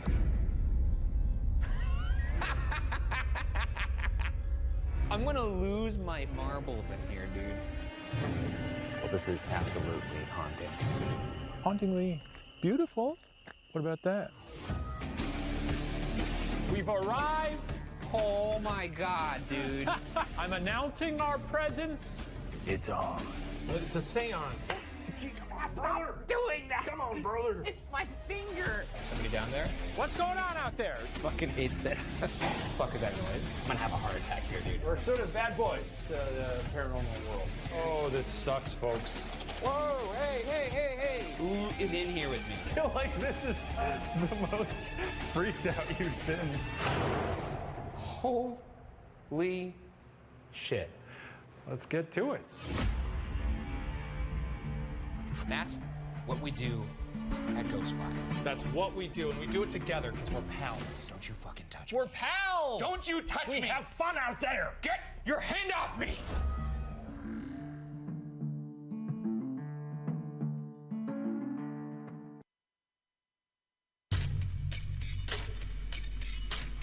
I heard a strange noise just now. You can kill me. It's a little guy. It's a little tiny guy. Damn, it's really spiking in temp. Oh! This might be the solo investigation I never come back from. Hey! Oh my God!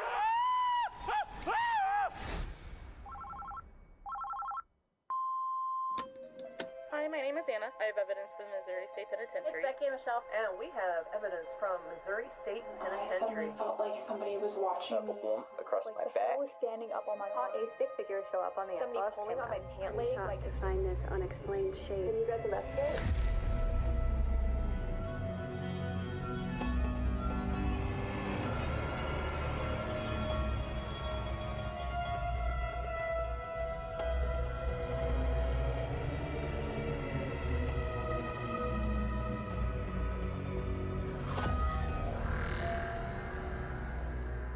Welcome to the season premiere of Ghost Files, where we take your evidence and our tools into the field to expose the supernatural. My partner, a skeptic. Myself, a believer. Both of us, truth seekers. This week, our team travels to Jefferson City, Missouri to investigate the Missouri State Penitentiary.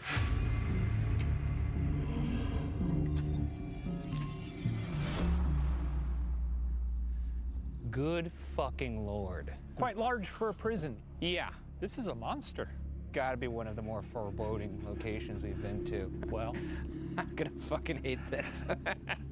I'm gonna lose my mind in here alone. Yeah. Maybe I just won't do it this time. You know, this is your job, you know. You gotta get in there. Oh, okay, and the doors are closing. That's... Holy shit. Let's get to it. Let's check out the gift shop. Opening its bars in 1836, Missouri State Penitentiary served as the oldest prison west of the Mississippi for almost 170 years.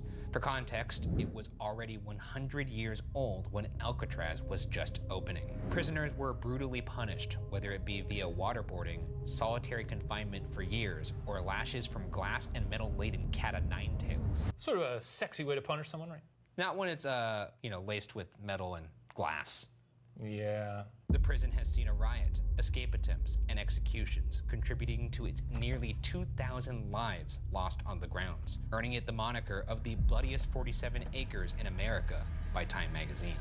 The prison sits right next to the Missouri River, atop the aforementioned 47 bloody acres. It's one of the largest prisons in the US, and in 1935 housed twice its capacity, with 5,300 inmates sleeping 7 to a cell that was infested with rats and maggots. Nicknamed The Walls on account of its iconic and imposing Gothic design, the prison is surrounded by large stone blocks. There's 4 main buildings, 3 of which are available to investigate. And because I need more order in my life, we'll be starting with Building 1 and working our way up numerically.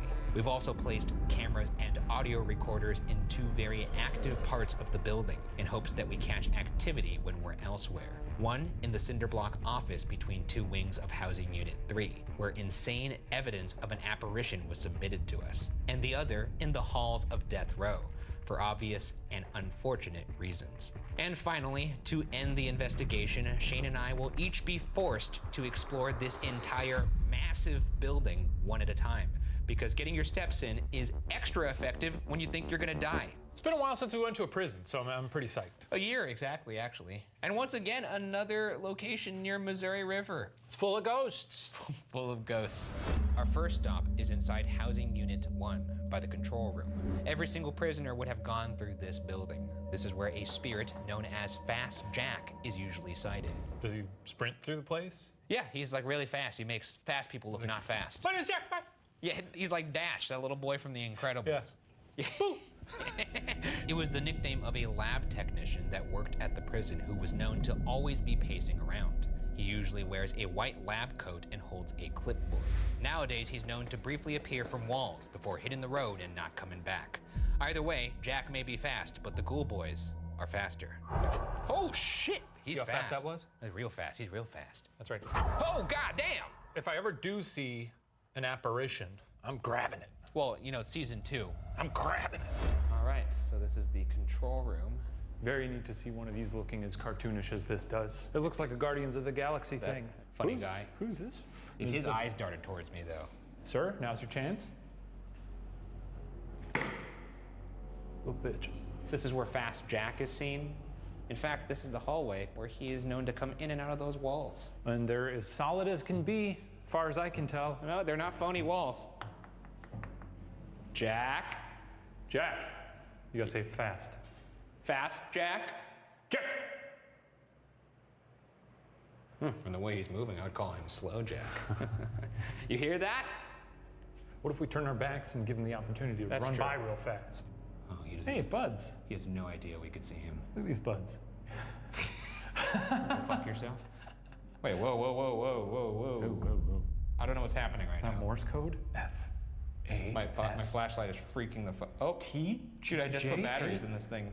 That does have a strobe mode, but that doesn't appear to be it. No. Jack, are you here right now? Jack, is that you? Jack, if that's you, turn it on.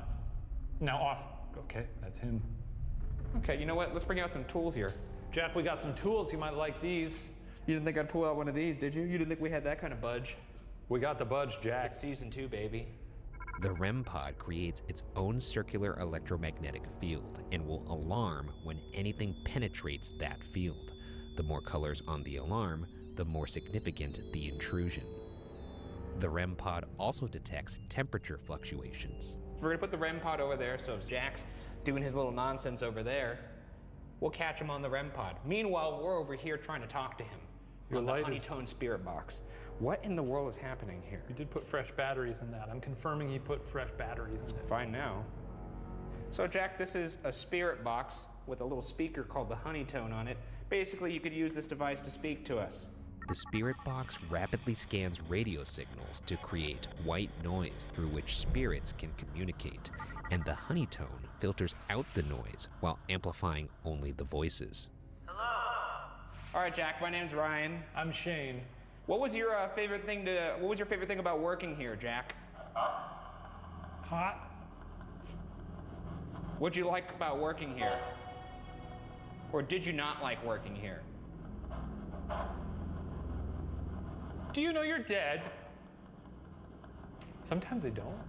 You know, it's good to let them know. Maybe he's not here. My light's normal right now. You're dead, dude. Jack here? It's Jack, yeah?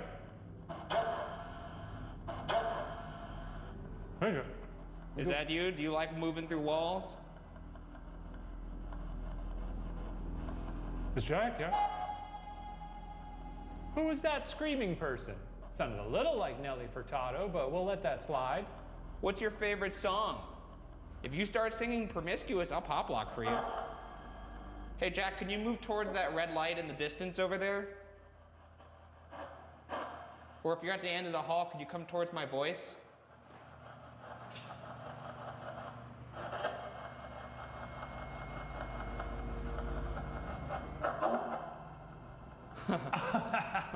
So the temperature just spiked. Like that? Did you just say like that? I was rubbing it in your face. Yeah, could you do it again? No? Why not? Do you want us to leave? The timing on that beeping was really, really strong.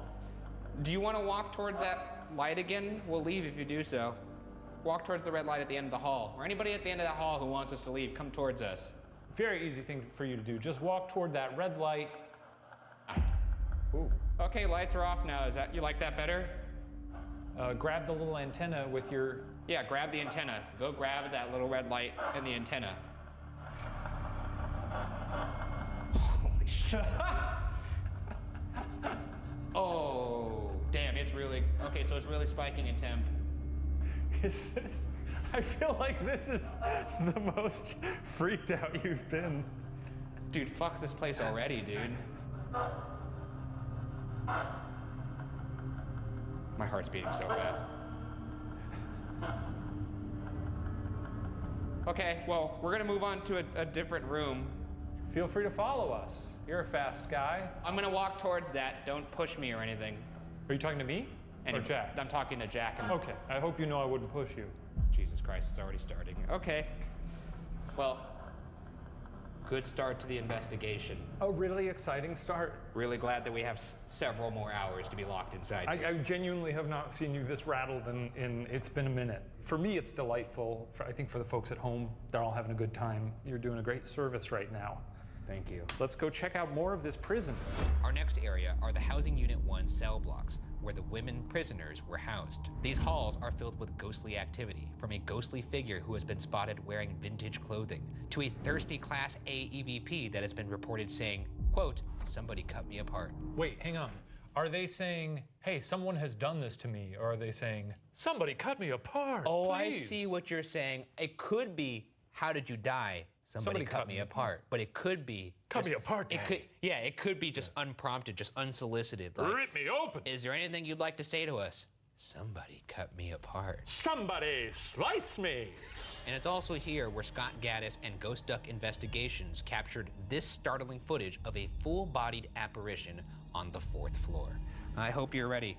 By the way, we gotta get a better keyboard because this one's starting to just show its age a little bit. Yeah, it's not good.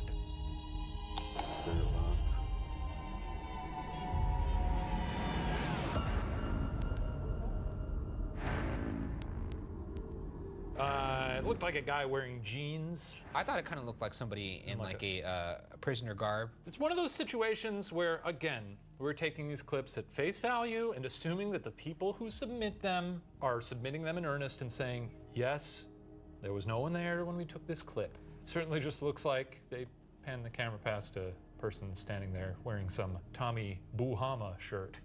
I mean, that's what a ghost looks like. When I saw a ghost, it looked like a guy. So, you know, it's one of those situations, like you said, this is where the believers and the skeptics kind of just draw a line in the sand. And there's only one real way to kind of corroborate that, and that's doing it ourselves. Doing it ourselves, doing it the only way we know how. So let's break out the net and catch our own FBA.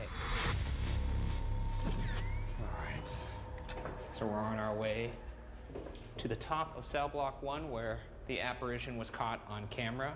That's gonna be fun by your lonesome later. No, it's not. There's nothing about this place that has any part of it that's related to the word fun. What the fuck is that noise?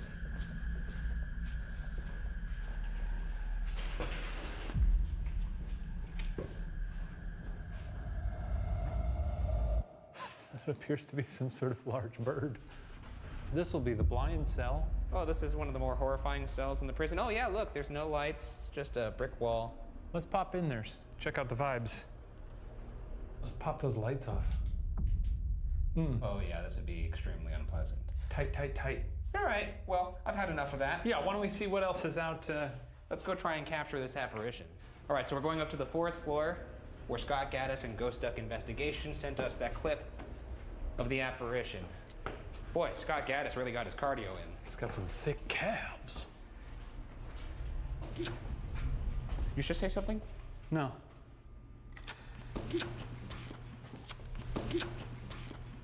Whoop? What? A whoop? No, I didn't hear a whoop. Wait, I thought for sure you were fucking like making a noise. Whoop. Like that. That's what it No, sounded I like. didn't do that. I'm just really good at sort of noises. Jesus Christ, I'm gonna have a heart attack here, dude. So when Scott Gaddis was walking along the 4th floor here, he was moving this way, and he turned right kind of near this little metal thing, and in the turn, he saw the apparition standing right there. Don't do it yet. Don't do it yet. Okay. I was just practicing. So on the count of 3, you're gonna do that, or when we get to there. Oh, you're excited about this. You got a little smirk. Here we go. Just walking down the cell block, hope no one's sneaking up behind us. Certainly can't see behind us at all. No. Well, you didn't count to 3. Oh, I just said I thought. Okay. Look, now we ruined You were it. all about the count Okay, of 3. Let's try it thing. one more time. Can't see behind us. Can't see behind us, sure as Nothing hell. that we can see. The best thing I can see right now is 4. We'll have to review we'll that have to footage. review We'll that have to review the footage. So we just heard a little noise here. We heard a little noise. This is also where an EVP was caught of somebody saying, "Somebody cut me." What happened? Did you get cut here? Did somebody get cut up here? I mean, knowing the prison, I'm gonna guess they got shivved or something. Is that what the noise was that we heard? The Oh! Was that the noise? Was that you getting cut? You're a ghost now, so you don't have to like relive getting stabbed all the time. You can just float around and chill. Yeah. FYI. Just want you to know I'm your friend. Me too. He's lying. Are we doing a good cop, bad cop thing? Sure. I'm not your friend. You go to hell. Well, there's some really bad stuff that happened here, so I don't want to say that. We're gonna try and use our SLS cam to capture this figure on camera, perhaps. The SLS cam uses a grid of infrared light to recognize human-like objects in front of it, even in complete darkness. Oh, do you want me to do my SLS impression? Yeah, do your SLS impression. Look, oh yeah, there he goes. Look at that skeleton go, folks. That's a good-looking skeleton. Okay, for the gentleman who often is seen up here, would you mind coming out to talk? We just want to talk. I know you probably weren't treated very well here, so. Did you get stabbed in the body? If you got stabbed, show up and do a little dance. Oh, yo, what the fuck was that? There was like some weird like tangle. Is there somebody over there or something over there? Oh, there it's back. Look, it's a little guy. It's a little tiny guy. Ooh. Sort of. Oh, and he bounced away. Sort of hot stepping. Oh, but he's back. It looks like he's doing a little dance for us. What exactly honestly. is that? What are you? Look at it go. You're like the little monkey from Pirates of the Caribbean. I'm gonna walk towards it. You're walking toward the monkey? Careful, you might get bit. Is there a little monkey here? Well, this certainly looks nightmarish on the SLS. Yeah, it is a long, dark hallway. We are gonna head to a different part of the prison now. So, For whoever had the indigestion there at the end of the hallway, I hope you find a Tums. Oh, look, our little friend's back. Oh, hey, buddy. Oh, he's gone. We got friends over here, too. Oh, it's the pigeon. What's up, dude? Oh, there's two. There's three. Oh my God. Oh wow. They're multiplying. We're all sharing the prison tonight, okay? I know you're doing your own thing, but we're doing our thing. So let's just try and stay out of each other's hair, okay? Love birds. Capiche? Love what you guys do. Hey, wait a second. Okay, fellas, let's not get hairy here. All right. Hey, buddy boy. All Keep right. it moving. Housing Unit 3 is our next building to investigate. But before we go deep into our exploration, we are going to attempt to recreate this piece of truly chilling video evidence sent to us by Michelle Elliott and Rebecca Mooney. You're gonna like this one a lot, big boy. I'm excited. Our footage is from a cinder block office situated between the two wings of general population. Upon review of our video, you can see a couple of figures run across the screen in the doorway and go back the other way.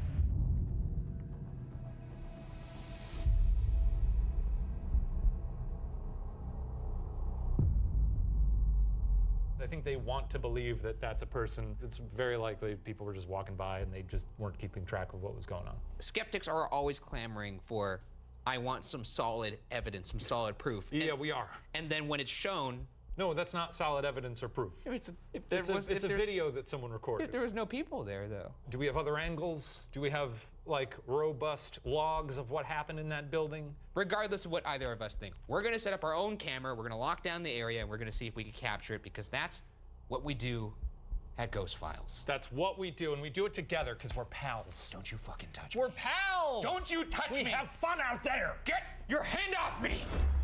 You know, I was just thinking that this is actually kind of lovely if you look over at the moon. You got the moon on the in left, the and you sky. could kind of pretend you're in a nice little park. And then you look to your right, and you're like, oh, no, that's right, I'm in hell. Oh, we're in a fucking prison. Okay. So up here is where Michelle Elliott and Rebecca Mooney caught that pretty amazing figure right through this little door here. So we're gonna set up our static camera right here. Now that's it. That's the shot. Which means that makes sense why they would just see the little heads in the background, because that's right where the front door is. Yeah, it's a tough sell for me, honestly. I gotta be honest. Yeah. We'll see what happens. To the shock of nobody. I know. Hey, if we see, sort of old-timey prisoner in some stripy pajamas. Yeah. While we didn't pick up the definitive figure of a guy in stripy pajamas, our static cam left in this spot did pick up what appears to be two glowing eyes. And they're moving.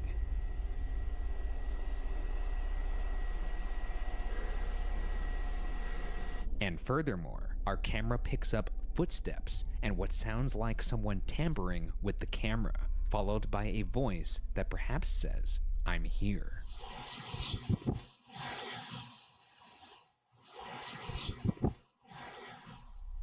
And 6 seconds later, we pick up this strange ball of light that coincides with a clanking noise in the distance.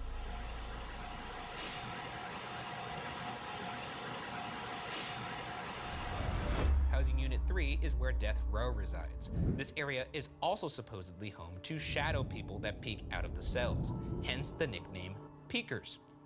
I'd like to peep some peekers. Yeah, very creative name there. Oh, they peek out of the wall. Call them I like peekers. that. I'd love to see these little shadow babies. The exception being a very tall shadow man who doesn't peek at all and has been seen at the very end of the Death Row hallway. This is also where Anna Ornsby encountered the Grinning Man. Let's hear from Anna what happened to her at the pen.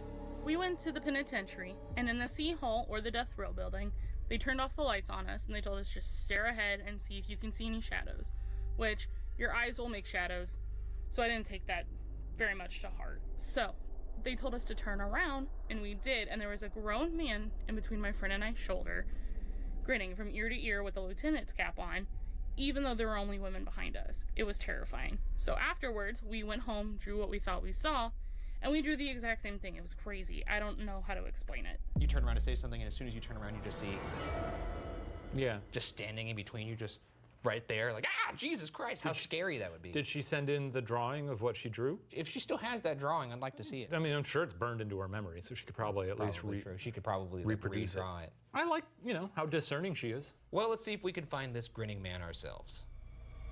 Oh, there he is. going down to death row. Obviously not the most pleasant of places.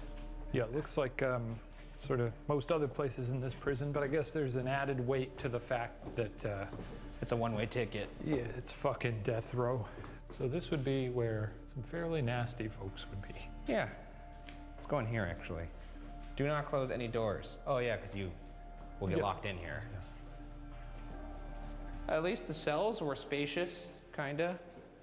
So this is actually, in this horrible little corridor here, I think this is where Anna told her story about seeing the smiling man right there. A really nice night to be here in this prison. Certainly don't see anybody right now. I suppose I could pivot and look behind me. Oh! That's good. You look like the Gerber baby. Oh, actually, before we look for these peekers, let's go in this cell and try and make contact Yeah, with the let's mag do light. that. Oh, you know what? We could do the mag light in here. Oh, it's been a while. A regular mag light, when turned to the space between on and off, can be turned into a touch lamp, which you can ask spirits to manipulate. However, the light will also randomly turn on and off in this setting, so responses need to be timely and repetitive for a compelling interaction. It has been set. This is a mag light. You can take your little ghostly prisoner fingers and, you know, fondle it a little bit. Yeah. So why don't we start asking some questions, and you feel free to answer us.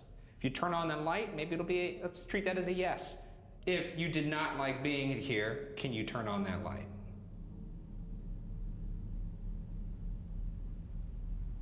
Okay, nothing there. Were you put to death here? Okay, that is a yes. That would make sense because you would only be here if you were put to death. Can you turn off that light right now if you were innocent? Doesn't seem like it. So, you were here because you did it. Then that's whatever it is that you were accused of, you did. Yep, okay. You done crime. That's a little unsettling. They done crime. Turn that light on if you want us to leave your cell. I guess you could use some company. I was gonna say, turn the light on if you don't mind having two friendly fellas in here with you. It's Ryan and Shane, they call us. That's right. Those are our prison nicknames, Ryan and Shane. Those are also our non-prison nicknames too. Yeah. My mom gave me that name. What would you name yourself if you had to pick? Mr. Bean. You'd name yourself Mr. Bean. Mr. Bean? No. No, okay. Was this place open in the 80s? I don't think so. Yeah, it was. Yeah, it was. No, he's right. You might have some, no, you're right. some bean heads in here. You a big fan of Mr. Bean? You like Mr. Bean? When he loses his underpants in the hotel hallway and has to crawl around under the carpet? Okay. Well, you know, he's a man of taste. Funny guy. Whoever was in this cell, if you were here for murder, turn on the light. Were you here for thievery? Turn on the light. Didn't we already ask about murder? Thievery? All right, well, we got it. You know, he was killed there, and for thievery, I'm gonna have to look that up. Yeah, all right, bye. That was really some of the craziest stuff I've ever seen in my entire goddamn life. Let's set up this REM pod. Yeah, we gotta set it up where the tall man is seen. He's actually seen right here, down a little peeker alley. Earlier in the night, a static cam left in Peeker Alley picked up multiple loud bangs, almost as if someone was hitting the prison bars. And we also picked up what sounds like someone whispering. So this is where the tall man was seen. This is a very long hallway. Could you imagine sleeping every night in this?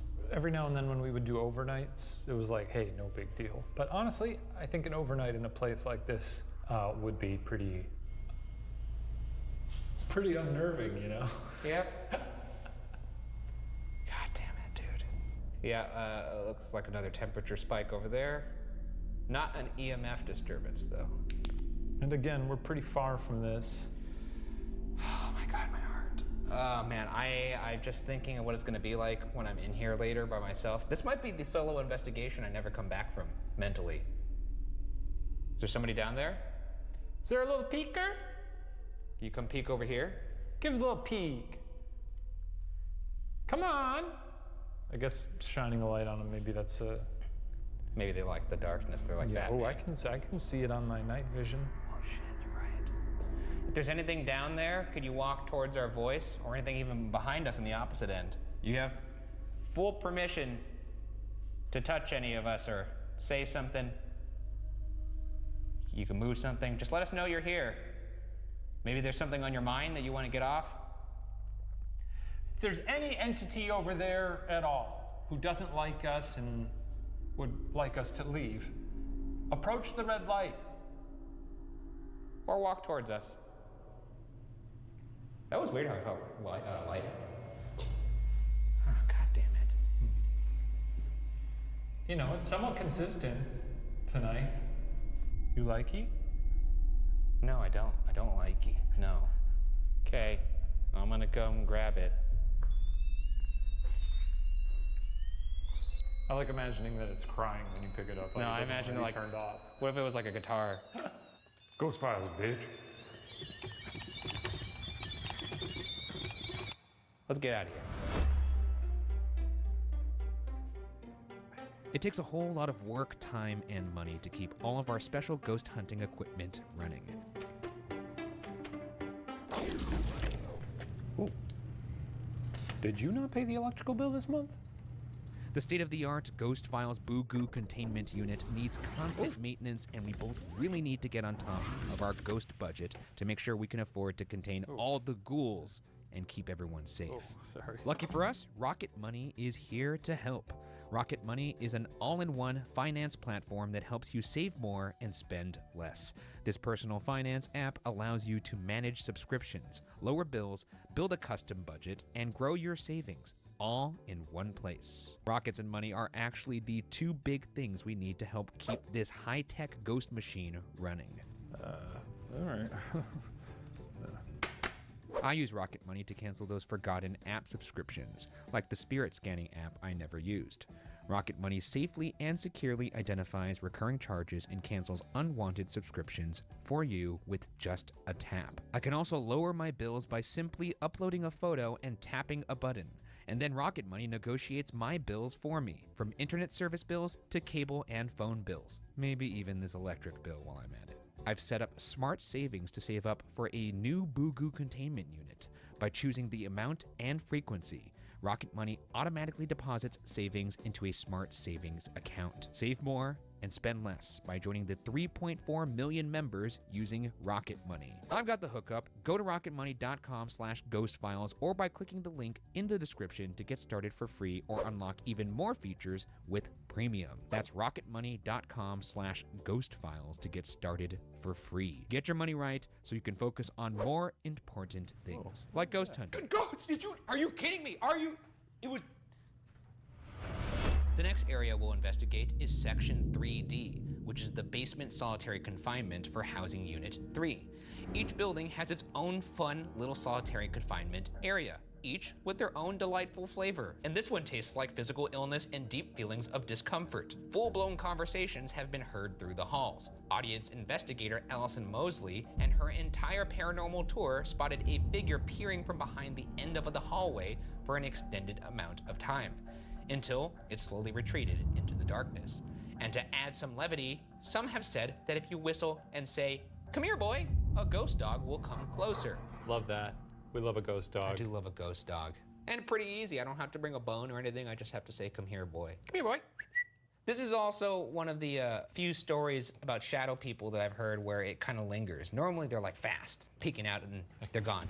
But to have one that's just kind of like, oh, hello. Spooky. Yeah, theatrics. I hope we see that. So now we're going into Building 3's solitary confinement. Great. Which every building has their own, and this one actually is more tame than the other ones, but... Oh. Okay. A ghost. It's a ghost light. So this is solitary confinement 3D. People feel ill down here. Also, Allison Mosley saw a dark figure kind of peek its head down the hall here and just kind of slowly retract. We got any peekers down here? Could you show us a good peek from like maybe even behind that like thing right there? Yeah. I sold it, right? You did sell it. That was good. I should become a peeker. What if you just got dragged right there? That would be crazy. That'd be sick as hell. Before we get into it too much, though, I will say that all the people who work here, when asked about the prison, they aren't scared of this place. They're not even scared of any of the inmates, but they did say Scared of the dog. that they're scared of the dog, and they don't like talking about it even. They won't even tell us the name of the dog, and I think it's because they suspect that dog isn't actually a dog. They think it's a devil dog. Or some sort of entity. Should we go look for the dog over here? Yeah. Come here, boy. Come here, boy. Come here, boy. I got ham. Come here. I got ham in my pockets, boy. Here, doggy, doggy. Come here, boy. Ugh, this place sucks. Let's just stand still. Maybe let's give him a chance to find us. Come here, boy. Oh my. I'm getting static on my EVP. Like electric disturbance. This is weird. What was that? What was that? Well, you heard that too, right? I did hear something. What did it sound like to you? A rustle. Yeah. Is there somebody down here with us? Okay, we're gonna turn on this device here that you may be able to use to communicate with us. It's called an ovulus. The ovulus takes environmental readings that spirits are said to manipulate, such as temperature or electromagnetic fields, and converts them into corresponding words or phonetic sounds. Whatever's down here, what do you want us to listen to? The dog? Together. September. It's September, that is correct. And we're together here. Can you tell us where we're at? Can you say Missouri? Or prison? Prison? Here we are in the cell. Do you like that? We heard there's a dog down here. Easy. Yeah, what do you mean easy? They don't want you to talk about the dog. You guys scared of this dog too? Even the ghosts are scared of the dog? Anybody in this cell who... It's so crazy that you could just rest your hand on the ceiling. I mean, you can too. I guess you can't. I have to like... It is you're like full palm, it is like dude. quite relaxing to just lean against the ceiling. I feel like Gandalf. It's freakish. Daddy. Daddy? Did it say daddy? It said daddy. Ooh, disturbed. Disturbing me. daddy. Disturb me, daddy. We gotta put that on a t-shirt. Built in 1868 for post-Civil War criminals, Housing Unit 4 is the prison's oldest building, and it seems to be the center of paranormal activity. It's reported that disembodied voices have been captured here. Visitors' equipment would malfunction. Some have had feelings of a ghostly hand touching them, and an overwhelming smell of Comic-Con potency body odor. Well, you're still having fun this season, huh? One delightful entity, a man with half a face, is known to appear next to visitors in this area, transferring his distress and pain onto them until they are so overwhelmed that they flee the area. Also, there's this deeply disturbing photo on the internet of what some speculate is a hanged inmate. I like the half-face guy. So many of these ghosts, you hear them, it's like, it's a woman wearing a white dress. Give me the freaks, you know? All right, well, let's take a look at it. I like that it's just a Snapchat story. Cell blocks. Cell blocks. Yeah, look at that. Cool. Wait, what do you think that is? You know, it's a guy there. It's a guy. It's a guy. I think it's a pretty compelling piece of evidence. It's a shape of a person. Maybe they're hanged. Yeah, that's 4 floors up. Person obviously cannot be floating there unless, of course, they're a ghost or Clark Kent. So I feel pretty good about you admitting that that does indeed look like a person. Or David Blaine. Or David Blaine, you're right. Anyways, let's go to a location here and see if we could capture this floating ghost.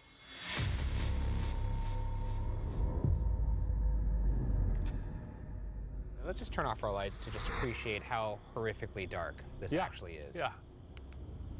That's the darkest building we've seen thus far. This definitely looks like, well, I mean, abandoned. It just looks straight up abandoned. I thought the other building was creepy because it had those ghostly green lights inside, but the complete absence of light is perhaps even more This is unsettling. awful. This is building 4, and we're going to move into just a general investigation in here. This is also where the photo of the hanging apparition was caught. Great.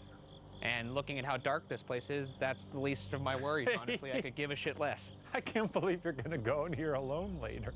Oh my God, dude. Fuck yourself. Go fuck yourself, building. Wow, it smells weird in here. Can we just turn off the light?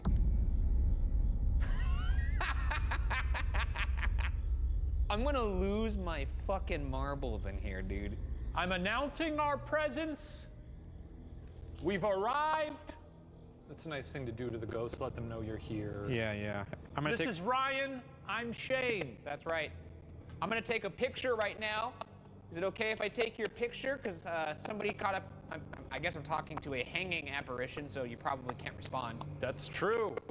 But I'm gonna take a picture now. Nice. Let's just take a couple. Great shot. You're a real shutterbug.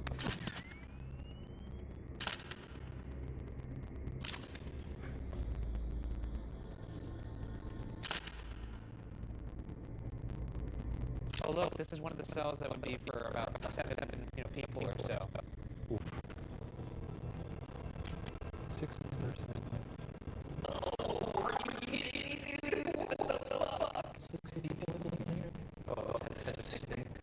First off, I'm very sorry this happened to you.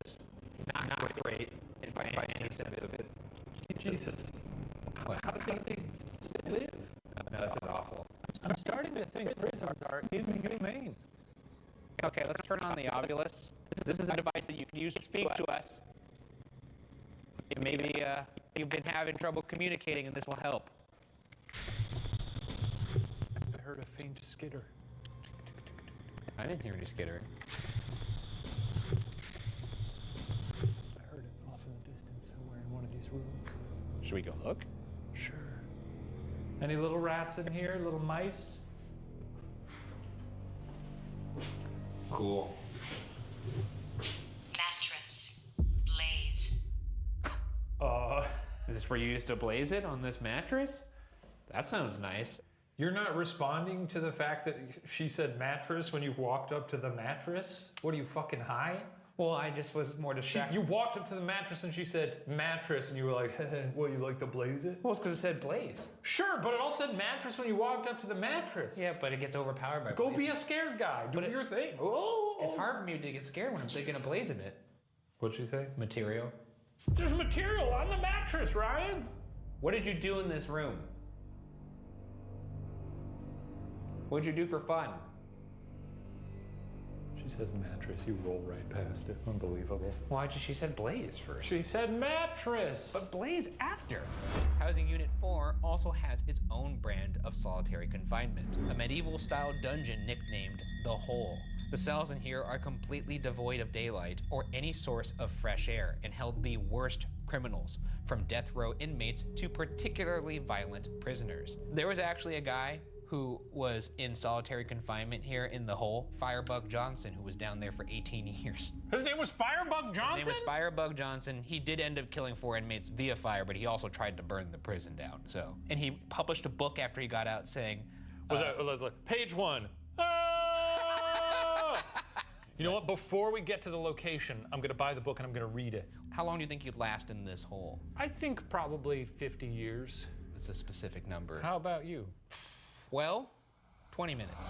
Inmates who stayed here were drugged up with antipsychotics and were known as the bobbleheads on account of them being able to do little more than bob their heads. And some who couldn't withstand the isolation would kill themselves by slamming their head into the walls. Solitary confinement cells have sometimes been the viewing area of a terrifying 8-foot-tall shadow figure that occasionally opens its mouth and silently screams until people leave.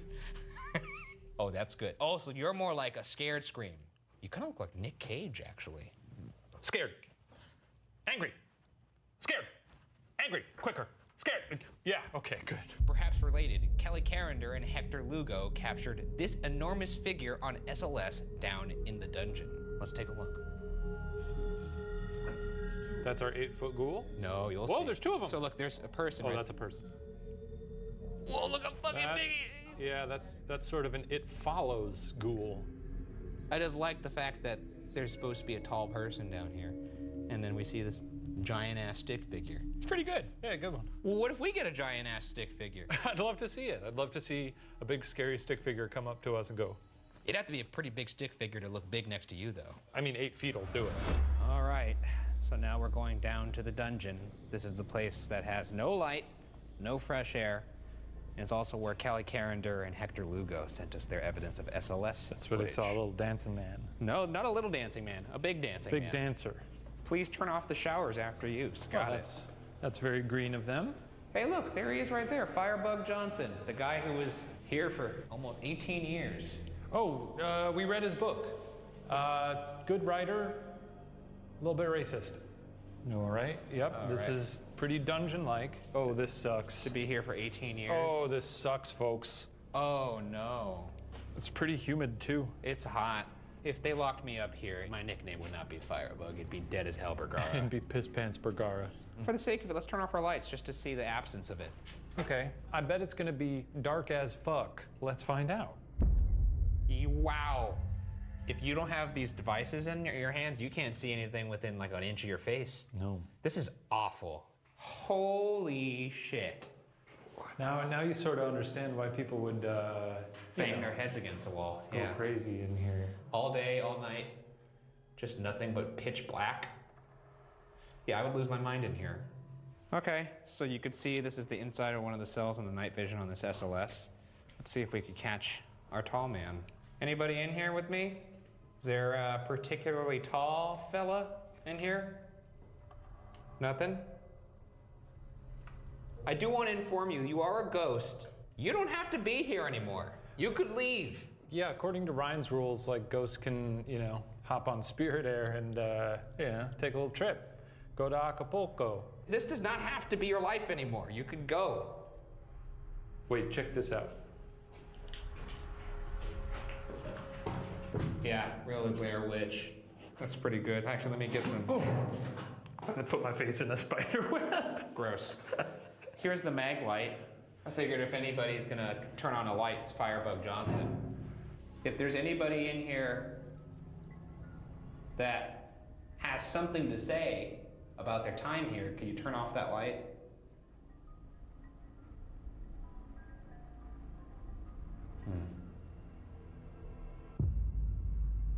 What have you got to say? The acoustics in here are... I mean, it's truly dead quiet. All right, let's just actually be quiet for a second because I do want to hear how pitch black quiet it is. Is there anybody down here that's in pain that could turn that light off? Are you in pain? Oh, okay, yeah. Do you like us being here? Is it nice to have some company in here? If so, turn the light on. If you'd like us to stay here forever, turn the light on.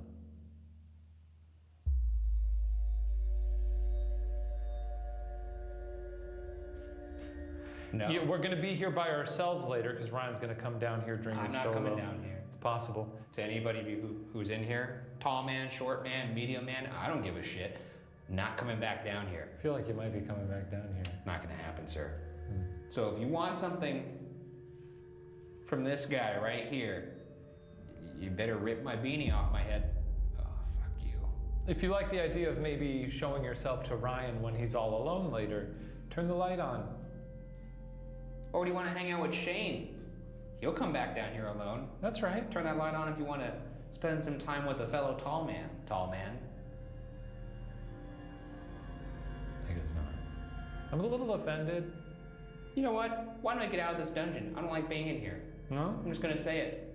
You had your chance, and I don't even want to be curt with any of you because it feels wrong. I just want to get out of here. I don't like it. Yeah, you won't be coming back here. I will not. And now we move to the final phase of the hunt, our individual investigation of the entire penitentiary. This is gonna be really fun. I have a great job. I love my job. It's been a while since we No were better job than mine. just an absolute unit like this, walking around on our lonesome. 47 acres is a lot of space. That's huge. It's a lot of space for me to walk. You can go down in that hole? Well, I guess you are. I'll send you there. You're gonna make me, so yeah. I mean, if So it was that'll up to be fun. me, I forgot about all the power I have on this show. Anyways, let's get this over. Here's how our solo investigation will work. Shane and I will each have 20 minutes of alone time in the location. Shane will go first, and at the end of his time, we'll hide a walkie-talkie in the building. Once Shane returns, he will give me a hint on where to find said walkie-talkie. Then, it's my turn. I'll enter the building, and only after I radio back to Shane with the hidden walkie-talkie will the clock start on my 20 minutes of solo investigation. Let the games begin. We're here again. It's solo time. I could use a little reminder when it's 10 minutes. I could do that. So that I know to switch buildings. You got it. And I guess we'll see what happens, you know? It's actually quite a long walk over there, so. Yeah. All right, I'm walking to building 3. Big brick bitch of a building.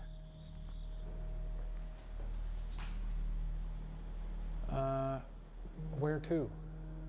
I'm really going to challenge myself to not freak out. I'm gonna have to trick myself that I'm not scared. Just bringing chill, good vibes for everybody to feed on.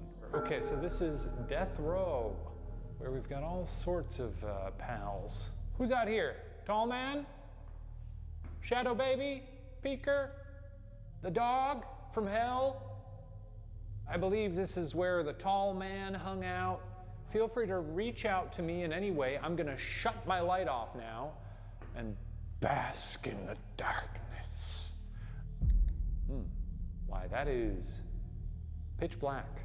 This is gonna be a real mental test for me. Because I think if I go in there like I normally have, I will die. And this place is big enough that if I have a heart attack, no one will find me. You know, earlier when we were here, you know, I've got my little handy cam, he's got his little bullshit toys. They always emit a little bit of light. Now that I don't have those, it's pitch black, very dark. I'm gonna be silent now because that's scary.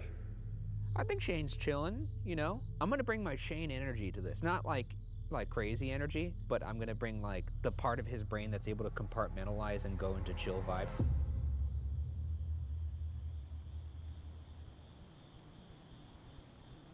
But then again, Shane doesn't have to compartmentalize because he doesn't believe in any of this. So now I'm down in the, I believe this was solitary?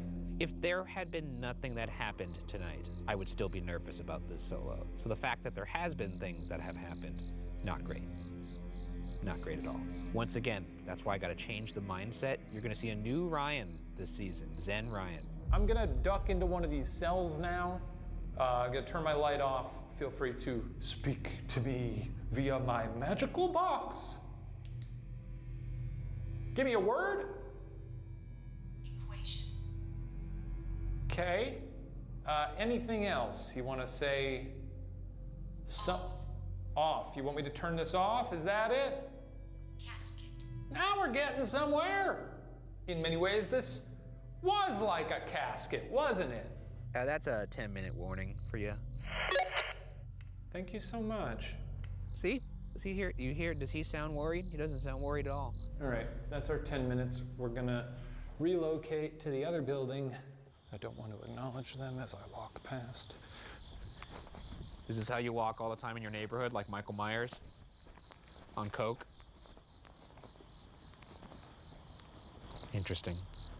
Shane's walking from building 3 to building 4 right now. Look at this absolutely horrific place. I mean, I've never been to the Sistine Chapel. I'm gonna guess this place is cooler, more interesting to look at. Shane actually isn't really a brave guy because he doesn't believe this is real. He's not like a person afraid of bears going into the woods, you know what I mean? But he's not afraid of anything, so it's kind of hard to say he's not a brave guy. What do you call somebody who's not afraid of anything that goes into scary situations?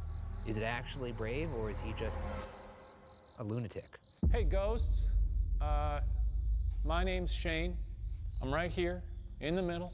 You can kill me if you want.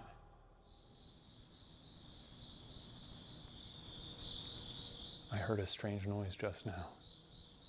I genuinely did. I don't know what that was. Is there a ghost over there? Huh? You fuck?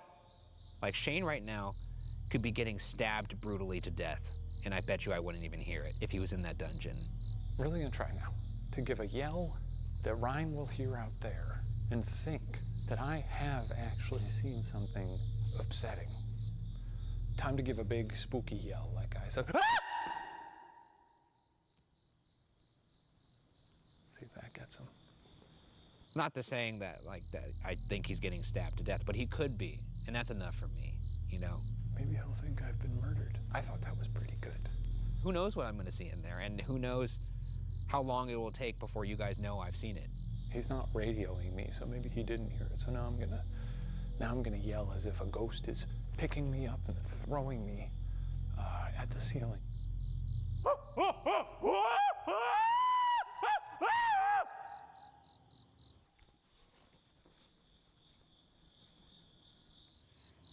That was you, right?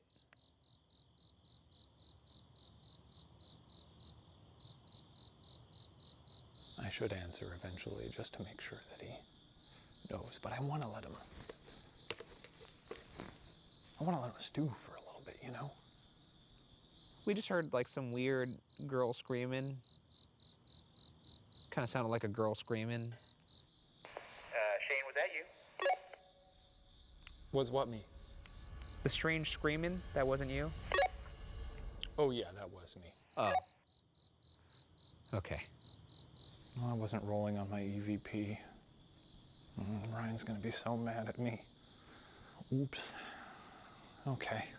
All right, I'm going down to the dungeon, home of many legendary figure.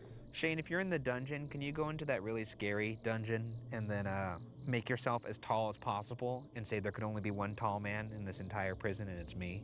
Yeah, can do. Is there another tall man in here? Because I don't see him. Ryan has asked me to enter this room and make myself as big and tall as possible, so let me do that. And let me state for the record that there can only be one tall man. Yes, and it's me. Sure would love to be put in my place. I'm gonna shut my light out so that it's completely pitch black in here. It would be a great time to just scare the living Christ out of me. Here we go. Here we go. Come on.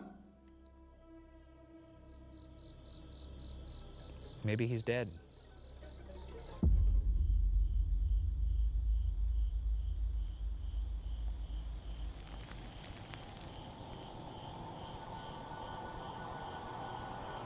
That's time. All right, I'm coming. We're gonna hide this walkie now so that Ryan has to endure miseries to find it. I think the best bet is to put it down here. And set it right here. Yeah, good spot. Well, ghouls, it's been a treat. Seems like the Noodle Man has gone undefeated once more. Here he comes. Oh boy, look at him. Oh, Ryan, there you are. Oh. Oh. This would really bother old Ryan, but now the new Ryan is here for chill vibes. And you know what? I'll tell you one genuine thing. Sure. I did hear a little noise in there. Yeah, did you? Like a little, you know, so there's something. Well, I'm gonna be very chill when I'm in there. You're going Zen vibes? I'm going completely Zen. Well, let's get that helmet on me, huh? Oh, okay. So what are you, like a horse now? I'm doing the power stance right now. Powerful, that's good. This is what makes you feel powerful. This is good. You get out there, you give those ghosts hell, all right? I'm gonna be the most chill man there ever was to live. Yeah, I ain't never known anybody as chill as you. All right, let's do this, baby. There he goes. It's like watching your kid go to kindergarten for the first time. Chill vibes. I'm actually not my fear. I'm stronger than my fear. Well, if anything comes out, I could just punch it or run away. All right, into this dungeon. Let's see, nothing there. Nothing here. Okay, so he wouldn't hide it somewhere crazy. I legitimately heard something in building 4. I don't know what it was. It could have just been, you know, a little skitterer. I don't think a ghost is, you know, moving little walnut shells across the ground like. Hey, dude, not here either. All right, dilly dilly. That's cool. That's cool. All right, bro, it's not there. Chill, I'm going here then. What? Not in the group therapy room? Shit, all right, that's fine too. But, you know, knowing Shane is the last one. Yep. Alrighty, found the walkie. Good on ya. Do me a favor and go in one of those cells and just turn the lights off and stand there for 30 seconds. All right. He wants me to stand here? Okay. Here we go. Lights are going off. The reception's a little spotty down there, so he might not hear me. You got it. Oh, he's doing it. No.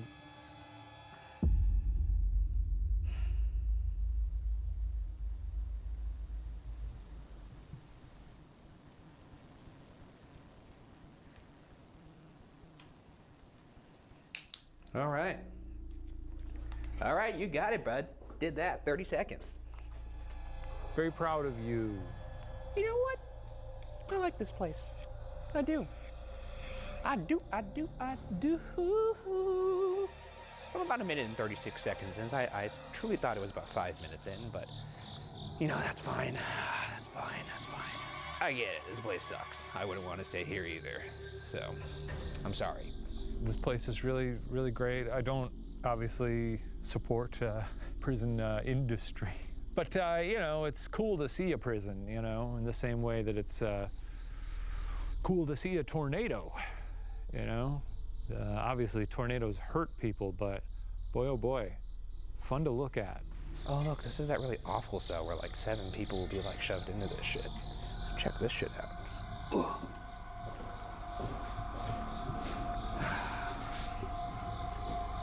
It's not the best, I'll say that. All I'm focused on right now is being chill. Got a little mattress in here. Looks like a shit bucket. Sometimes life isn't about doing what you want to do. I know that's rich saying that in a prison, but I'm talking purely about my experience right now because that's not selfish at all. Chillest guy in the world right here. Look at my face. You know, there's a certain prison aesthetic that reminds me of all the other prisons we've been to on account of their prisons. Bars, toilets, birds. These are sort of the things you see at places like this. You know, if this was like a game room, like if you put like a poker table in here or something, you could probably give it some chiller vibes, mini fridge, that kind of thing. You know, just try and make the best of the situation I'm in right now. I've got about 10 more seconds. All right, well, I'm just gonna skedaddle on out of here. Ugh. I'm just gonna take it a little leisurely stroll here. Just the chillest vibes you'll ever see. Oh, here he comes. Don't acknowledge him. Don't give him the satisfaction. Actually, we're gonna be completely silent. Film crew, look at that. They're all having a good time. Don't you love to see it? Nobody look at him, nobody speak to him. What a great night. This is the best night of my life. I could do this all day. I can't imagine it going any better than it's going right now. Look at this fucking horrible ass building. I love you, horrible ass building. You're such a nice building. I can't wait to go inside you. That sounded gross, but you know what I meant. Just chill vibes. Okay. Wow, this looks horrific, but it's okay, because I love this building. And time is starting again. Okay, so now we're in building 3. Let me just pull my pants up here. Just taking a look around these cages, you know. Let's walk up here. What the fuck's going on up here? I'm bringing positive vibes, a good energy here. I don't know what area I'm actually in right now, but it's kind of lit. Not lit in the sense of like this is sick, but more like lit, like I have a lot of lights here. So let's move this way. If I were in prison here, I think I would last a long time. I'd try to make friends with people as best I could. Try to get really good at making soup or something. At ease, fellas. I'm a chill guy walking through. No threat here. I hear some rustling above, but that's okay. This building cannot scare me. Because I'm not my fear. I am stronger than it. Do jobs. Suck up to the wardens, you know? Rat on people. Do whatever I gotta do to get the, you know, top of the heap. Oh, wait a second. Is this the fucking exit? What is this? Whoa. Holy shit. That's the fucking crew out there. How the fuck did he end up over there? That's nuts. I'd rat his ass out immediately. The sun will come out tomorrow. Let's go upstairs. And I believe this is actually where I heard a noise earlier. So, oh, Jesus, almost tripped. He's not even, is that even a spot that we invent? What are you doing? You're not supposed to be in that part of the prison. Get the fuck out of there. I will move to a different part. Don't speak very much for the next like 5 minutes or so. You know, just talk to the ghosts in a way that is not cheery or zen at all. I don't know how to do that though, dude, because I'm the new Ryan. I don't like the new Ryan. That's a shame because he really likes you, dude. In fact, the new Ryan really hopes that you have a good night. Why don't you go to the end of the death row hallway? Face the end where the tall man is often seen. Turn off your light and stare at it for 2 full minutes without speaking. All right, we're in death row now. Not a great place, you know. Okay, we're going to the end of the hallway. We'll turn it off the light. This is where the tall guy dude is. Chill vibes. 8 minutes. Okay. Wow, look at that sight. Like, that is truly horrific. Like, if you're just looking at that, it's like, how do you look at that and not lose your mind? It's a good thing I'm the chill Ryan now, though. Anyways, here goes the light. Okay? Ryan's trying a Zen route, which I think is ill-advised, both for his own personal growth and for the watchability of this show. Maybe people like to see him do that. I personally think it's boring. You know, we've already got Mr. Chill, you know, Mr. Chill vibes over here. I'm kicking back, I'm having a good time, I'm going in there, I'm Johnny Chuckles. You can't have Ryan also doing that. So I hope he gets murdered by a ghost. Right now.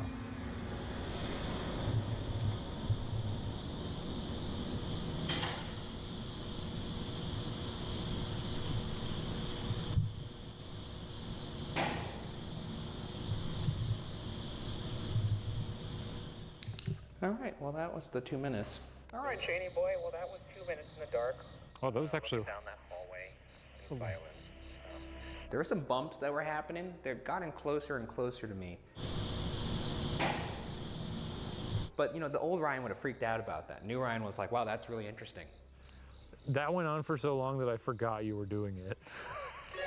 I know you've been playing it pretty chill, but we're down to the final 4 minutes here. I want you to scream as loud as you can that you want the ghost. Well, first turn your light off, then scream as loud as you can that you want the ghost to kill you. Beg for them to kill you.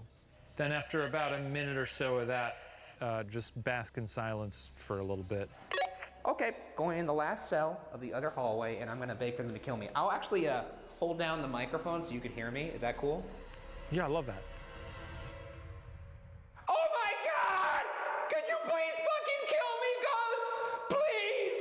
Please put me out of my miserable existence! Please! Come in here and kill me!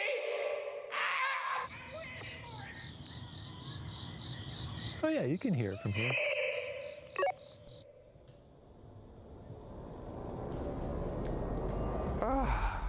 Well, that was certainly an adventure.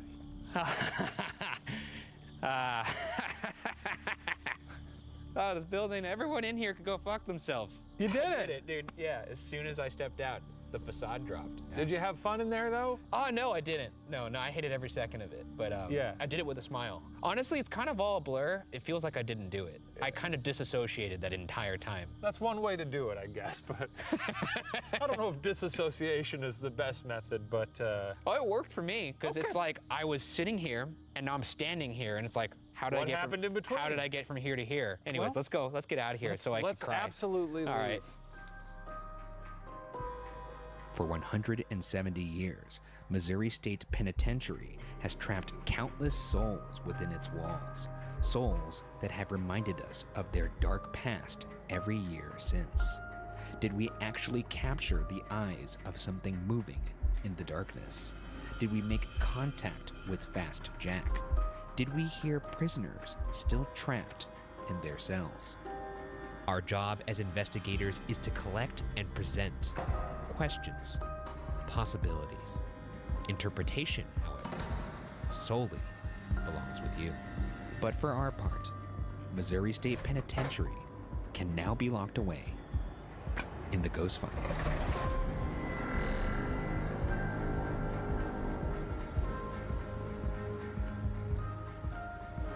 Oh my God! Holy shit! I saw them there. I was very excited for you to catch them.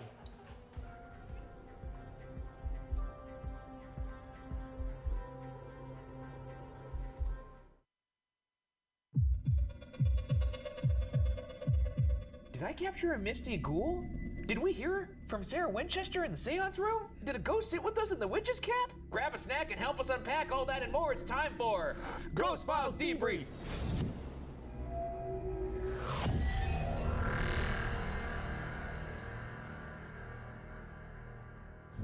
Thank you for joining us. I'm Ryan Bergara, and that thing over there is my colleague Shane Madej. Shane. Howdy! This week we're going to be taking a look at the most compelling evidence we've collected, behind the scenes moments, and of course we'll be answering your burning questions. And this very special episode of Ghost Files is made possible by Disney's Haunted Mansion, only in theaters July 28th. A dark spirit has cursed this house. Surprise.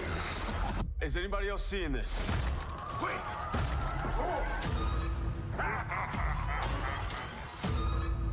If we don't stop him, we could be trapped here forever.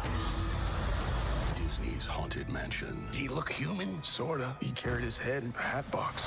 What part of that is sorta? Rated PG-13. Get tickets now. Look, you know me, I'm a Haunted Mansion guy. Me too.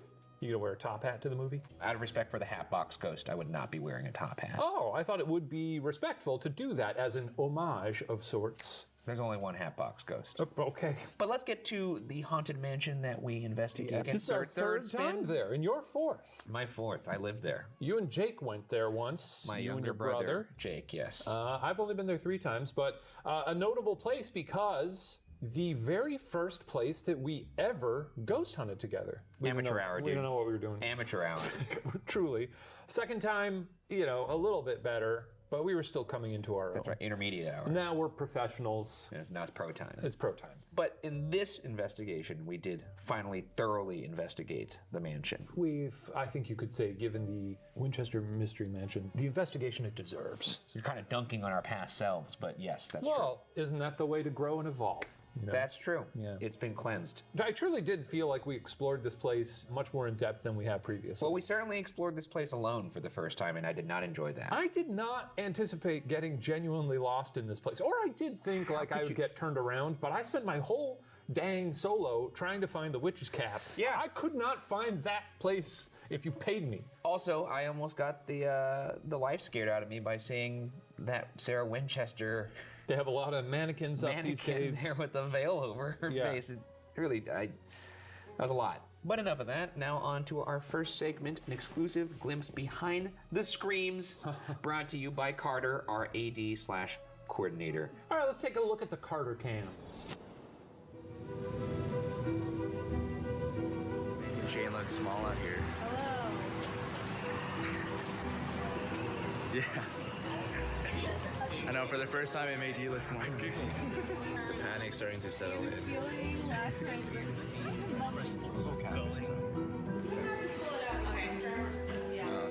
Here, baby. You made it. You're safe. Fresh from San Jose. Nice. Oh, that's me. Thank you. Thanks, Brittany. Oh, thank you, Lizzie. Thanks. Thank you. So 3rd time at Winchester, right, for you? My 3rd time. Ryan's 4th. That's nice. My first time. Have you not been there? A bunch of first-timers. Bunch of You weren't there first-timers. for the first trip. Winchester is a complete beast. We also got blueprints of each floor of the Winchester house because the place is confusing in half. Here we are, Winchester Mystery House. We got the scout team out. Brittany, Lizzie, Mark, myself. And we're trying to figure out how to get in here. This is really nice. Yeah, it's like a Disney entrance here. Winchester House. Built by Sarah Winchester. Oh, wow. That's cool. This is wild.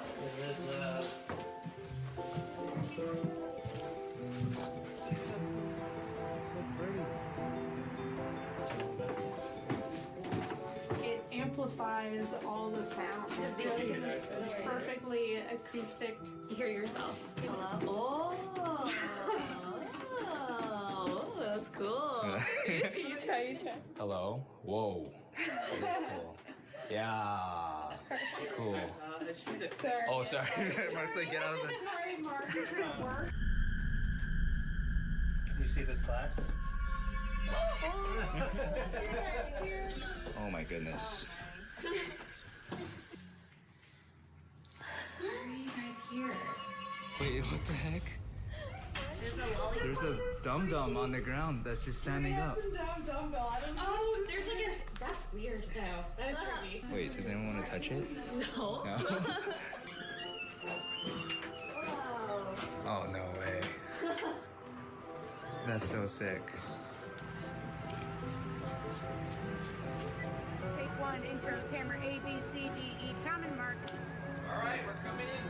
Winchester.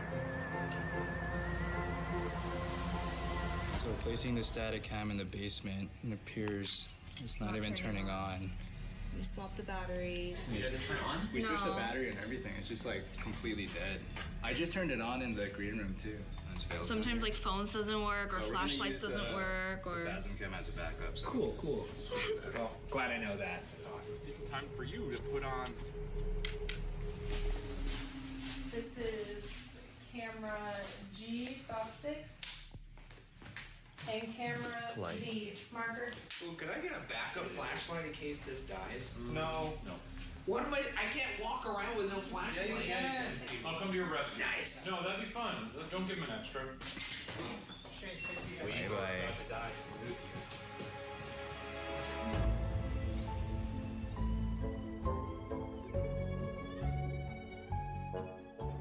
Now that's what I That call was really good. behind the screams That's content. nice. That was behind the screams. That's and behind right. the screams, a lot of laughter, a lot of fun. The Carter cam, my new favorite thing. I want a 24-hour feed hooked up to Carter's eyeballs. Yeah. I want to see everything he sees. Anyway, without further ado, oh boy, we're on a roll here. It's time to take a look at the evidence that we've captured. You didn't do air quotes that time. How about that? Yeah, I regret It's because it. you're starting to believe. You're right. Just like Disney's Haunted Mansion, the Winchester Mystery House contains so many haunting rooms and opportunities for ghouls to appear on camera. Now it's time to see if we actually captured some ourselves. Let's start it off with this piece of evidence from the witch's cap. And something's by the REM pod. What the hell? Okay, who's sitting on the bench? Who's sitting on the bench? Can you say, whoever's on the bench, can you tell us your name? Do you think Sarah just moseyed in here and sat down? Maybe. Walking around by himself, and he is the most genuinely freaked out he's been. What did it say? Where are people? And then that turned on. This is insanity. So we had a lot of interesting responses from the spirit box / the honey tone.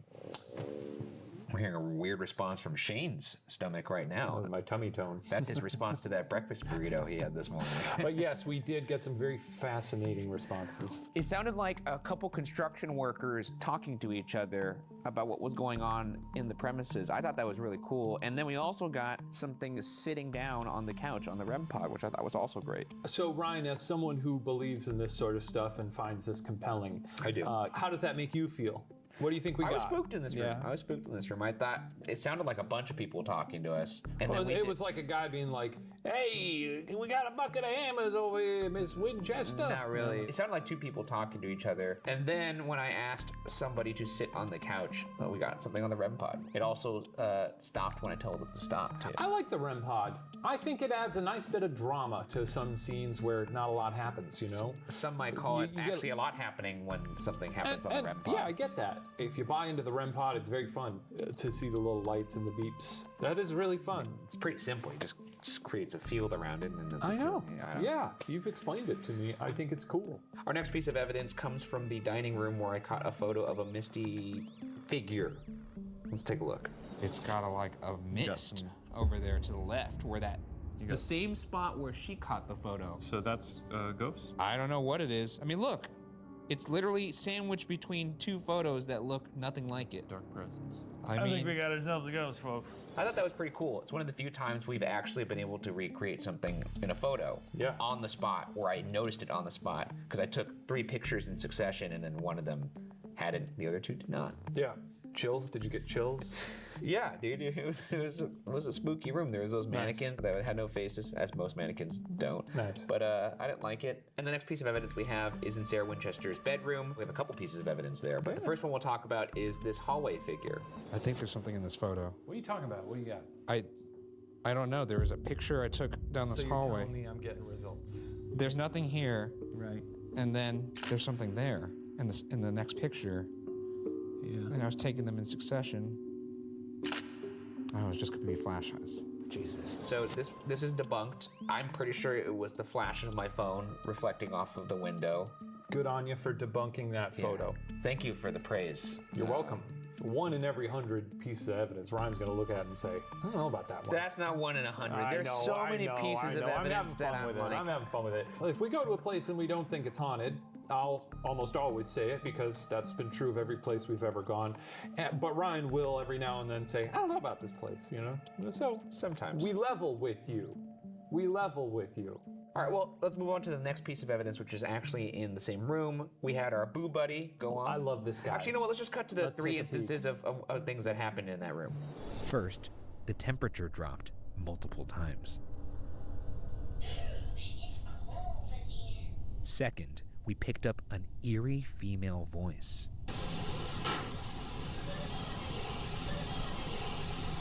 And perhaps related to that EVP, we then captured what sounds like someone tampering with our camera.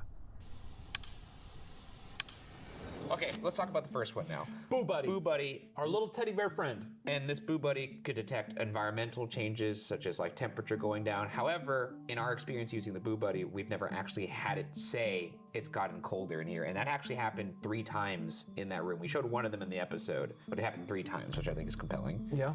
And somewhere near when the temperature dropped, we did also catch an EVP of somebody saying, look at me, which is really creepy. Look at me. Kinda. Yeah. And then we had the sound of someone tampering with the camera, which is perhaps related to that EVP. I think all those 3 things in succession. Like We've got a very active presence.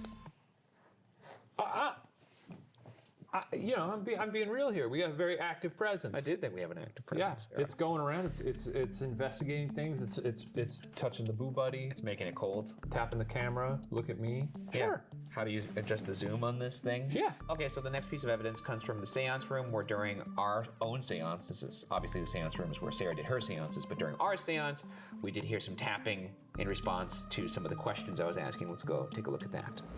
Would you like to speak to us? What's that? What's that? Would you like us to get back to work, Mrs. Winchester? Oh my God. I think this is really compelling. This is like a very old technique that, you know, used by people to talk to people during seances, and we got some pretty timely responses. I was pretty freaked out by it. I thought it was compelling. What do you think? I think it's just noises, and that's okay. Caused by what, though? Something. Now, I will say, when you say the sound came from something, yeah, we asked the crew if they were moving around. No one was moving around. No one was deliberately tapping anything. No. Or moving. Pretty clear taps and knocks. Yeah. So I wonder. Is it a ghost? Is what we wonder. We were asking. Yeah. What could it think be? A ghost. It could only be a ghost. Well, what do you guys think? Hey, let us know in the comments what you found the most compelling, or if there's anything we might have missed. But before we do move into the next section, do want to say thank you to everyone who sent evidence. This is one of the few episodes where we weren't able to use all of the audience evidence because there was so much of it. There's a mountain of it. Which is crazy. So thank you for sending that evidence. And sorry if you did not make it into the episode. You were there in spirit. I just got that. Moving on to the next section, Qua featuring Carter. For this special episode, we're actually taking questions directly from our beloved Patreon community, which you can join over at patreon.com/watcher. And we're also going to bring in Carter right now to help us answer some questions. You remember him from before? You remember Carter? Always nice to see Carter. Carter, come on out. Get cozy. All right. It's time for Qua. What's up, boys? Yeah. That's right. Carter, you have been in the trenches with us this season. That's right. Yes, I have. You were also in the trenches last season. What's it been like, you know? Working among 2 legendary ghost hunters. That's gotta be pretty daunting for sure. And sure, we're friends, you know, but... He's actually family. He's my cousin. What do you do here? For the folks at home, Ryan knows. Oh, no, I know. This is for you guys. What do you do here? Yeah, so I stepped in as the first AD. TJ Marchbank, he put me through a very rigorous training. Rigorous. That's right. Program. Yeah. Regime. He had me sprinting all over the place. Yeah. What's it like keeping Shane and I on task on time? It's near impossible, I'd say. I'm curious, Carter, because you know, I always like to keep tabs on where people fall on the spectrum of belief. Where do you consider yourself? A believer? A skeptic? Somewhere in between? You know what? I was a hardcore believer, back in the day, but after these trips, I'm just kidding. I'm kind of a cheek splitter now. I mean, I haven't He's not seen. kidding. He's saying he was a believer, and now. I mean, I'm less afraid now. He's know? It's literally not as- sitting in between us. Too. Yeah. The symbolism here. I didn't know until we watched that behind the screens video about that terrifying experience that you had with the dum-dum.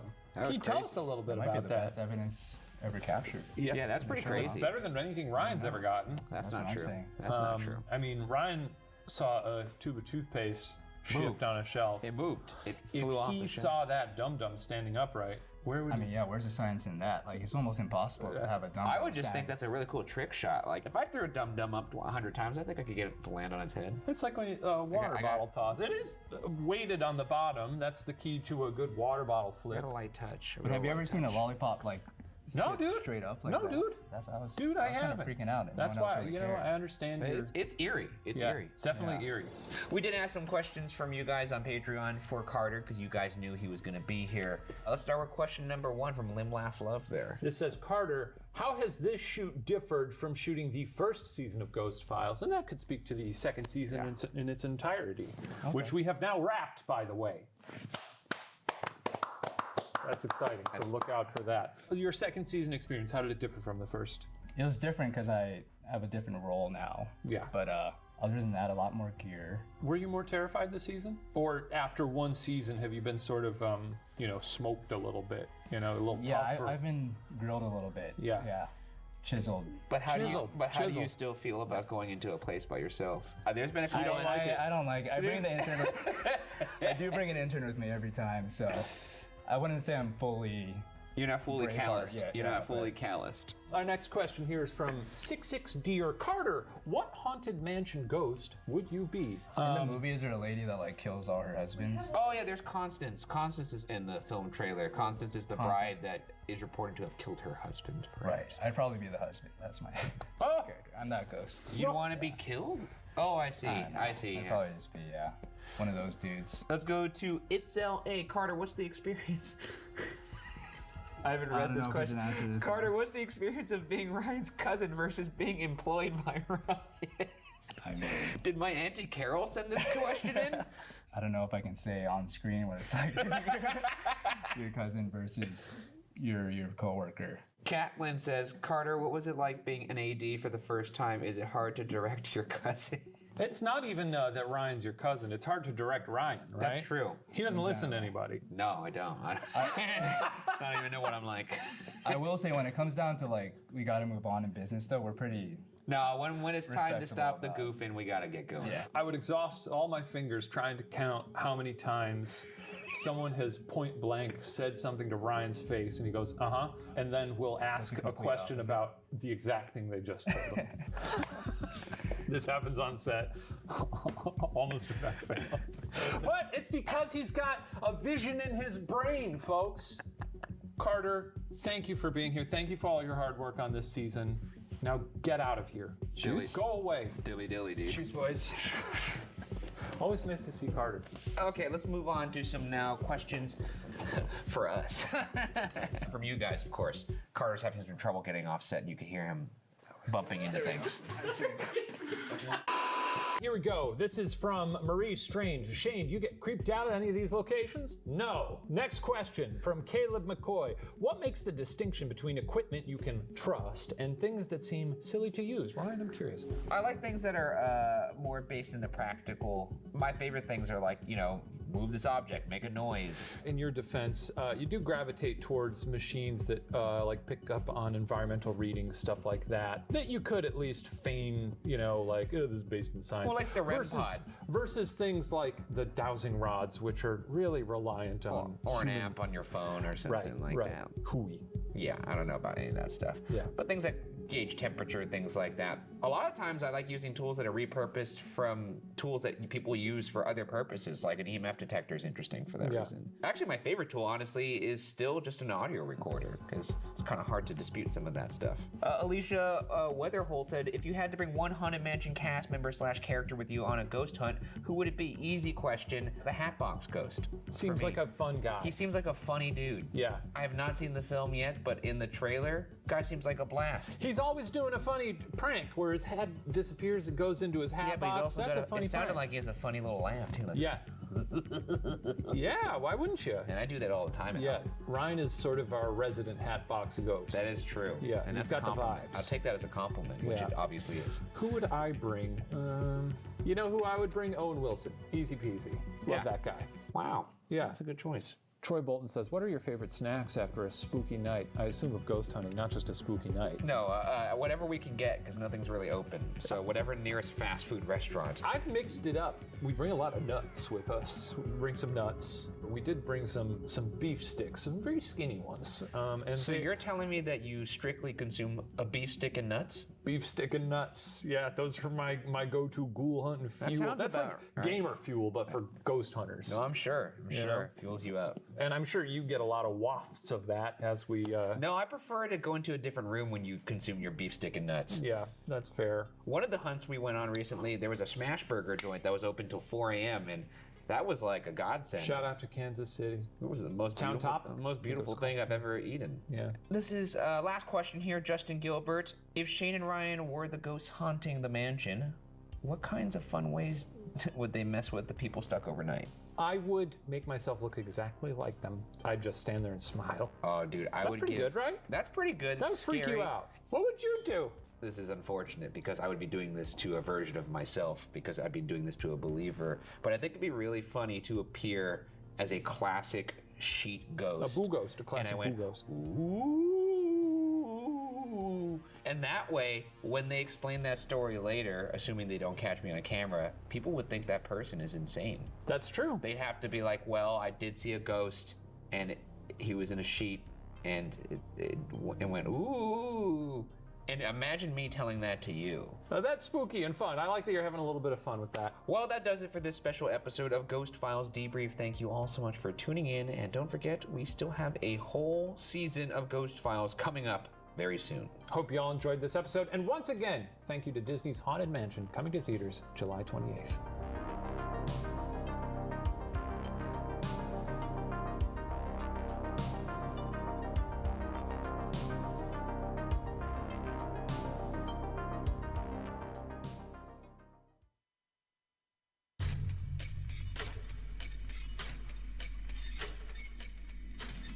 A real-life haunted mansion. There's a chance I'm gonna get lost for quite some time. You're not doing a waltz. I don't know how to waltz.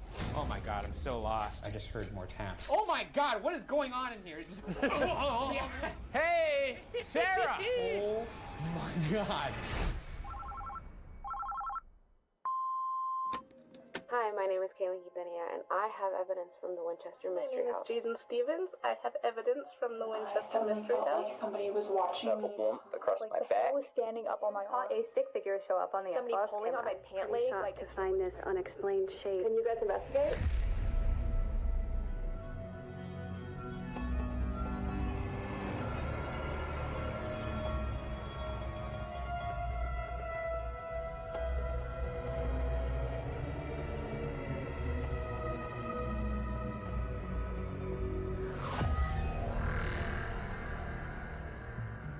Welcome to a special Disney's Haunted Mansion edition of Ghost Files, where we take your evidence and our tools into the field to expose the supernatural.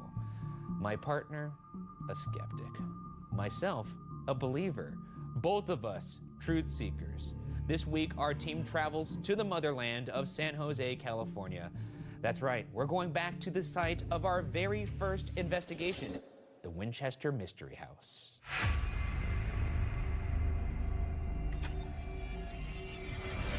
And here we are. The Winchester Mystery House. A real-life haunted mansion. Well, what say we let ourselves in? You make the move. Okay, you're not ready? Oh boy. Happy to answer the call, and boy is it weird to be back. It sure is. Home, our old foe. Now, in the Haunted Mansion film, the mansion plays a central part in the film. It's the central character, if you will.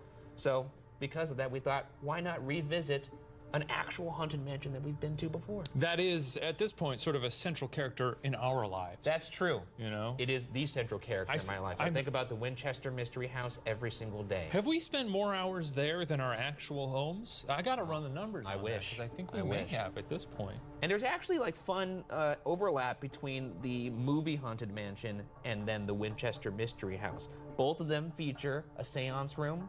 Yes. Both of them feature a ballroom. And of course, both of them feature an attic and a basement.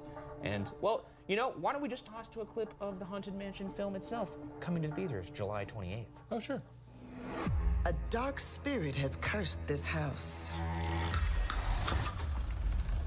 Surprise. Is anybody else seeing this? Wait.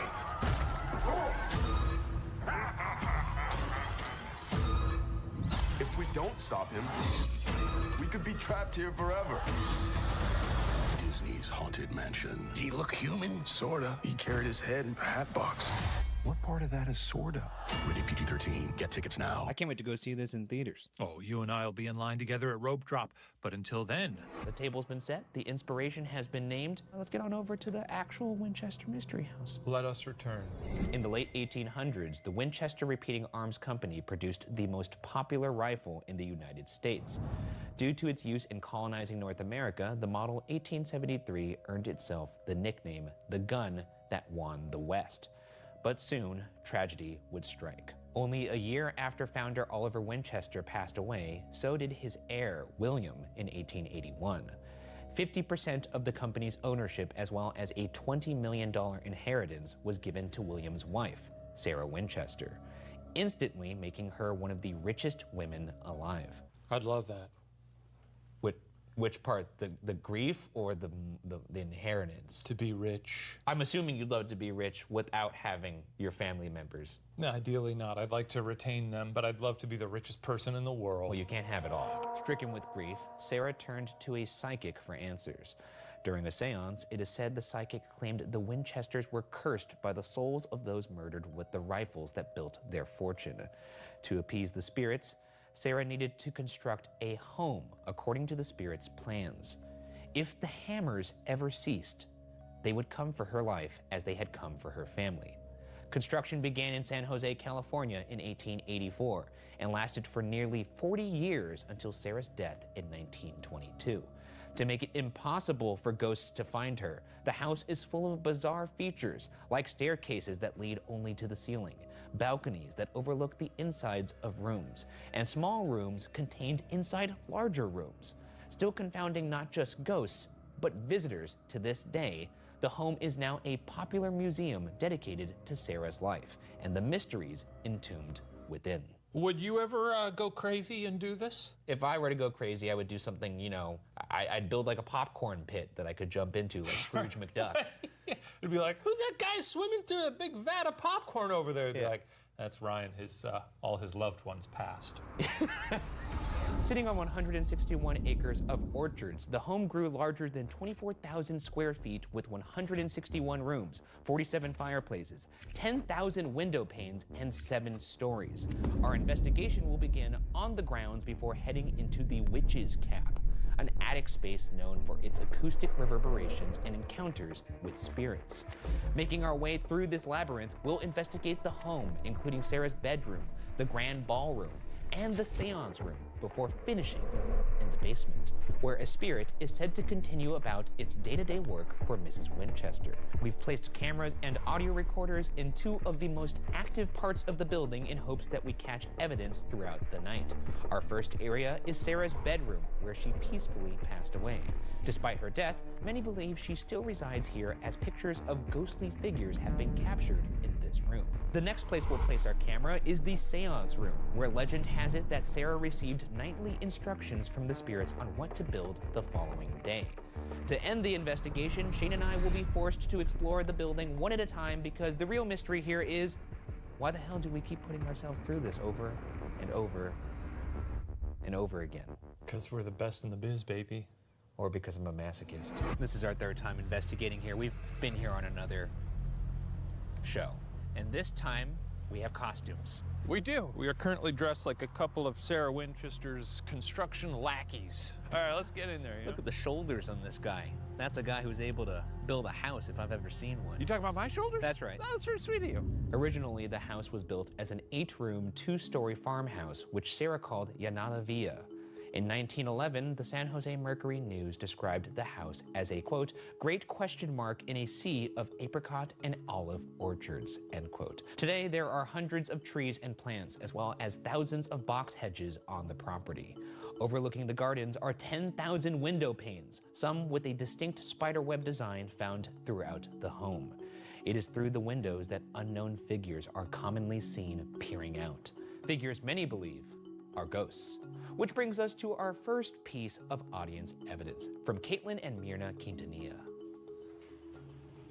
My sister and I took a picture outside of the front doors of the house, and that's when someone or something decided to jump in and take a picture with us in the top left corner of the Polaroid. I'm guessing you don't see it immediately. You're correct. What are we doing here? Okay. Computer, can we enhance that photo on the little boy's face? A little boy's face, he says. I think it's pretty compelling. And that's the dynamic that this show thrives on. You think it's compelling. Do you not see something right there? I see a smudge, you know? I see a reflection or a smudge that doesn't look like a face at all. At all. But I'm very excited for these gals and what they think they've got here. Well, let's go and try and recreate this evidence. Yeah. Evidence. And I want to believe. Oh, do I ever? Oh, God. Please let's go to location before I toss my mug at his head. So here we are outside, and this is where Caitlin and Myrna Quintanilla caught a photo of a little boy's face in that. Oh, a little boy, they call a little boy. So what I'm gonna do is I'm gonna take a picture. I don't think this is the right angle though, so let me just. Yeah, let's find it. Whoa! There he goes. Smile. Smile for the paper. You gonna use a flash? I'm doing a couple without flash. That's how you see ghosts, because it distorts the image a little bit, so you put a flash on there. So we're looking for a classic LBF in one of these windows, right? Yeah, a little boy face. LBF. So we haven't gone back in this house since the last time we were here, which was quite a while ago. Yeah, it's been a while. Should we, reintroduce ourselves? Hi! Hello! I'm Shane. I'm Ryan. You're a house. Do you remember us? Wow, this thing looks absolutely beastly on night vision. Look at this absolute unit. God, this house. God, this house really is an absolute unit. I never really thought about it like that. Look at this thing. Oh my God. That is a mansion. We'd love to make some friends tonight. House. Why don't we go inside? I think that's a good idea. Yeah, we should go inside. We belong here. We were hired. That's true. Yeah, by Miss Winchester. I left my toolbox out in the parking lot, but I just want to come inside really quick. All right, we're coming in, Mrs. Winchester. Oh, yeah. That's what I'm talking about. She's got good bones. She's got good bones. Our next location is called the Witch's Cap for its distinct shape that resembles, well, the cap a witch would wear. When somebody stands in the middle of their room and talks, the echo of their voice surrounds them on all sides. Last time we were here, our spirit box was incredibly active in this room, with a woman's voice and scream coming through. We aren't the only ones with experiences here, though. While exploring the home, tourist Lauren Smith went into the Witch's Cap. As she entered, she felt a tapping on her hard hat, despite being the only person in the room. Lauren left to tell her tour guide what had happened. When they returned, the tapping happened 2 more times on her hard hat. Then they quickly left.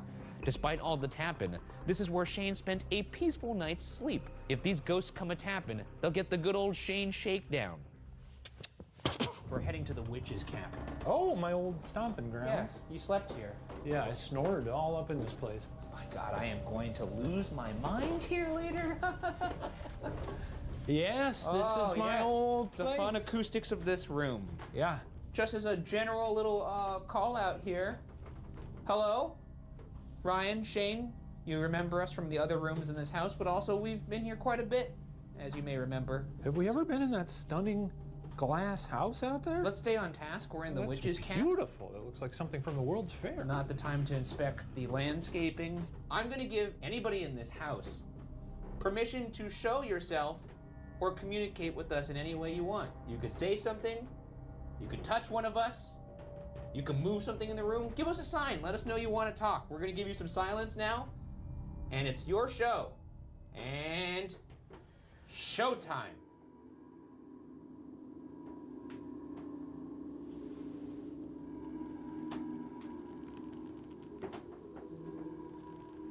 Creaky. Oh yeah, there's an echo in here. Should we just do the classic? We both have to be in the middle? Okay, well, you're a little close. Oh, I do. Whoa, I do hear it. Echo! Hello. Hello? I love you. I hate you. I love you. I hate you. I love you. I hate you. He doesn't actually hate you, it's an exercise. I love you. I hate you. No, I'm just kidding. I don't hate you. I'm just kidding. But that's Please. the sort of fun you could have if you talk to us and What give you'll us do a little something right now. We really thought that would work. Well, you might have gotten something. There's a REM pod right there, which you all know what that is. The REM pod creates its own circular electromagnetic field and will alarm when anything penetrates that field. The more colors on the alarm, the more significant the intrusion. The REM pod also detects temperature fluctuations. And now, I'm gonna actually turn on something that will help you speak to us, and maybe you'll get the chance to say things that people don't normally hear. The Honeytone Maestro, that's what they call him. That is what they call him. He's good at what he does. Some might say the best. The spirit box rapidly scans radio signals to create white noise through which spirits can communicate, and the honeytone filters out the noise while amplifying only the voices. Whoa, what was that? I heard half of his heart. Half of his heart. Half of my heart. I heard, how are you? I'm great, how are you? All right. Turn that down. Jesus Christ. Temperature is spiking in here now. Is that you? Do you want to have anything to say to us? Whoa. Okay, this is a lot of folks here. All right, my name is Ryan. What? I said my name is Ryan. I'm Shane. Can you say our names? Say our names back to us to let us know you want to communicate. Jesus. Oh my God! He's the best. This is professionalism right here. He knows what he's doing, okay? So we've had our static cam just die in Did the this basement. just blow out? This just died and it was fully charged. Hold on, Jesus! Okay, everyone's just settle down. Oh my God, what is going on in here? Just settle down. Everyone in the witches camp, just settle. Chuck? Be right there? Oh, this is crazy. I mean, I'm not hearing any of this. I am hearing radio, but Chuck, be right there. That could be workers talking to each other. Hey, Chuck, I'll be right there. Hey, boys, we got it in here. We're gonna finish this room up. I'm new here on the job. My name's Ryan. Can you guys say your name, or can you say our names to let us know you want to talk? I'm Shane. No, my name's Chester. Just say your real name. No, They don't watch Ghost Files. I'm Chester McGillicuddy. I heard I'm on fire. I thought I heard Ryan. And I thought I also heard a light Sarah there too. We'll have to review. And something's by the REM pod. What the hell? Okay, who's sitting on the bench? Who's sitting on the bench? Can you say, whoever's on the bench, can you tell us your name? Do you think Sarah just moseyed in here and sat down? Maybe. Is there anyone over by? We're gonna have to go through this later because it's too much. I heard Sarah. Oh my God, dude, my hair is. This is crazy. One at a time. Okay, I am going. Can you, dude? Can somebody please sit on the bench and tell us your name, so we could have a conversation? Okay, there you're on the bench. And that would sound like piano or organ music. Sarah, is that you? Oh my God. This is the most freaked out you've been in quite a while. Who's on the bench? Tell us your name. Thank you for doing that. I heard Chester. No. They might be talking to me, Chester, old Chester McGillicuddy. Whoever was in here that likes to tap on people's heads. Can you tell us your name, or could you tap on our head? Okay, we gotta leave this room now, but we're gonna be in this house all night. Do you have anything, last words to say to us before we leave? Ryan will be here alone later. Maybe not, I don't know if you'll find your way up to the witch cap, but he will be walking around by himself, and he is the most genuinely freaked out he's been. What did it say? Where are people? And then that turned on. This is insanity. All right, we're leaving. I'm sorry. Can you step away from the REM pod, please? Can you step away from the REM pod? Thank you. Jesus Christ. This is gonna be a fun night. We're out of here. We're having fun now. What did you just? Goodbye. Go, we're going. We are going. Jesus Christ. Oh man, I'm freaked, dude. Okay, let's get the hell out of here. Almost every inch of the building is full of bizarre details. Some of the most notable include the 7-Eleven staircase, named because it splits in the middle with one side having 7 stairs and the other having 11. As well as the door to nowhere, which doesn't open to a room, but a sheer 2-story drop. And finally, the dead-end stairs, a staircase that goes all the way to the ceiling. And it's here that Julian Landau clearly heard footsteps and creaking wood, as if someone was walking down the stairs towards him. When he turned around, nobody was there. When it comes to the creative task of like, how do we do stairs but different? Yeah, and really confuse the ghosts. Do you think she was in the seance room and it was like a pitch meeting, like a writer's room? We need to do stairs, but we need to make them wacky. What about stairs that lead to a ceiling? The thing is, I don't know that it would necessarily confuse the ghosts. I imagine the ghosts were probably just watching her build the stairs and be like, what is she doing? She's really bad at building stairs. All right, so this is the stairs to nowhere here. And we set a REM pod up there on those stairs, and it's going nuts right now. Already quite active. So those stairs, as you can see in the mirror, that's a mirror pointing up the stairs. It leads straight to the ceiling. If there's somebody on those stairs, can you come towards me? Could you follow my voice? I just heard you up there. Oh, look at this hinge. That's one of the most beautiful hinges I've ever seen in my entire life. This lady had great hinge taste. I don't know if I fit in here. Okay. We just have a seat.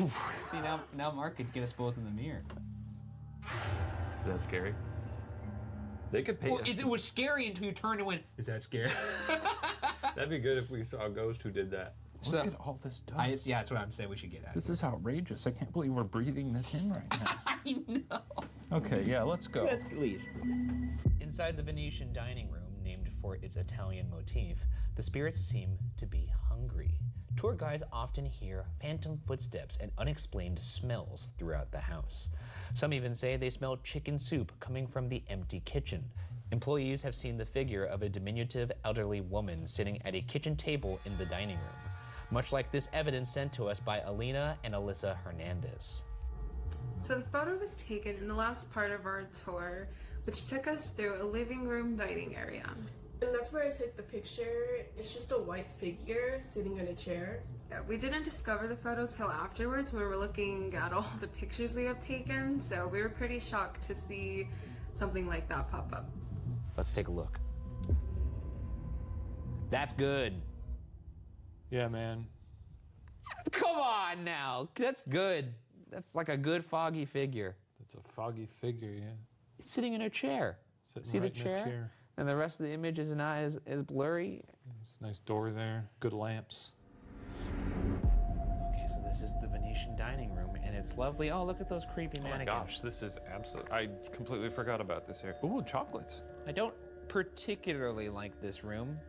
Is it the family of mannequins throwing Yeah, you? it's the nightmarish family of faceless mannequins that perhaps puts me ill at ease, but this is also where Alyssa and Alina Hernandez sent us the picture of what looked like something either sitting in this left chair right here or standing near it. I'm not really sure. Let's take a couple pictures to see if we could replicate.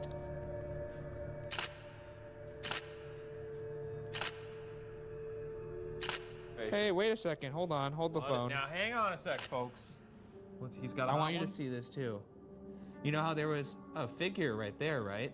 It's got a mist over there to the left where that, the same spot where she caught the photo. So that's a ghost? I don't know what it is. I mean, look, it's literally sandwiched between two photos that look nothing like it. Dark presence. I mean, think we got ourselves a ghost, folks. it's, it looks. We got one. Understand. It's not like a clean figure, but it is a mist of some sort. And again, to reiterate, I want to believe. I want to believe. He says that, but he This really ain't doesn't. gonna cut it. He truly doesn't want that. I do.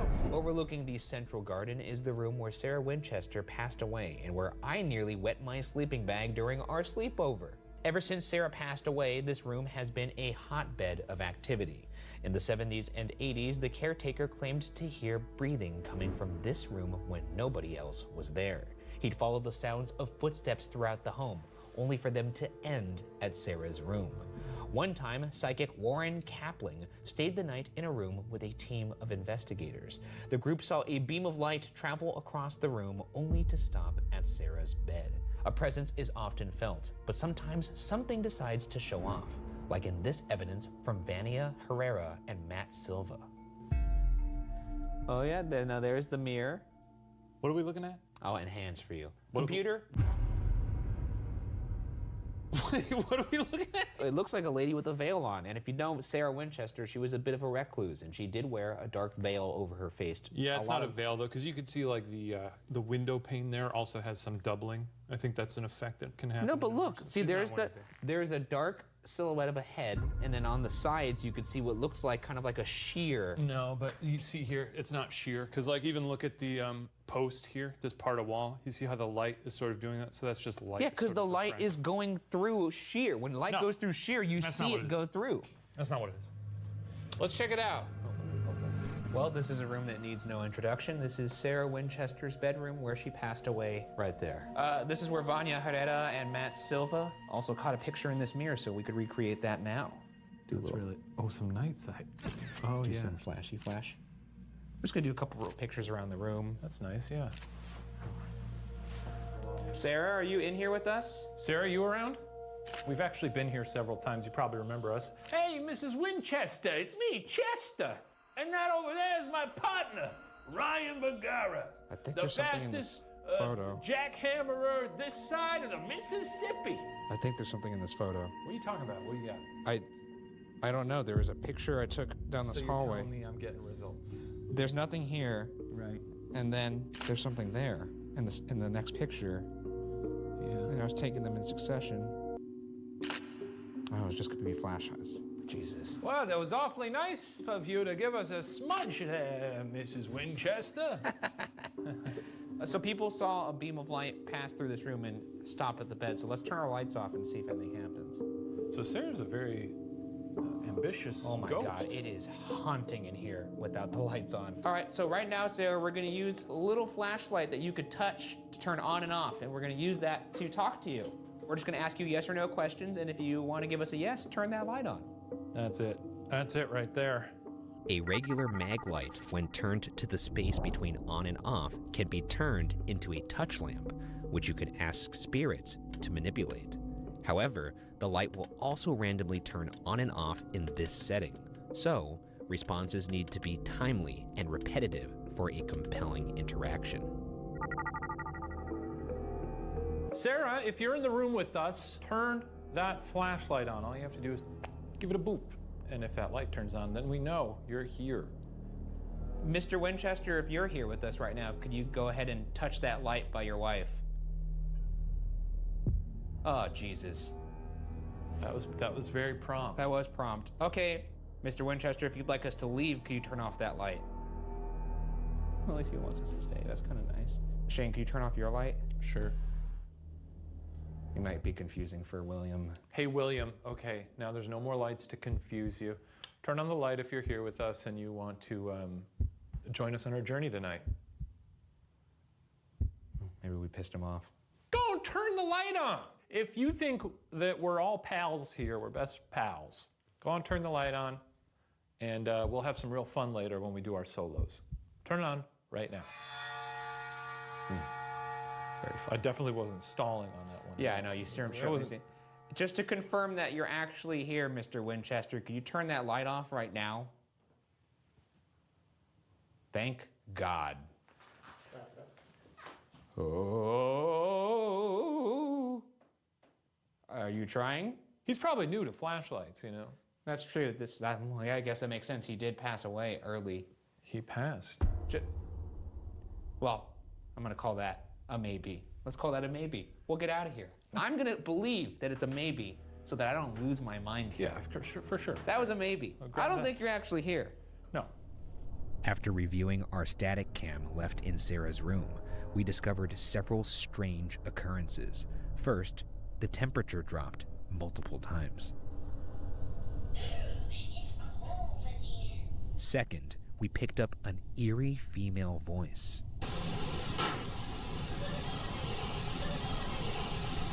And perhaps related to that EVP, we then captured what sounds like someone tampering with our camera. Are all of these attempts at communication by Sarah Winchester? Located at the center of the house is a room with only one entrance, but 3 exits. It is said there was only one key that Sarah kept with her at all times, because this is where she held her nightly seances at precisely 2 a.m. to receive her spectral